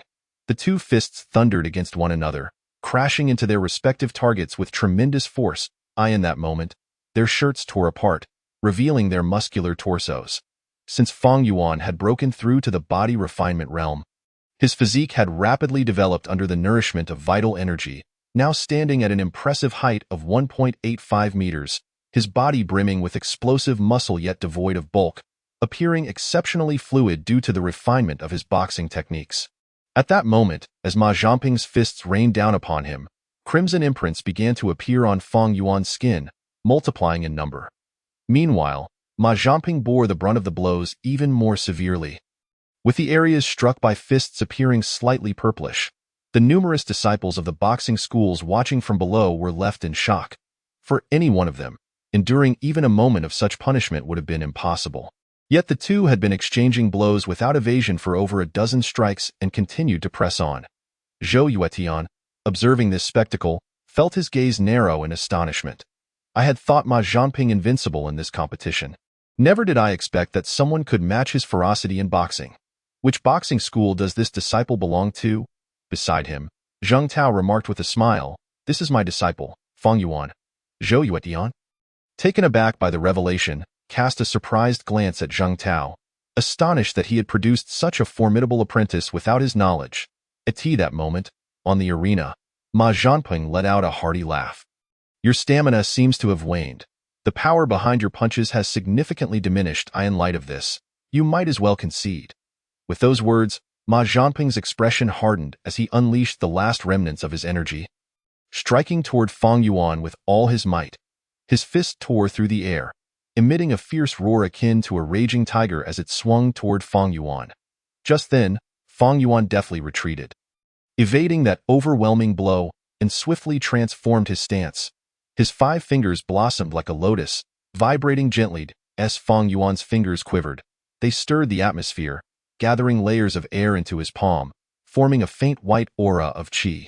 Whoosh! The aura erupted, shooting toward Ma Zhanping's eyes. Not good.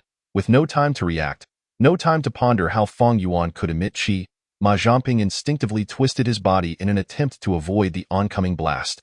With a whoosh, he felt the qi graze past his eyes, causing him to exhale in relief. However, before he could fully regain his composure, a palm gently brushed against his throat. Feeling the residual sensation at his throat, Ma Zhanping gazed at Fang Yuan with a complex expression, his eyes filled with shock and confusion. Was that qi? Fang Yuan nodded lightly. Meanwhile, the spectators fell silent, their astonishment palpable as they regarded Fang Yuan, questioning whether they were witnessing an illusion. Qi? Wasn't that something only practitioners who had attained the subtle realm could produce? How could Fang Yuan manifest it? The eyes of the onlookers brimmed with bewilderment and astonishment. Zheng Tao's gaze flickered, disbelief etched across his face as he observed Fang Yuan, his grip tightening unconsciously, crushing the armrest of his chair into fragments, exclaiming, "Subtle qi!" Zhou Yuetian and Lu Honghua also stood up, their eyes filled with awe. Subtle qi. It must be subtle qi.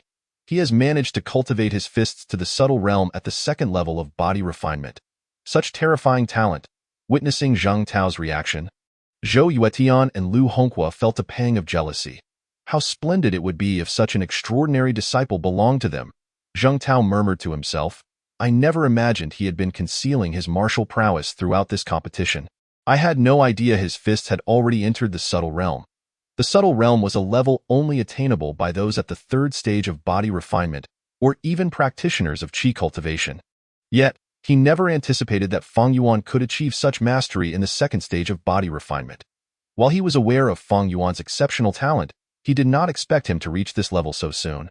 In his best estimation, he thought Fang Yuan would only be able to cultivate his techniques to the subtle realm at the pinnacle of the 3rd stage of body refinement.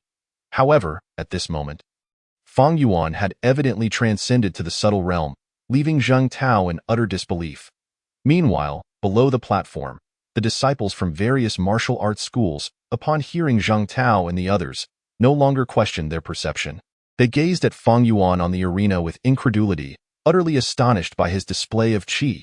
Chapter 48. True Legacy. Gazing at Fang Yuan on the arena, Qin Hongtao felt a surge of emotion.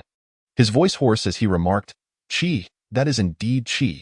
Only someone who has reached the subtle realm can produce it." Zhao Kang's expression turned dazed. "Fang Shidi's talent is simply otherworldly," Zhu Qingping added. "With such a terrifying gift, Fang Shidi is destined to become a qi practitioner like our master." Wang Zhengyang exhaled deeply, saying, "With the reward of the blood-melting pill for winning this competition, it seems Fang Shidi will soon attain the 3rd level of body refinement, far surpassing us senior brothers." Upon hearing this, the crowd nodded in agreement. With such extraordinary talent, it was merely a matter of time before Fang Yuan surpassed them. The blood-melting pill would significantly accelerate that timeline. Nearby, Li Kai's eyes glinted with determination. Such formidable talent. Once the competition concludes, I'll seek him out and let him know that the Xiao family can never offer what the Li family can. I refuse to believe he won't join us on the arena. Ma Zhanping forced a bitter smile before slowly turning to exit the stage, initially brimming with confidence about securing 1st place in the competition. He had not anticipated the emergence of such a genius in Fang Yuan, who had achieved the subtle realm during the second level of body refinement and unleashed qi. As Ma Zhanping descended from the platform, Fang Yuan released a deep breath, feeling a wave of relaxation wash over him. At that moment, his stamina was nearly depleted. Yet, upon glancing at his system panel, Fang Yuan couldn't help but smile. Though he had only replicated one talent during this competition, he was thoroughly satisfied. Combat talent, level 2, had provided him with significant assistance, enabling him to better wield his martial techniques and grow increasingly formidable as the battles progressed. Moreover, he sensed that acquiring this talent had subtly enhanced his understanding and control of combat, markedly improving his combat awareness without him even realizing it. Meanwhile, the spectators beneath the arena had recovered from their astonishment at Fang Yuan's display of qi and began to chant his name in exhilaration. First place. Their 5 Elements martial arts school had once again claimed victory in the competition against the 3 schools. Hearing the cheers from below, Fang Yuan smiled and descended from the stage. Seeing Fang Yuan surrounded by an ecstatic crowd, Zhang Tao beamed with joy and said to Lu Honghua and Zhou Yuetian, "Since the competition has concluded, we shall take our leave." Zhou Yuetian and Lu Honghua nodded in agreement, then turned their gaze back to Fang Yuan. They all understood that a brilliant new star was about to rise in Feifeng City. If all went according to plan, with the blood-melting pill and 100 pounds of exotic beast meat in hand, Fang Yuan would soon become a practitioner at the 3rd level of body refinement. Furthermore, the efficacy of the blood-melting pill would significantly shorten the time required for him to reach full mastery of that level. Perhaps they would soon witness the emergence of a new qi practitioner in Feifeng City. Without a doubt, a new qi practitioner would disrupt the existing balance in Feifeng City, ushering in a new power dynamic. Currently, there were only 8 qi practitioners in the city. Had anyone else obtained the blood-melting pill, they would not have felt the same. After all, advancing from the 3rd level of body refinement to the qi level was notoriously challenging, requiring exceptional talent to succeed. Even their top disciples, Ma Zhanping and Qianlingzhong, merely entertained the possibility of breaking through to the qi level but lacked complete confidence. For no one who had previously received the blood-melting pill had managed to reach the qi level. Yet, Fang Yuan's displayed talent was so astonishing that they believed it was only a matter of time before he broke through to the qi realm. After all, achieving mastery of martial arts at the 2nd level of body refinement was a testament to his extraordinary talent. Zhang Tao approached the excited disciples of the 5 Elements martial arts school, who had previously been animated, now fell silent as they spontaneously parted to create a path for him to reach Fang Yuan. "You have performed admirably, exceeding even my expectations. Come to the school tomorrow, and I shall present you with the reward for securing 1st place in this competition." Zhang Tao regarded Fang Yuan, who maintained a serene and composed demeanor despite his victory, nodding with satisfaction. Prior to the commencement of the competition among the 3 martial arts schools, he had never anticipated that Fang Yuan would claim 1st place. In his estimation, Fang Yuan would be fortunate to achieve a 5th place ranking. Yet Fang Yuan had delivered a resounding surprise by securing the top position. "This is all thanks to the guidance of my master," Fang Yuan replied humbly. Zhang Tao nodded, addressing the crowd. "Today, Fang Yuan has achieved 1st place in this competition, and I am elated. Tonight, I shall host a celebration at the Drunken Immortal Pavilion to honor Fang Yuan." Upon hearing the words of Zhang Tao, the surrounding disciples were filled with excitement. The consumption level at Zui Xianlu was quite high, and they seldom visited. However, with Tao declaring that he would treat them, the disciples were instantly overwhelmed with joy in the distance, as they observed the departing members of the 5 Elements boxing hall. Lu Honghua and Zhou Yuetian exchanged glances before making their way to their own disciples, each taking their leave. That night, within Zui Xianlu, Fang Yuan, amidst the toasts of numerous disciples, found himself slightly inebriated. Had it not been for his profound understanding of the human body, utilizing his blood and qi to stimulate acupoints, significantly enhancing his organ's ability to metabolize alcohol, he would have already been in a state of complete drunkenness. Meanwhile, the surrounding disciples, lacking Fang Yuan's depth of understanding, had become thoroughly intoxicated, their faces flushed with excitement and exhilaration. It was not merely Fang Yuan's victory in the recent competition that brought them joy, which brought honor to the 5 Elements boxing hall, but also his displayed talent, prompting them to instinctively seek camaraderie with him. Thus, nearly every disciple raised a toast to Fang Yuan, including Li Kai, who was also toasting him at that moment. In the dead of night, Fang Yuan finally liberated himself from the incessant drinking, and upon observing the inebriated crowd around him, he couldn't help but shake his head. At that moment, Zheng Tao approached Fang Yuan, his face slightly flushed, and said, "You should head back now. Qin Hongtao and the others will take care of things here." Fang Yuan nodded in response, bidding farewell to his fellow disciples before leaving the tavern and returning home under the moonlight. Upon arriving home, he found the lights still aglow, awaiting his return. The disciples of the Five Elements boxing hall had sent word, and thus, Fang Yuan's parents and sister were well aware that he had secured first place in the competition and were eagerly waiting for his arrival. Fang Yuan took out his key to unlock the door and walked into the hall where his parents and sister were seated. Seeing Fang Yuan return, Fang Yu's expression was filled with excitement as she hurriedly inquired, "Little brother, I heard from the disciples of the boxing hall that you secured first place in today's competition. Is it true?" Fang Yuan's parents also looked at him intently, awaiting his confirmation. With a smile, Fang Yuan nodded in affirmation. "Indeed, that's wonderful." Upon hearing Fang Yuan's personal acknowledgement of his victory, Fang Yu was overjoyed, her eyes slightly reddening. Fang Yuan's triumph filled her with immense pride. The disciples eligible to participate in this competition were individuals their faction could hardly provoke, and Fang Yuan's victory demonstrated that her past sacrifices for him were not in vain. He had finally achieved success. Fang Cheng and Chen Huaqian were equally thrilled, having learned from Fang Yu about the significance of Fang Yuan's first-place achievement, and they shared in the excitement over his victory. After conversing with his jubilant family for a while, Fang Yuan suggested, "It's getting late. Mom, Dad, and sister, you should all rest." Fang Cheng and the others nodded, still brimming with excitement as they returned to their rooms for the night. Back in his own room, Fang Yuan lay on his bed, contemplating the rewards he would receive the following day. As drowsiness gradually overtook him, moments later, he succumbed to a deep slumber. The next morning, Fang Yuan stretched lazily, leaping out of bed with a spring in his step. His parents and sister had yet to awaken. After washing up, he had breakfast outside before heading to the Five Elements boxing hall. Inside the hall, a few scattered disciples were engaged in warming up their punches and kicks.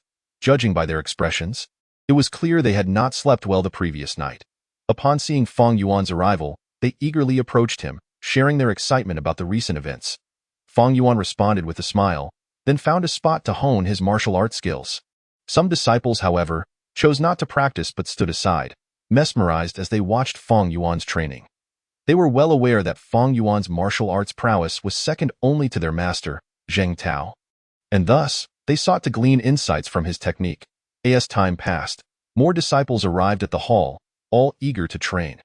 However, today, rather than dispersing to find their own space, they formed a circle, encircling Fang Yuan as they attentively observed his practice. Fang Yuan did not deter them and continued to train, showcasing his martial arts skills, captivating the onlookers with his remarkable finesse and depth. Apart from the occasional demonstrations by Zheng Tao, they had never witnessed anyone quite like Fang Yuan, whose martial arts were exquisitely intricate, imbued with profound mysteries. It is a pity that they possessed little natural talent. It will be challenging for them to achieve any significant accomplishments in martial arts throughout their lifetime. Fang Yuan mused to himself as he observed the disciples entranced by his performance. Having only reached the nuanced realm of martial arts after attaining a level of talent, 3rd grade, and during his cultivation of the 2nd stage of body refinement, he reflected on the lack of innate ability among the surrounding disciples.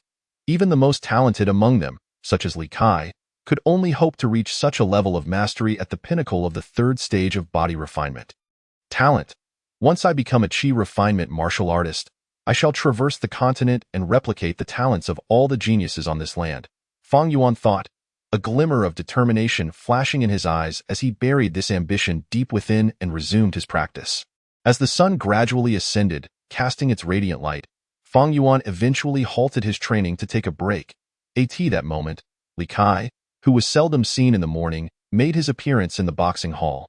Observing Fang Yuan engaged in cheerful conversation with his fellow disciples, Li Kai smiled faintly, parting the crowd to approach him. Upon seeing Li Kai before him, Fang Yuan narrowed his gaze. Li Kai, known for his aloof demeanor, rarely conversed with the other disciples, so Fang Yuan was taken aback by Li Kai's initiative to approach him. "Fang Xiao, I have a matter to discuss with you. May I borrow a moment of your time?" Li Kai inquired, his tone calm. Fang Yuan, puzzled, nodded and followed Li Kai to the edge of a wall. The surrounding disciples, intrigued by the mysterious exchange, leaned in, eager to listen. After glancing at Feng Yuan, Li Kai began. Feng Xixiang, my father has issued a request, inviting you to become a guest elder of the Li family, with one condition. You must sever ties with the Xiao family. Join the Li family? Feng Yuan frowned slightly, then shook his head on no need. I have already joined the Xiao family and have no intention of joining another clan. Li Kai chuckled lightly and replied, do not be so quick to refuse. The conditions the Li family offers are beyond what the Xiao family can provide. I am aware of your good rapport with Xiao Kong, but relationships cannot sustain one's livelihood. If you join the Li family, they will grant you 200 taels of silver each month, along with a monthly supply of exclusive medicinal supplements and a martial arts manual suitable for the Qi refinement stage. As far as I know, the Xiao family only provides you with a monthly supply of medicinal supplements, which the Li family can match. At this point, Li Kai shook his head, a smile gracing his face. Feng Yuan furrowed his brow at Li Kai's words. Those are indeed enticing conditions, but I decline. I have no interest in joining the Li family. Xixiang, hear me out. If you join the Li family, your family can also join, relocating to the inner city to enjoy its countless benefits. One must understand that the inner city is unparalleled by anything in the outer city. By joining the Li family, you will have access to all the riches and honors that the Xiao family cannot offer. Li Kai's demeanor was brimming with confidence, his gaze towards Feng Yuan tinged with an air of superiority. It is essential to note that the inner city is not a place one can simply enter. Even Feng Yuan would need time to establish himself there. After all, the inner city is the stronghold of the four great families and the city lord, making it exceedingly difficult for ordinary wealthy merchants to settle there. Li Kai was convinced that Feng Yuan would agree. For what is the purpose of practicing martial arts if not for wealth and status? Now that the opportunity lay before Feng Yuan, he could not fathom that Feng Yuan would refuse. The surrounding disciples, overhearing Li Kai's invitation for Feng Yuan to join the Li family, were filled with awe. The Li family is inviting Xixiang to join. It is rare for the Li family to extend such invitations to other martial artists. Xixiang is truly fortunate. One disciple exclaimed with envy. How surprising. Given Xixiang's display of martial prowess and talent, it would be strange for the Li family not to invite him. Another disciple scoffed, oh, if only the Li family were inviting me. I dream of joining them. Lamented yet another disciple. The environment and wealth of the inner city are incomparable to the outer city. The disciples were filled with admiration for Li Kai's invitation to Feng Yuan. Meanwhile, Xiao Kong, from a distance, furrowed his brow. He had already discussed with his family about increasing Feng Yuan's benefits, but what the Xiao family could offer paled in comparison to the Li family's proposal. Li Kai, gazing up at Feng Yuan, who was a head taller, smiled slightly. Though he was looking up at Feng Yuan, he felt as though he was gazing down upon him. Despite possessing some talent, Feng Yuan was merely a country bumpkin, someone who had crawled out of the Li city. I appreciate the goodwill of the Li family, but I must decline. Feng Yuan shook his head calmly, resolutely refusing. What a joke. I will not join the Li family, regardless of the benefits they promise. These families are certainly not to be underestimated.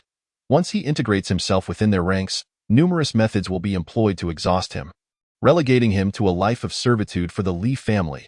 He harbors no desire to become a mere pawn while aspiring to ascend in the martial arts. Hence, he resolutely declined their offer. Initially, he was drawn to the Xiao family's lenient conditions, which allowed him to undertake tasks merely once a month and enjoy rest during idle times, compelling him to join their fold.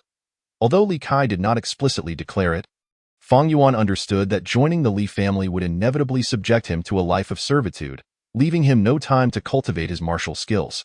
After all, the myriad benefits promised were solely to extract greater returns from him.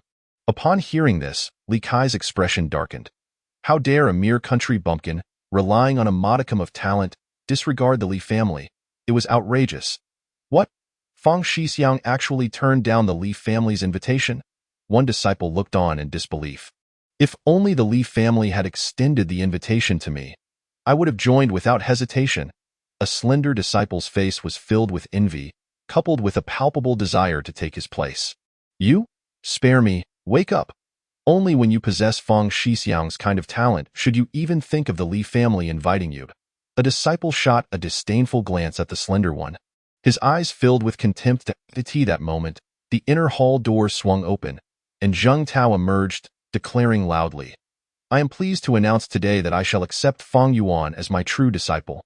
He will henceforth be your elder brother and is destined to inherit my boxing school and my legacy." "Where is Fang Yuan?"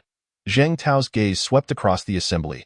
Upon hearing Zheng Tao's proclamation, the surrounding disciples erupted in disbelief, staring incredulously at Zheng Tao. Fang Yuan, upon hearing the pronouncement, uttered not a word and hurriedly bypassed Li Kai, making his way to Zheng Tao's side in the distance. Li Kai was momentarily taken aback by the unfolding scene, his expression swiftly shifting to one of fury. Zheng Tao's words left Li Kai in utter shock. How could Zheng Tao wish to accept Fang Yuan as his sole true disciple? A true disciple is one destined to inherit the master's entirety, and typically only one such disciple exists. Once Fang Yuan becomes the true disciple of the Five Elements Boxing School, he will be regarded as its representative throughout the entirety of Feifeng City, earning respect from all four great families and any other factions. Curse that wretch! Li Kai's gaze darkened as he fixed his eyes on Fang Yuan, a surge of hatred swelling within him. He had come with a mission. Joining the Five Elements Boxing School was meant to showcase his talent, so that Zheng Tao, the only master among the three boxing schools without a true disciple, would accept him. Now, everything had been sabotaged by Fang Yuan. As he contemplated the benefits he had just promised Fang Yuan, Li Kai felt his face twitch in frustration. With Fang Yuan now the true disciple of the Five Elements Boxing School, all that he had offered had become utterly inconsequential. What had once been a position of confident superiority over Fang Yuan had now turned into a stinging slap to his face, rendering all his promises worthless and leaving Li Kai engulfed in humiliation. Everything had crumbled. Not only had he failed to successfully invite Fang Yuan to join the Li family, but Fang Yuan had also become Zheng Tao's true disciple. Zheng Tao regarded Fang Yuan before him, nodding in approval. "From this day forth, you shall be my true disciple, the elder brother of the Five Elements Boxing School. Do you accept?" Fang Yuan immediately responded, "I am willing." "Excellent, come with me." Upon hearing Fang Yuan's reply, Zheng Tao was exceedingly pleased, nodding before turning to enter the inner hall. Fang Yuan hurriedly followed suit. With a resounding thud, the door closed behind them, sealing off everything within the inner hall from view, causing Zheng Tao and Fang Yuan to vanish from the sight of the onlookers. As they observed the inner hall door, Qin Hongtao exhaled slowly, a bitter smile creeping onto his face. "I never anticipated that it would be Fang Yuan who became the master's true disciple. I had always strived towards that very goal myself." Upon hearing Qin Hongtao's words, Zhu Qingping shook his head, stating, "Fang Yuan's talent is simply too formidable. If I were the master, I too would have chosen Fang Yuan as my true disciple." Wang Xingyang expressed his heartfelt surprise. Who would have thought that our once junior, Fang Yuan, has suddenly ascended to the status of elder brother among us? At this, Wang Xingyang found himself at a loss for words. Zhao Kang's expression appeared somewhat dazed as he remarked, "I can scarcely believe it. Only 6 months ago, Fang Yuan had just barely broken through to the first level of body refinement, and now, not just Qin Hongtao and the others, but many disciples engaged in discussions about Fang Yuan, marveling at his elevation to the elder brother of the Five Elements Boxing School and Zheng Tao's true disciple." Within the inner hall, Fang Yuan regarded Zheng Tao, who was seated before him. He had formally adhered to the protocols and become Zheng Tao's true disciple. A true disciple, in ancient times also referred to as a direct disciple, conveys the same meaning. One who inherits the master's entire legacy, akin to a father-son relationship. Observing Fang Yuan before him, Zheng Tao was exceedingly satisfied. He had thoroughly investigated Fang Yuan's background and found him to be of impeccable lineage, making him an ideal candidate for his true disciple.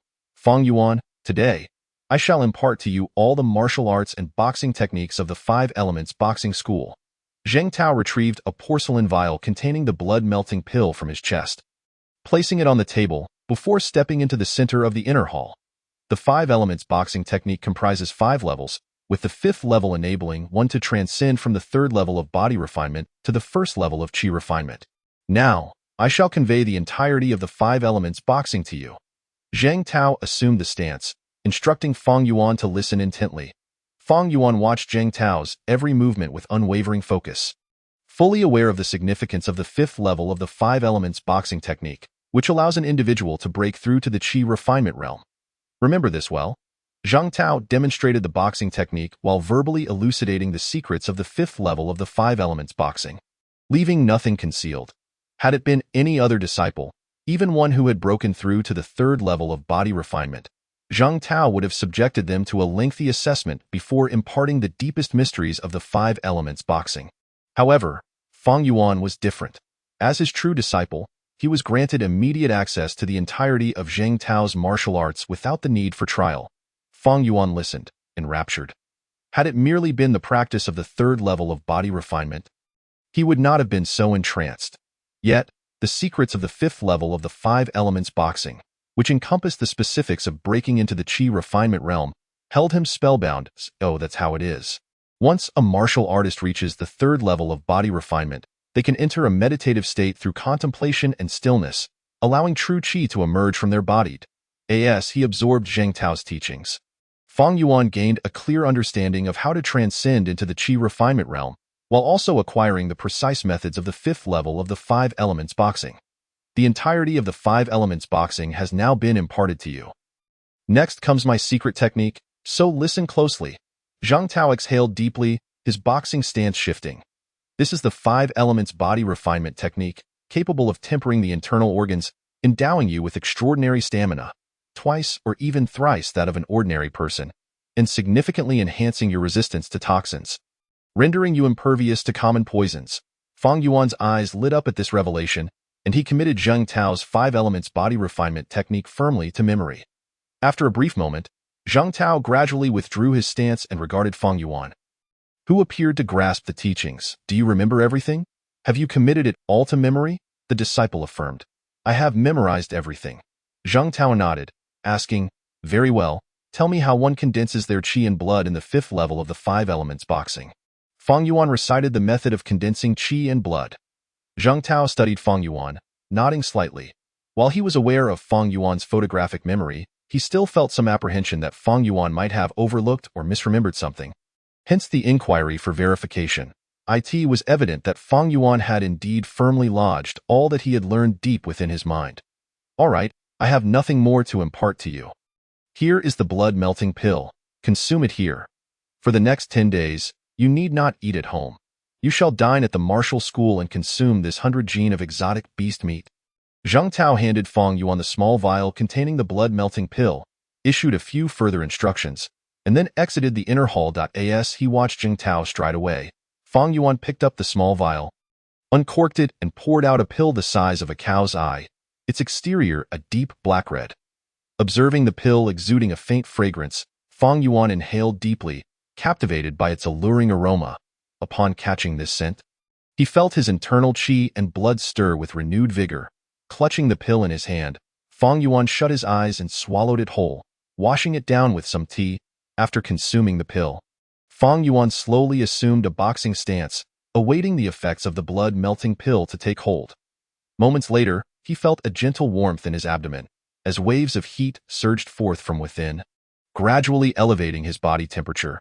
Should an outsider have been present, they would have discerned that Fang Yuan's body was taking on a faint red hue, with beads of sweat beginning to form in a steady stream.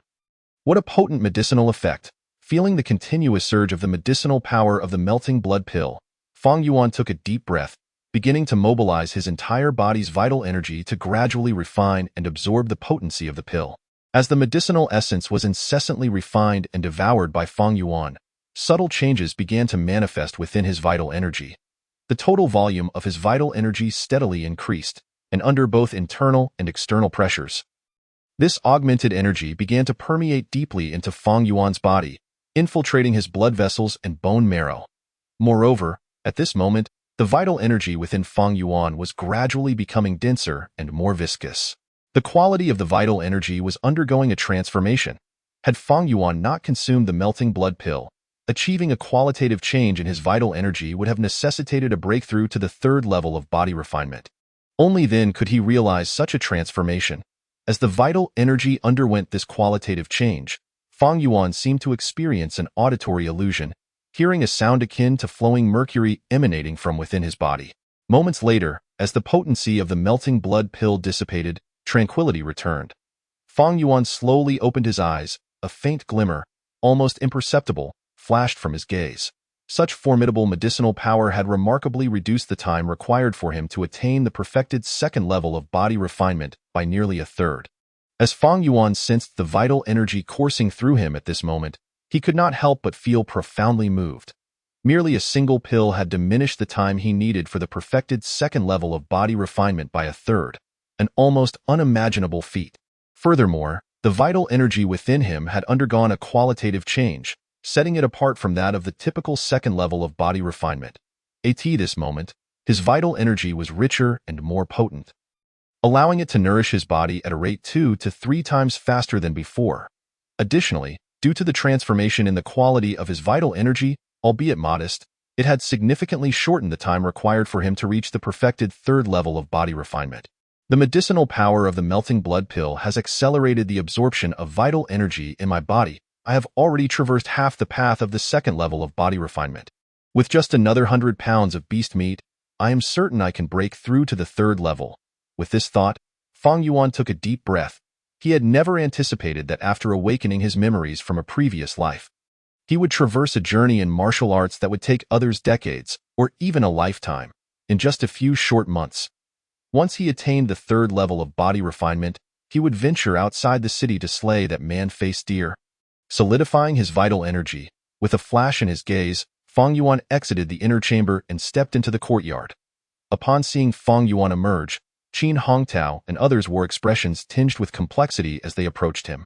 "Senior brother," they called out. Fang Yuan cleared his throat and nodded. "Junior brothers, continue your training in the Five Elements Boxing Hall, regardless of how long one had been a member or their lineage. As long as one could become a true disciple, they deservedly held the title of senior brother." This was a rule established by Zhang Tao, aimed at allowing his true disciples to easily guide the other students. However, Fang Yuan felt a bit awkward seeing those who once called him senior brother now addressing him as such. Nonetheless, he had no intention of altering this dynamic, as such distinctions would only benefit him. Chapter 50. Double joy arrives. Qin Hongtao and the others regarded Fang Yuan with subtle expressions. Originally, they were to call him senior brother. But today, he had unexpectedly become their senior brother, leaving them somewhat uncomfortable. As Fang Yuan stepped out, several disciples set aside their training and approached him, congratulating him on becoming Zhang Tao's true disciple. Fang Yuan smiled as he conversed with his junior brothers, then began to impart his knowledge of martial arts, illustrating the gap between their skills to earn their respect and admiration. Although Fang Yuan had already garnered immense respect from many disciples after securing first place in the Tri-Hall martial competition, such reverence needed to be deepened. Otherwise, it would fade with time. He did not neglect Qin Hongtao and Zhao Kong, providing them with guidance on their techniques as well. Aware that Fang Yuan's martial skills had reached a profound level, they listened attentively, not daring to underestimate him. Zhao Kong, meanwhile, felt a mix of embarrassment and joy. Embarrassed that those who had once called him Brother Xiao now referred to him as senior brother. Yet joyful for Fang Yuan's bright future as Zhang Tao's true disciple.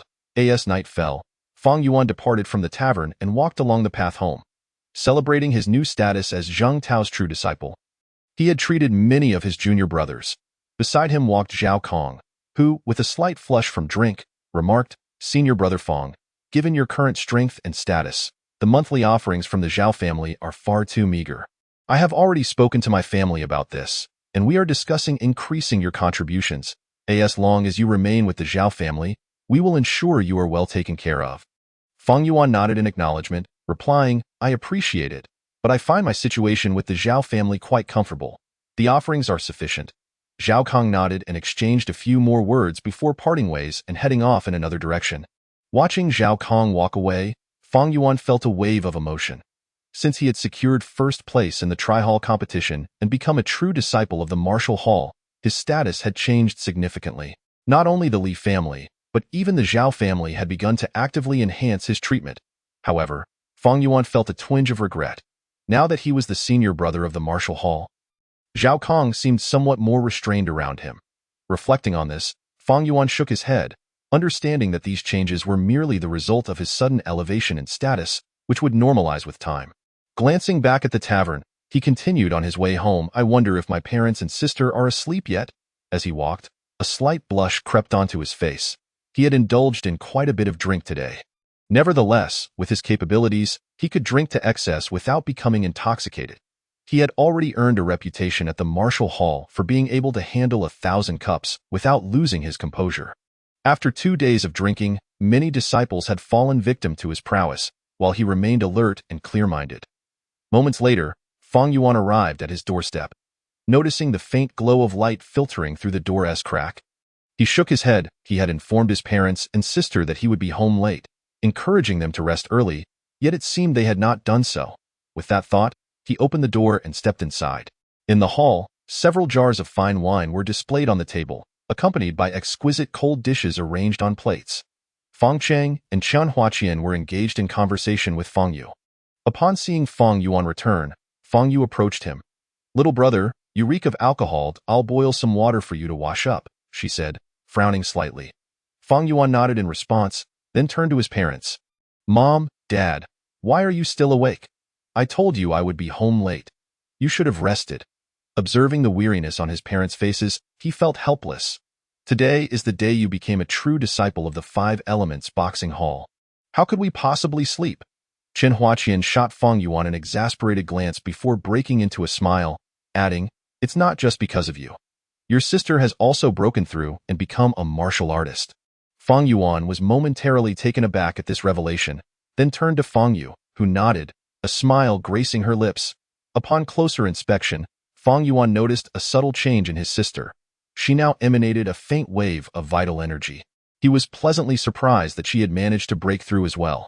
Fang Yuan had long recognized his sister's talent for martial arts and had anticipated that she possessed the potential to reach the realm of body refinement. It seemed his judgment had been accurate. "Congratulations, sister, on your breakthrough to the body refinement realm. Later, I will teach you some secret martial techniques." Fang Yuan possessed unique methods he had created, unrelated to the 5 Elements boxing, which he could freely impart to Fang Yu. "You are not going to share techniques from the 5 Elements boxing hall, are you?" Fang Yu's brows furrowed in concern, as she wished to decline. If others discovered she was practicing secret techniques from the 5 Elements boxing hall, it would inevitably implicate Fang Yuan, potentially jeopardizing his status as a true disciple. Fang Yuan, understanding her apprehensions, quickly reassured her. "No, these are techniques I acquired in Luofeng City. You can practice them with peace of mind." Although he intended to share his own creations, he framed it as if they were purchased techniques to avoid any complications. Hearing this, Fang Yu finally relented. Fang Cheng, witnessing this exchange, chimed in, "All right, let us drink and celebrate today's double joy for our family." Fang Yuan nodded slightly, took a seat, and resumed his drinking. After several rounds of drinks, he observed that his parents and sister were thoroughly inebriated. Shaking his head in exasperation, he assisted them to their respective rooms before returning to his own quarters to rest. Initially, he had intended to impart the 2 unique secret techniques he had devised to Fang Yu that very night. However, it now appeared that he would have to postpone that until the Moro de My sister has become a warrior of the 1st tier of body refinement. In order to facilitate her swift advancement, I must allocate an additional 50 taels of silver each month for medicinal materials. Contemplating this, Fang Yuan could not help but furrow his brow. He was indifferent to the money spent on Fang Yu. However, the monthly expense of 100 taels was beginning to weigh heavily on him, as he was at a loss for where to procure such funds. Fang Yuan's brow creased in thought as he mused. "My sister has already ascended to the position of Hall Master within the Black Tiger Gang, and now she has also become a body refinement warrior. Her monthly financial needs are likely around 60 taels. She should be able to sustain her own medicinal expenses. Nevertheless, my own funds have dwindled to near depletion. I must find a way to acquire some silver, so I can support my monthly need for supplementary medicine." Fang Yuan rubbed his chin, lost in contemplation. "Perhaps the Xiao family can assist me in resolving my financial dilemma." While the Xiao family was poised to increase his remuneration, they were unlikely to provide him with additional medicinal supplies.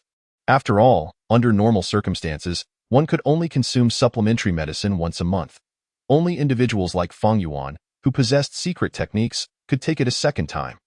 Thus, he surmised that if the Xiao family were to enhance his compensation, it would have to be in monetary terms. Chapter 51. Night raid. The sky darkened, heavy clouds loomed overhead, a silver moon hung high, casting a dim light over Fafing City. 2 figures concealed themselves in the shadows beneath the eaves. Fixated on Fang Yuan's residence, clad in black night attire, their eyes were the only visible features. 1 was empty-handed. while the other bore a long blade suspended at his waist. It is already midnight. He should be in deep slumber now. Gazing at Feng Yuan's abode, Bao Wenshi inhaled deeply, adjusting his mental state. I never imagined that in my brief absence from Feifeng City, a divine weapon would emerge. Recalling the rumors he had heard through friends, a glimmer of greed flickered in Bao Wenshi's eyes. Divine weapons were rare, particularly a treasured sword that perfectly aligned with his martial arts. Moreover, the fact that this divine sword was wielded by a warrior of the second tier of body refinement sent waves of excitement through him. This indicated that he had the opportunity to claim this sword as his own. As a swordsman, possessing such a divine blade would exponentially enhance his lethality, elevating it to a level that no one could afford to underestimate. Li Wenshi, prepare yourself. We shall make our move shortly. Bao Wenshi's voice was low, his right hand rubbing the hilt of his blade incessantly. Beside him, the cloaked figure of Li Wenshi nodded in agreement, stating, I understand, though not forget your promise. Once the task is accomplished, I wish to behold the Xuanwu diagram. Bao Wenshi assured him, rest assured. Once I procure this divine sword, I will present the Xuanwu diagram for your viewing. Li Wenshi cautioned, exercise utmost caution. You have heard of his talents and capabilities. We cannot afford to underestimate him. Humph, Bao Wenshi scoffed, disdain evident in his demeanor. He is merely a flower sheltered within a greenhouse. How could he possibly lead us astray? In my view, these disciples of the boxing dojo and you noble scions are all but fragile fools. Only your slightly superior prowess catches my eye. Li Wenshi shook his head, choosing not to respond. He was well aware of Bao Wenshi's strength and recognized that he possessed the capability to utter such claims. After all, while he was engaged in fierce battles against exotic beasts and bandit warriors outside the city, Feng Yuan had only just begun practicing his punches. Even if Feng Yuan were exceptionally gifted, he lacked the experience of life and death combat. In practical terms, he was no match for Bao Wenshi. Furthermore, he was physically weak and insufficient in vitality, rendering him incapable of contending with them.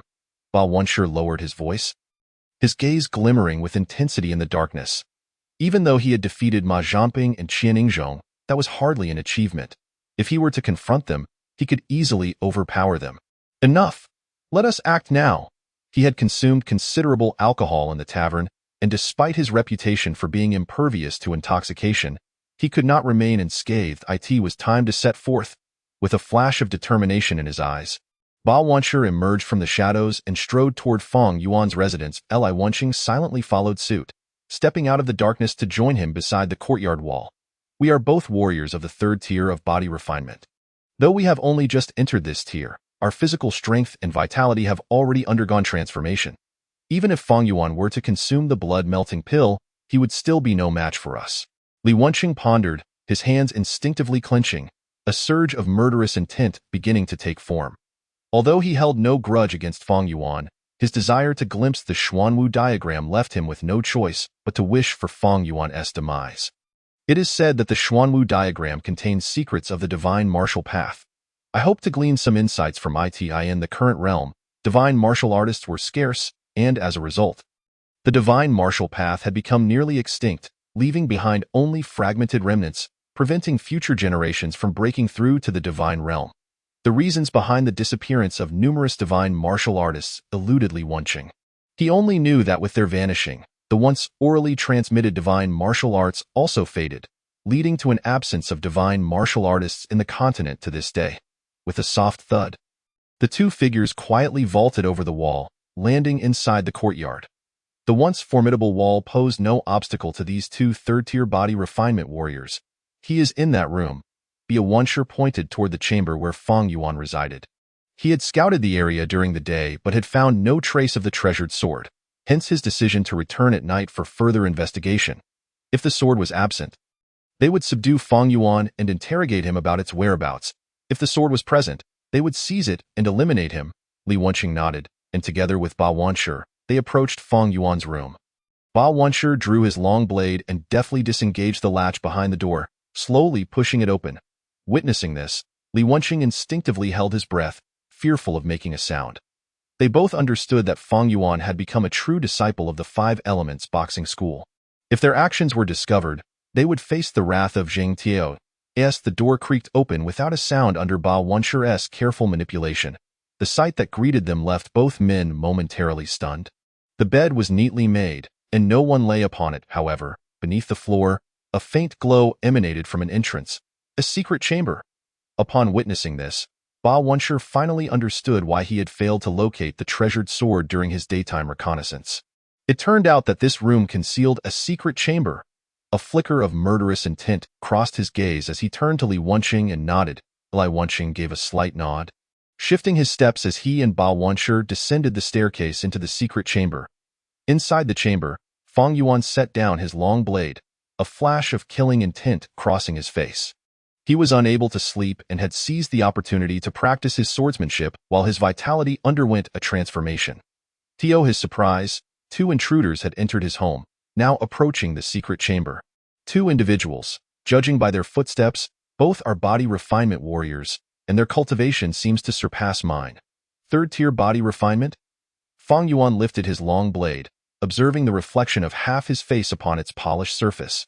And a smile broke across his lips. It was fortuitous that his swordsmanship, bolstered by his mastery of the subtle punch technique, had undergone a qualitative shift and evolved into the subtle sword technique at this moment. It seemed fate had brought him 2 challengers to test his skills. A cold glimmer sparked in Fang Yuan's eyes as he held his breath, meticulously cleaning his long blade, awaiting the intruder's entrance into the secret chamber. While he had found it exceedingly challenging to practice his punches to the subtle realm, mastering his swordsmanship to that level had proven to be remarkably simple, besides benefiting from his innate martial talent. Having attained the subtle realm in his punches significantly enhanced his swordsmanship. As the saying goes, one technique mastered opens the door to all techniques. With the guidance of his subtle punch technique, breaking through to the subtle sword technique was merely a matter of time. After all, his physical attributes and control over his body had reached a high level, and transcending to the subtle sword technique was akin to tearing through a veil. Chapter 52. Sword Energy with Measured Steps. Ba Wenshi and Li Wenqing descended the staircase of the secret chamber without concealing their presence, slowly approaching Fang Yuan, who was polishing his long blade. Their eyes turned cold as they regarded him. Fang Yuan set down his long blade, coolly demanding, "Who are you?" Ba Wenshi sneered, replying, "The dead have no need for such knowledge." Indeed, it was a treasured sword. Gleaming and exuding an air of sharpness, Ba Wenshi's gaze fixated on the long blade in Fang Yuan's hands, revealing a hint of obsession and greed. As a swordsman, his greatest desire was to possess a divine blade. Now, he was on the brink of acquiring such a weapon. With this divine sword in hand, his lethality would reach an unfathomable level. Fang Yuan, upon hearing the words, gradually raised his long knife. The snow-white blade reflected the faint glow of the oil lamp, slicing through the darkness to illuminate one side of Fang Yuan's face while casting shadows over the other. "Make your move," Ba Wenshi shouted in a low voice, promptly lifting his own long knife and striking towards Fang Yuan with a fierce swing. The blade glimmered in the dim light of the oil lamp, refracting a pale yellow hue, leaving behind a trailing shadow accompanied by a chilling whistle as it approached Fang Yuan. Simultaneously, an astonishing aura of murderous intent erupted from Ba Wenshi. Firmly locking onto Fang Yuan, Li Wenqing, upon hearing Ba Wenshi's command, hesitated not a moment longer. He opened and closed his hands, advancing with a series of punches to encircle Fang Yuan. His own aura of hostility also surged forth, enveloping Fang Yuan. Though not as potent as Ba Wenshi's, it was nonetheless formidable. Under the overwhelming pressure of their combined murderous intent, Fang Yuan felt a chilling sensation sweep through his body, as though he had plunged into an icy abyss. The sheer terror emanating from the two was reminiscent of bloodshed condensed into palpable form. "I have battled ferocious beasts outside the city and slain countless warriors. This aura is beyond your capacity to withstand." Ba Wenshi thought, a cold smile creeping into his heart as he regarded Fang Yuan, knife in hand. His disdain for the disciples of boxing gyms and noble families stemmed from their lack of experience in the crucible of blood and fire. When confronted with his murderous intent, they would inevitably succumb to fear, becoming mere shadows of the dead beneath his blade. Yet, sensing the peculiar sensations coursing through his own body, Fang Yuan merely smiled. This trifling aura held no sway over him. Blood-burning secret art, 30% amplification.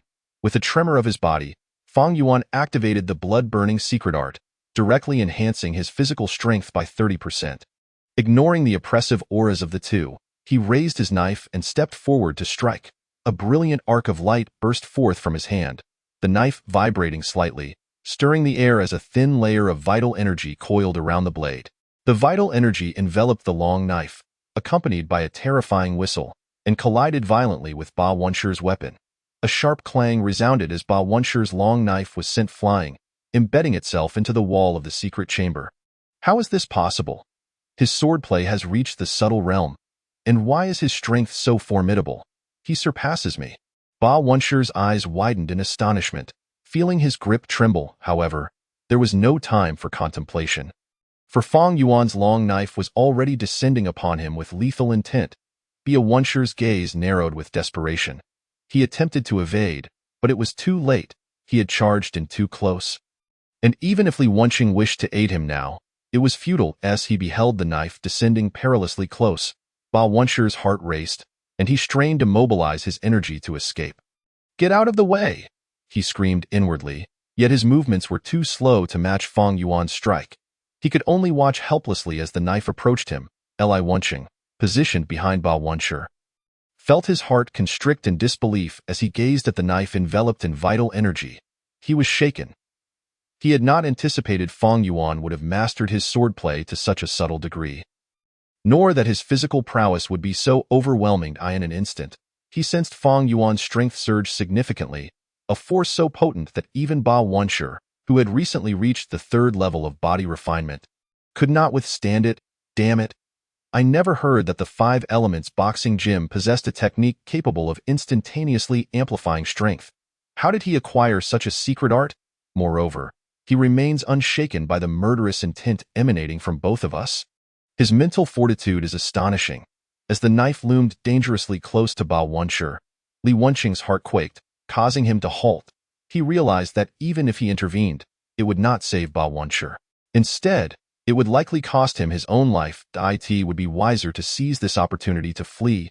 Fang Yuan, wielding the long knife with a cold gaze, directed the blade, infused with lethal vital energy, forcefully towards Ba Wenshi's. Ba Wenshi's eyes dimmed, watching helplessly as the knife's light descended upon him, utterly powerless to avert his fate.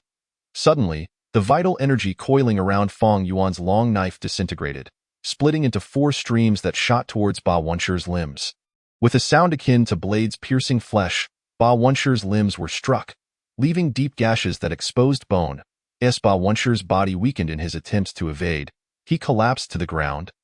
Feeling the sudden loss of strength in his limbs, a chill enveloping him as terror filled his eyes. You severed the tendons in my hands and feet with your knife energy?" Fang Yuan offered no reply, his attention shifting towards Li Wenqing, who was attempting to flee. With a swift motion, he swung his long knife, charging directly at him. Feeling the rush of wind behind him, Li Wenqing's heart quivered, and he resolved fiercely. He understood that unless he dealt with Fang Yuan, he would never escape this place unscathed. "You will die." Li Wenqing halted, his gaze fierce as he raised his fist, aiming it at the approaching Fang Yuan.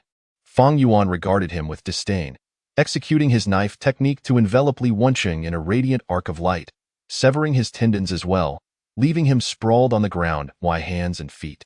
Li Wenqing felt the weakness coursing through him, his eyes widening in horror. This state was more brutal than death itself. Fang Yuan released the blood-burning secret art, exhaling a breath of stale air as he regarded the 2 fallen figures with a cold smirk.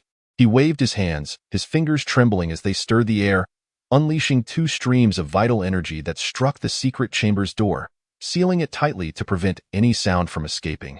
Approaching the terrified duo, Fang Yuan removed the black masks from their faces, only to find that he had never encountered them before, causing him to furrow his brow. "Who are you?" he inquired coldly. Ba Wenshi's eyes were filled with venom, his lips sealed in silence. Li Wenqing, too, remained silent, his gaze filled with resentment as he stared at Fang Yuan.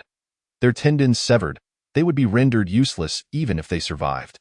Death would be a more merciful fate. Not speaking.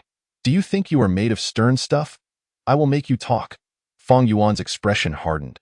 For those who sought to trouble him and wished for his demise, he had always been merciless.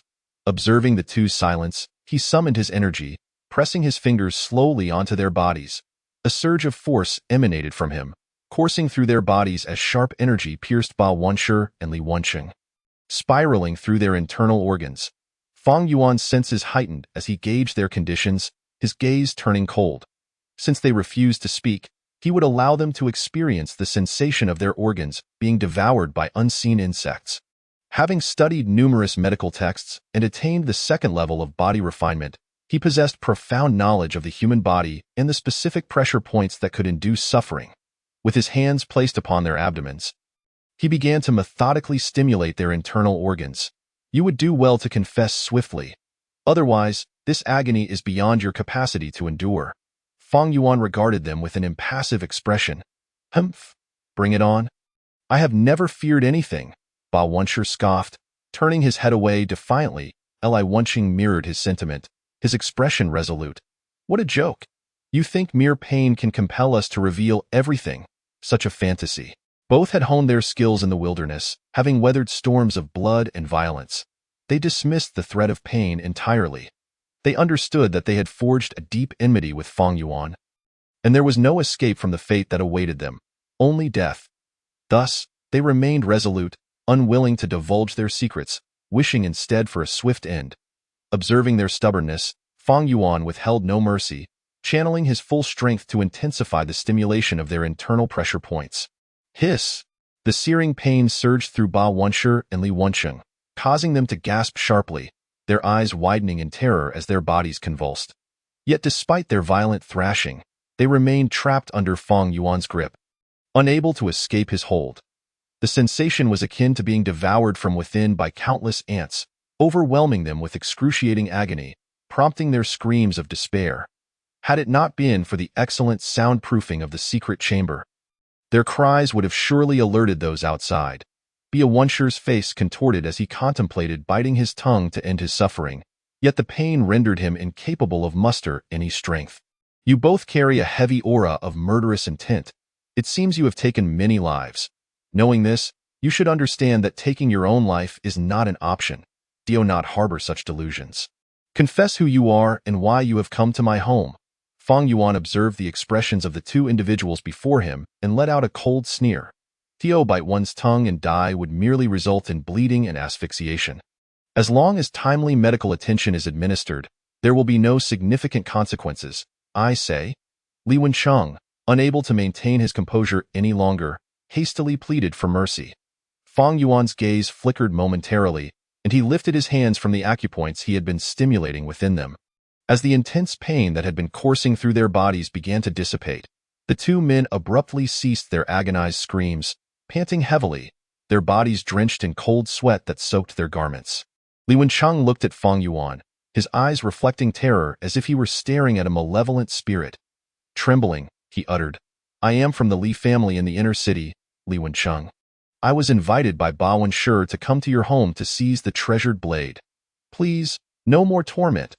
Though only a brief moment had passed, the excruciating pain had left Li Wenqing trembling, desperate to avoid such suffering again. Merely recalling the agony made him shiver, as if his very organs were being gnawed upon.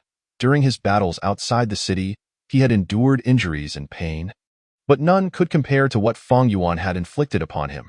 The Li family from the inner city, here to claim my treasured blade. Fang Yuan pondered thoughtfully. And you? Fang Yuan turned his attention to Ba Wenshi. Gritting his teeth, Ba Wenshi shot a fierce glare at Li Wenqing. I am Ba Wenshi, the son of the renowned swordsman Ba Ruhai, the mastermind behind this operation. Do as you wish with me, but I beseech you, spare my family.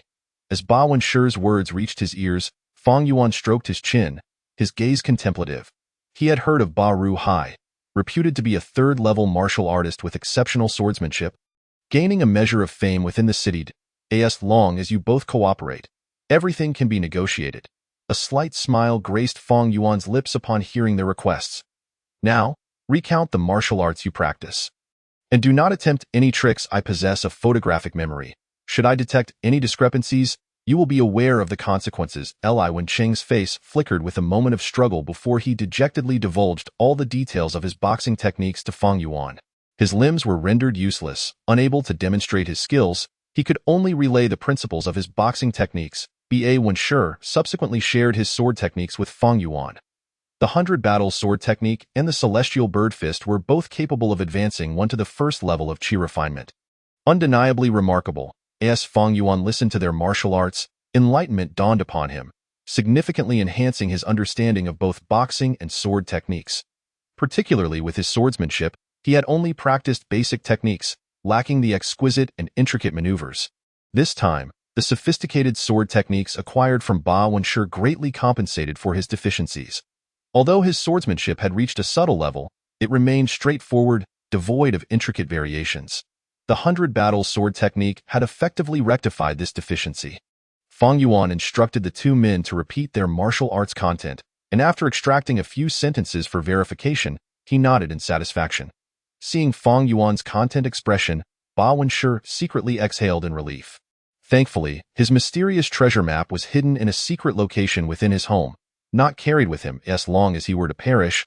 It was unlikely Fang Yuan would discover the existence of such a treasure map. The talent displayed by Fang Yuan left Ba Wenshi profoundly astonished. Thus he was unwilling to see Fang Yuan benefit from the treasure map he had toiled so hard to obtain.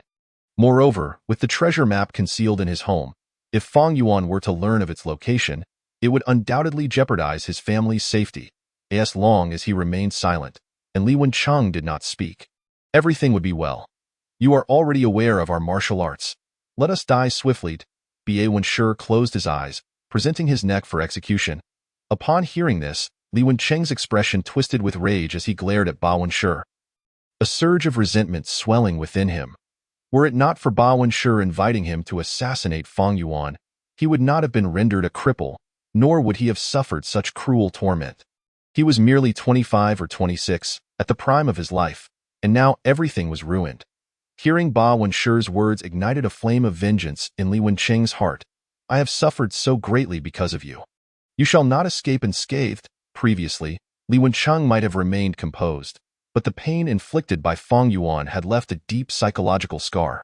Resolute, Li Wencheng hastily declared, "Wait, Ba Wenshi possesses another treasure. A painting, a treasure map. It is said to contain martial secrets left by formidable beings." Chapter 54. The hidden location. The treasure map is concealed within Ba Wenshi's home. You, Li Wencheng. Ba Wenshi glared furiously, nearly driven to the brink of madness. It would have sufficed for them to perish quietly, yet Li Wencheng had to complicate matters by revealing the secret he wished to keep hidden. A treasure map, martial knowledge left by formidable beings. Upon hearing Li Wencheng's words, Fang Yuan's eyes sparkled with intrigue as he turned to Ba Wenshi. Speak for yourself. Observing Fang Yuan's expression, Ba Wenshi forced a bitter smile, left with no choice but to divulge what he wished to conceal. The treasure map is hidden beneath my bed. If you dig half a foot down from the pillow, you will retrieve it. He dared not remain silent, for the sensation of his insides being devoured by countless ants was one he never wished to experience again. Furthermore, he feared that should he withhold information, Fang Yuan might target his family. Though his father, Ba Ruhai, was a third-level martial artist, he was no match for Fang Yuan. Ba Wenshi merely desired to ensure his father's safety, wishing for him to remain unharmed. Only I and Li Wencheng are aware of this operation. No one else knows. I beseech you, spare my family, Ba Wenshi pleaded desperately. Fang Yuan nodded in response. If they do not oppose me and remain unaware of my actions against you, I shall consider sparing them. Upon hearing this, Ba Wenshi exhaled in relief, closing his eyes to await his fate. Li Wencheng, witnessing this, let out a cold chuckle, his gaze filled with hatred as he looked at Ba Wenshi. His heart filled with scorn. He believed that given Fang Yuan's cunning and capabilities, should he arrive at Ba Wenshi's home and be seen by his family, they would undoubtedly meet a dire fate. Damn you! Were it not for you, I would not be in this predicament today. Fang Yuan regarded the two men with their varying expressions, dislocating their jaws before binding them securely with rope to prevent any self-harm. Fang Yuan retrieved the long knife that had been knocked from Ba Wenshi and had lodged in the wall, observing the small nicks that marred its blade, shaking his head in disappointment. Though Ba Wenshi's long knife appeared to be a fine weapon, it was nonetheless unable to withstand the impact against Fang Yuan's blade, resulting in noticeable damage. Fang Yuan carefully stored his own long knife in the secret chamber. Having completed his tasks, he shut the door to the secret chamber and returned to his own room. These two, I shall deal with them after acquiring the treasure map, lest they attempt to deceive me. Lying on his bed, Fang Yuan felt a wave of drowsiness enveloping him, and before he knew it, he had drifted off to sleep. The following day, at the Five Elements Boxing Hall, Fang Yuan ventured to the back of the main hall. Observing a large pot set over a roaring flame, bubbling with the essence of exotic beast meat, the savory aroma wafting through the air, igniting a flicker of anticipation within him. Today marked the day he would partake in the exotic beast meat. He had been eagerly awaiting this moment. Having secured first place in the martial competition, he had won 100 pounds of exotic beast meat.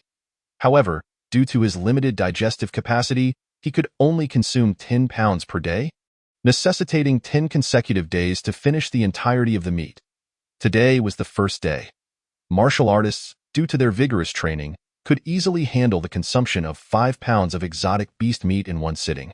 Although it would require some time to metabolize 0.5 pounds at noon, 5 pounds in the afternoon, after 10 days, his martial prowess would surely reach the late stage of the second level of body refinement. Gazing upon the robust and spirited Fang Yuan, Zhang Tao nodded in satisfaction. With the nourishing effects of the beast meat, Fang Yuan's physique had developed rapidly, shedding any lingering signs of youth, emerging as strikingly handsome and exceptional in appearance. Upon hearing Zhang Tao's remarks, Fang Yuan silently calculated, by that time, I may not only achieve the late stage of the second level but might even directly ascend to the third level of body refinement. He had consumed the blood-melting pill, which had thickened and refined his vital essence, significantly enhancing the nourishment it provided to his body. Now, he had traversed nearly half the path toward the second level of body refinement. With the consumption of this 100 pounds of exotic beast meat, entering the third level was no longer a mere fantasy. Moments later, Zhang Tao retrieved the exotic beast meat from the pot, announcing, "It is ready. Eat while it is hot."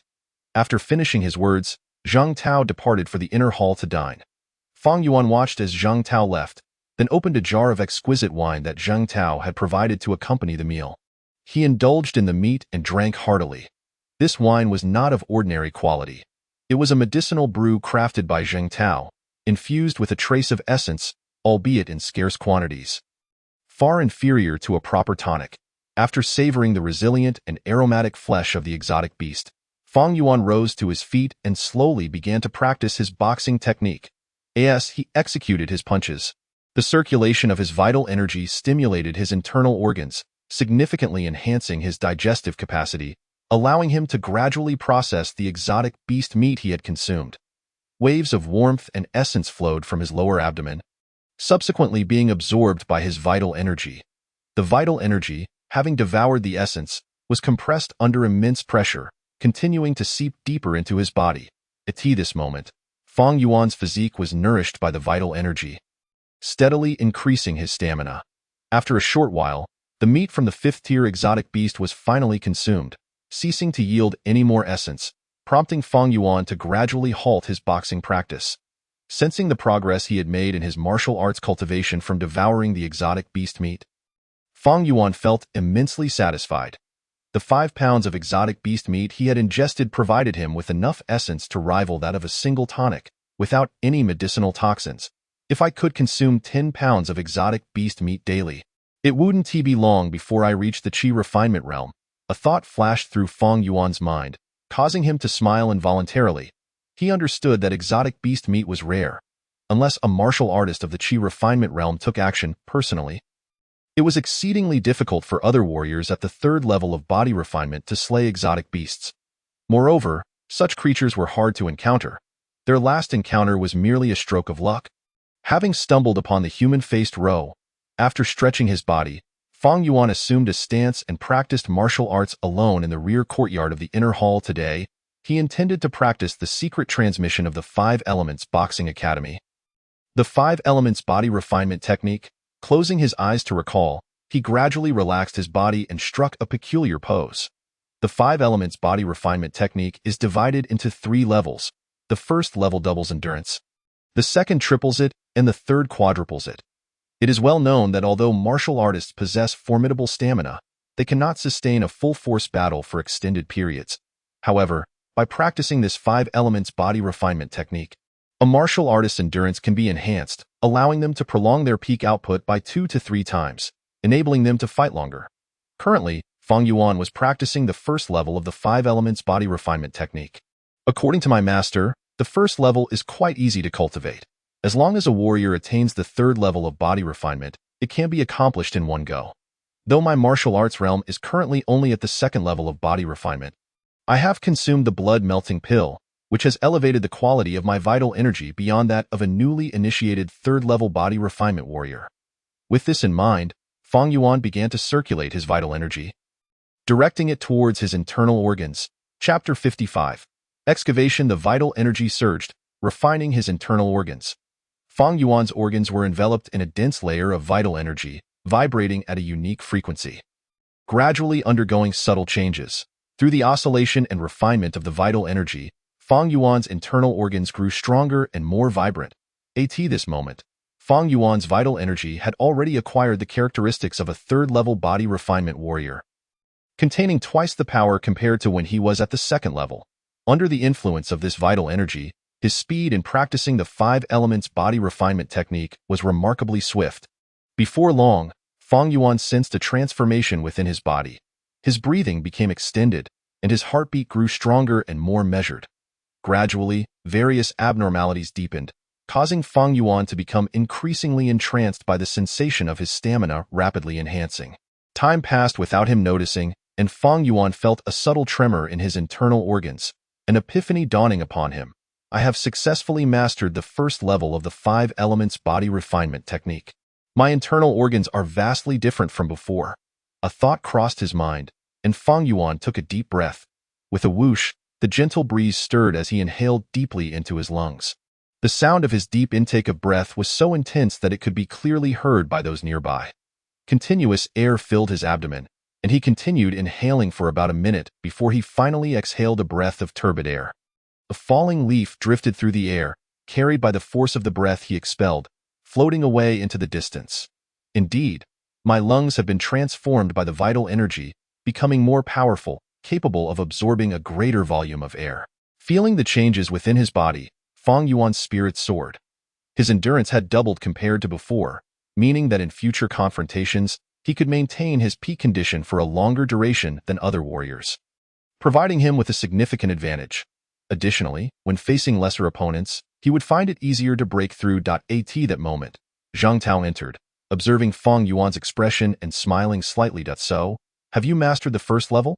Fang Yuan replied, Disciple has succeeded. Then let us prepare the fire and cook the exotic beast meat for tonight.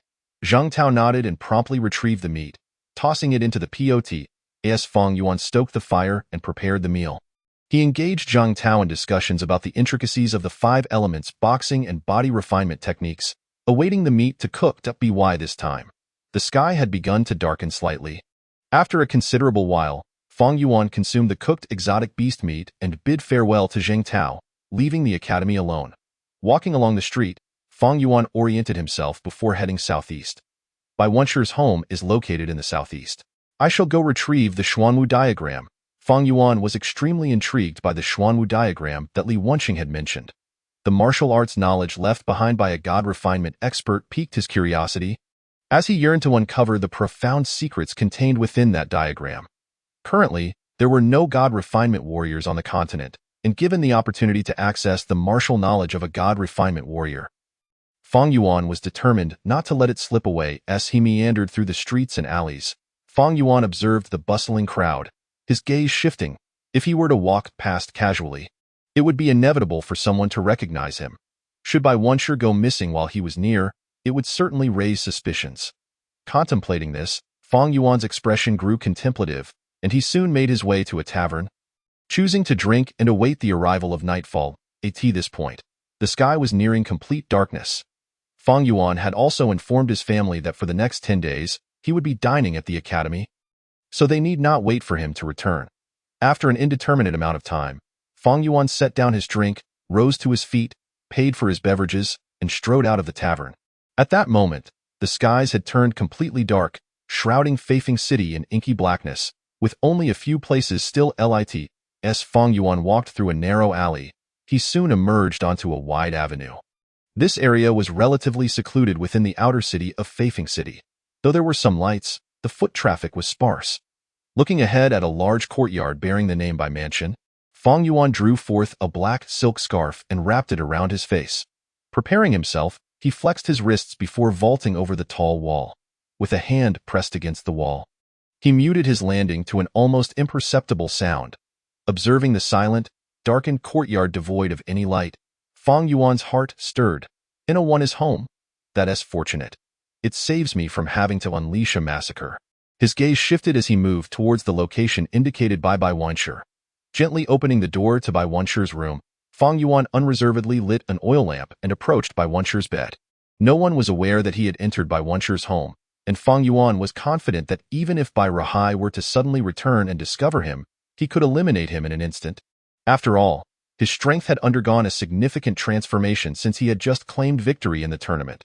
Having consumed the blood-melting pill, both his stamina and cultivation had undergone a remarkable enhancement. In fact, Fang Yuan could now be regarded as a third-level body refinement warrior who had yet to complete the second level. Arriving at Bai Wanshi's bedside, Fang Yuan moved the bed aside and extended his fingers to begin excavating the ground. If not for Bai Wanshi mentioning this location, I would never have discovered that he actually concealed the Xuanwu diagram here. Bai Wanshi's concealment techniques were exceptional, rendering the spot where the Xuanwu diagram was buried indistinguishable from its surroundings.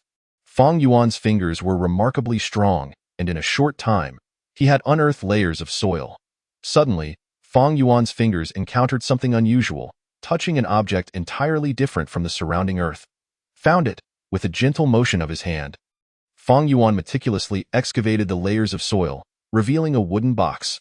The box measured approximately 1 foot in length, its surface a deep crimson hue, tightly sealed. Strangely, there was no lock to be found on the box.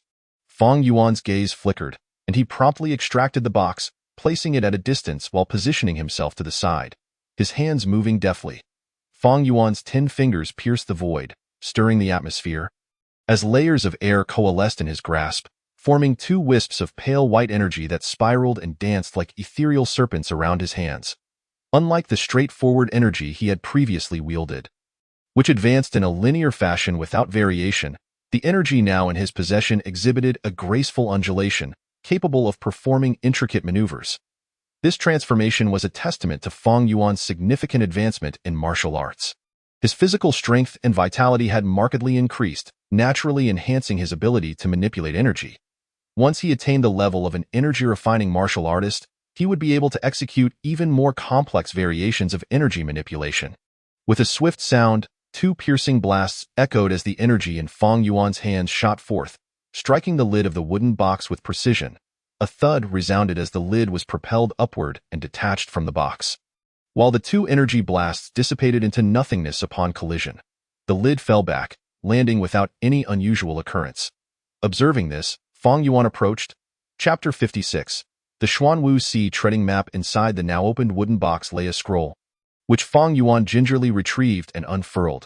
Before him materialized the Xuanwu Sea treading map. Dark clouds loomed ominously, fierce winds howled, and towering waves surged as the Xuanwu, with its 4 limbs planted firmly upon the sea, roared defiantly into the heavens. Though the brushwork was rudimentary and merely a few strokes, it captured the essence of the scene with astonishing realism. Gazing at the Xuanwu amidst the tumultuous sea, Fang Yuan felt a fleeting disorientation, as if he were truly amidst the raging waters, enveloped by the tempest, with the briny mist washing over him. In a flash, Fang Yuan hastily closed the Xuanwu map. His eyes gleaming with delight, he was certain that this was indeed the authentic work of a formidable spiritual artist, imbued with profound and intricate martial secrets. However, this was not the moment to study the Xuanwu map. After all, he was not in the sanctity of his home. He tucked the scroll into his bosom, returned the box to its original position, and carefully covered the excavated earth, crafting a subtle concealment. Satisfied, he nodded. Now, it is seamless. No one will ever know that someone had been here. With a faint smile, Fang Yuan extinguished the oil lamp, closed the door, and stepped outside. Suddenly, faint footsteps echoed from the courtyard, causing Fang Yuan to halt his intended departure. Furrowing his brow, he swiftly concealed himself behind a large tree, holding his breath and minimizing his presence. From the sound of the footsteps, he discerned that the individual possessed a cultivation level of the 3rd stage of body refinement. Is it Ba Rahai? He pondered, a frown creasing his forehead. Creak. Ba Rahai produced a key, unlocking the door and pushing open the heavy entrance. Stepping into the courtyard, I wonder where Wenshur has gone. He finally returns after months away, only to be absent again. I hope he stays home a bit longer. Observing the pitch-black courtyard, Ba Rahai's expression bore a hint of discontent. Ba Wenshur, having yet to marry and without heirs, was the sole focus of his concern following the early death of his mother. However, due to Ba Wenshur's rebellious nature and lingering resentment over his mother's demise, he had seldom returned home after achieving success in his studies. Sighing helplessly, Ba Rahai shook his head. I should tidy his room a bit, lest he blame me for not organizing it upon his return. With this thought, he pushed open Ba Wenshur's door and stepped inside. Upon entering, Ba Rahai was immediately taken aback, sensing that something was amiss. Has Wenshur been back? He questioned, his brow furrowing in confusion. The temperature in the room felt unusually warm, as though an oil lamp had recently been lit, and someone had just departed, leaving the room's atmosphere distinct from the outside chill. Furrowing his brow, Ba Rahai approached the desk, examining the oil lamp, and reached out to touch the wick. It's warm, and the heat has only just dissipated. Was it Wenshur? Doubt crept into his mind, for if Ba Wenshur had indeed returned, he would have surely informed him, and given the late hour, what could he possibly be doing outside? With a heavy heart, Ba Rahai ignited the oil lamp, using its faint glow to scan the room. Moments later, his brow tightened as he lifted the lamp and approached Ba Wenshur's bed.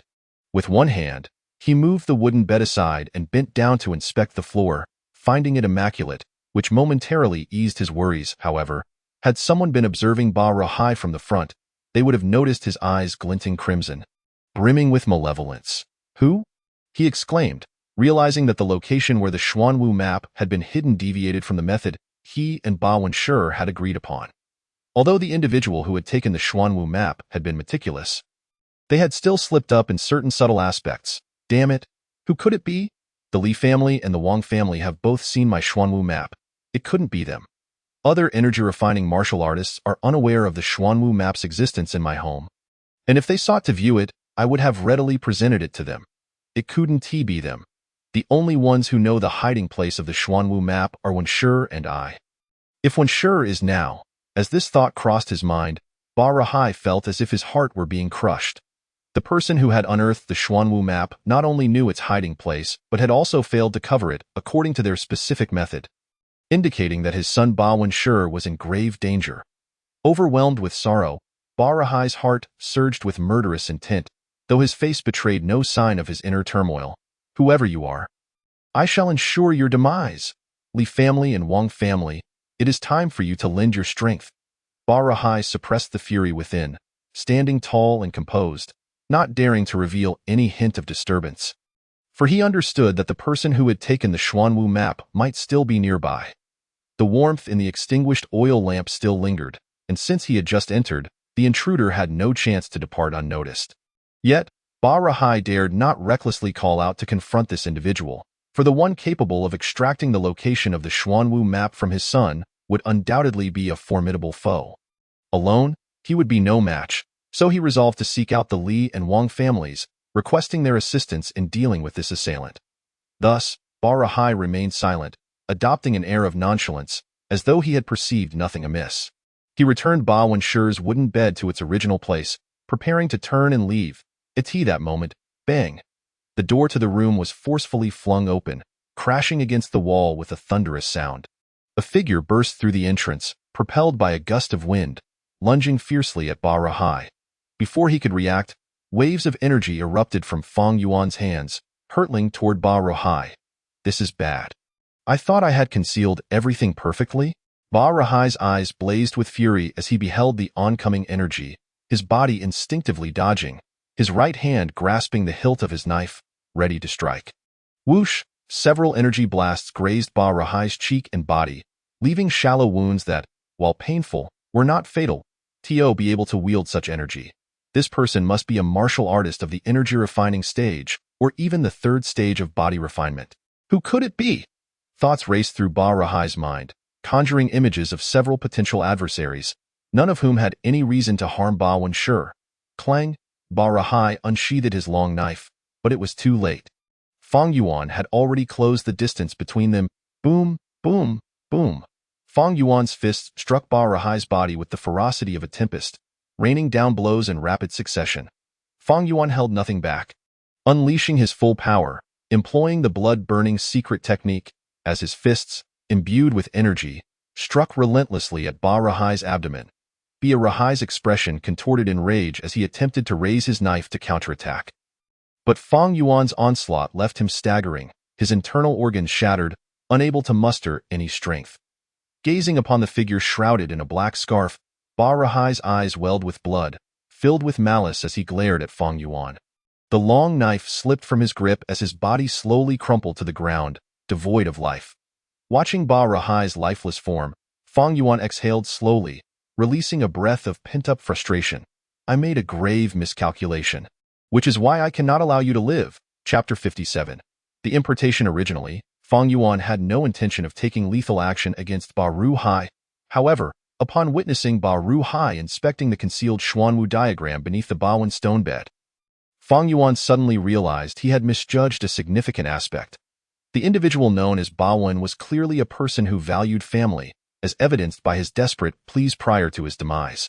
Urging Fang Yuan not to bring harm to his kind, was evident that such a precious and vital artifact as the Xuanwu diagram would be accompanied by various clandestine signals between the two men, intended for communication during critical moments. Consequently, Fang Yuan made a swift decision. Seizing the moment when Ba Ruhai turned to leave, he forcefully burst through the door and unleashed his full strength, resulting in Ba Ruhai's instant death. As he beheld Ba Ruhai lying lifeless on the ground, blood oozing from his mouth and nose, Fang Yuan shook his head and crouched down to search Ba Ruhai's body. After a brief moment, his eyes glimmered with delight upon discovering 500 taels of silver notes. At this juncture, he was in dire need of funds, and this unexpected windfall alleviated his pressing financial concerns. Stowing away the silver notes, Fang Yuan picked up the long knife that had fallen to the ground, scrutinizing it for a moment before shaking his head. Although Ba Ruhai's long knife was commendable, it paled in comparison to his own. He placed the knife back on Ba Ruhai's body and stood up. Let us explore the other rooms and see if we can uncover more silver notes. Fang Yuan thought to himself, then exited the room. After thoroughly searching the entire premises, Fang Yuan returned to Ba Wen's chamber, clutching the new-found 1,000 taels of silver notes. Observing the fallen Ba Ruhai, he poured oil across the floor and then hurled a lantern into the room. Boom! A conflagration erupted, fueled by the oil, rapidly engulfing the entire room and enveloping Ba Ruhai along with everything within it in a sea of flames. As he tossed the lantern, Fang Yuan immediately stepped out of the room. Watching the inferno blaze before him, he lingered for a brief moment before departing with the Xuanwu diagram and 1,500 taels of silver notes in hand. Climbing over the wall, Fang Yuan glanced back at the flickering light of the fire spilling over the wall before turning away, for he had begun to hear the sounds of alarm from nearby houses. Within the confines of the wall, the fire raged fiercely, its pace accelerated by the oil, swiftly consuming the entire estate. However, due to the spacious grounds, despite the inferno's ferocity, it could not spread to surrounding areas, sparing the entire Fei Feng city from devastation. Fang Yuan removed the black scarf from his face and returned home. Though night had fallen, his parents and sister had yet to retire. After exchanging a few words with his parents, Fang Yuan turned to Fang Yu and said, "Sister, you were inebriated yesterday. Today, I shall impart to you 2 secret techniques that I have mastered." The techniques Fang Yuan intended to teach Fang Yu were his self-created methods, the 5 elements refining organs technique and the blood ignition technique. Upon hearing this, Fang Yu's bright eyes sparkled with curiosity, and she nodded in agreement. "I will tidy up my room. Please wait for me in the courtyard." Fang Yuan nodded and returned to his own room, where he carefully stowed away the Xuanwu diagram and 1,500 taels of silver notes before heading back outside. Gazing at Fang Yu, Fang Yuan spoke with utmost seriousness. "These 2 secret techniques I acquired in Luo Feng City are invaluable. You must never disclose them to anyone." Surprised by Fang Yuan's grave tone, Fang Yu nodded, realizing this was the first time she had witnessed such seriousness from her younger brother. A thought crossed her mind. These techniques must be extraordinary if he is so concerned about their secrecy. I must ensure they remain undisclosed. Fang Yuan, observing Fang Yu's expression, felt reassured. Knowing she was not an ordinary woman and would not recklessly divulge information, he began to elucidate the intricacies of the 5 elements refining organs technique and the blood ignition technique, articulating their secrets in a clear and systematic manner. As Fong Yu listened to Fong Yuan's teachings, she felt a surge of astonishment. While she recognized the high value of the 5 elements refining organs technique, she lacked the necessary supplements to practice it effectively. However, the blood ignition technique was different. When activated, it could enhance a person's physical strength by 30%, which was indeed formidable. Fong Yu believed that even though she had just broken through to the first level of body refinement, employing the blood ignition technique would enable her to become the strongest among the subordinates of the Black Tiger Gang, second only to their leader, Lu Chongwen. Yet, as Fong Yuan continued his discourse, a sense of doubt began to creep into Fong Yu's mind. Certain acupoints and blood circulation methods he mentioned echoed something she had heard before. Is this some kind of joke? Could it be that the old man was telling the truth? Fong Yu's heart raced as she recalled an incident from earlier that day, when she had encountered an elderly man while leading her subordinates. After assisting him during a meal, he had offered to provide her with guidance on her martial arts. Initially, she had assumed the old man was an enigmatic master, someone whose true abilities were hidden from her. However, upon hearing his words, she had dismissed him, as he spoke solely about acupoints and blood circulation, which bore no relevance to her martial arts practice.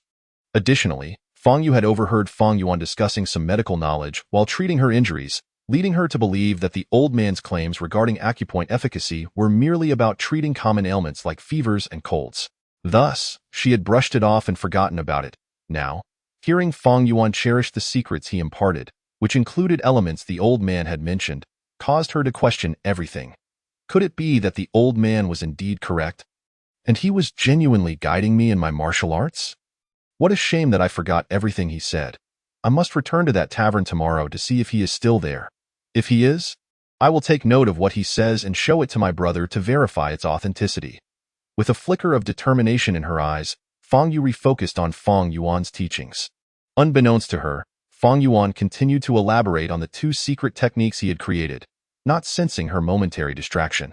After what felt like an eternity, Fong Yuan meticulously ensured that Fong Yu had fully comprehended the secrets of both techniques before nodding in satisfaction.